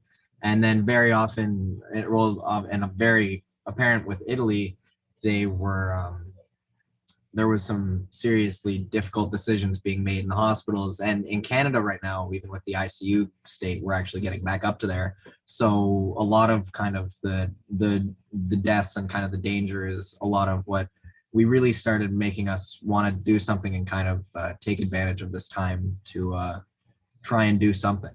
So. So this isn't only a pandemic scope problem. It may seem like in some parts of the world, the pandemic is starting to like fade out. Like we kind of see the light at the end of the tunnel. Well, I mean, it depends which country, I guess. But really, there are many countries who have been struggling with ventilator shortages before the pandemic and who will struggle with them after.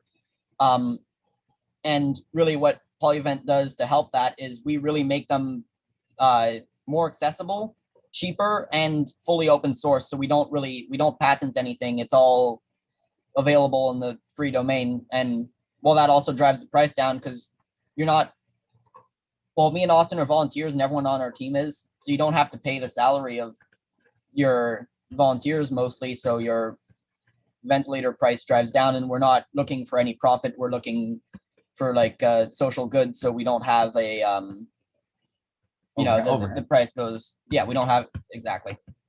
Yeah, so those are kind of some of the basic advantages of the Polyvent thing.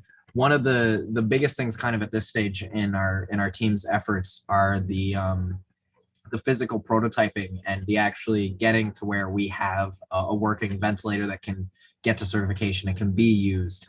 So what we have, what we're actually together for in Ontario right now is we're doing a small prototyping session where we're just kind of combining some of the electronics that Nathaniel's been working on and the pump module, which me and some members of the team have worked really hard to get to a state where it's functional and can be used and is reliable. So this is an air pump. So this runs off of a standard motor.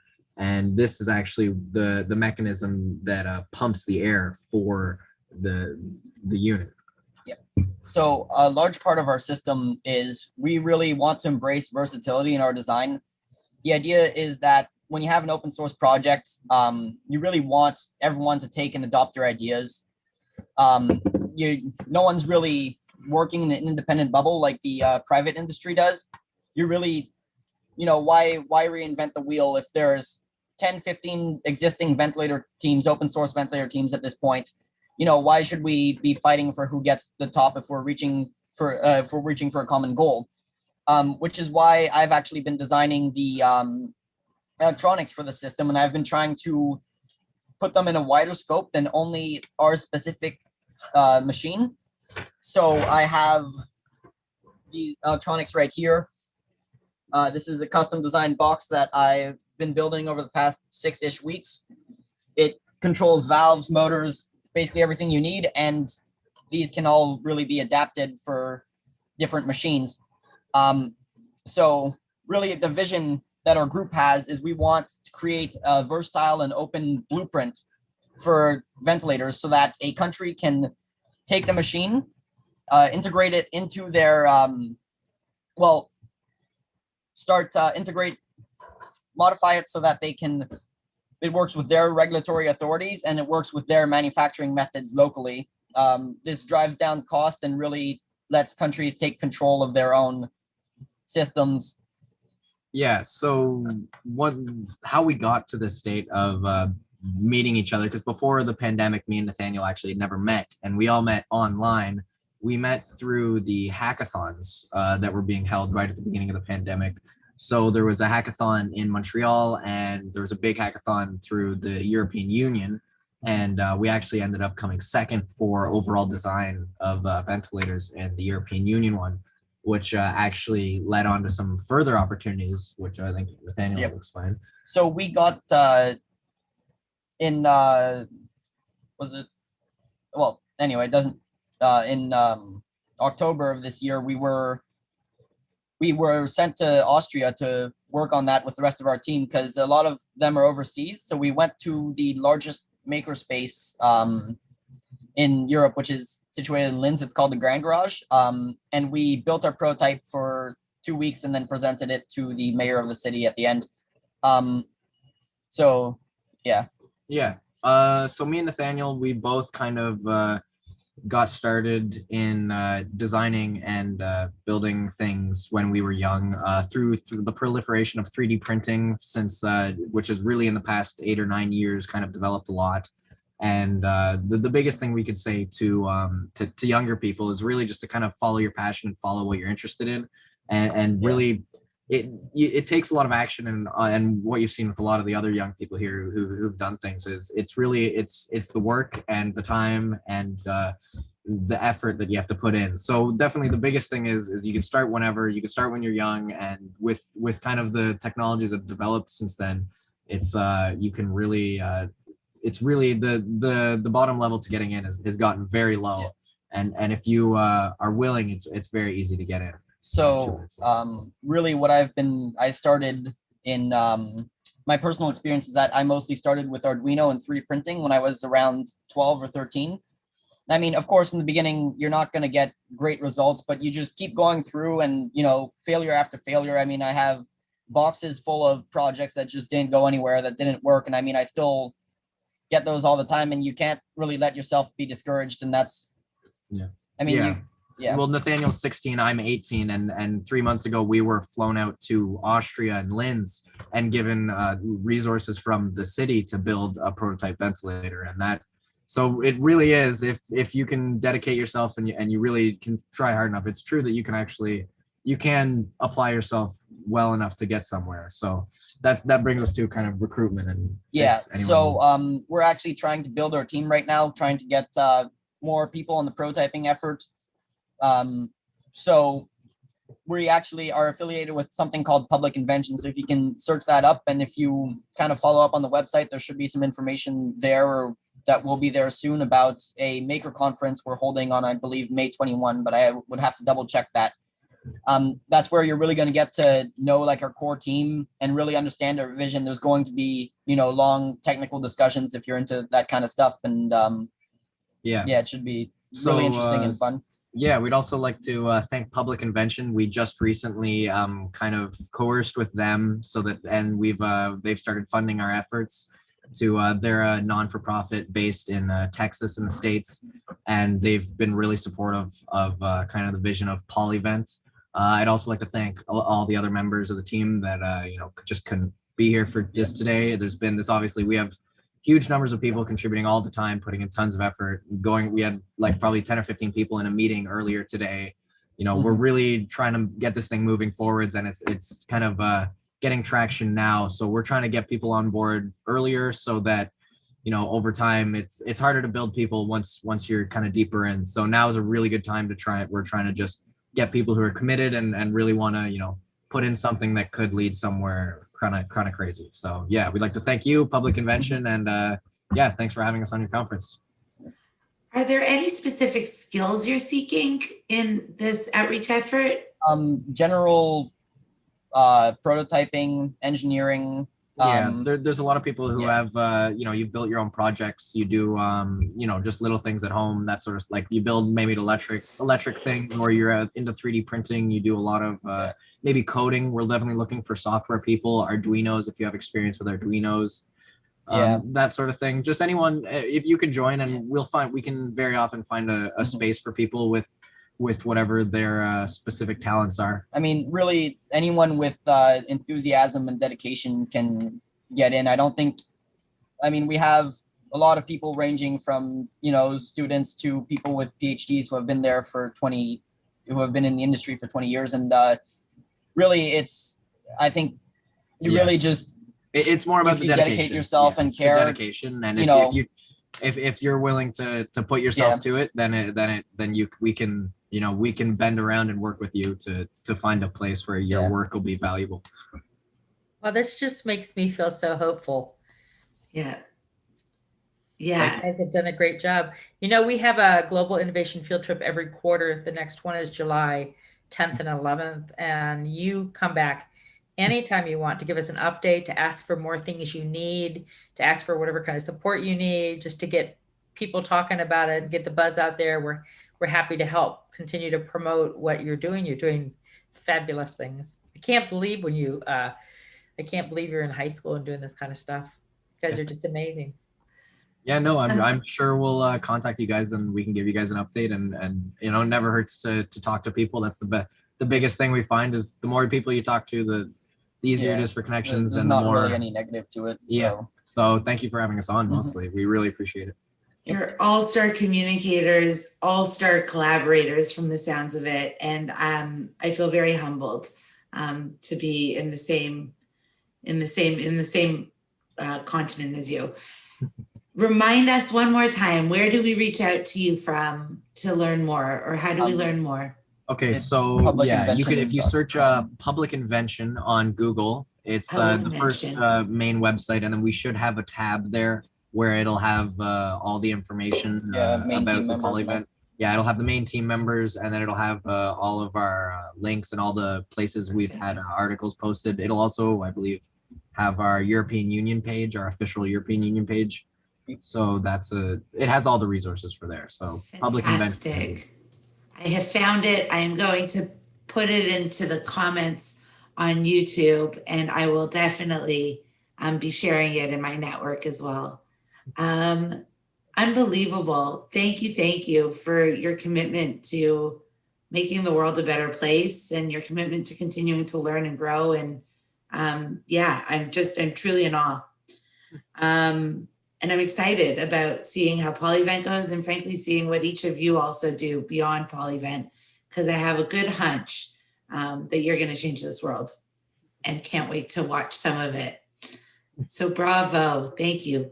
Thank you. Enthusiastic tip of the hat. Bye. Thank you, guys. Take good care now. I'm not sure, Julie, if our next presenter has landed. I do see a couple of attendees, but they are not named Daniel, so I don't believe he's here yet. Do you want to play a video, and we'll give him just a minute to see if he... Absolutely, would love to do that. Just give me a moment, please. Sorry, I admittedly, as our presenters have been speaking, I've been getting excited and pulling up these pages, and so now I've lost track of where my page of videos that was an are. incredible presentation. I have to be honest, I don't think I fully appreciate the application of open source collaboration. It never occurred to me that it would go that direction either. I mean, I've heard of open source, relative to programming for years, but it's amazing just carrying that concept out farther. And it's fantastic. And I hope they find all sorts of ways, all sorts of things to make open source as they move forward in their futures. I mean, so cool. I love all my children, but boy, my children are just not stacking up. These guys are really brilliant. I think that all our children are important pieces of this massive change equation. Okay, I have something open here. I think it's from the Invention Convention. Sorry. I think it's from the IFG Water Challenge. Oh, I've seen that one too. It's good. It's a good video. Okay, shall I pull that one up?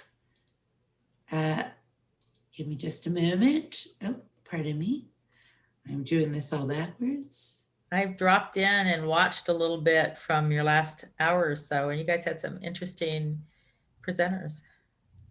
Yes, as always, it's always a fun place to spend time and meet new folks. So I'm gonna hit play here. Let's learn a bit more about the recent water challenge. It was an awesome event.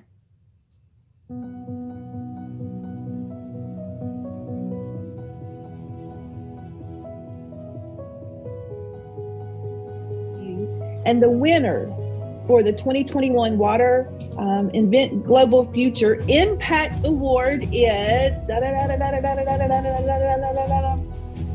3 blue, 7 red. Yay, yay! Today we will be presenting to you our Water Challenge innovation idea. But first, let me give you a bit of information about our teammates.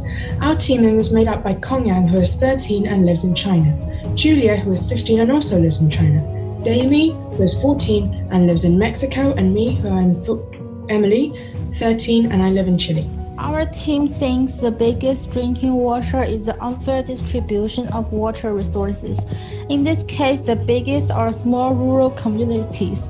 This is because they do not have as much influence as big companies and politicians. Water problems are a well-known problem in our society, but sometimes they are very controversial and considered a taboo thing. So You will see a big map with many little red dots on it, and each of the dots represents a water problem in the world. And by clicking the blue tile located at the bottom of the screen, you can add your own problem into the app. And the winners of the collaboration are 4 red and 9 blue. Our team name is Water Purifiers. My name is Anne. I'm 14 from Canada. And today we have Victoria, who's 14 from China, Anata, who's 14 from India, Jose, who's 14 from Mexico, Ruby, who's 13 from China, and Sharif, who's 13 from Bangladesh. The problem that we are focusing on and we are trying to solve is water pollution. There's no exact time period for water pollution to happen. It usually happens throughout the year. And according to SCAPA technique, the M means maximize or minimize. Purposes by our group can complete a series of filtration and detection work related to ensuring drinking water quality in the early stage. The environmental impact would be that people would get much cleaner water. Maybe those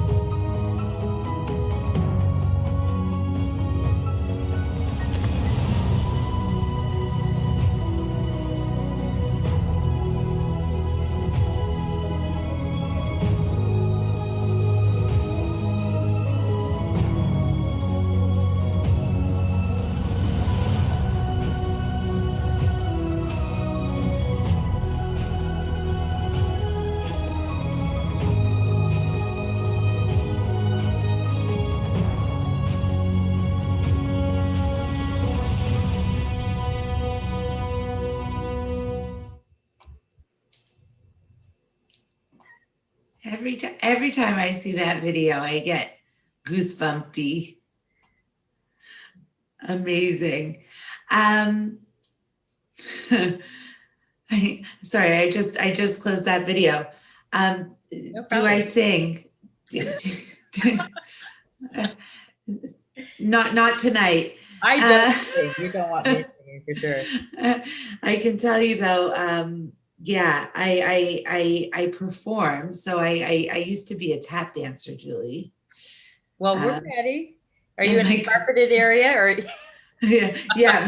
But my charisma when I was a child got the best of me, and I was cast once in a role with singing parts that were far beyond my scope.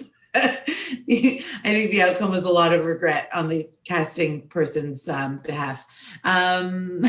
My most fearful role was I was a unicyclist. So come on, they had to find a part for me in the play because they had to have a unicycle go across the stage. Yeah, it was rather embarrassing. Get out of here! I rode a 6-foot unicycle when I was a teen. 6 feet? Well, if my legs were long enough, it would have been 6 foot from the seat down. But I was only 5'2.5" or 5 foot probably at that time. So it couldn't extend all the way up because I wouldn't have been able to touch the pedals then. But yeah, I rode a 6-foot unicycle. That's stunning. A bit of information that nobody ever needed to know, right? Oh man, that's wonderful. Yeah. It's reminding me of something I haven't thought about in a long time, which is I once did stilt walking. Really? Yeah. When I had the great privilege of working in an arts organization where we would offer programs to members of the community, and it was really inspired by a diverse roster of artists and the interest in the community and whatnot.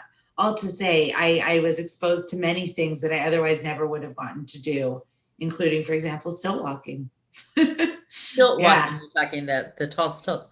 Do Tall stilts. If this gig doesn't work out for us, Erin, we could maybe be a 2-for-1 for the circus or something like that. That's right, just no singing. Yeah, definitely. I'm happy to pull up another video. Okay. Awesome. Perhaps national parks. That sounds cool. Those are pretty short ones, but those are great. Those are made by Dr. Drizzle, our good friend Daisha Jones. We love to promote her programs. That's right. And we just saw a little Daisha cameo in the water challenge video because she handed out some of the accolades. Yes, she did. Awesome. Let me pull this up. Let me make it. Dr. Drizzle back again. Who doesn't love the national parks? I know that I have missed them greatly during this time at home. So let's take a little bit more time and try to create something that will help the national parks out. We want you to create a trash receptacle that is safe for you, that you don't have to touch, and also safe for the animals. National parks are a treasure, and we need to do everything we can to protect them. So let's get moving. Save those parks.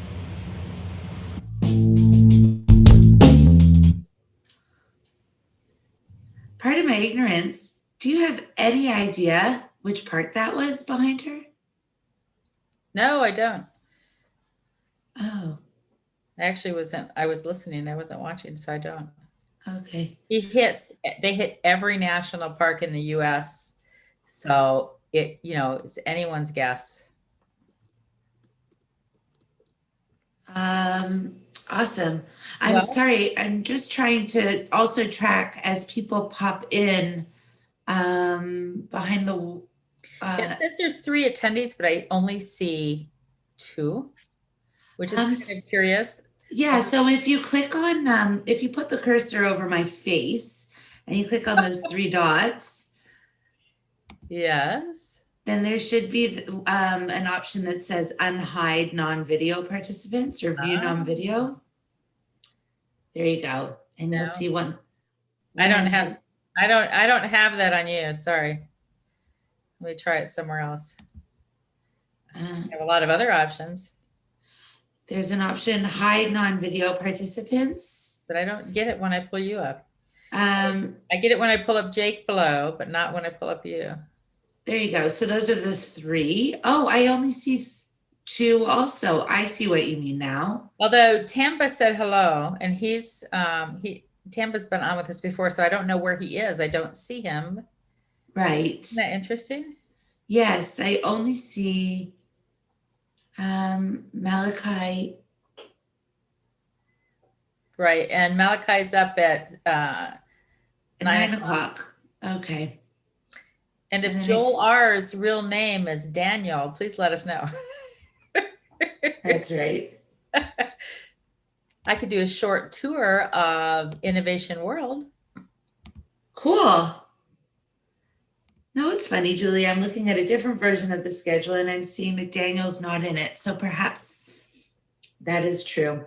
Yeah. Who do you have up next at 8:30? So actually it goes from 7:30 to 9. So we have some time. So tell me about Innovation World. I don't believe that's true.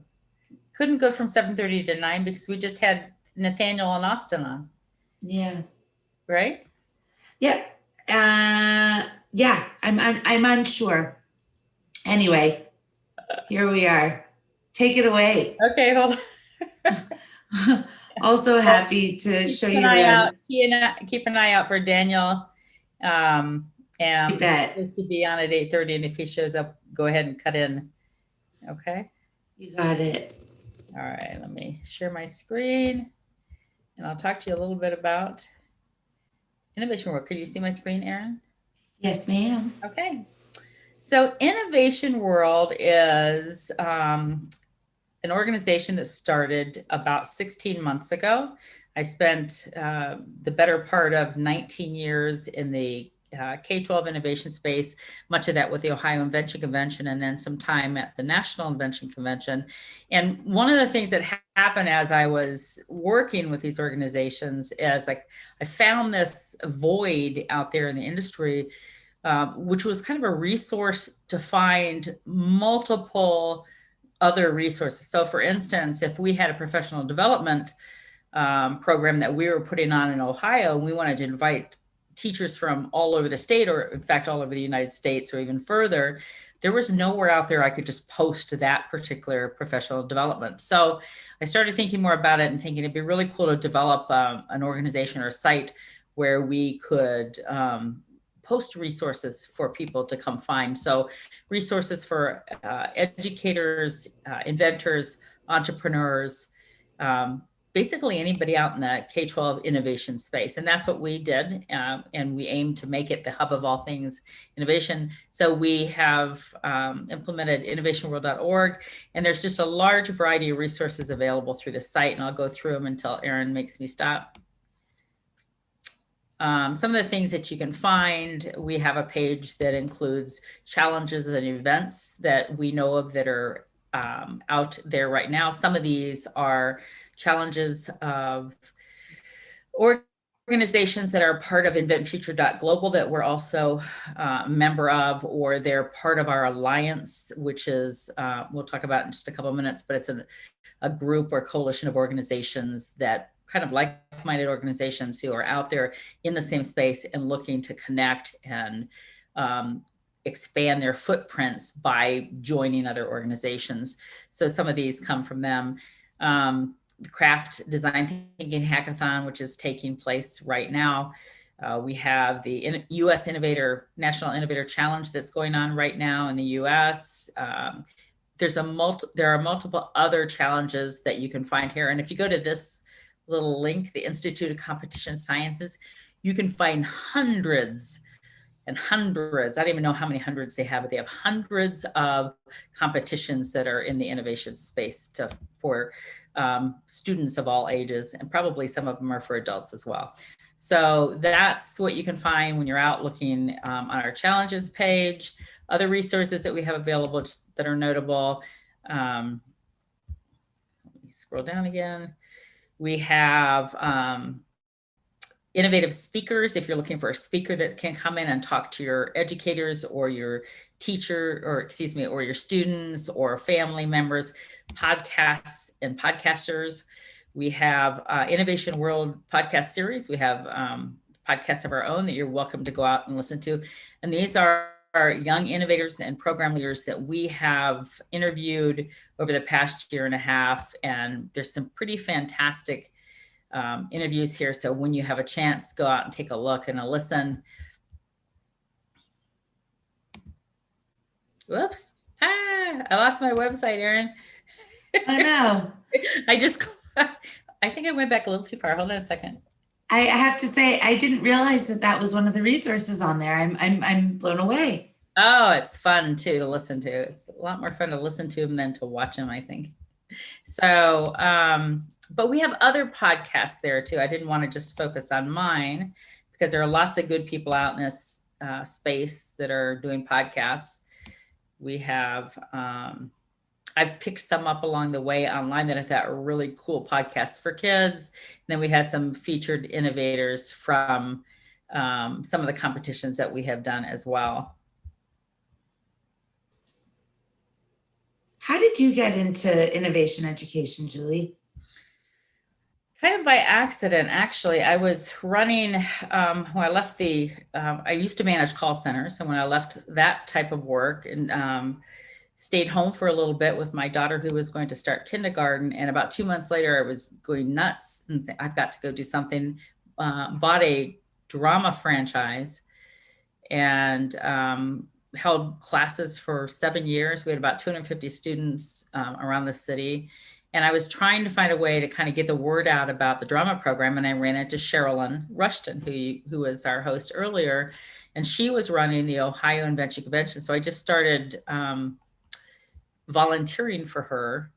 And then over the years, took on bigger and bigger roles until finally I was their director of operations and education, and loved every minute of Ohio's got a great program going. And at one point then ended up working with the STEMI Coalition, which is a national coalition, or was a national coalition of small invention programs across the United States and the world. And then, which is now the Invention Convention Worldwide, that's hosted out of Dearborn, Michigan at the Henry Ford.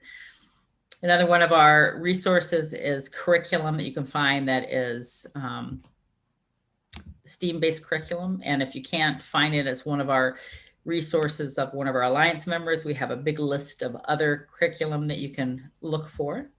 Wow. Do you mind making me a co-host just so I can bring in our next co-host? I've got you captured here. I'm keeping you. I'm not going anywhere. I just want to get more people in the party. Absolutely. Hold on. Thank you. I have to stop sharing to do that. Oh, I'm sorry. It's okay. Not at all.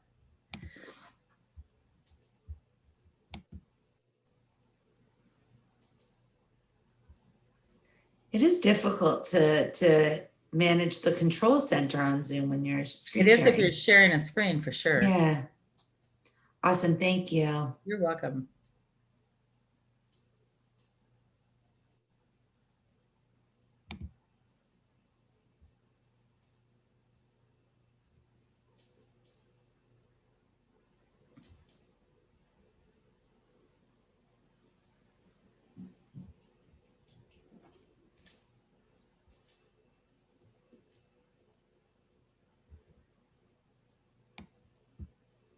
Oh, Aaron, you should have interrupted me a long time ago. I'm sorry. Is our next guest here?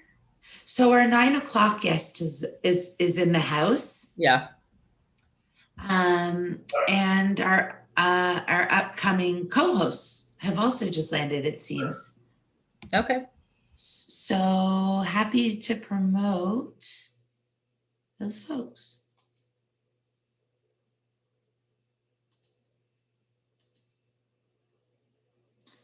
Amazing. I really admire all of your work, Julie, and thank you for being so committed to sharing resources and connections, networks. I know it's been a great privilege to meet and learn from some of the folks that you've connected me to personally.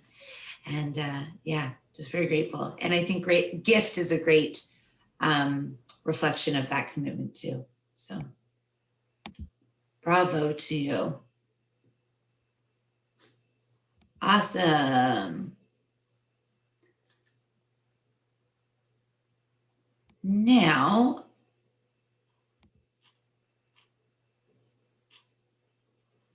I believe our next presenter, who's scheduled for 9 o'clock, is in the house. And I'm wondering, I thought they were, but I don't see them now. So I see one attendee, but I see it says there's 2. So I'm not so odd. I'm not understanding how that's possible. Me neither. I did try to promote our next speaker, and maybe it seems he got lost in the promotion, but that's interesting. Hopefully they return. I will keep my eye on that. I can also play another video, which means that I won't be very effectively keeping my eye on that. Somebody's raised their hand. Oh. Over in attendee land. It's Jim. Fantastic. So Jim is scheduled, I believe, at 9:15. Jim, you're unmuted. Yes. Hello. I just want to let you know I was here. I didn't know if you could see me. Oh, thanks, Jim. I'm very excited. We can see you. I'm gonna mute you back then. Thank you. Oh, Jim's on at 9:15. that's right. Yeah.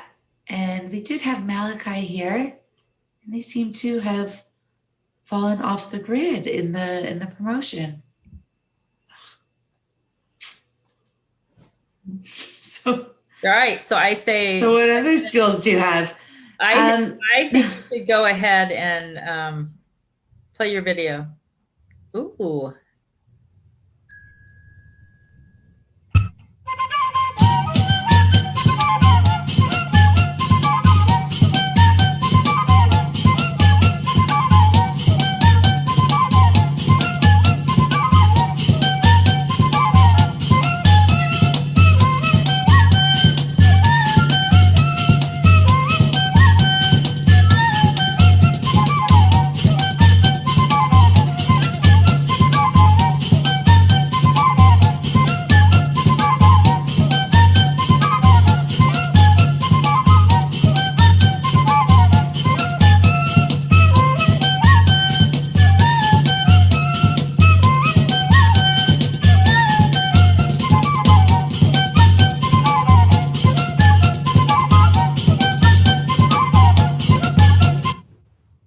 Oh no.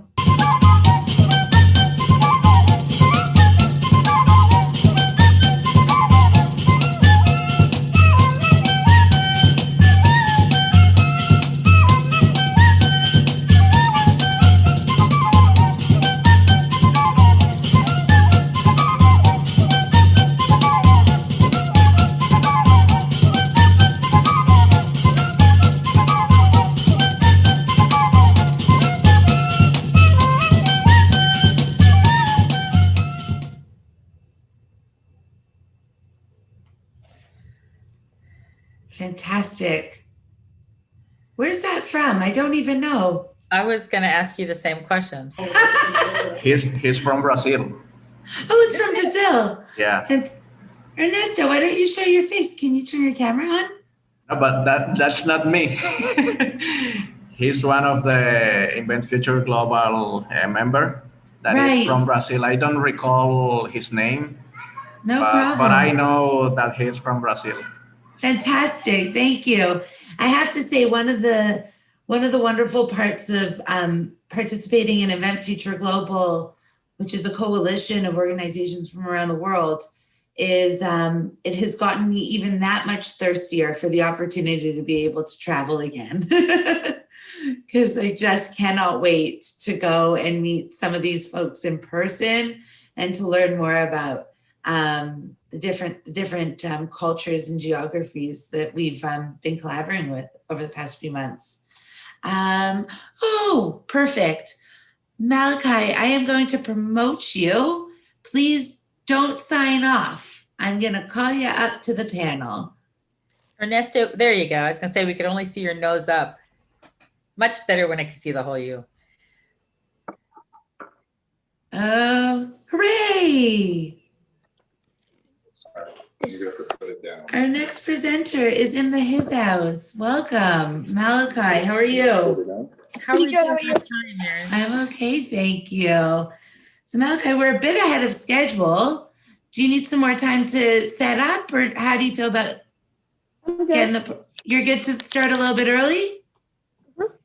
Rock on. Well, we're so excited to hear about the lightsaber that you invented. But before you tell us about your invention, can you tell us a bit about you? Where are you zooming in from tonight or today? I'm in Spokane, Washington. You're in Spokane, Washington. And what grade are you in, Malachi? I'm in 7th grade and I'm 12. You're 12 years old. You're in 7th grade. So other than inventing and changing the world, what else do you do in your spare time? Play outside and play a little music. You play music? Mm-hmm. Do you play a specific instrument? I play a little bit of violin and piano. Oh, well, that's pretty cool. Amazing. It's so nice to have you here, Malachi. And I think without further ado, I'm going to hand over the virtual stage to you. Okay. Well, this is my lightsaber.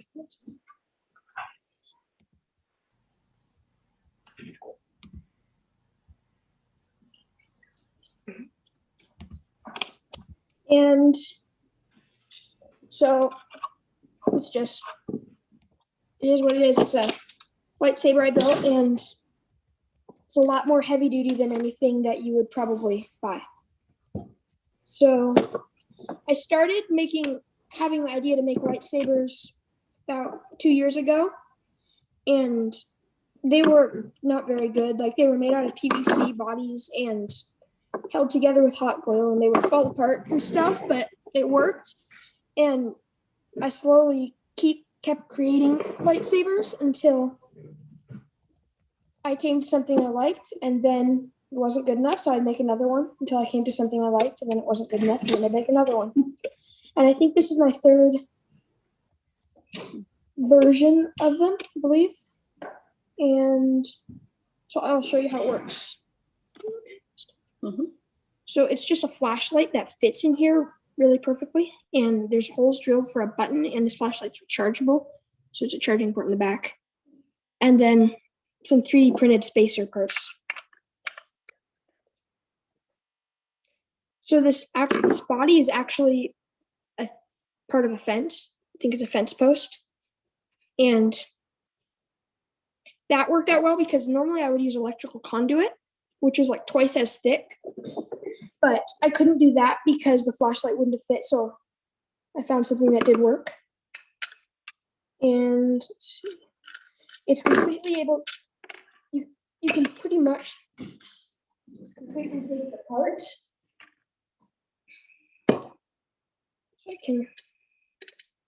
And able to be made by pretty much anyone too. So it's has a release mechanism for the blade also. Let me show you that actually right here. So you push this in, this will normally pop up. There's a larger head, as you can see on this. When that head pops up, it locks in this hole. When you push it down, that thing is able to slide out of this groove right here, making it easy to take the blade out and store it or whatever. So this just unscrews so you can take it apart if you need to get something out.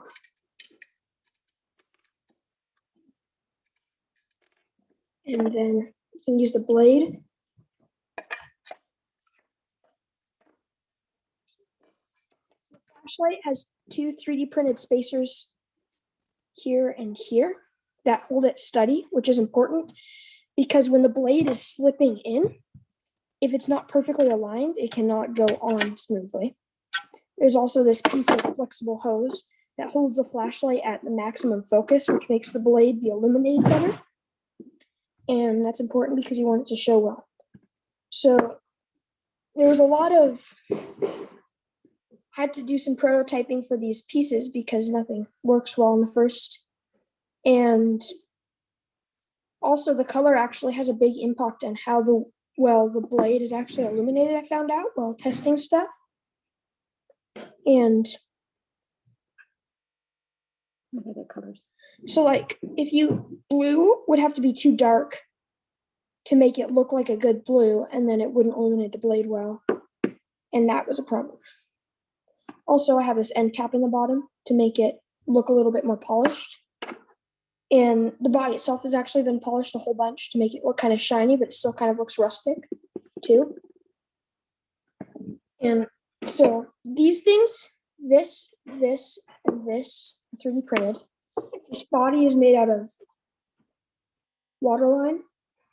PEX waterline. This 3D printed. And this is all the hardware that this thing has.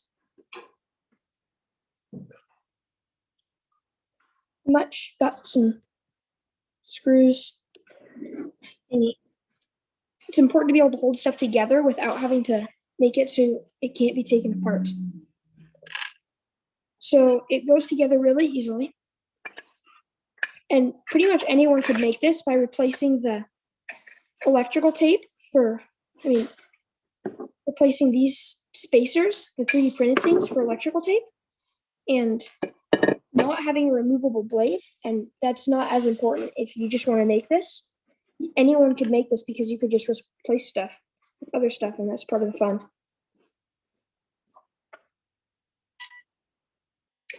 So this screw just threads in here. Now I tapped the body, and one of the problems I had with this was that this body is so thin, and it had to be, that you couldn't get threads to hold very well, especially very, very small things. This one holds well. So this piece is held in by this inlaid nut that just goes way down in here. So you can see, so that this screw, which is this bolt, which is the right length, can go in and hold it without having any other problems, and it's all able to fit into this bottom.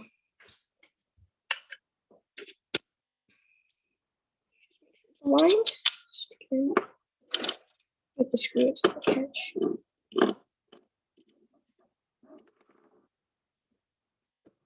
So this is probably the newest and coolest part, is making the blade removable. So you have this piece, I'll show you this piece, that's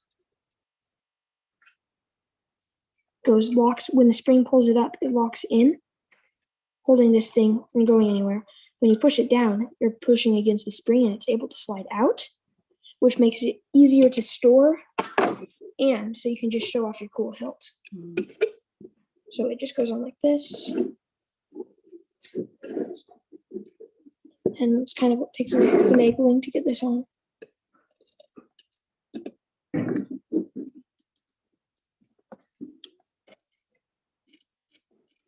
Screws on. So another thing about these lightsabers is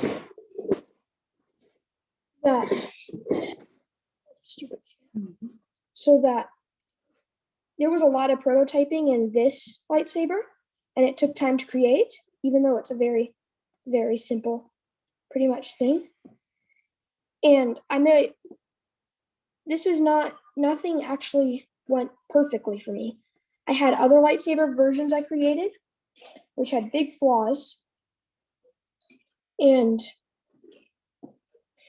I had to pretty much scrap those ideas completely because they just wouldn't work. And that's important because stuff doesn't just go exactly perfectly. So it's very easy to disassemble too. Can I ask you a question? Yes.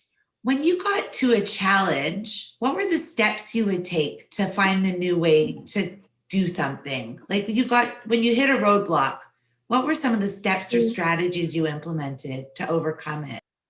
Well, most recently on this, since all the problems I pretty much had were either just drill a new hole or edit it in CAD, I would just change it. But when I had my big major fail, which was a whole lightsaber body that did not work and was completely different, pretty much just forgot about it for a while and then made a new one, and it worked pretty well. It's funny. I'm going to humble myself for a moment here and admit I work with an amazing coach sometimes. And a recent thing she taught me is the importance, she calls it a white space.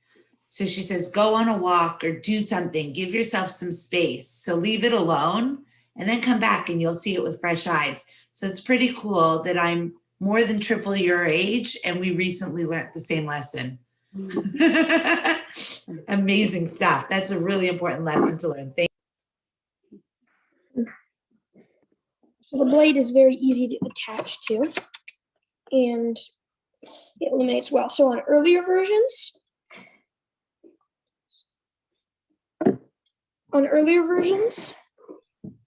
That was tight. That was tight. Can you show that again? Oh, wow.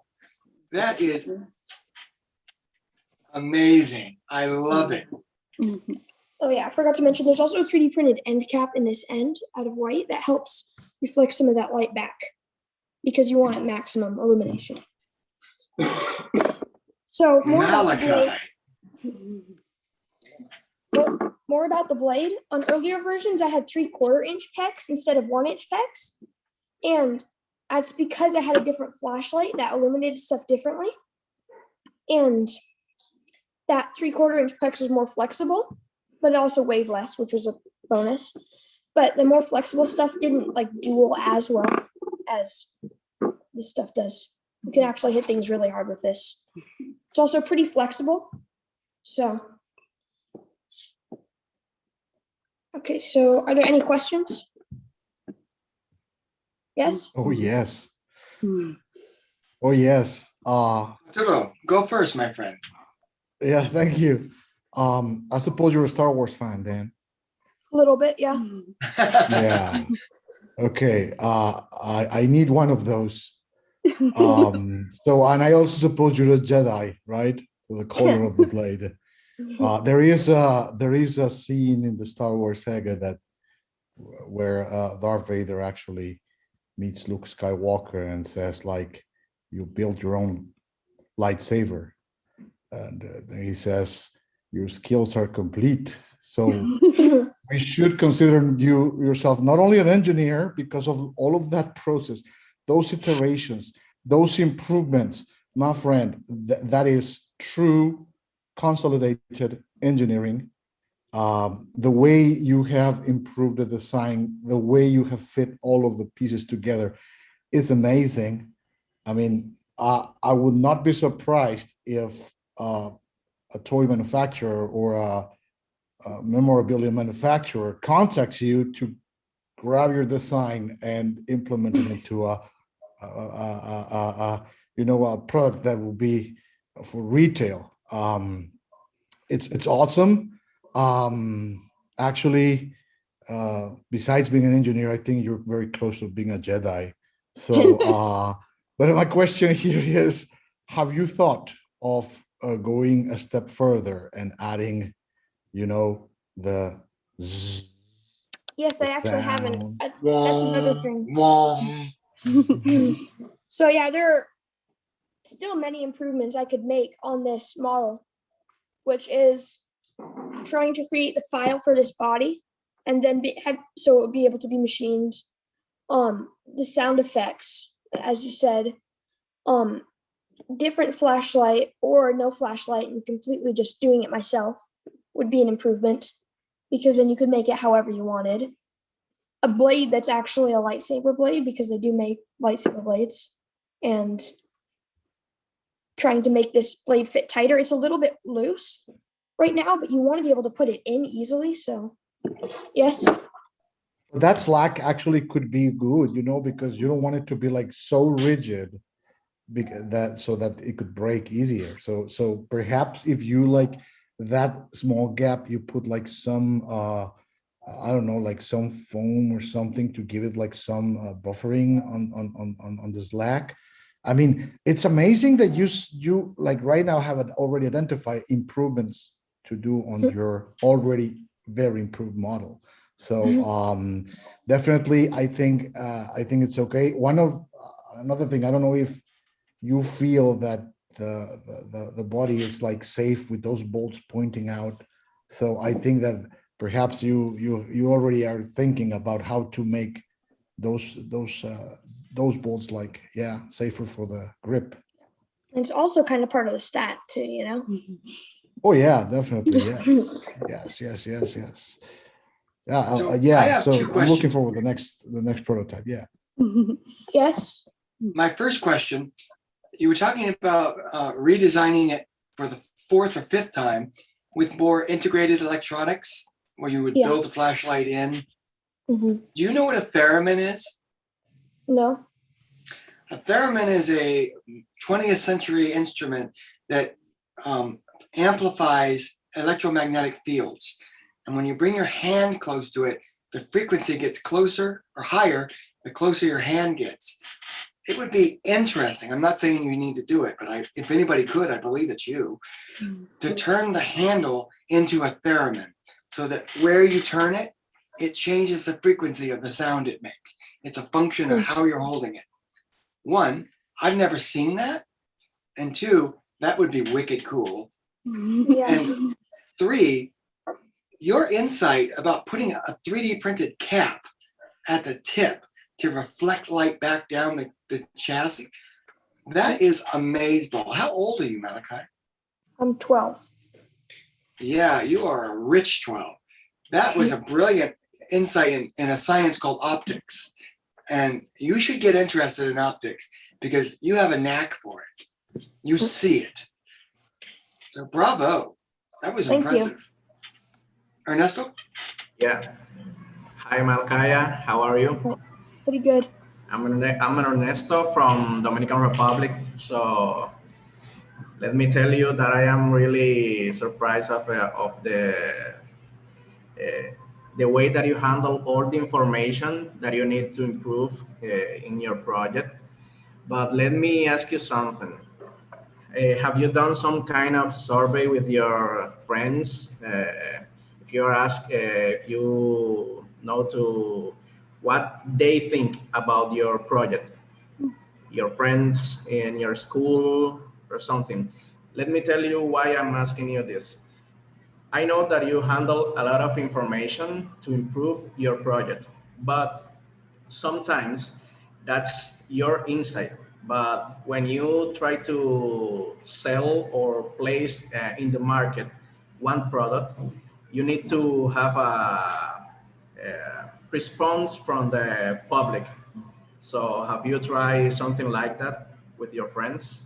So my friends like it and my family likes it. Yeah, I've given some of my earlier versions away as gifts. Okay, that's nice. That's nice. Let me tell you that as Arturo, I need one because I am a really fan of Star Wars. So maybe we three will be the next Jedi generation. That's awesome. Absolutely, yes.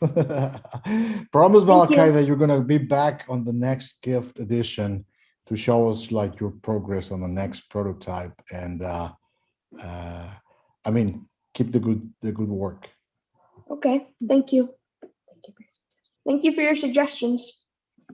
No, awesome. Oh, awesome. Great job, and keep it on, dude. All right, so also, thanks. thank you for your attention to detail. You have great attention to detail. Thanks. Oh yeah. Very good. Thanks for showing this to everybody, Malachi, and we'll be seeing you soon. And I'll find my own way to get one of those soon. All right. Okay. So let's go over to our next presenter that's already here. As we thank Malachi, and you know, you blew it. I mean, awesome. That was awesome. So this our next presenter doesn't need an introduction. He's an old friend of the Global Innovation Field Trip, but we're going to ask him to introduce himself because I always enjoy listening and to his introduction and knowing who he is. So from the United States, state of Ohio, right? Right. Gene Bruner. So welcome, amigo, and go ahead. Gracias, Arturo. And it's good to see you again. And Ernesto, it's wonderful to meet you for the first time. I am, in fact, Jim Bruner. I live in Columbus, Ohio. And it's really important that kids all around the world know that not only do I live in Columbus, Ohio, I live in downtown Columbus, Ohio. And this backdrop behind me is my yard. I live 10 blocks from our state capitol. And I work for an educational nonprofit here in Columbus that is national, and they do international work as well.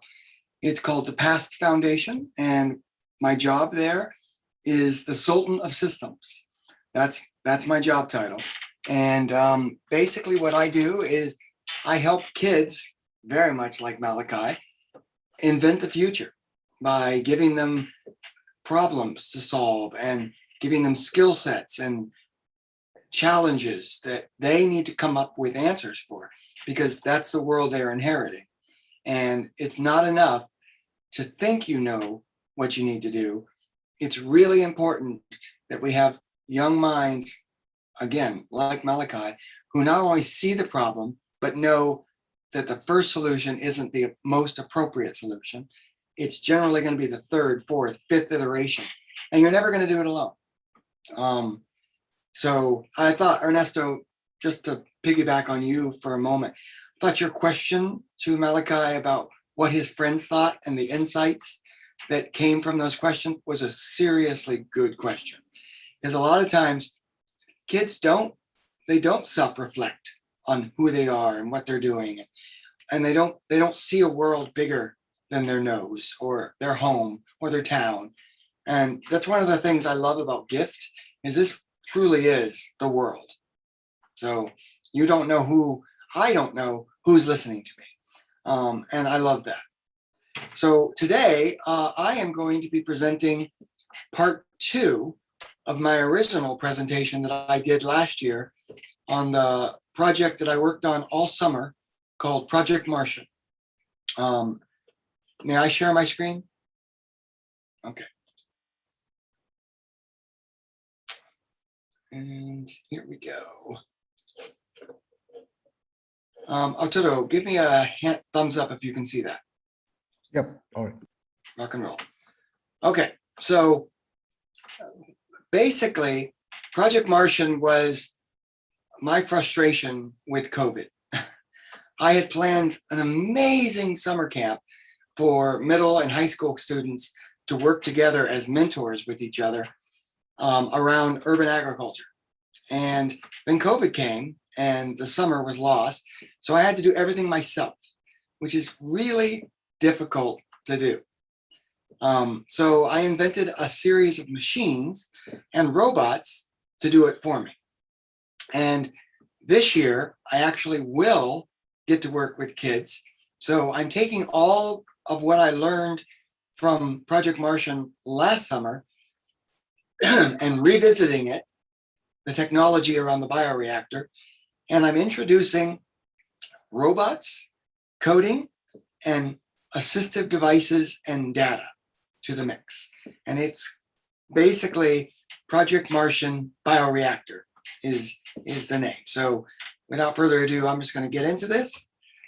So last year's project, this is a recap of what I presented last year.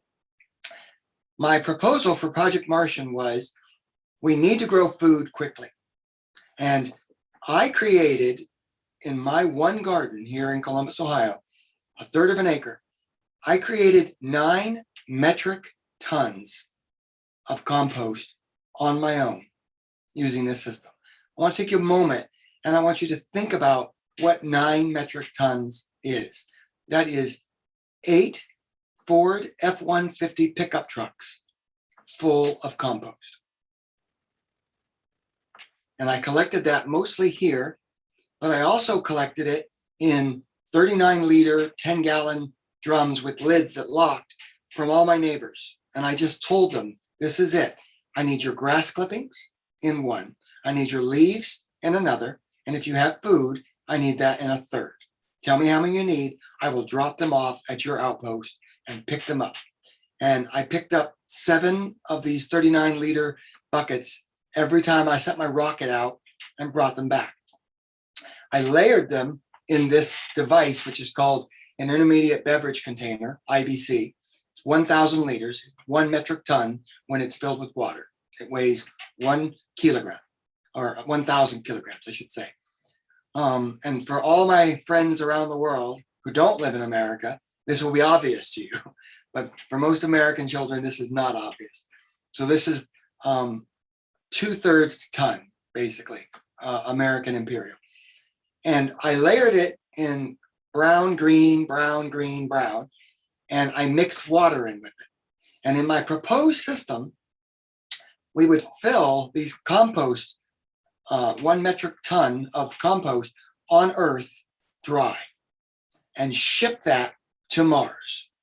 And when it arrives on Mars, the Martian outpost there, all robotics, would start synthesizing hydrogen and oxygen out of the atmosphere into water, H2O. And then those water IBCs would be placed on top of the compost, and then it would be accelerated with 10 liters of ammonia, yeast or ethanol, which is basically beer. But I made it so I could use brewer's yeast rather than beer, because I recognize that most kids aren't going to have access to beer. But beer is an excellent accelerant. and then syrup, like maple syrup with water or just cola. And I had that ferment, and in the IBC, I had basically a stirrer, a solar powered stirrer that stirred the compost and this liquid all together over time. And I did the math and I realized for every colonist, there would have to be 9 of these bioreactors to produce enough soil for use to grow food for them on Mars. And that's 9 every 21 days. And this is what the compost looks like. You can see the boundary between the aqueous clay that comes standard with property in downtown Columbus that has had houses built on it for 150 years. It's clay and compressed. This is the bioreactor composite. 21 days of processing in my bioreactor. This is 30 centimeters of compost. And what's left after you drain the fertilizer is 30 liters of compost. So that's why you need so many of them, because it doesn't make a full 1,000 liters because of entropy and science and chemistry. You lose 2/3 of what you create, which leaves 30 liters of usable, growable dirt. And so with that, these beds here, these square beds, I dug them all up by hand last summer, 30 centimeters deep, which if you don't use metric is about 18 inches. And I replaced it with this compost, which is absolutely rich. And so that was a very, very interesting experiment, and it worked beautifully. If you see the last gift, which I think was in January, you can see how well I did with that. It grows food remarkably well. So this year, I thought, well, let's go to the next level, very much like what Malachi did. If that worked, what if I imagined my property, and this is an outline of my property in Columbus, Ohio. What if I imagined it under a dome, pressurized to 1 millibar of atmosphere on Mars? And what if I took the compost that I developed and I mixed in about 10 liters of Martian regolith, which is really sharp and will kill any living organism? Because if it's a small organism like a bacteria or an insect, the regolith is super sharp and it will cut through the shell and the cell wall of the bacteria. So I needed to figure out a way to mix in the regolith with the compost so I could extend my growing medium and use what I have on Mars. So on Earth, I used life forms that are called diatoms. And the diatom has a very sharp shell and it functions very much like Martian regolith. I said, well, why stop there? Why not use the entire property? So what I ended up doing was I created 4 robots. I created a central computer that lives in the cloud, which is my Raspberry Pi unit. And then I modified 4 remote controlled robots with a Raspberry Pi Zero sensor. One of them is designed to fly through the air of Mesocello around the trees. One of them is designed to swim in the aquatic ecosystem at Mesocello. It has a camera in it, a motion sensor, a temperature sensor, and a nitrite sensor. So it monitors the health of my pond. The Airbot, which is the one that flies, monitors the life in the trees, monitors the health of the trees, and monitors the pressure at what would be the top of the dome to make sure there are no leaks. Then I have the GroundBot, which follows a predetermined path around Mesocello to look at places that are weak points that need to be checked regularly. And it has a camera and an additional Raspberry Pi unit on it for mobile processing across the entire colony. And then the last one is a tiny little tank that goes under the earth and checks. It has the same kinds of sensors on it: temperature sensor, pressure sensor, motion sensor, and it has a pH sensor, so it can test the soil to make sure the soil is healthy. And you might be asking what this little white square is at the bottom. That is my test. It's called a tile, and it's a radio frequency ID tag that I have 8 of them that I put all around Mesocello, and I've programmed the 0 Raspberry Pi unit to respond to those tiles. So I can program it to go to that tile and check. Tell me what the altitude is, tell me what the temperature is, moisture, what the light is, what the pressure is, what the pH is. And this is all important because they're deployed all over the colony. From a central control unit in the back, behind where I keep my chickens and my rabbits and my hens, or my ducks. All of these sensors go to different places. Arturo, how am I doing on time?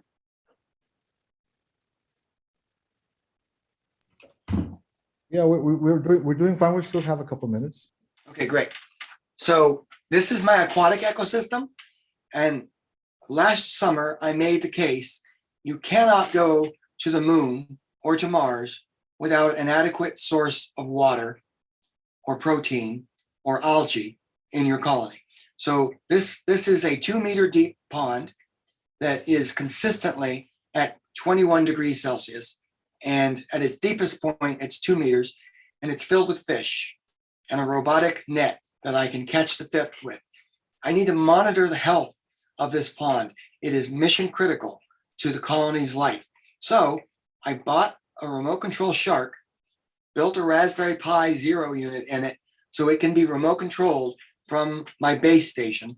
And there is a waterproof tile on the wall of this pond that it always goes back to so it can sync information with the Raspberry Pi control unit. Next is the AirBot. And the AirBots launch off my pergola and off these 2 gates in my yard.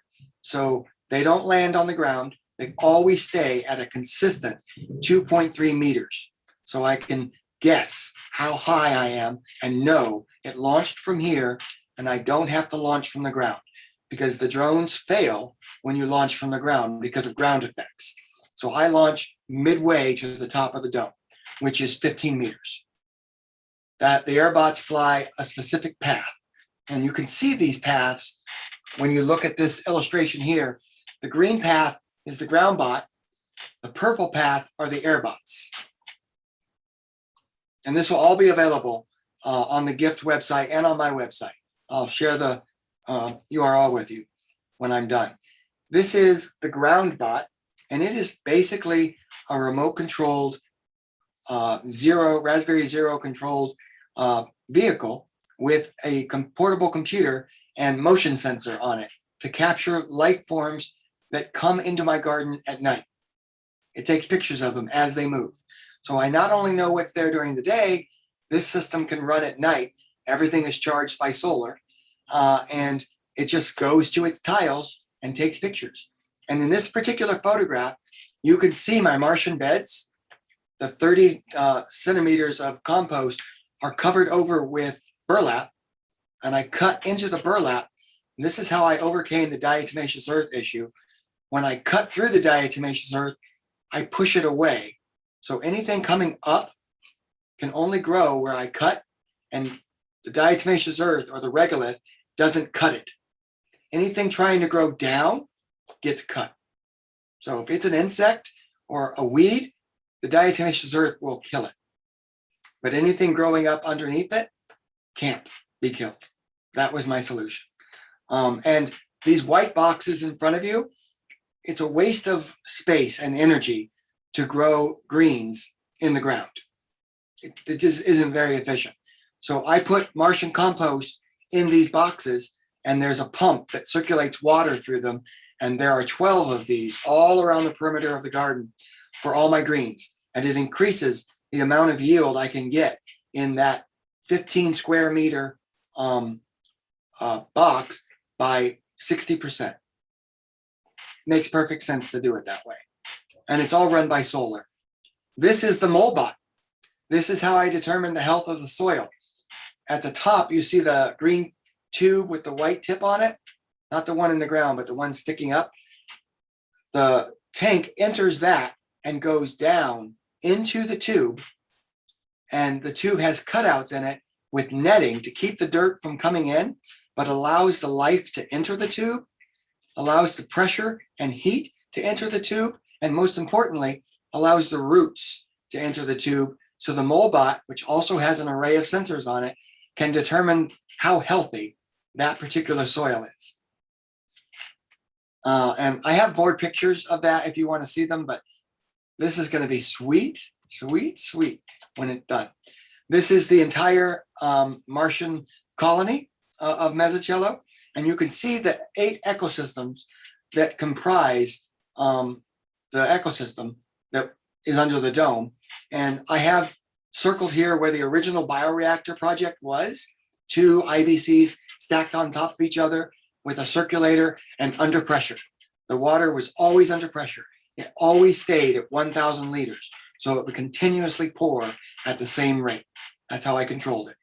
You really should go back and look at my other presentation. But in this domain, I grow different kinds of food and different kinds of green and brown bioorganic material for the biocompound. Because you don't want to eat all your food. You're going to need some greenery to produce oxygen, to give you shade, to give you beauty, and to feed the other organisms that require other ecosystems other than the ecosystems in your garden. It's a fable that we're going to live on Mars and just grow food. It's not possible. Life will not sustain itself on one ecosystem like that. It just won't. We're thinking very, very short term if we think we're going to build greenhouses that only grow food. Life requires other forms of nutrition and nourishment, and so do humans. You need trees. So you got to grow a few trees if you want a healthy system. And that is my presentation. What would you build on your Martian colony? That's what I want to know. So do I have any questions? Wow, Jim. If your presentation in the past gift was inspiring and interesting, this like next edition is amazing. It's great, like now to see about those things that you said about the control and the robot integration and those those changes that you make with the boxes and all of those considerations. This project, I mean, for me is something that awes me like all the time. I have been asking you about it like in the past. I have a question here. This like I want to perhaps calling it facility because it's your home, but all of this installation here, do you get and visitors? I mean, it's pretty much like a a place where learning doesn't stop and all of that. I mean, I don't know if you actually do tours around that for people. Well, originally it started out as a passion project for me, because I think, Arturo, you know about my health condition, and it's very important for me to have access to fresh food, and I can't always afford it. I can, however, afford to grow it. So my motivation for growing healthy ecosystems is primal. I mean, it's really important to me. This is a learning lab. This is a learning lab of the PAST Foundation. And I can say for the first time, I have a large grant from the Ohio Farm Bureau to prove this proof of concept. They want kids working on these out of the box ideas about not only how you grow food, but how you grow healthy ecosystems and places to live in food deserts. Because I live in a food desert. I literally live in downtown Columbus. I'm surrounded on 3 sides by asphalt. So I am literally in a food desert. There is no grocery store close to me. The closest grocery store is about 8 kilometers away. I can't walk it easily. I have to drive there. If I couldn't drive to the store, I would have to go to a gas station. and eat substandard food. And it's really important to me that kids understand the brain is a chemical, emotional, bioorganic computer. And when you feed it faulty food sources, it will give you faulty readouts. So you eat crap, you will think crap. It's really important to have a healthy diet. And I believe this ecosystem and this idea of reframing Mezzocello as a unique colony will really get kids thinking, what would I do if I had a constraint? If my whole world was a half an acre in a crater under a dome, pressurized on the moon or Mars, and outside that dome is zero pressure, explosive vacuum, and negative 230 degrees Celsius. Oh, and don't forget about the polarizing UV radiation and cosmic rays that will destroy you. So that's a stressful situation. And I lived in this garden behind me through COVID with very little side effects, emotional and panic side effects, because I live in a beautiful colony. And I realize people need beauty. When you deprive people of the opportunity to experience and be part of beauty, you remove part of their humanity and part of their ability to learn and empathize. We can't love in an ugly place. It's not possible. And in order to build a colony that's going to support life in a place that is so hostile, the very first thing you need to build is love, beauty, empathy, and safety. So that was my thought. And the second thing you need to build are killer engineers that can solve any problem, any crisis. And that's why I started with the RC controlled toys, because it was really easy to overwrite the IR signals that they get from the radio control module with the zero. And whatever they want to do, they have to program it in Scratch, and then it does it. There is no remote control. I'm not using any remote control devices. These kids have to program where they want these robots to go. And then it sends it. And it sends it, ironically, from the top of the dome, which is 15 meters above my ground. And it hangs from a tree, and it's literally that Raspberry Pi, a Wi-Fi adapter and repeater, and a hotspot. So every signal they send, not only do they need to know where that hotspot is, they also need to figure out the angle of theta from their device to that hotspot and what's in the way. So I'll have these kids, their brains will be hot this summer. They'll be thinking hard about this, but I mean, my camps are full. 24 kids each camp. They're totally full. Wow. I don't know how I'm going to do it, but I know I am. Now, with all of the data that you're going to get from the sensors, have you thought about putting real-time data? Because, I mean, it could be a chance also of involving people like from other locations to keep an eye. Can you keep a secret? Yep. I'm going to share that data with Gift. And one of the things I want the kids around the world to do is help me create a 3D simulation of Mezzocello so we can start doing experiments online with it. I'll have all that data. And I have other plans for that data. And that data is paid for by a grant. So I have to share it with my grantee as well. But I do want to share it with the world. I want to give the whole world an ecosystem 5 meters deep and 15 meters high and 50 meters wide by 50 meters wide. I think that would be a fabulous simulation because I can give real data on all of that. And the kids will be collecting it as a side effect of what they're learning around coding. So why not? Let me tell you something, Jim. It's nice to meet you. So this is my second time being a panelist in the GIF. So I'm really impressed with you and your initiative. So this type of initiative, I really love it because this kind of initiatives help us not only to see local solutions, but rather to have an, let me tell you, like an interplanetary vision. Absolutely. If I could say so.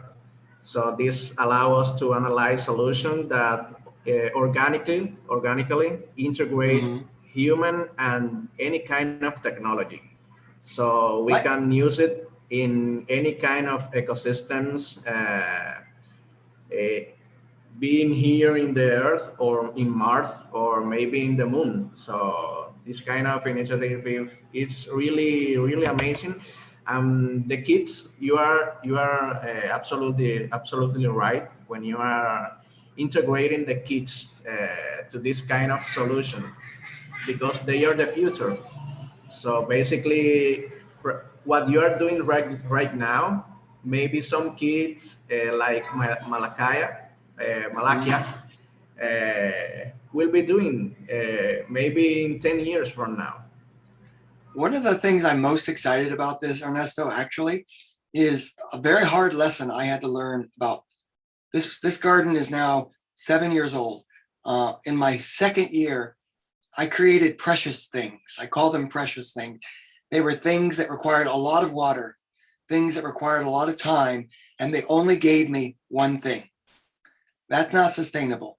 Every system at Mezzocello has to have at least at a minimum of 3 inputs and 4 outputs. If it's not giving me 4 things that I can use elsewhere, it must go. It's like the pond, for example. It gives me beauty. It gives me water when I need it. It gives me protein in terms of the fish. It gives me the algae that I can dehydrate and use anywhere. And lastly, it gives me a place to keep my animals healthy, because they always have access to fresh water. And all I have to do is keep that healthy, which requires a robot to monitor it, and a robot in the biofilter to make sure that all the ammonia and nitrite levels are right. Same thing with those garden beds, multiple inputs, multiple outputs. I want kids that are going to be living on colonies whose whole lives depend on that garden to understand when you design something to do one thing, you've designed a point of failure that will be your doom. Do not think that way. You must think holistically. And if I accomplish anything this summer with the bioreactor project, it's getting kids to recognize not just a tool for one thing. It has to do multiple things, or it's not worth sustaining. Yeah, that's right. It. That's a web. A web has multiple strings. And I have to stop because I'm picking up all the time. So, we are on schedule. Yeah, we're right on schedule. Yeah, but thank you for sharing this. We are definitely looking forward for the next part, the results, the next success of your of this project. Gives me an excuse to go over to Columbus and pay you a visit. Love that. So I hope that the conditions allow me to travel soon. So indeed. Thanks, Jim. Thanks for sharing this. Thanks for being here. And thank you to all my friends around the world who are watching this. I'm proud of all of you, and I'm so honored to be here with you, presenting with you, and learning with you. Much love. Thank you, Jim. Awesome. Okay, so that was a great presentation. So we have already our next presenters here. We have Jennifer, visit us from Indonesia. Hello. Do you want to start your camera? Yeah, sure. Yeah, from Indonesia, from Korea, well, I would like you to introduce yourself, and the floor will be yours. May I share screen? Of course, please. Okay, wait. Let me pull up the screen real quick. Jennifer, how old are you? I'm 11 years old. I'm going to be 12 this year. Right. Okay, let me start this presentation with the slide. Please stand by, it's loading.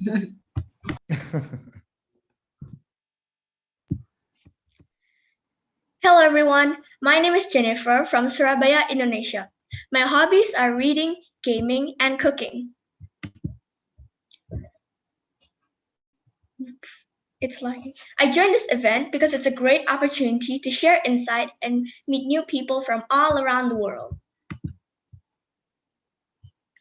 In my presentation, I chose Anne Tsukamoto because personally, science is one of my favorite lessons, and the fact that she's a female scientist inventor gives me hope and motivation that one day I too can become an inventor for the greater good. Now on to the behind the scenes of making my submission video. First of all, I went on the web to research about my favorite inventor, Anne Tsukamoto. Afterwards, I compiled the most unique facts I found into a script. Then I memorized the script that I made before and came up with a costume. I transformed myself into Anne Tsukamoto with a jet black suit, a white blouse, and some white hair made out of a lot of baby powder. Next, I prepared a phone, green screen, tripod, and found a quiet, bright place to record the video. Then I recorded, edited, and published the video to Instagram. Now I'm going to show you the video that I made.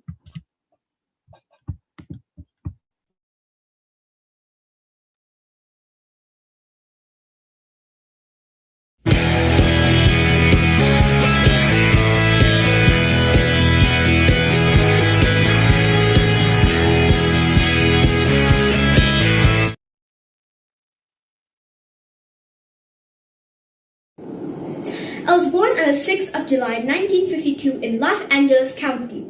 I took my undergraduate degree from the University of California, San Diego, then took a PhD in microbiology and immunology at the University of California, Los Angeles. Cancer is one of the deadliest diseases in the world, with millions of deaths per year. With that in mind, while working on Systemics, my colleagues, Yuko Aihara, Charles M. Baum, Irving Westman, and I carried out intensive research on stem cells. Previously, scientists had theories about the application of hematopoietic stem cells to treat various diseases and save lives. However, researchers were unable to study hematopoietic stem cells because they had no way to isolate them.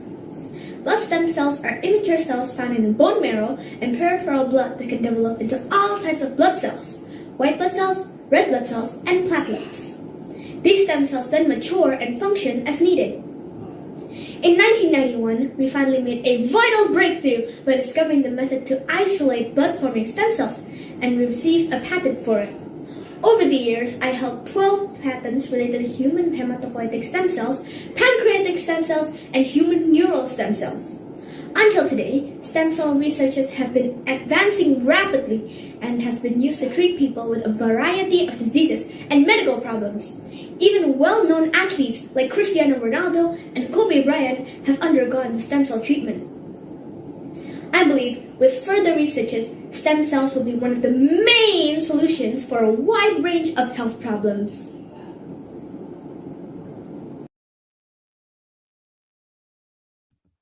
That brings us to the end of my presentation.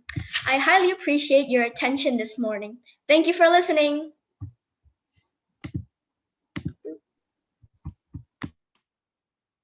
Thanks, Jennifer. Very good. Well, it was a nice video and a nice impersonation. I mean, I suppose you had to study a lot I mean, you sound so convincing that I thought you were speaking about yourself. Thank you very much. And the work that you did editing your project and your recording, that was nice. So all the work that you did, using all the information about your character that you are impersonating, that was awesome. So thank you for your great job. Thank you very much. So I suppose you learned, or you're really interested in stem cell Yes, I am. biology and technology, right? Have you thought about growing to be a researcher or a scientist that works with stem cells? Yes, hopefully I will become one in the near future. I'm sure about that. Yeah, I'm sure about that. Oh, did you also did some research and learn about other people work or are currently researching in this field? Wait, what? Could you please repeat that question again? Yeah, could you like did you find about other scientists that also work with stem cell technology? Like other people? For this project, I have not, because I was fully focusing to On her? research about my favorite inventor, which is Anne Tsukamoto. Yes. Yeah, awesome. I mean, the video was awesome. Actually, you know, when you put like both pictures side to side, perhaps you could think like, hey, why not? Maybe she was using some deep faking technologies, because I mean, you seem so convincing that definitely you know what you're talking about. So have you planned what other like inventors that you admire? Do you know, or do you think about doing also video on that?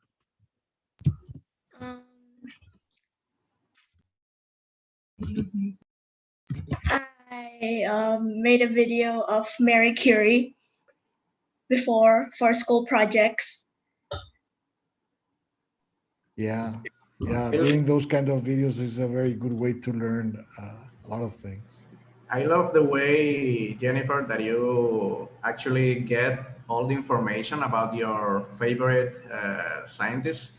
And I understand what Arturo is saying, because when you are taking all, or maybe the surface of all the information that you search from that, maybe in this time was your favorite scientist, but if you present some other scientists to your friends of your same age, maybe they will be interested to know about or more or more from that scientist. Not only your favorite, but maybe Tesla, maybe Leonardo da Vinci.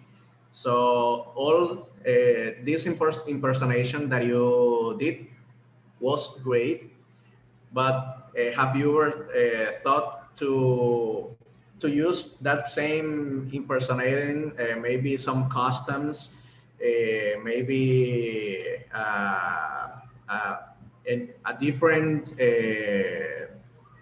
presentation using another names, another scientists, and just letting your friends know about their research.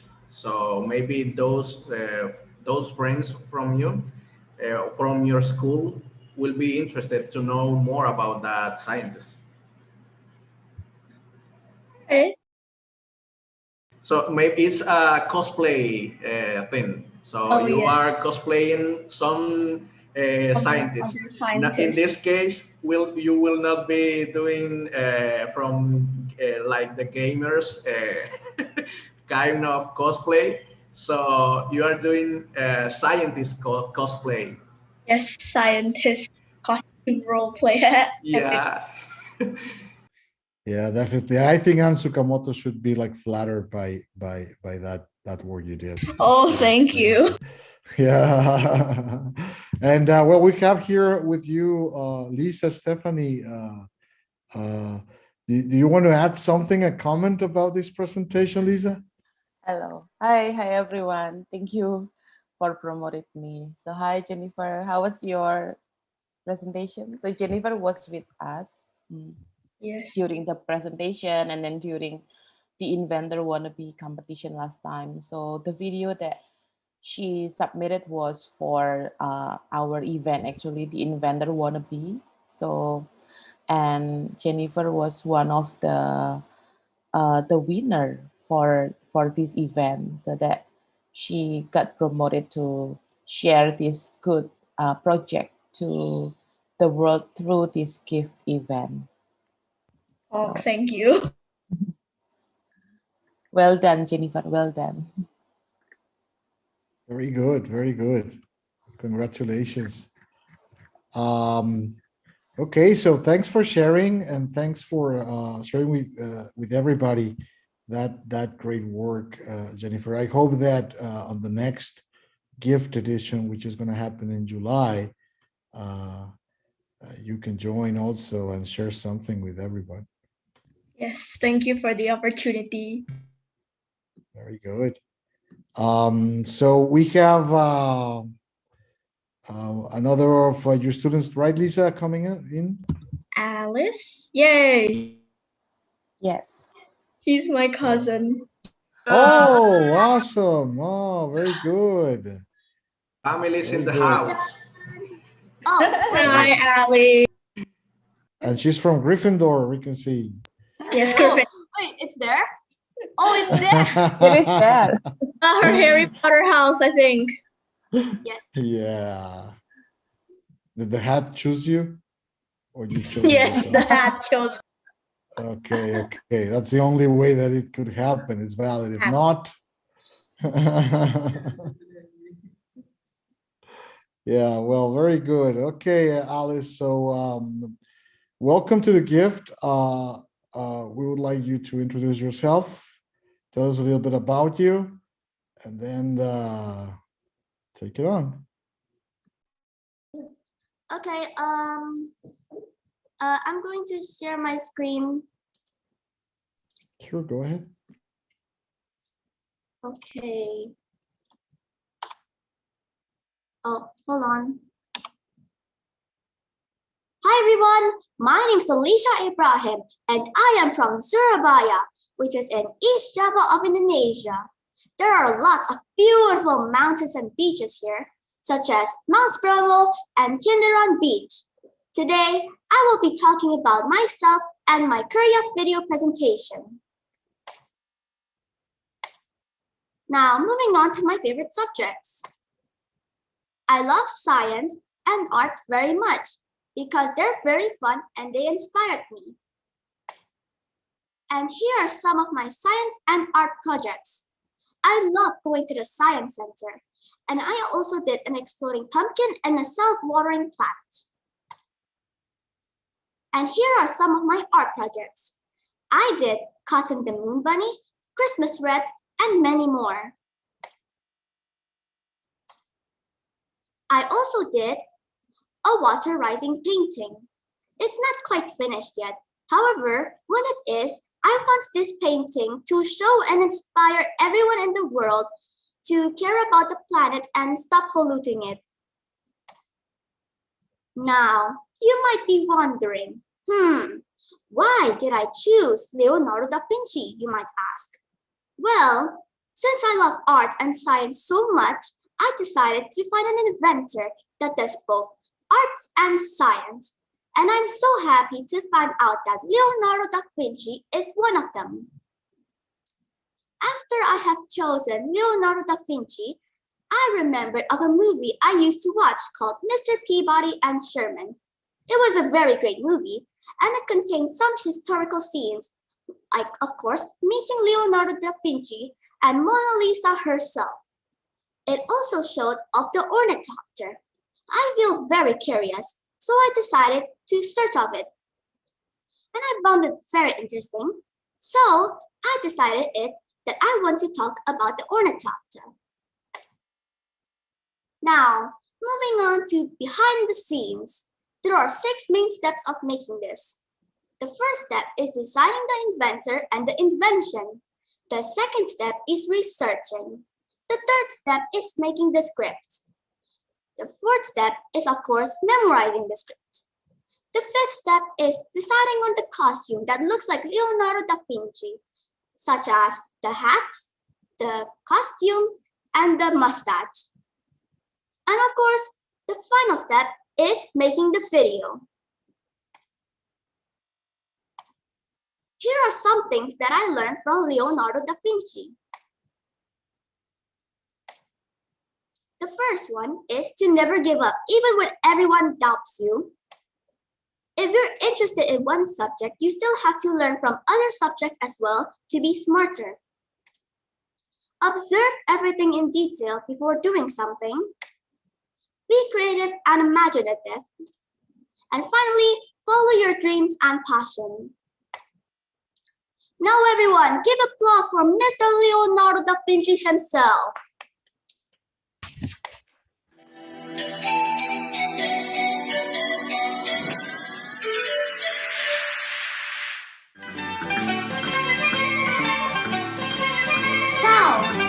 My, look at this wonderful painting with mystical smile.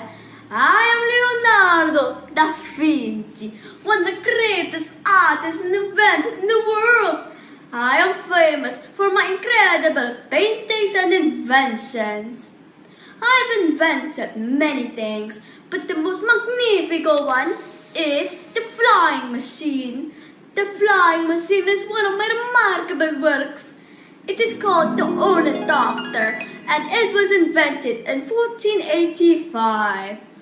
I made it because I am inspired by bats, birds, and by nature. And that is why the wings look like bat wings. How the ornithopter works is that the person would strap themselves, then use their torso and legs to move the wings up and down, just like how birds and bats fly. The ornithopter can travel faster than walking or riding a horse. You can see miles of roads below you, and you can get to your destination in no time. You know, people in my time think I'm a cuckoo just because my ideas are absurd. But people will never understand your vision until you make it a reality. So, whoever you are, wherever you are, when you do things precisely and with passion, observe everything with detail, then you will just be like me, a man ahead of my time.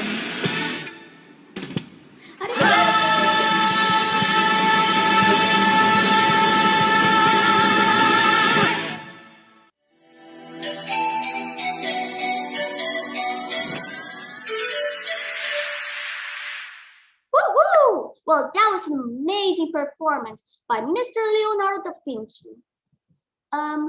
Hold on, everyone. Let me change my virtual background.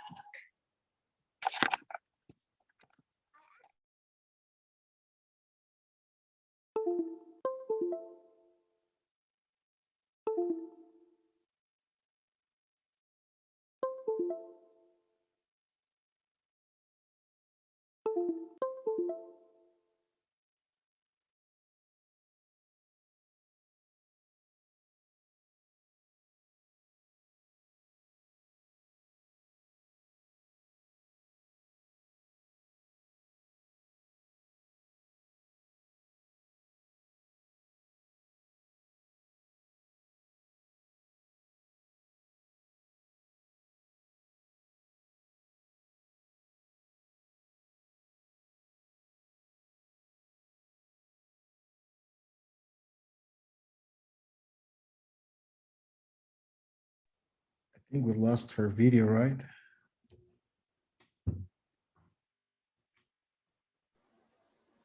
Yeah, I think there's Her camera got disconnected. We could listen to the US. Sorry for the inconvenience, everyone. Go ahead. Okay, anyways, I actually made a model representing of how the ornithopter works. Such as what Mr. Leonardo da Vinci has stated before, for the ornithopter to work, the pilots must move their torsos and legs to move the wings up and down, just like as demonstrated.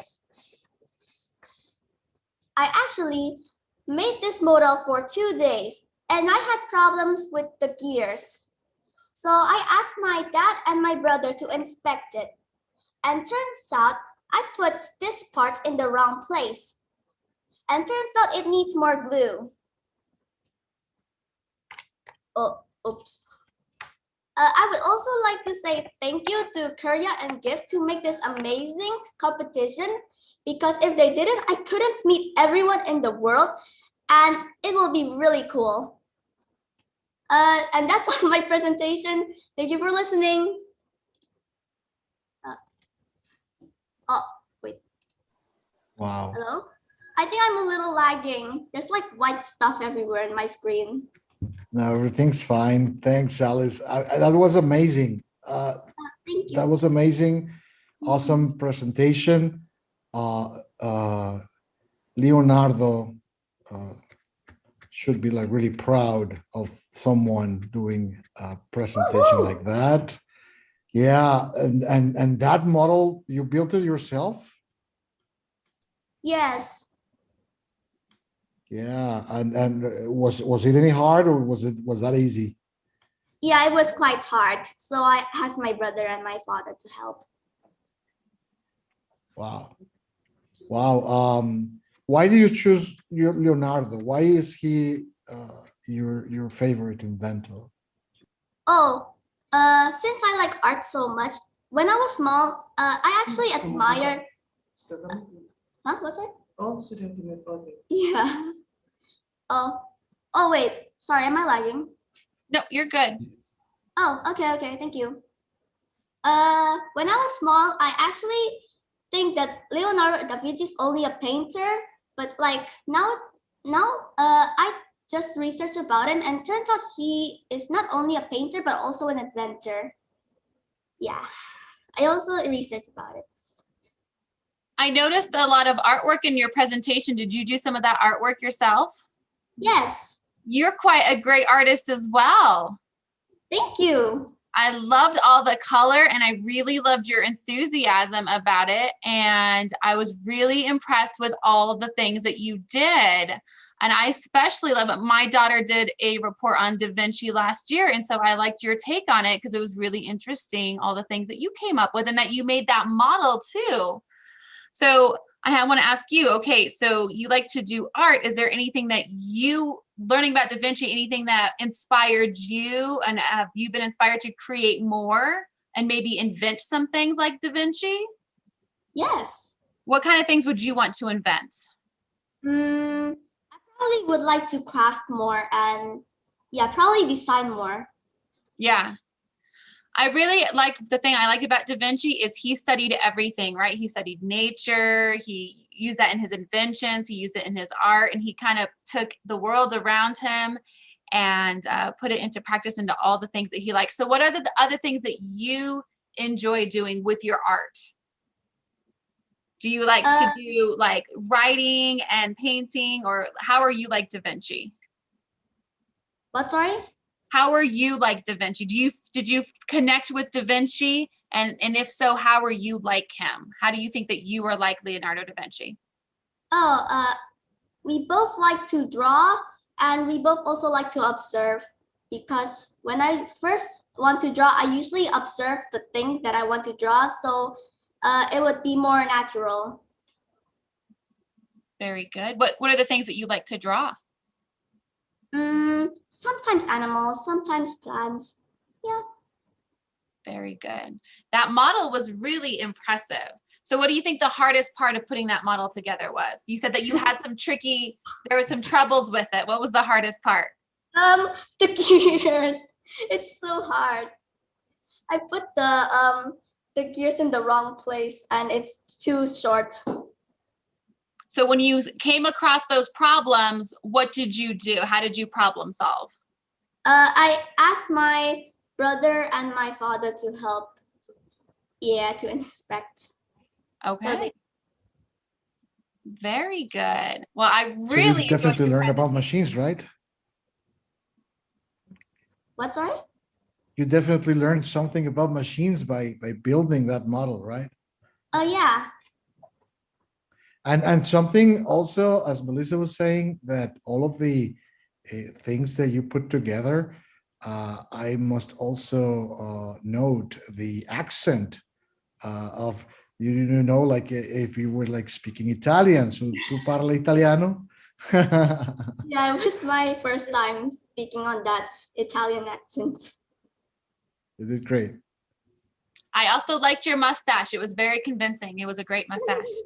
And I love the costume you put together. It was so much fun to watch. I loved your enthusiasm. You could tell that you really enjoyed learning about Da Vinci. Yeah, I did. Do you think you would like to learn about other inventors or artists? Oh yes, of course. Do you have any other favorite artists that you like? For now, I only remember of Leonardo da Vinci. I can't remember anything else. That's okay. He's one of the great ones to know because like you said, he didn't only just do art, he did science, he did inventing, he did architecture. He was quite the man. So, and I see all those gifts in you as well, looking at this presentation, all the things you put together, lots of different talents and skills all put together to put this here. So very well done. Woohoo! What was your favorite thing doing this project? Probably researching about Leonardo da Vinci and also doing the model. It's very fun. Very good. Thank you so much for sharing. I really enjoyed it. Thank you. Yeah, and thanks, Alice. And you mentioned that you had a great time participating in this program, meeting a lot of awesome people. Could you share like very fast, what are the things you learned by participating in this program with Korea? What, sorry? Wait. Like you said that you enjoyed participating in this program a lot and you had the chance to meet other people. So could you share like some of that experience? Yeah, I learned about other inventors that people chosen, and some of them I didn't even know, like Ansuko Moto. Yeah, and I learned a lot. Yeah, awesome. Well, thank you very much, and thank you again for being here with us. So, Lisa, we have our next presenter here already, right? Yes, we have Kenzo right now with us. Hi, Kenzo. There you go. We can see you now. Okay, Kenzo, before you start your presentation, why don't you introduce yourself so that everybody gets to know you and then you go on. Hi, my name is Kenzo Anderson Lim. I'm from Elion Christian School. I'm primary 4 and I'm 9 years old. Today I want to present behind the scenes as Thomas Alva Edison. My favorite subjects are mathematics because it's very challenging and it has a lot of numbers. I like science because it has fun experiments and it explains things around me. These are the photos of I when in the science fair. And I didn't have the photo of when I was in Gizmo because they didn't allow me to take a picture. But I remember I followed 3 Gizmo competition, 3 Siamo competition, 1 WMI math competition.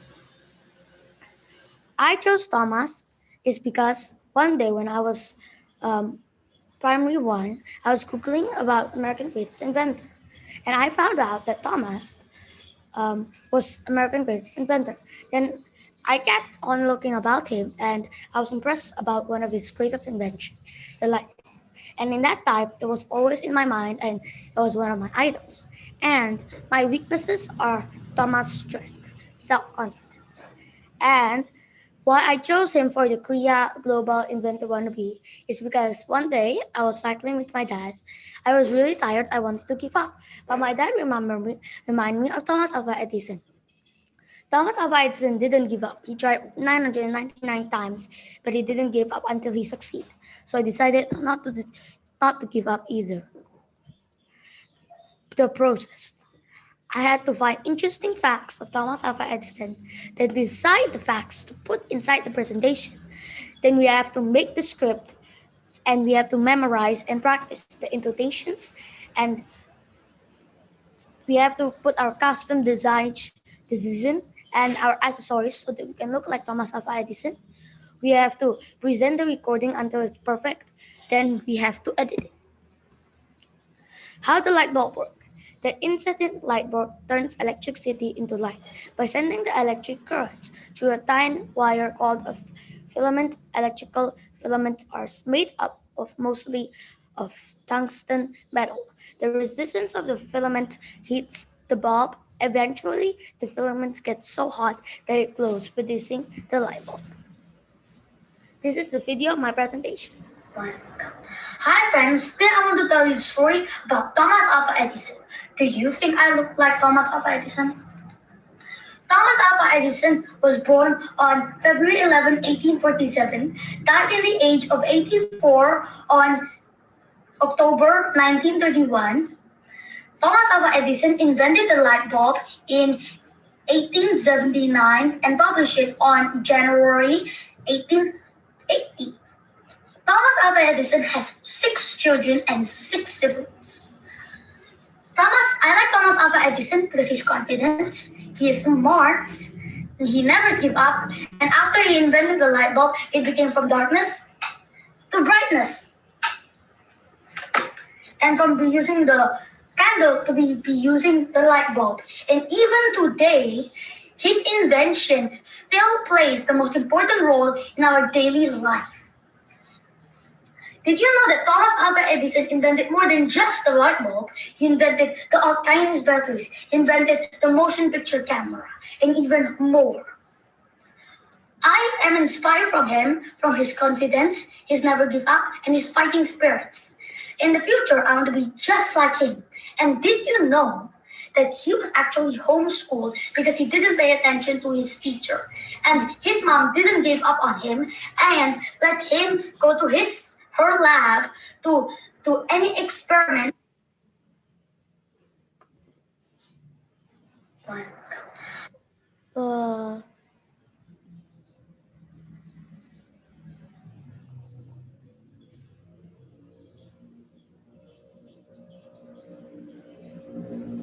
Just like him. And did you know that he was actually homeschooled because he didn't pay attention to his teacher? And his mom didn't give up on him and let him go to her lab to do any experiment. Okay. Hello?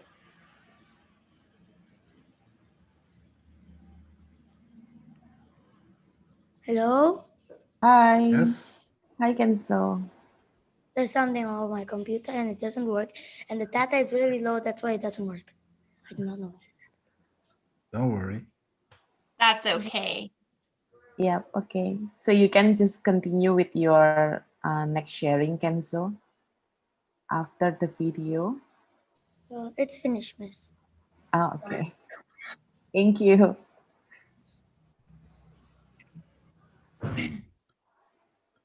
All right. Don't worry about it. It was surprising that when the video reset, you were pretty much able to just like put it back on the exactly the same spot. So you definitely know your stuff, Kenzo. You made it clear that why you chose Thomas Alva Edison, and I am amazed. How old did you say you are? Like 9? I'm 9 years old. And you've learned so much about these bright inventions. Yes. Yeah, and what other inventions do you like from Edison as well? Alkaline batteries, the motion picture camera, and more. The alkaline batteries used to power up electric car. The example is Tesla. Without the motion picture camera, we couldn't film movies. That is So, true. if Thomas Alva Edison isn't here, then Tesla also isn't here. I mean, Elon Musk. Yeah. He inspired a lot of other people, huh? How, Yeah. You said that Thomas Edison has inspired you because he never gave up. I think that's a really great lesson. And even in this presentation here, you know, you had a little bit of complications, but you've just kept going. So I'm really impressed. I really liked your tuxedo that you had in the video. That was very sharp. What was your favorite part of putting this presentation together? I think finding the interesting facts, because I also learned more about Thomas Alva Edison. Mm-hmm. So, what do you think is the most interesting thing you learned about him? it's because he never gave up until he tried 999 times. And I remember in the finale, I had a quote but I forgot it now. Oh, that's okay. He's quite the incredible man. He did lots of inventions, right? Very Yes. many. And not all of them succeeded, huh? But Yes. he kept going. Do you think that you would ever want to invent anything? Follow his Yes. footsteps and be an inventor? Yes, I think so. Yeah? Okay. Yeah. Very good. What kind of invention would you want to make? Do you have any ideas? I think I haven't have any ideas yet. Yeah. Maybe No, something for your bike to make the bike go easier, right? Since you like. Yeah, true. Very good. Do that. Are there other inventors that you have read about? What? Are there other inventors that you have read about? Yes, but not much. I mean, you had to do a lot of research to get all the facts, right? Well, I didn't have to do the research because I have the book of inventor and inventions, but I was way back at Surabaya, so I forgot to bring it. So I have to Google. If I had a book, I didn't have to Google because there was very much interesting facts. I know like Alexander Graham Bell, Albert Einstein, the founder of gravity. Yeah. What do you think was the hardest part about doing this project? Was there anything that was very difficult for you? I don't think so. Not that No, hard. it was pretty easy, pretty straightforward. Yeah. Well, that's good. We're gonna have to. You have to pick a harder inventor next time, then, huh? Yeah. Someone who's gonna You're ready challenge for the you. next one. Yeah. Well, And who would it be the next inventor you're gonna do like your next presentation on? I think Albert Einstein because I don't still not really understand his theory. Then that's quite challenging, and I like challenging things. it's good to be challenged. Edison was challenged a lot too. Yeah. Do you know what his hardest invention was? Like, what was the hardest thing for him to come up with? I mean, the light bulb, that took a really long time, right? He tried 999 times. Yeah, that's quite a bit of times. And he had to fail a lot. But I read a quote the other day that said, it's not failure, it's just data. So when we fail, we're not really failing, we're just learning how not to do things. And so Edison really learned a lot of ways not to do things. And then he finally figured it out. So I think your perseverance in this project was a good example. And I think you do have a little bit of Edison in you. I was really impressed. Very well done.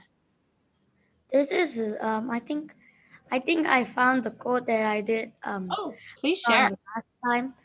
Our greatest weakness lies in giving up. The most certain way to succeed is to always try just one more time. That is a great quote. That is a very good quote.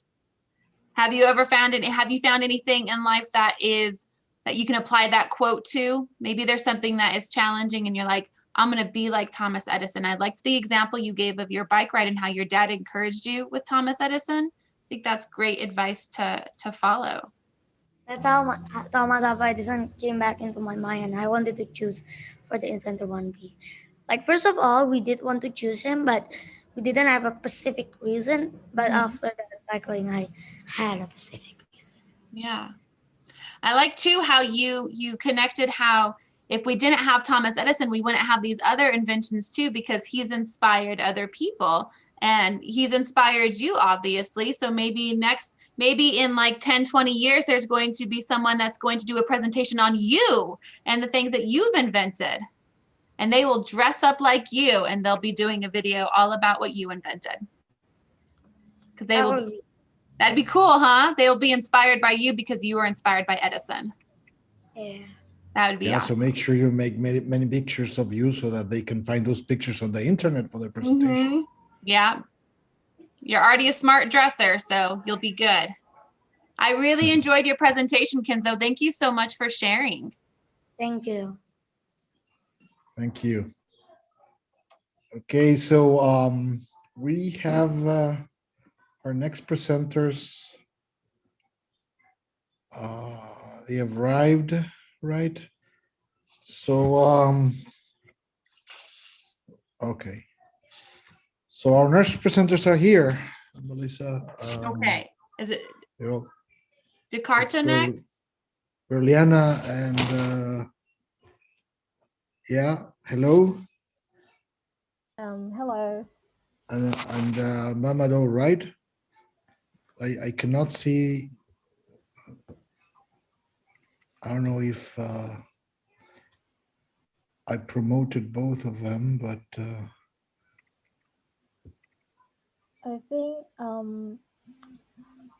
he was here earlier. His connection is a bit unstable. oh He's yeah, joining us right now. yeah, he's joined already. Yeah. Okay, so welcome. We're eager to listen to your presentation. It would be great if you introduce yourselves and then go ahead with your presentation. Okay. Hello everyone. Hello. I'm Berliana Jeffrey from Brunei Darussalam, and I'm here with my friend OJ. Would you like to introduce yourself?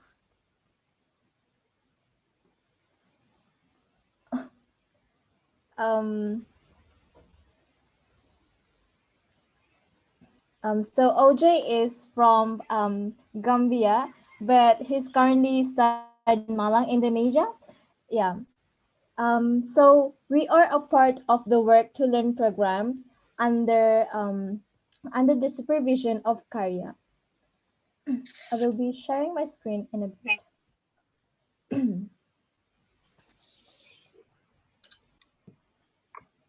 Okay, so this is our where our project starts, from the remote work to learn, and this is where our all of us connected and united under the same umbrella. So before I talk about my project, I would like to introduce Work to Learn first. So Work to Learn, as I mentioned earlier, it is under Karya, and it is under the social program that is designed for youth to experience as part of the learning process. And in this Work to Learn program, we are monitored, and we are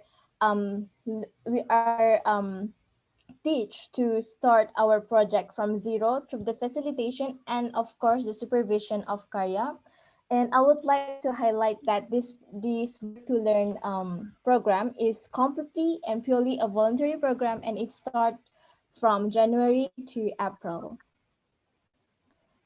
So introduce you our dream team. We are consist of 15 youth from 9 countries. They are from Myanmar, me myself from Brunei. They are from Indonesia, Vietnam, the Philippines, Gambia, and Malaysia, and also the Morocco as well. Yeah. So under this Work to Learn program, we embodied 4 projects, which are the I Wish Responsibly, International Creative Innovative Awards, the Educators Meet Talk, and the Kids Conference Visual Book. So from here on, my friend will be talking about these projects in more details. Hi, good morning from here. I am Mamadou Oyalo. I am from the Gambia. Okay, I will quickly take you through the 4 projects that we have been doing lately. This is our main project, I Wish Responsibly, but before this, it have been named as Project X, so we actually started it from zero. So this project is crafted to look into how developing countries such as Southeast Asia and Africa and other low-income countries have the high shares of plastic waste in the ocean, and this plastic is actually mismanaged. So in realizing this, we want to create a dialogue and an educational platform where people to create awareness, where we can meet people. So that's where Project X is born. So the implementation of this project is an act of initiative by active youths globally. Like my colleague said, it is diverse from Southeast Asia to Africa and other Asian countries. So in realizing that we want to create awareness by actively elevating these issues and also putting the youths together and also creating webinars and workshops for them. So in this webinars and workshop, we will discuss the theme later. So the next one is the KIA Creative Innovation Award. This is also a learning platform that is created for kids to actually have a platform for young innovators through experience and creativity. And in this, some of the kids have already picked their have a pitching of their innovation, and they have to. This will be in collaboration in answering the SDG goals and challenges as part of the appreciating the platform for young innovators. So to introduce their innovation to the world during the World Creativity and Innovation Day, that will be 17, 18, and 25. So this is what they have been doing. The pitching, the final pitching will come, and this is the pitching that they have been doing before. This is the program that they have been doing before their final pitching, actually. So yeah, the next one is Educators Meet Talk. Miss Liz already talked about this. So the Educators Meet Talk is also a regular event that is organized by CREA. So its aim is to inspire people to share their experience in educational issues or in educational sectors. And the participants are teachers to students or students to students and such like that. This year's special edition is on the theme of creativity, innovative and innovation through problem solving. So this is the webinar will be on the 24th, and these are the speakers. So the last one, like I said earlier, these are some of this project, like these 3 projects are already crafted. So we are just trying to finish the project. We already found them already crafted. So the Kids Conference Visual Book, this is also a platform that is initiated by CREA under the umbrella of CREA to connect children all around the world. So these children, we actually recognize their effort. So they devoted all their time and all their time and resources to come up with stories so that they can put it to the outside world. So this is actually 4 projects that we have been doing in past 4 months from January to April. That will all be from me. So I will hand it over to Brianna. Thank you. Thank you, Ajay. So I will be talking about our main project for our dream team. It is the I Waste Responsibly. So I Waste Responsibly is born from the Project X, and our I Waste Responsibly to be the catalyst of change. So the background of our project is that we are really concerned of how countries are disposing a lot of plastic, and they are producing 2.5 to 5 million plastics yearly. And you know, this number is very significant, and we from there we see the urgency that we need to address this issue because we love our planet and we live in there. So in order for us to actually encompass this and embody this in our project, we implement 4 mechanisms that are online campaign, e-booklet, webinar, and workshop. So all of these mechanisms are tailored to address the issue of sustainability and in support of SDG goal number 12, the responsible consumption and production. But our project is centralized to waste management, specifically under the household waste. Our aims for this project is to create a better exposure about this issue of responsible consumption and production in waste management. And along that, besides, we also would love to improve the quality of life by giving the public the necessary information about SDG goal number 12. We are also here to empower the youth capacity to fight against the global concern, and also at the same time to promote and encourage volunteerism and advocacy among the youth. Our main objective for this project is to create the urgency and awareness in regard to waste management in daily lifestyles by effectively implementing those mechanisms. So our project demographics are the youth, because in here we see that the youth are the most effective catalyst of change, because the youth are the ones that populating the general population. And for us, and we see that the youth, if they are working in solidarity together, we indeed can address this issue of waste management. So talking about our mechanisms, we have 4, as I mentioned earlier, and we divided it into 2 phases. Online campaign and the e-booklet are the phase 1, whilst the webinar and the workshop is the phase 2. So in here, I attach that there are several participations for iWaste Responsibly movement. The rationale behind this campaign is to get the participant directly engaged with our program and to share their message and advocacy to the world. Moving on to e-booklet, this is also in the phase 1. In here we are accepting a creative work from participants from all around the world in regard to SDG goal number 12, responsible consumption and production. We are really encouraging everyone to submit their creative work to us. And if you want to submit yours, you could go to work2learn@karya.id. So for phase 2, it is the webinar and workshop. This workshop and webinar will be held next week on the 22nd and 23rd of April. And we have 2 themes in regard to, of course, the SDG goal number 12.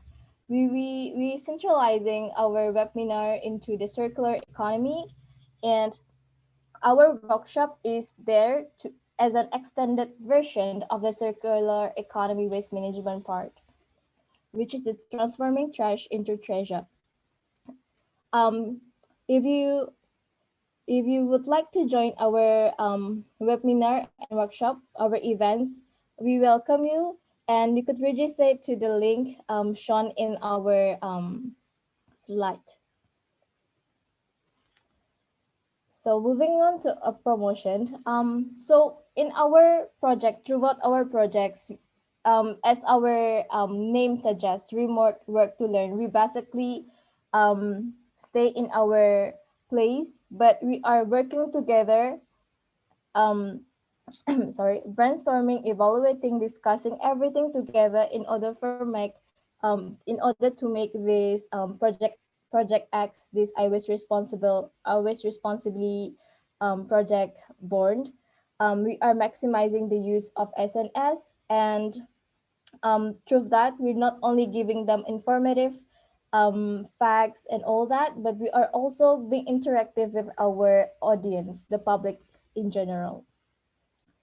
So if you want to know more updates about our progress and our future events, you could go to work2learn.karya for more updates. Thank you. That would be all from us.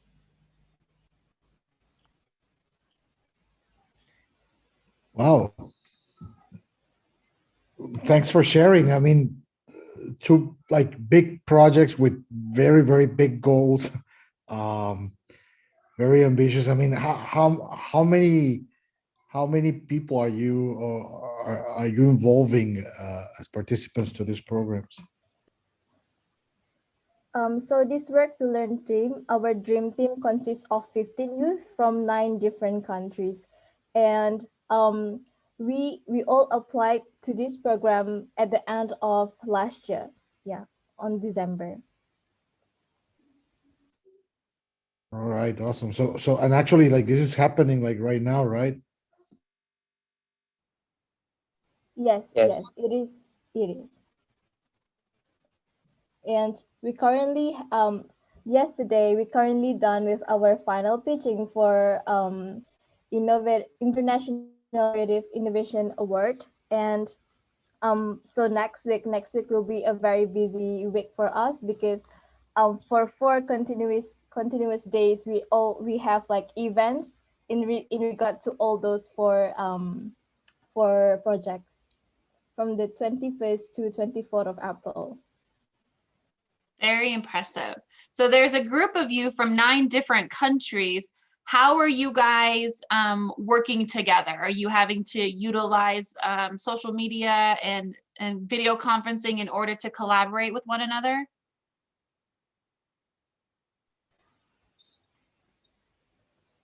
So yes, we are, most of the time we are utilizing the Zoom meeting, and from there we, considering the different time zones from every country, we are like, we create one specific time for us to have a meeting, and then from there we connect with one another, and we're basically brainstorming, discussing, and evaluating our progress and actions throughout the whole 4 months.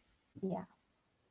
I'm very impressed with what you guys have put together, and I think it's a great cause, and I love that it's a common cause among all of you, that you all are coming together to work for this one thing, because it's not just an issue in one country, it's an issue all over the world. And so I wish you guys the best of luck. I'm so happy that you guys are working on this project, and it looks like you guys have a very strong plan. So good luck. Thank you so much.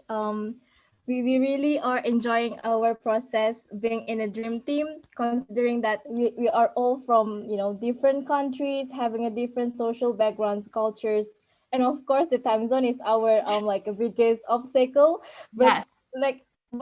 But yeah, like we overcome that by coming into an agreement that we will be meeting at this date and this day, like that. Yeah. Basically, joining this Work to Learn program under the dream team, it really fosters perseverance in us, because like there are a lot to do. The commitments, we really need to put up our commitments beside having our usual life routines ongoing. Yeah. Well done, and thank you guys for your presentation. It was very informative, and I hope you guys do very well. Yeah, congratulations and all of the best success. And thanks, Kriya, for all of your participation. It's also always brilliant. Okay, thank you too. I haven't. Thank you. Thank you for joining us. For the platform. Well, we'll be seeing you next time. Make sure that I'm sure that you have always good things to share. Thank you. Yeah. Thank you for having us. Bye now. All right, so amazing project. It's a good example on how collaboration can do great things, right? Absolutely. All right, so our next presenter is here. We already have, yeah, we can see your video, Ishan. If you want to turn on your mic. And hello, but before you start with your presentation, it would be great that you let everybody know about you, introduce yourself, and tell us a little bit about you, and tell us what you're gonna talk about, and then take over. So my name is Ishan Upadhyay, and what I'm going to talk about is how young kids like me can learn how to code on Scratch. and the 4 basic types of games young kids like me should learn how to create. So let me share my screen. Scratching is very fun to me as I spend all my times on Saturday, most of them, creating and playing my games and testing out errors. I study in grade 4 International School, Manila, ISM. I'm from India, but I'm currently living in the Philippines. My hobbies are reading, video gaming, playing on Scratch, creating on Scratch, and exercising. I'm a student of Turing Ninjas, which is a coding class that taught me how to code. About Scratch. Scratch is a platform where millions of people from around the world come to play on it. Every day, at least 50 projects or games are started or created. The only time when you cannot play on Scratch is when the creators of Scratch are updating it. The good part about Scratch is it's very easy to create on. You don't need to type code like on Python. You just need to drag and drop. Here's an image, the example. So here's how a project will look like inside one. Here's how inside a project will look like. My games. I've created many games in Scratch, but I'm only going to show a few of them. The first game, Master the Metrics. One of them you should learn. The second game, What is Our Weight? The science game. The third game, Coding Art. The floral pattern game. And the fourth game, UFO vs Asteroids, my favorite game, the multi-level game. Master the Metrics, making maths easy. This is Master the Metrics, where it'll ask you about metrics questions, like about milliliters, liters, kilometers, and meters. So there are more than one level in this, and 11 questions. The best you can get is 11 out of 11 to make your metric systems very good. Okay, so I'm gonna go to full screen. So Little Poker here is asking a question. 1 liter has how many ml? 1,000. 1 cm has... So I'm just gonna go a little fast to skip through it. So the best you can get is 11 out of 11. And like this is only level 1. Level 2 is this little mermaid is lost in the desert and is feeling very hot. So how many 500 ml jugs will it take to fill the 16.5 liter? So this will help you learn about your metric system. And you get the right answer. Like that, kids can build their metric system. The next game, the science game. This game is about your weight and your weight on different planets. So it can tell you your weight all around the planets on the solar system. So for example, if my weight is, I'll put 28 kg. And what planet do I want my weight on? I can either type the answer in the question box below, like Venus, or I can just click the planets to make it easier. So this will help you learn about your weight on different planets. And this is one of the games kids should learn how to build on Scratch. The third game, Coding Art, the floral pattern game. Floral patterns. This game's about the shapes and drawings you can do in coding. This will help kids learn about what you can do in coding.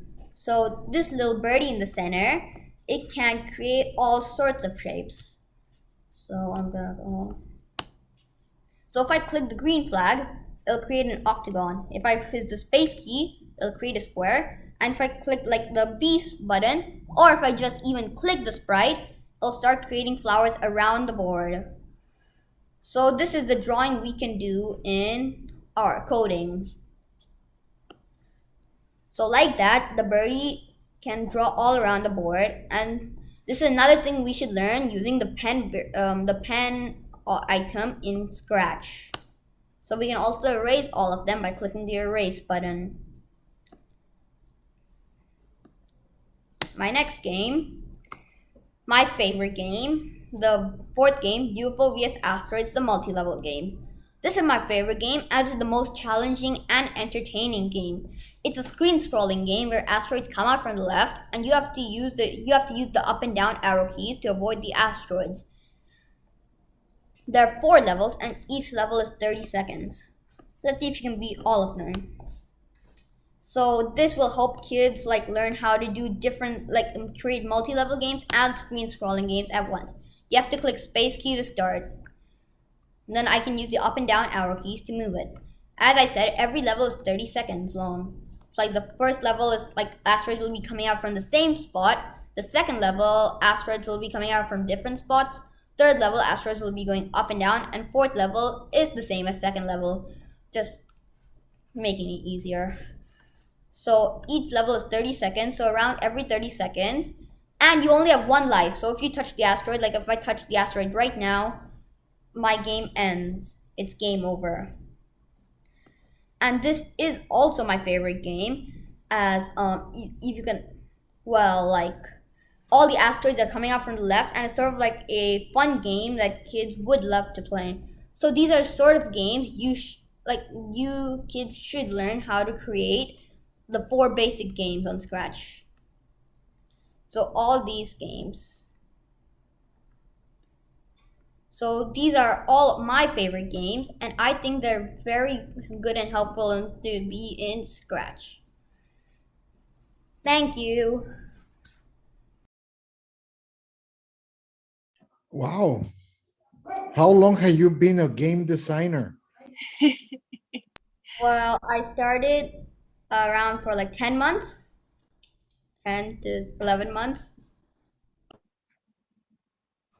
I thought you were gonna say like 10 years or something like that. No, You I seem just so recently experienced. started, but I think these are very good games. I learned from very good games. Very good class for coding. Yeah. And how long have you been doing programming computers? Only 10 months. So you started programming and started on game design right away. Yeah, like a few months ago. Okay, and you said like you like Scratch so much. Could you tell us why you like Scratch so much? Because it's very fun to create the games, spotting out your errors, and creating and playing your games as well. So What you is your suggest- favorite type of yeah. game to design? Well, my favorite type of game is usually multi-level games where you have to beat one level after another. And which one took the longest to create? The 4th game, the Euphonious Asteroids one, this one. Yeah. That's the I multi-level think one? it's really ruthless. You only get 1 life. Yeah. Before it was 3, but I thought like, hey, 3 is too easy. You gotta give the people a challenge, right? Yeah. I like challenging games on Scratch as well. Multi-level challenging. What was your inspiration for those games? Well, like lots of other games I like to play. Like I like to play the T-Rex game on Google, so that's the inspiration of the screen scrolling game for this one. And for coding art, I like doing art, like drawing and all. So this gave me the inspiration. For science, I like the solar system and the space. So that gave me the inspiration for what is our weight. And for maths, I'm really good at maths, so I thought, why don't I write a game at it? So you're just taking your interest and using that as your inspiration to make games. Yes, I love it. Very good. Created many more games from my interests. So what do you think you're going to do from here? Now that you have this experience with Scratch, do you think you're going to go on to other programming like Python, like you were saying? Python next, I think. Okay. And what do you want to do with this skill that you're learning? What do you want to do with these coding skills? Do you want to continue to make games, or do you want to do some other stuff?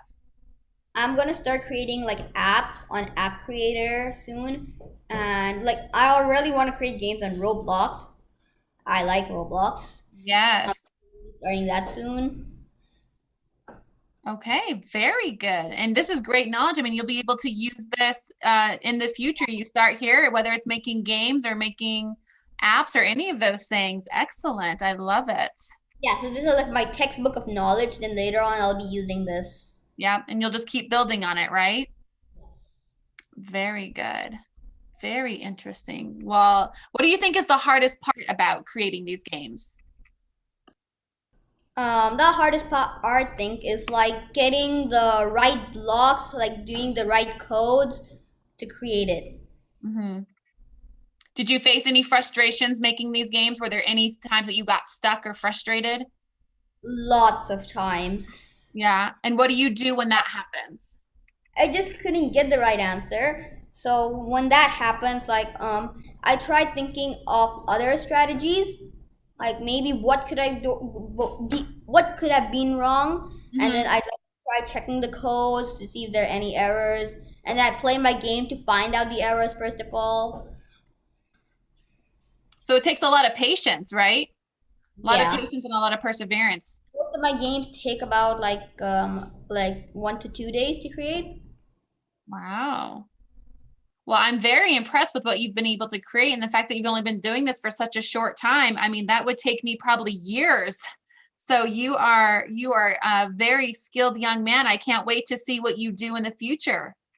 Yeah. What would you tell like other people that want to start creating games or starting computer programming? What would be like your tips for them? My tips would be, first of all, try to create basic simple games to start with, like games that anybody can create, like maybe just making a dino jump over a city when you click some, like maybe a space key, like very simple games. Then start moving on to harder games, like the UFO vs Asteroids. I'll take your word then. That is great advice. Start out small and then build from there. Yeah. Excellent. And keep trying, right? Well, thank you so much for sharing. I really enjoyed seeing your creations. They look a lot of fun. Thank you. Thanks, Ishan. Join us in the next one to see like your new games and your new creations, all right? Okay, deal. Right, awesome, thanks. Arturo, Melissa, hello. You guys tired?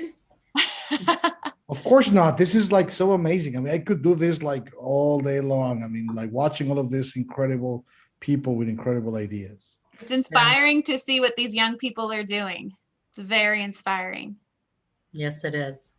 Thanks so much for hosting for us. Arturo, I tell you what, you're all over the place on this schedule, aren't you? Well, you were. Is this the end of your hosting for this event? It is, but I will be following up on you too, of course. You're always very good about that. Thanks so much for doing that for us and for helping with our technology issues earlier. And Melissa, thanks so much for hosting. And July 10th and 11th. Sign up to host again. We'd love for you to. I will definitely will. This was such a great time. Thank you so much for having me. Sure. And SY, thank you for joining us as my co-host tonight. Thank you, Julie. Hello, everybody. I appreciate it. And I will try to do the background promoting people stop in. I'll introduce the first guest and then each guest after that. If you'd like to introduce them, that'd be great while I do the promoting of people. Is that okay? Sure. I'll show you how to get it started. And so Juhi is with us tonight. Thanks so much. And I am going to let you introduce yourself to the world and then go right into your presentation about turning ninjas. Yeah. So, hello, I'll just share my presentation.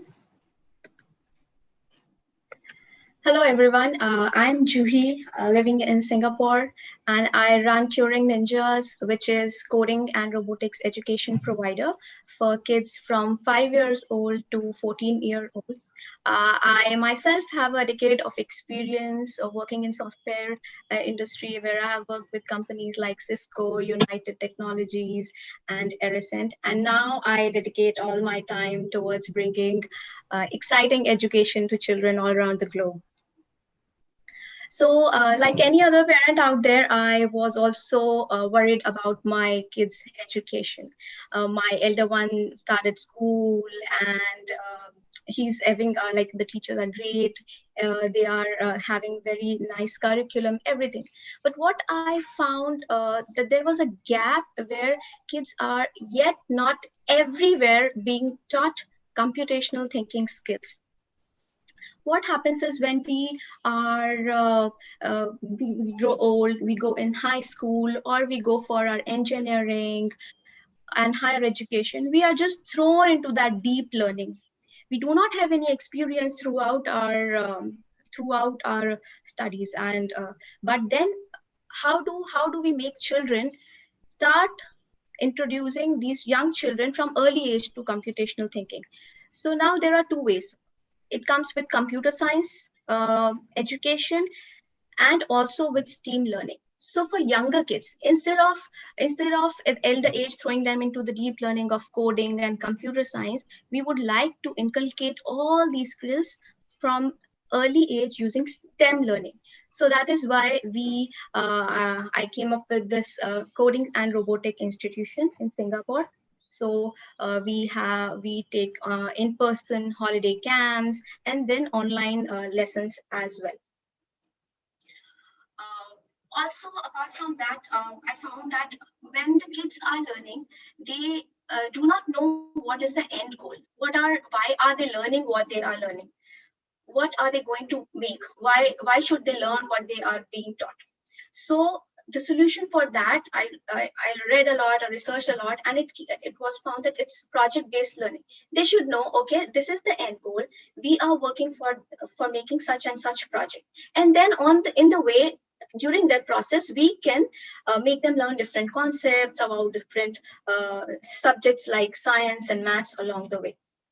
And this is also what we focus for our students. So along with learning coding, we make sure that they are also learning other subjects as well. Like so science will come into picture, mathematical concepts will come into picture, engineering will come into picture, and then the camps, they learn more about electronics and conductors and insulators. So all of this and everything is hands-on. They are going to create something. They know that at the end of few sessions, at the end, they will have something to show. They'll have something to show to their parents, their friends, and then that's what brings so much excitement to them while they learn. We also, so everything, all of this, which I find sometimes is missed during school education, we have tried to gather everything into our teaching methodology, where we keep asking a lot of questions to students, like why did they think that this particular, you should go through a particular process. We try to ask so many why and how, and there is no right and wrong answer for them. So whatever they say, we try to get more understanding. Why did they think? Why do they say that is the answer? Or why is something else not an answer? So everything, like bringing up their curiosity, is what we aim for while we teach. And one of the most important thing is helping them to grab the limelight. So when we have in-person camps, they are asked to present what they have learned. So I'll give you an example. So when we have these camps, a kid came, he was very shy, wasn't ready to present, okay, what he has made. So just needed some motivation, motivated him, no, you can do that, you can speak. And at the end of those 10 days session, he used to be the one who would raise his hand first, that yes, I want to go and present first. Yes, I can do that. So that kind of education, the kids need motivation and place to present.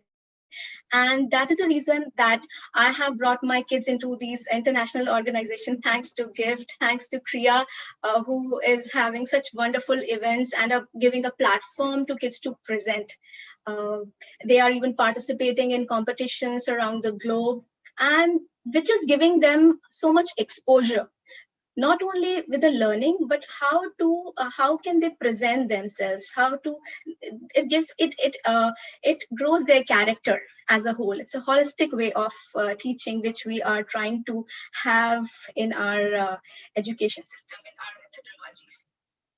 I would now show a few pictures of like what happens in our camps, how do they learn. So they make their own games, hands-on games, where they learn, for example, in the left, they are learning about countries and which continent it belongs to. It's a project based on electronics concept and various STEM kits. We are using various STEM kits. They learn about conductors, insulators, and everything is hands-on. They made mini robots with simple materials found at home. So also, apart from this, for elder kids, we have programs for kindergartens, where the learning is so much hands-on and more kinesthetic. They have online activities, but which is very less, because kids of like 5-year-olds, 6 years old, they would be more happy in playing. So they learn through play. Various kids, robotics STEM kids, they role play as robots, they build multiple playgrounds using engineering, they do pixel art, as we always focus on academics part. So there are activities where they strengthen their phonics along with learning computational thinking. Like they are strengthening their directional thinking. They're asked to pick, okay, you have to take this path to bring that letter, and then you form a word which strengthens their phonics up. And there are online activities where they solve puzzles and also make small animations. So very age appropriate. So each like younger kids will have different activities, elder kids will have different activities. So it's been planned according to child's age. So we are a very new startup. It opened last year, and so we have taught students across 5 countries, held robotics in-person camps in Singapore. Right now, we are making them participate in various competitions and even presenting here in GIFT globally. In line, we are partnering with schools in Singapore for our kindergarten programs, and even many education providers around the world. So this is all about Turing Ninjas. Thank you. Thank you, Juhi. So I did notice that you said kindergarten was included. How old are the oldest students that participate? Or 5. what? 5th grade or 5? 5-year. Okay. All right. I find it interesting. I mean, I don't think I've seen a lot of programs that encompass so many different things, all the way from phonics to coding. I mean, I don't usually see that combination. I think it's important that there's a nice transition of learning in there. It's not just one element. Correct. And it has to be very age appropriate. For younger kids, we just cannot go and make them sit on screens. So it has to be something which is more playful for them. And the elder ones, they are very excited to attend our robotics and camp, because they understand what goes behind the technological world. How even, for example, they made those mini robots. So that's the same concept as we have in our mobile phones, the vibrator. So they understand what they are learning, they can relate it to the real life world. So which is very important for them right now.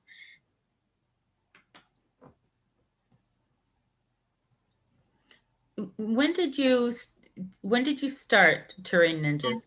Last year, May. Last year? May last year, yes. May of last year?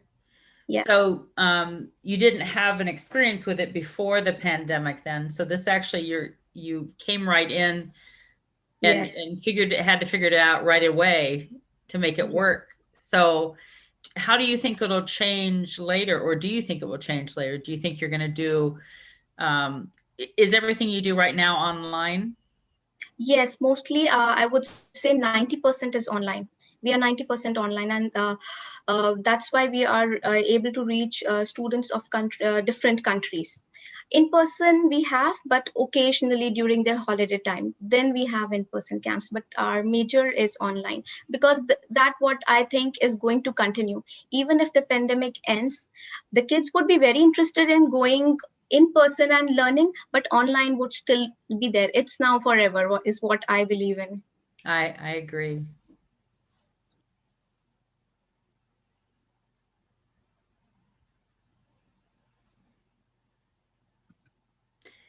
Sai, did you have any questions? SY, I'm sorry. Well, I'm sorry for calling you Sai.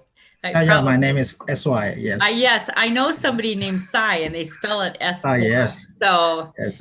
For me, Sai sometimes is a surname in Chinese. Okay. SY is actually 2 words. I'm sorry. Yeah, no problem. Hello, Juhi. Hello, SY. I think you did a wonderful job. So, and especially training for kindergarten kids. Yeah, Thank you. it's amazing. I think it's difficult, but But how it's do very, you?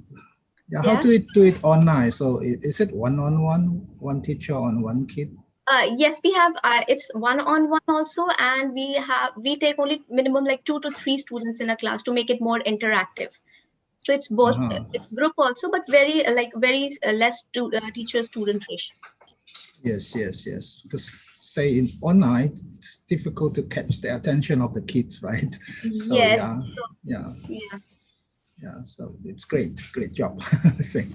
Yeah. Well, it's wonderful to hear about your program in this much depth, because I've known you for a little while, but we really haven't had much chance to learn about Turing Ninjas. And so I appreciate it. I see that you had somebody on earlier too.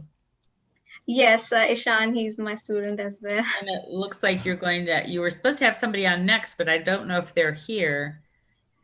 Is Arav? Yes, Arav. Okay. Unless they're under another name out there. Oh. Have you heard whether they were here yet, Juhi? Yes. So I think Aditya Saxena would be the name. They might be there. I'm sorry, what name? Aditya Saxena. Ah, okay. I'll go ahead and promote that person. Sure. Thank you. Thank you. You're welcome. Thanks a lot.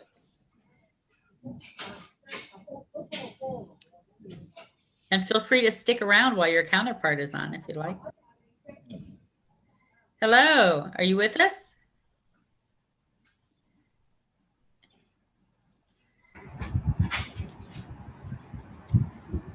Greetings. I can see you now. Can you hear us? Oh.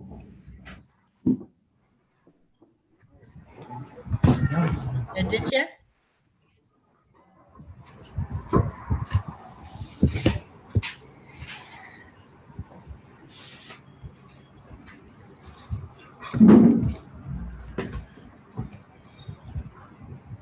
Can you hear us? Yes, How are you? I'm fine. How old are you? I'm 7 years old.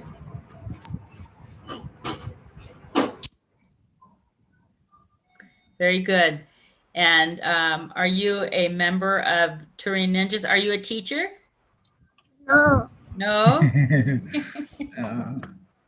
Are you a student? Yes. Can you adjust your camera so that we can see your whole face? There you go. Great. Do you want to introduce yourself and then tell us why you're here today? Yeah.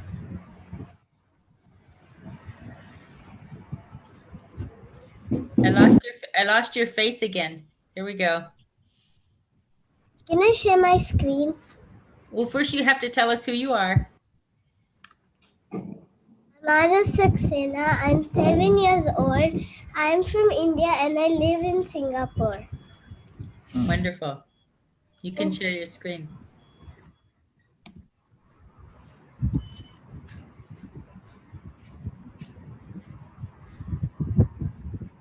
Do you know how to share your screen? Oh, I guess you do. Hello everyone. I am Arav Saxena. I'm 7 years old. I'm from India and I live in Singapore. My hobbies are reading books and making Lego structures. I like science.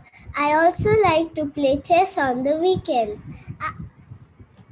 I'm also learning to code and I like making projects on the Scratch coding platform.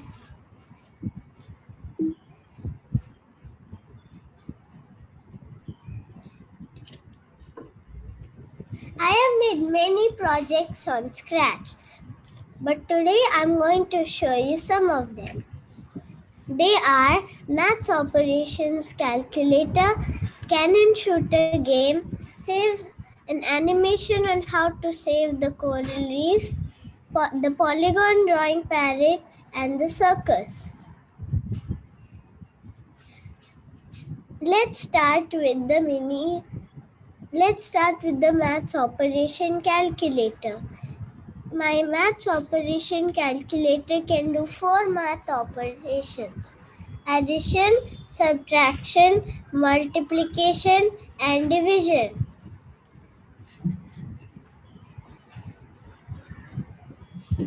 Let's see the maths operation calculator.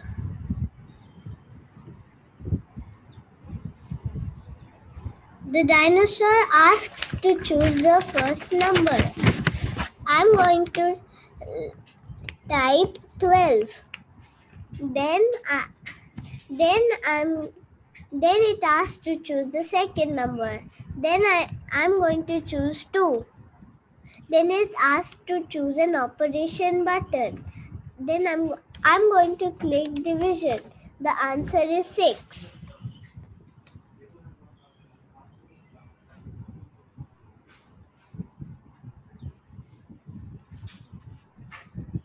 Through this project, I learned about operators, variables, and broadcasting messages.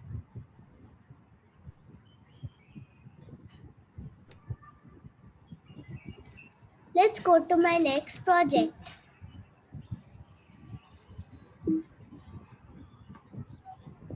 It's the cannon shooter game. This is a point and shoot game in where you need to use your mouse pointer to point the cannon towards the monster and shoot them by clicking the space bar. When you click the space bar, a ball will come out of the cannon, and if it hits a monster, you will score a point. Let me show you how it works.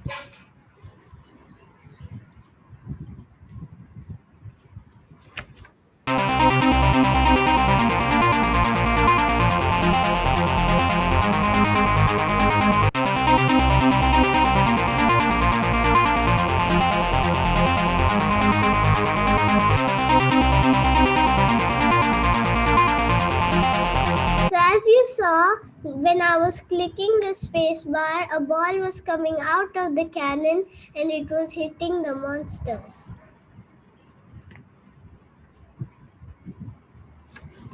Through this project, I learned about cloning, conditionals, and loops. Let's go on to my next project. It's the animation. In this animation, I'll show how our happy oceans with the healthy corals are turning into the sad ocean because of pollution and fishing. I will also tell how we can save them.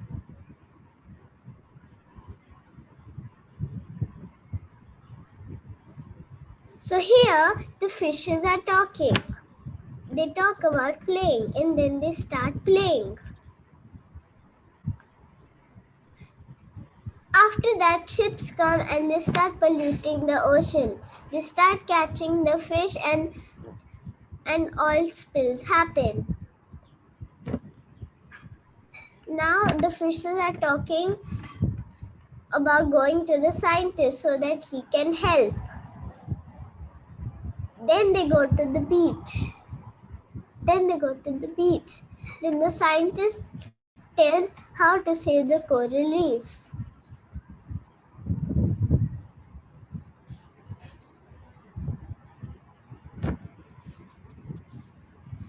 In the end, it shows the ways to save the coral reefs. We should stop eating and catching fish. We can also save water.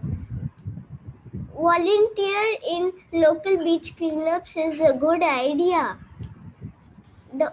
If you dive, you should not touch the corals. Practice safe boating. We should not use too many chemicals or plastic cutlery or bags. My next project is the polygon drawing parrot. Here, when you click different buttons, the parrot will draw various types of polygons. Let me show you. If you click the up arrow, it draws a pentagon. If you click the down arrow, it draws an octagon. If you click the right arrow, it draws a decagon. If you click the left arrow, it draws a nice circle. You can also erase the work. When you click the space bar, it'll draw a pattern using the pentagon. It'll draw it around.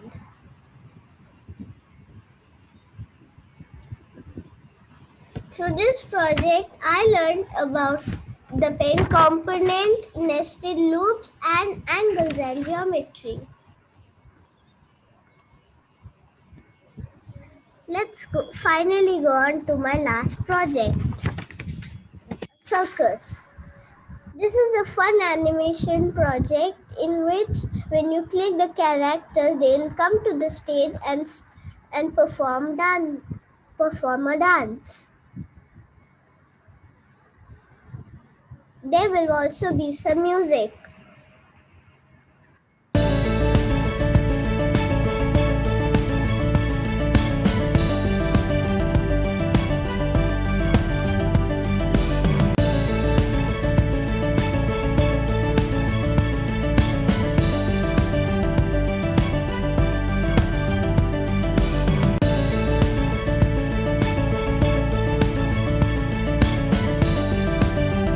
So there was some music. Through this project, I learned about motion, loops.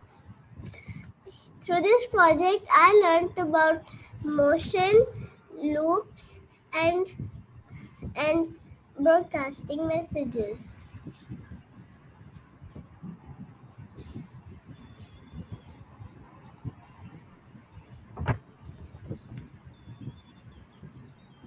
My favorite project was the cannon shooter game, as I like to play and create point and shoot games a lot. I learned many new things in these projects like science, maths, things about the environment, and also coding many games. Thank you. I like how it says goodbye for now, because that means we're going to see you again, right? Yeah. You know, we do one of these every 3 months. So as you learn new things and make even cooler things, you'll have to come back and show us some of those. Are you sure you're not a teacher? Yes. You're very smart. There's a lot of comments on YouTube about you. It says, go Arav, woohoo. And it says, very good, Arav. And it says, awesome, Arav, such a nice presentation. And Arturo says, very good. You are a skillful programmer. How's that make you feel? Happy. You did very good. So it's interesting, some of the things that he was showing us as favorites, like the coral reef. So I'm assuming that that's already the subject matter you've already put in there for them to select from. Like he got to choose that to do something about the coral reef, or was that all his? Did he bring the idea in with him, Juhi?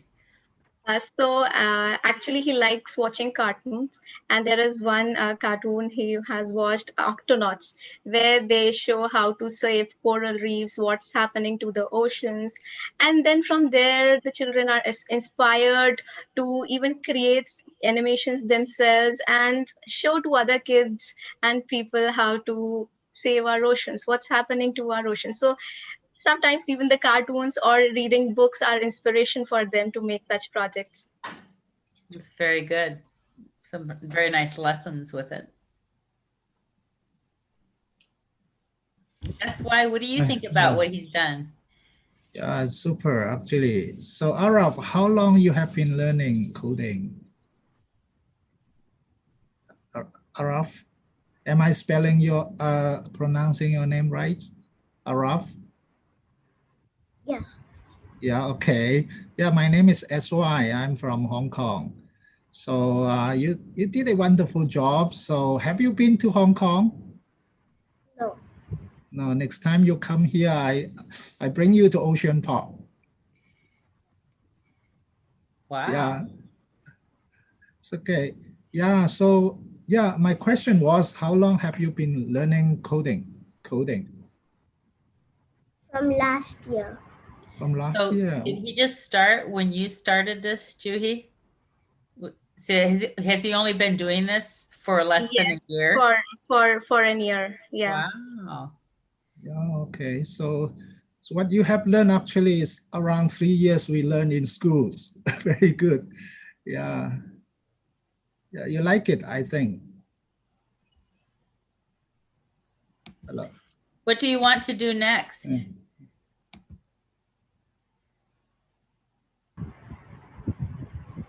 I want to learn more new things in coding.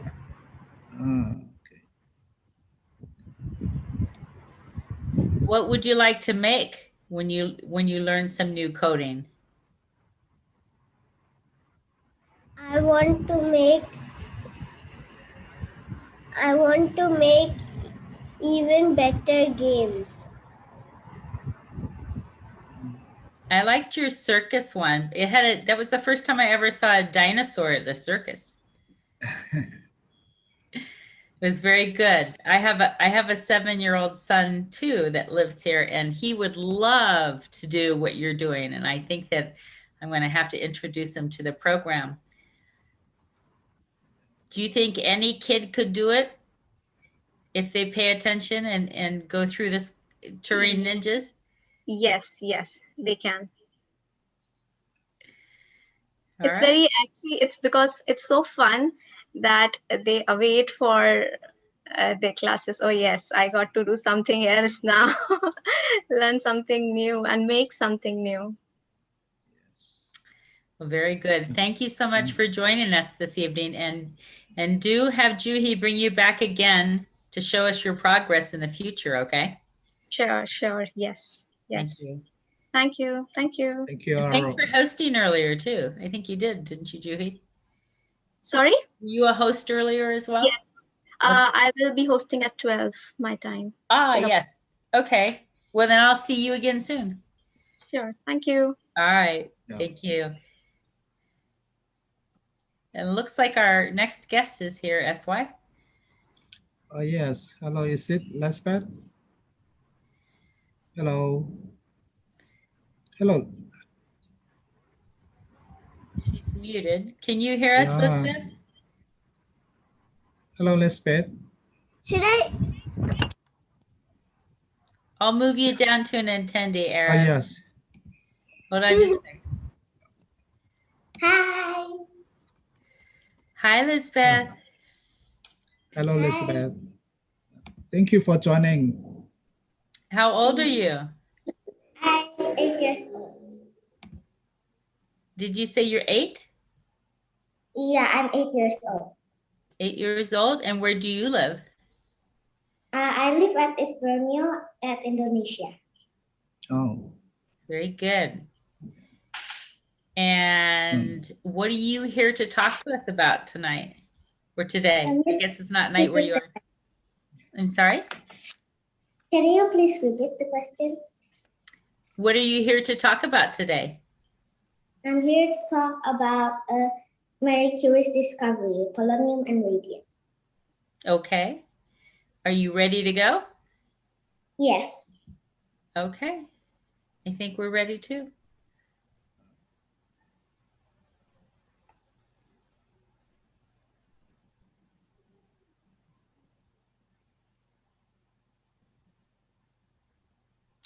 Do you, there you go. Yeah.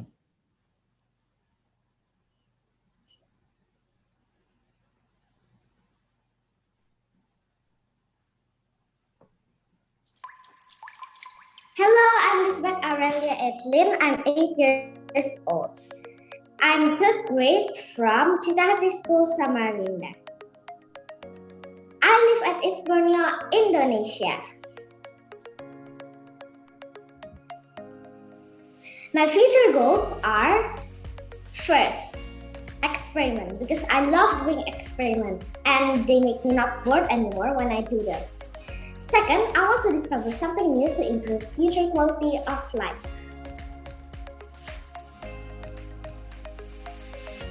Maybe some of you might wonder why I picked Mary Curie. Okay, so here's the reason. First, because she's a woman, just like me.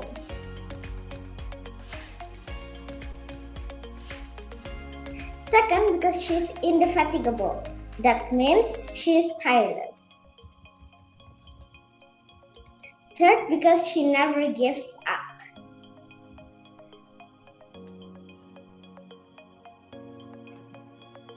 Fourth, because I want to be like her. I want to be a hard worker, brilliant, and brave, just like her.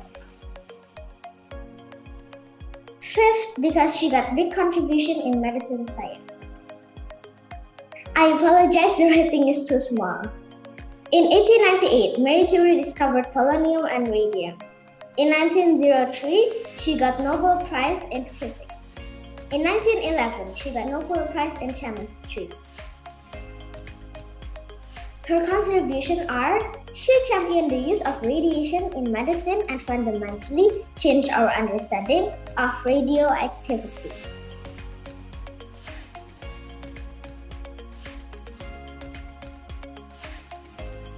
This is behind the scenes.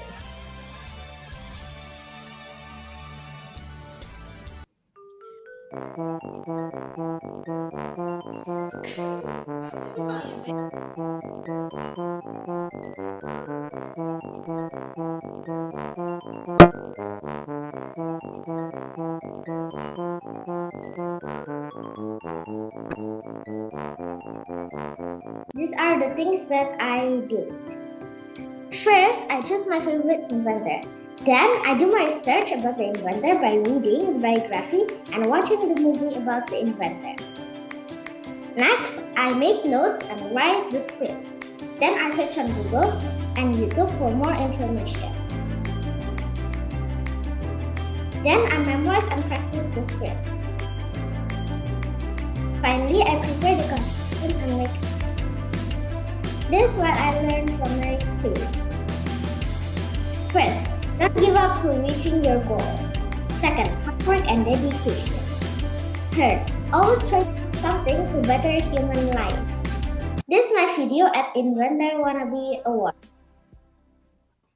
Hope you enjoy.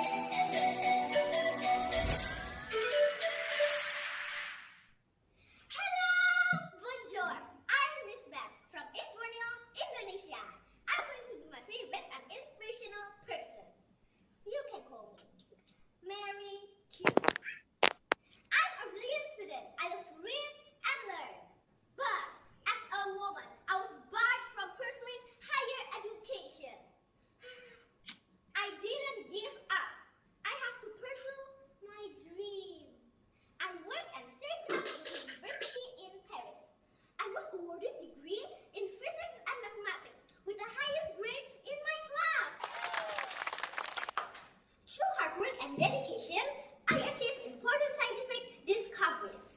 I found two elements, polonium and radium. These two elements release energy that I call radioactivity.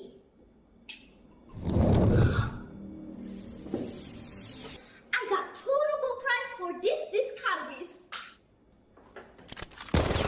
In World War I, I could help the wounded by creating a mobile X-ray unit that saves thousands of lives. Woman provides many gifts and talents that the world desperately needs. Marie Curie proved that women can be just as brave and as capable as men. Thank you, Madame Curie. Bye! Thank you for watching!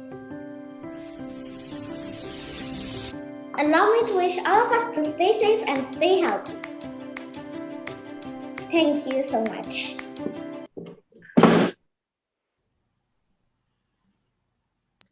Lisbeth, if this science thing doesn't work out for you, I think you have a career in filmmaking. Yeah, I agree. That was wonderful. It's captivating. Yes. You don't even have to tell us anything important. You do such a good job at moving things around and your graphic work that it was mesmerizing. I make this one by putting food coloring and paint inside and water. Yeah, you made your own props. Yes. Yes. Did you have fun making that videos? Yeah, I had fun. I keep on repeating the video because I keep on doing mistakes. Wow. That was very good. So, Madame Curie, huh? Your favorite person? Yes. That's very nice. So, I'd love to see that last video sometime, not on Zoom though, because it was harder to hear and I'd like to hear more of what you said. So maybe I can get our friends at Kira to let us watch it on one of our Friday meetings that we're on together, because that was very fun. Yeah. So what do you like best about innovating? About innovating. Can you please repeat? I don't really understand your question. Sure. So you like to invent things and make new things? Yes? Yeah, to do experiments. Yes. So what do you like best about that? I like the best because when doing experiment, it's really fun. So every time I got bored, usually I really want to do experiments, and I keep on doing it. Do you ever do an experiment that goes terribly wrong? Like, did you blow up the house or? Yeah, ever. So I use something that is really smelly because I want to make an explosion rocket at my science extracurricular in school, and then it gone wrong because I didn't close the cap tightly, and then it exploded in my bathroom, and then my bathroom becomes smelly all over. Oh no! Then you have to invent something to get rid of the smell. Yeah, and I wiped it with some water, and then it didn't smell again. Before I didn't want to go to the bathroom; it's too smelly. Yeah. So what do you think the hardest thing about being an inventor is? The hardest thing is that if we want to be an inventor, we need to think a lot. We need to know what to do at every time, and we need to want to know everything. If we don't want to do anything, then we can't be an inventor. Takes work, doesn't it? Well, you know what? It's because some people like you make it look really easy. So people think it's super easy, but it really isn't super easy, is it? Yeah. Takes a lot of perseverance. You got to keep trying it again. And sometimes it doesn't work until you try it a whole bunch of different times. Yeah, sometimes I also try that and it didn't work, and until 10 times then it worked.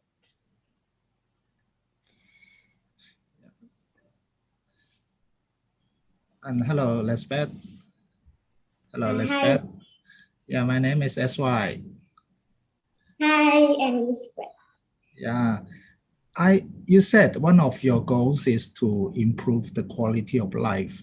So what do you think? What will you do to invent, or for example, to improve the the standard of life? Maybe when I grow up, I can be a scientist, so I can find more things and that can improve the future quality of life. Yeah. Do you have something in mind? What thing you like to invent in order to help to improve our quality of life? Yeah, there's many things that I really want to make. Yeah. Do you have an example you have in mind you like to invent? For example, I want to make a colorful. I want to make like a shoe that can change color itself, or I want to make something that can cure COVID-19. Okay, great. So you can do it? Yeah. Okay. Yep. Good. Waiting for it. When you do it, you show it to us again. Okay. Okay. Yeah. Very good. Yeah. You did a really good job with your presentation today. Thank you, Miss. Thank you, Mister. Yeah, you come back and see us again sometime. We do this every 3 months. And so when you get another brilliant idea, you just let your folks know that you need to come back and show us your new idea, okay? Okay, then next innovation of Kyra, I'll join. Yes, those are really good people in that program, aren't they? Yeah. Yeah, they do good work. And I'm very happy that they brought you to us today. Thank you so much. Thank you, Miss. Bye. Bye-bye. Bye-bye.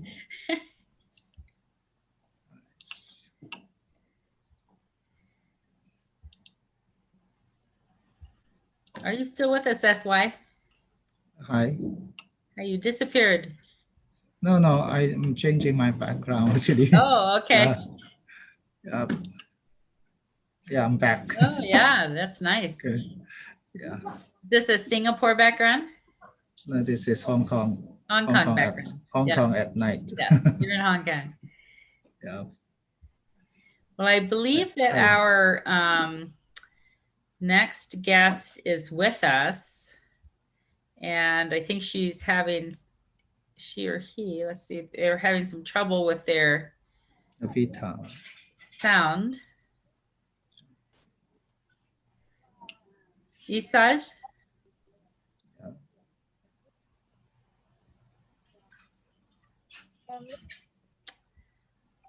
Hello. Can you hear us? Yes, I can. Hi. Hi, Sad. So are you able to unshare your screen for a minute so that we can talk to you for a second before you get started?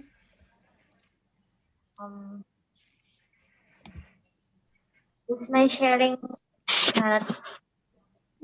You don't have to. You cannot see my screen? Yes, we can see your screen, but we want to see you too. Oh. So usually we start without sharing, but you can just go on to share if you want to. That's fine. I'm so sorry. No, that's okay. And we can hear you pretty good with your 2 account method there. That works out good. So would you like to go ahead and introduce yourself, tell us where you're from, and then you can move right into your presentation?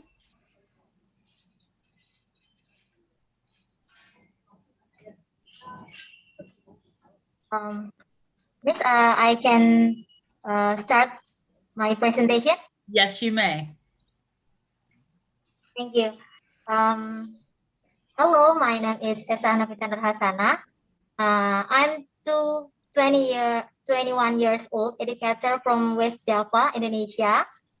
I'm a part of Teman Belajar on one of the projects in Korea.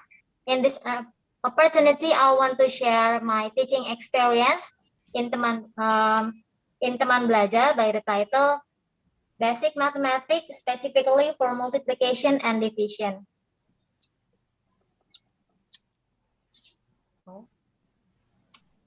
Okay. This session I will share about basic mathematics, and this session will go through 3 sections. They are identification, learning process, and learning outcomes. Okay, first, I'm teaching a student in her 15 years old, or equivalent to grade 2 junior high school. From the point of view of her parents, she experienced difficulties in math because she has little opportunity to study math more deeply when she has in elementary school, so that there was mathematical material that was missed. Therefore, I tried to identify to find out which mathematical material she missed. I tried to identify the child's difficulties starting from the basics of math. I identified it through the games, math pieces, and snake and ladder. In the math pieces games, the student can fill in the blank using the card pieces by placing them in the blanks. And in the snake and ladder games, she plays it like snake and ladder in general. But in this game, the green number contains addition and subtraction. The yellow number contains multiplication and division. And the blue number contains a mixture of all calculation operation. In addition, identification is also carried out through cooking-related study case questions, such as shopping for cooking ingredients and calculating the weight of each cookie from one dough. And I chose this theme because she likes cooking. From the various activities that have been carried out to identify the difficulties, it was found that she has difficulties in multiplication and division. So far, she still depends on calculator. Therefore, I am trying to help her to overcome her difficulties, namely by using the long multiplication and long division or porogapit. The lesson begins by watching several videos from YouTube regarding the long multiplication and long division techniques. Then a pattern is found for each technique. First, the long multiplication pattern. As you can see, this pattern is similar like an animal's leg, such as an ostrich leg, chicken's leg, or eagle's leg, depending on the number of numbers on the top. After knowing the long multiplication pattern, there is a trick that can help children to do it, namely by adding zeros with different colors to recognize that these numbers are only tools. This zero is placed in the result of the number at the bottom starting from tens. In the multiplication of tens, only 1 zero is added. Whereas in the multiplication of hundreds, the zeros added are up to 2 zeros. Whereas, for example, in the multiplication of the number 3, which will be multiplied by the number 5, 2, and 3, the result is not given as zeros because the position is units. In the multiplication of, I'm so sorry. And in the multiplication of the number 4, which will be multiplied by the number 5, 2, and 3, the result will be given as 0 because the position is tens. Whereas in the multiplication of the number 2, which will be multiplied by the number 5, 2, and 3, the result will be given 2 zeros because the position is 1000 and so on. Okay. Next is the long division pattern. The way to operate it, so to divide the inside of the line by the outside of the line, and the result is placed at the top of the line. Then the top of the line is multiplied by the outside of the line, and the result is placed under the inside of the line. After that, the inside of the line minus under the inside of the line, and repeat the pattern until the number runs out. And to help in understanding it, we created a cardboard to make it easier to recognize the position of the number to be operated.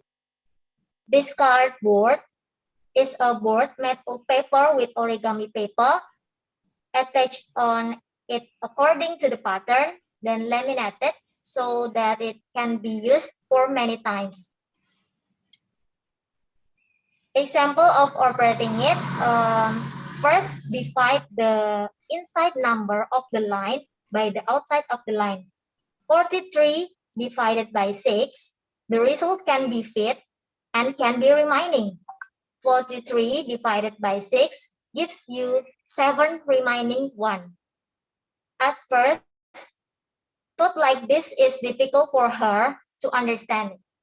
Finally, I remind her again that division is the opposite of multiplication. So the thought emerged that number 6 is multiplied with what numbers so that the result is closer to 43. And we got the number 7.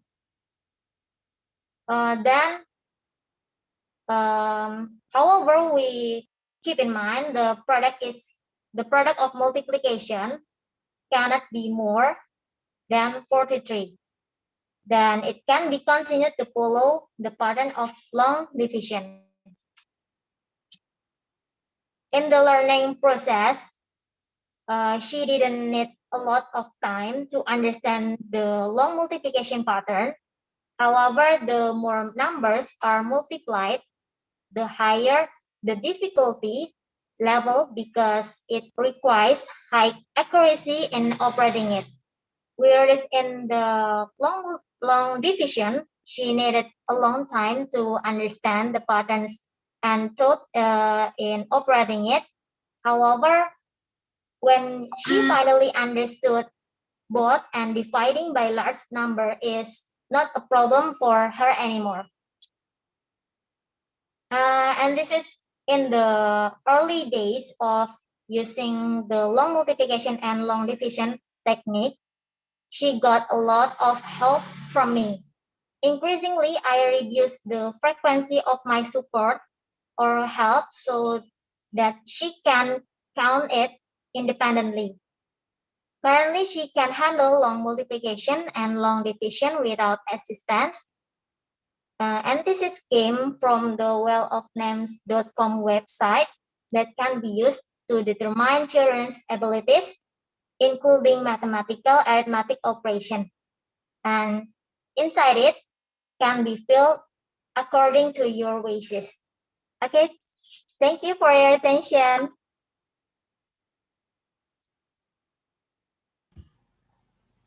Thank you as well. I must admit, I'm kind of absent questions just because you are so thorough. SY, save me. Okay, yeah, it looks sophisticated also for me. Yes, yeah. Hello, Isa. Is your name Isa? Call me Esa or Novi. If you cannot say Esa. Esa. Okay, I hope it's good. Yeah, my name is SY. Yeah. Hello. My question is this a program you developed by yourself? This technique. Yes. Not. I have learned this technique, but this is not from me. But the trick that from me. I see. The trick is from you. So, how did you find the tricks? Is it what age is this method is suitable for? What age? How I make this trick? Yes. If in long multiplication, I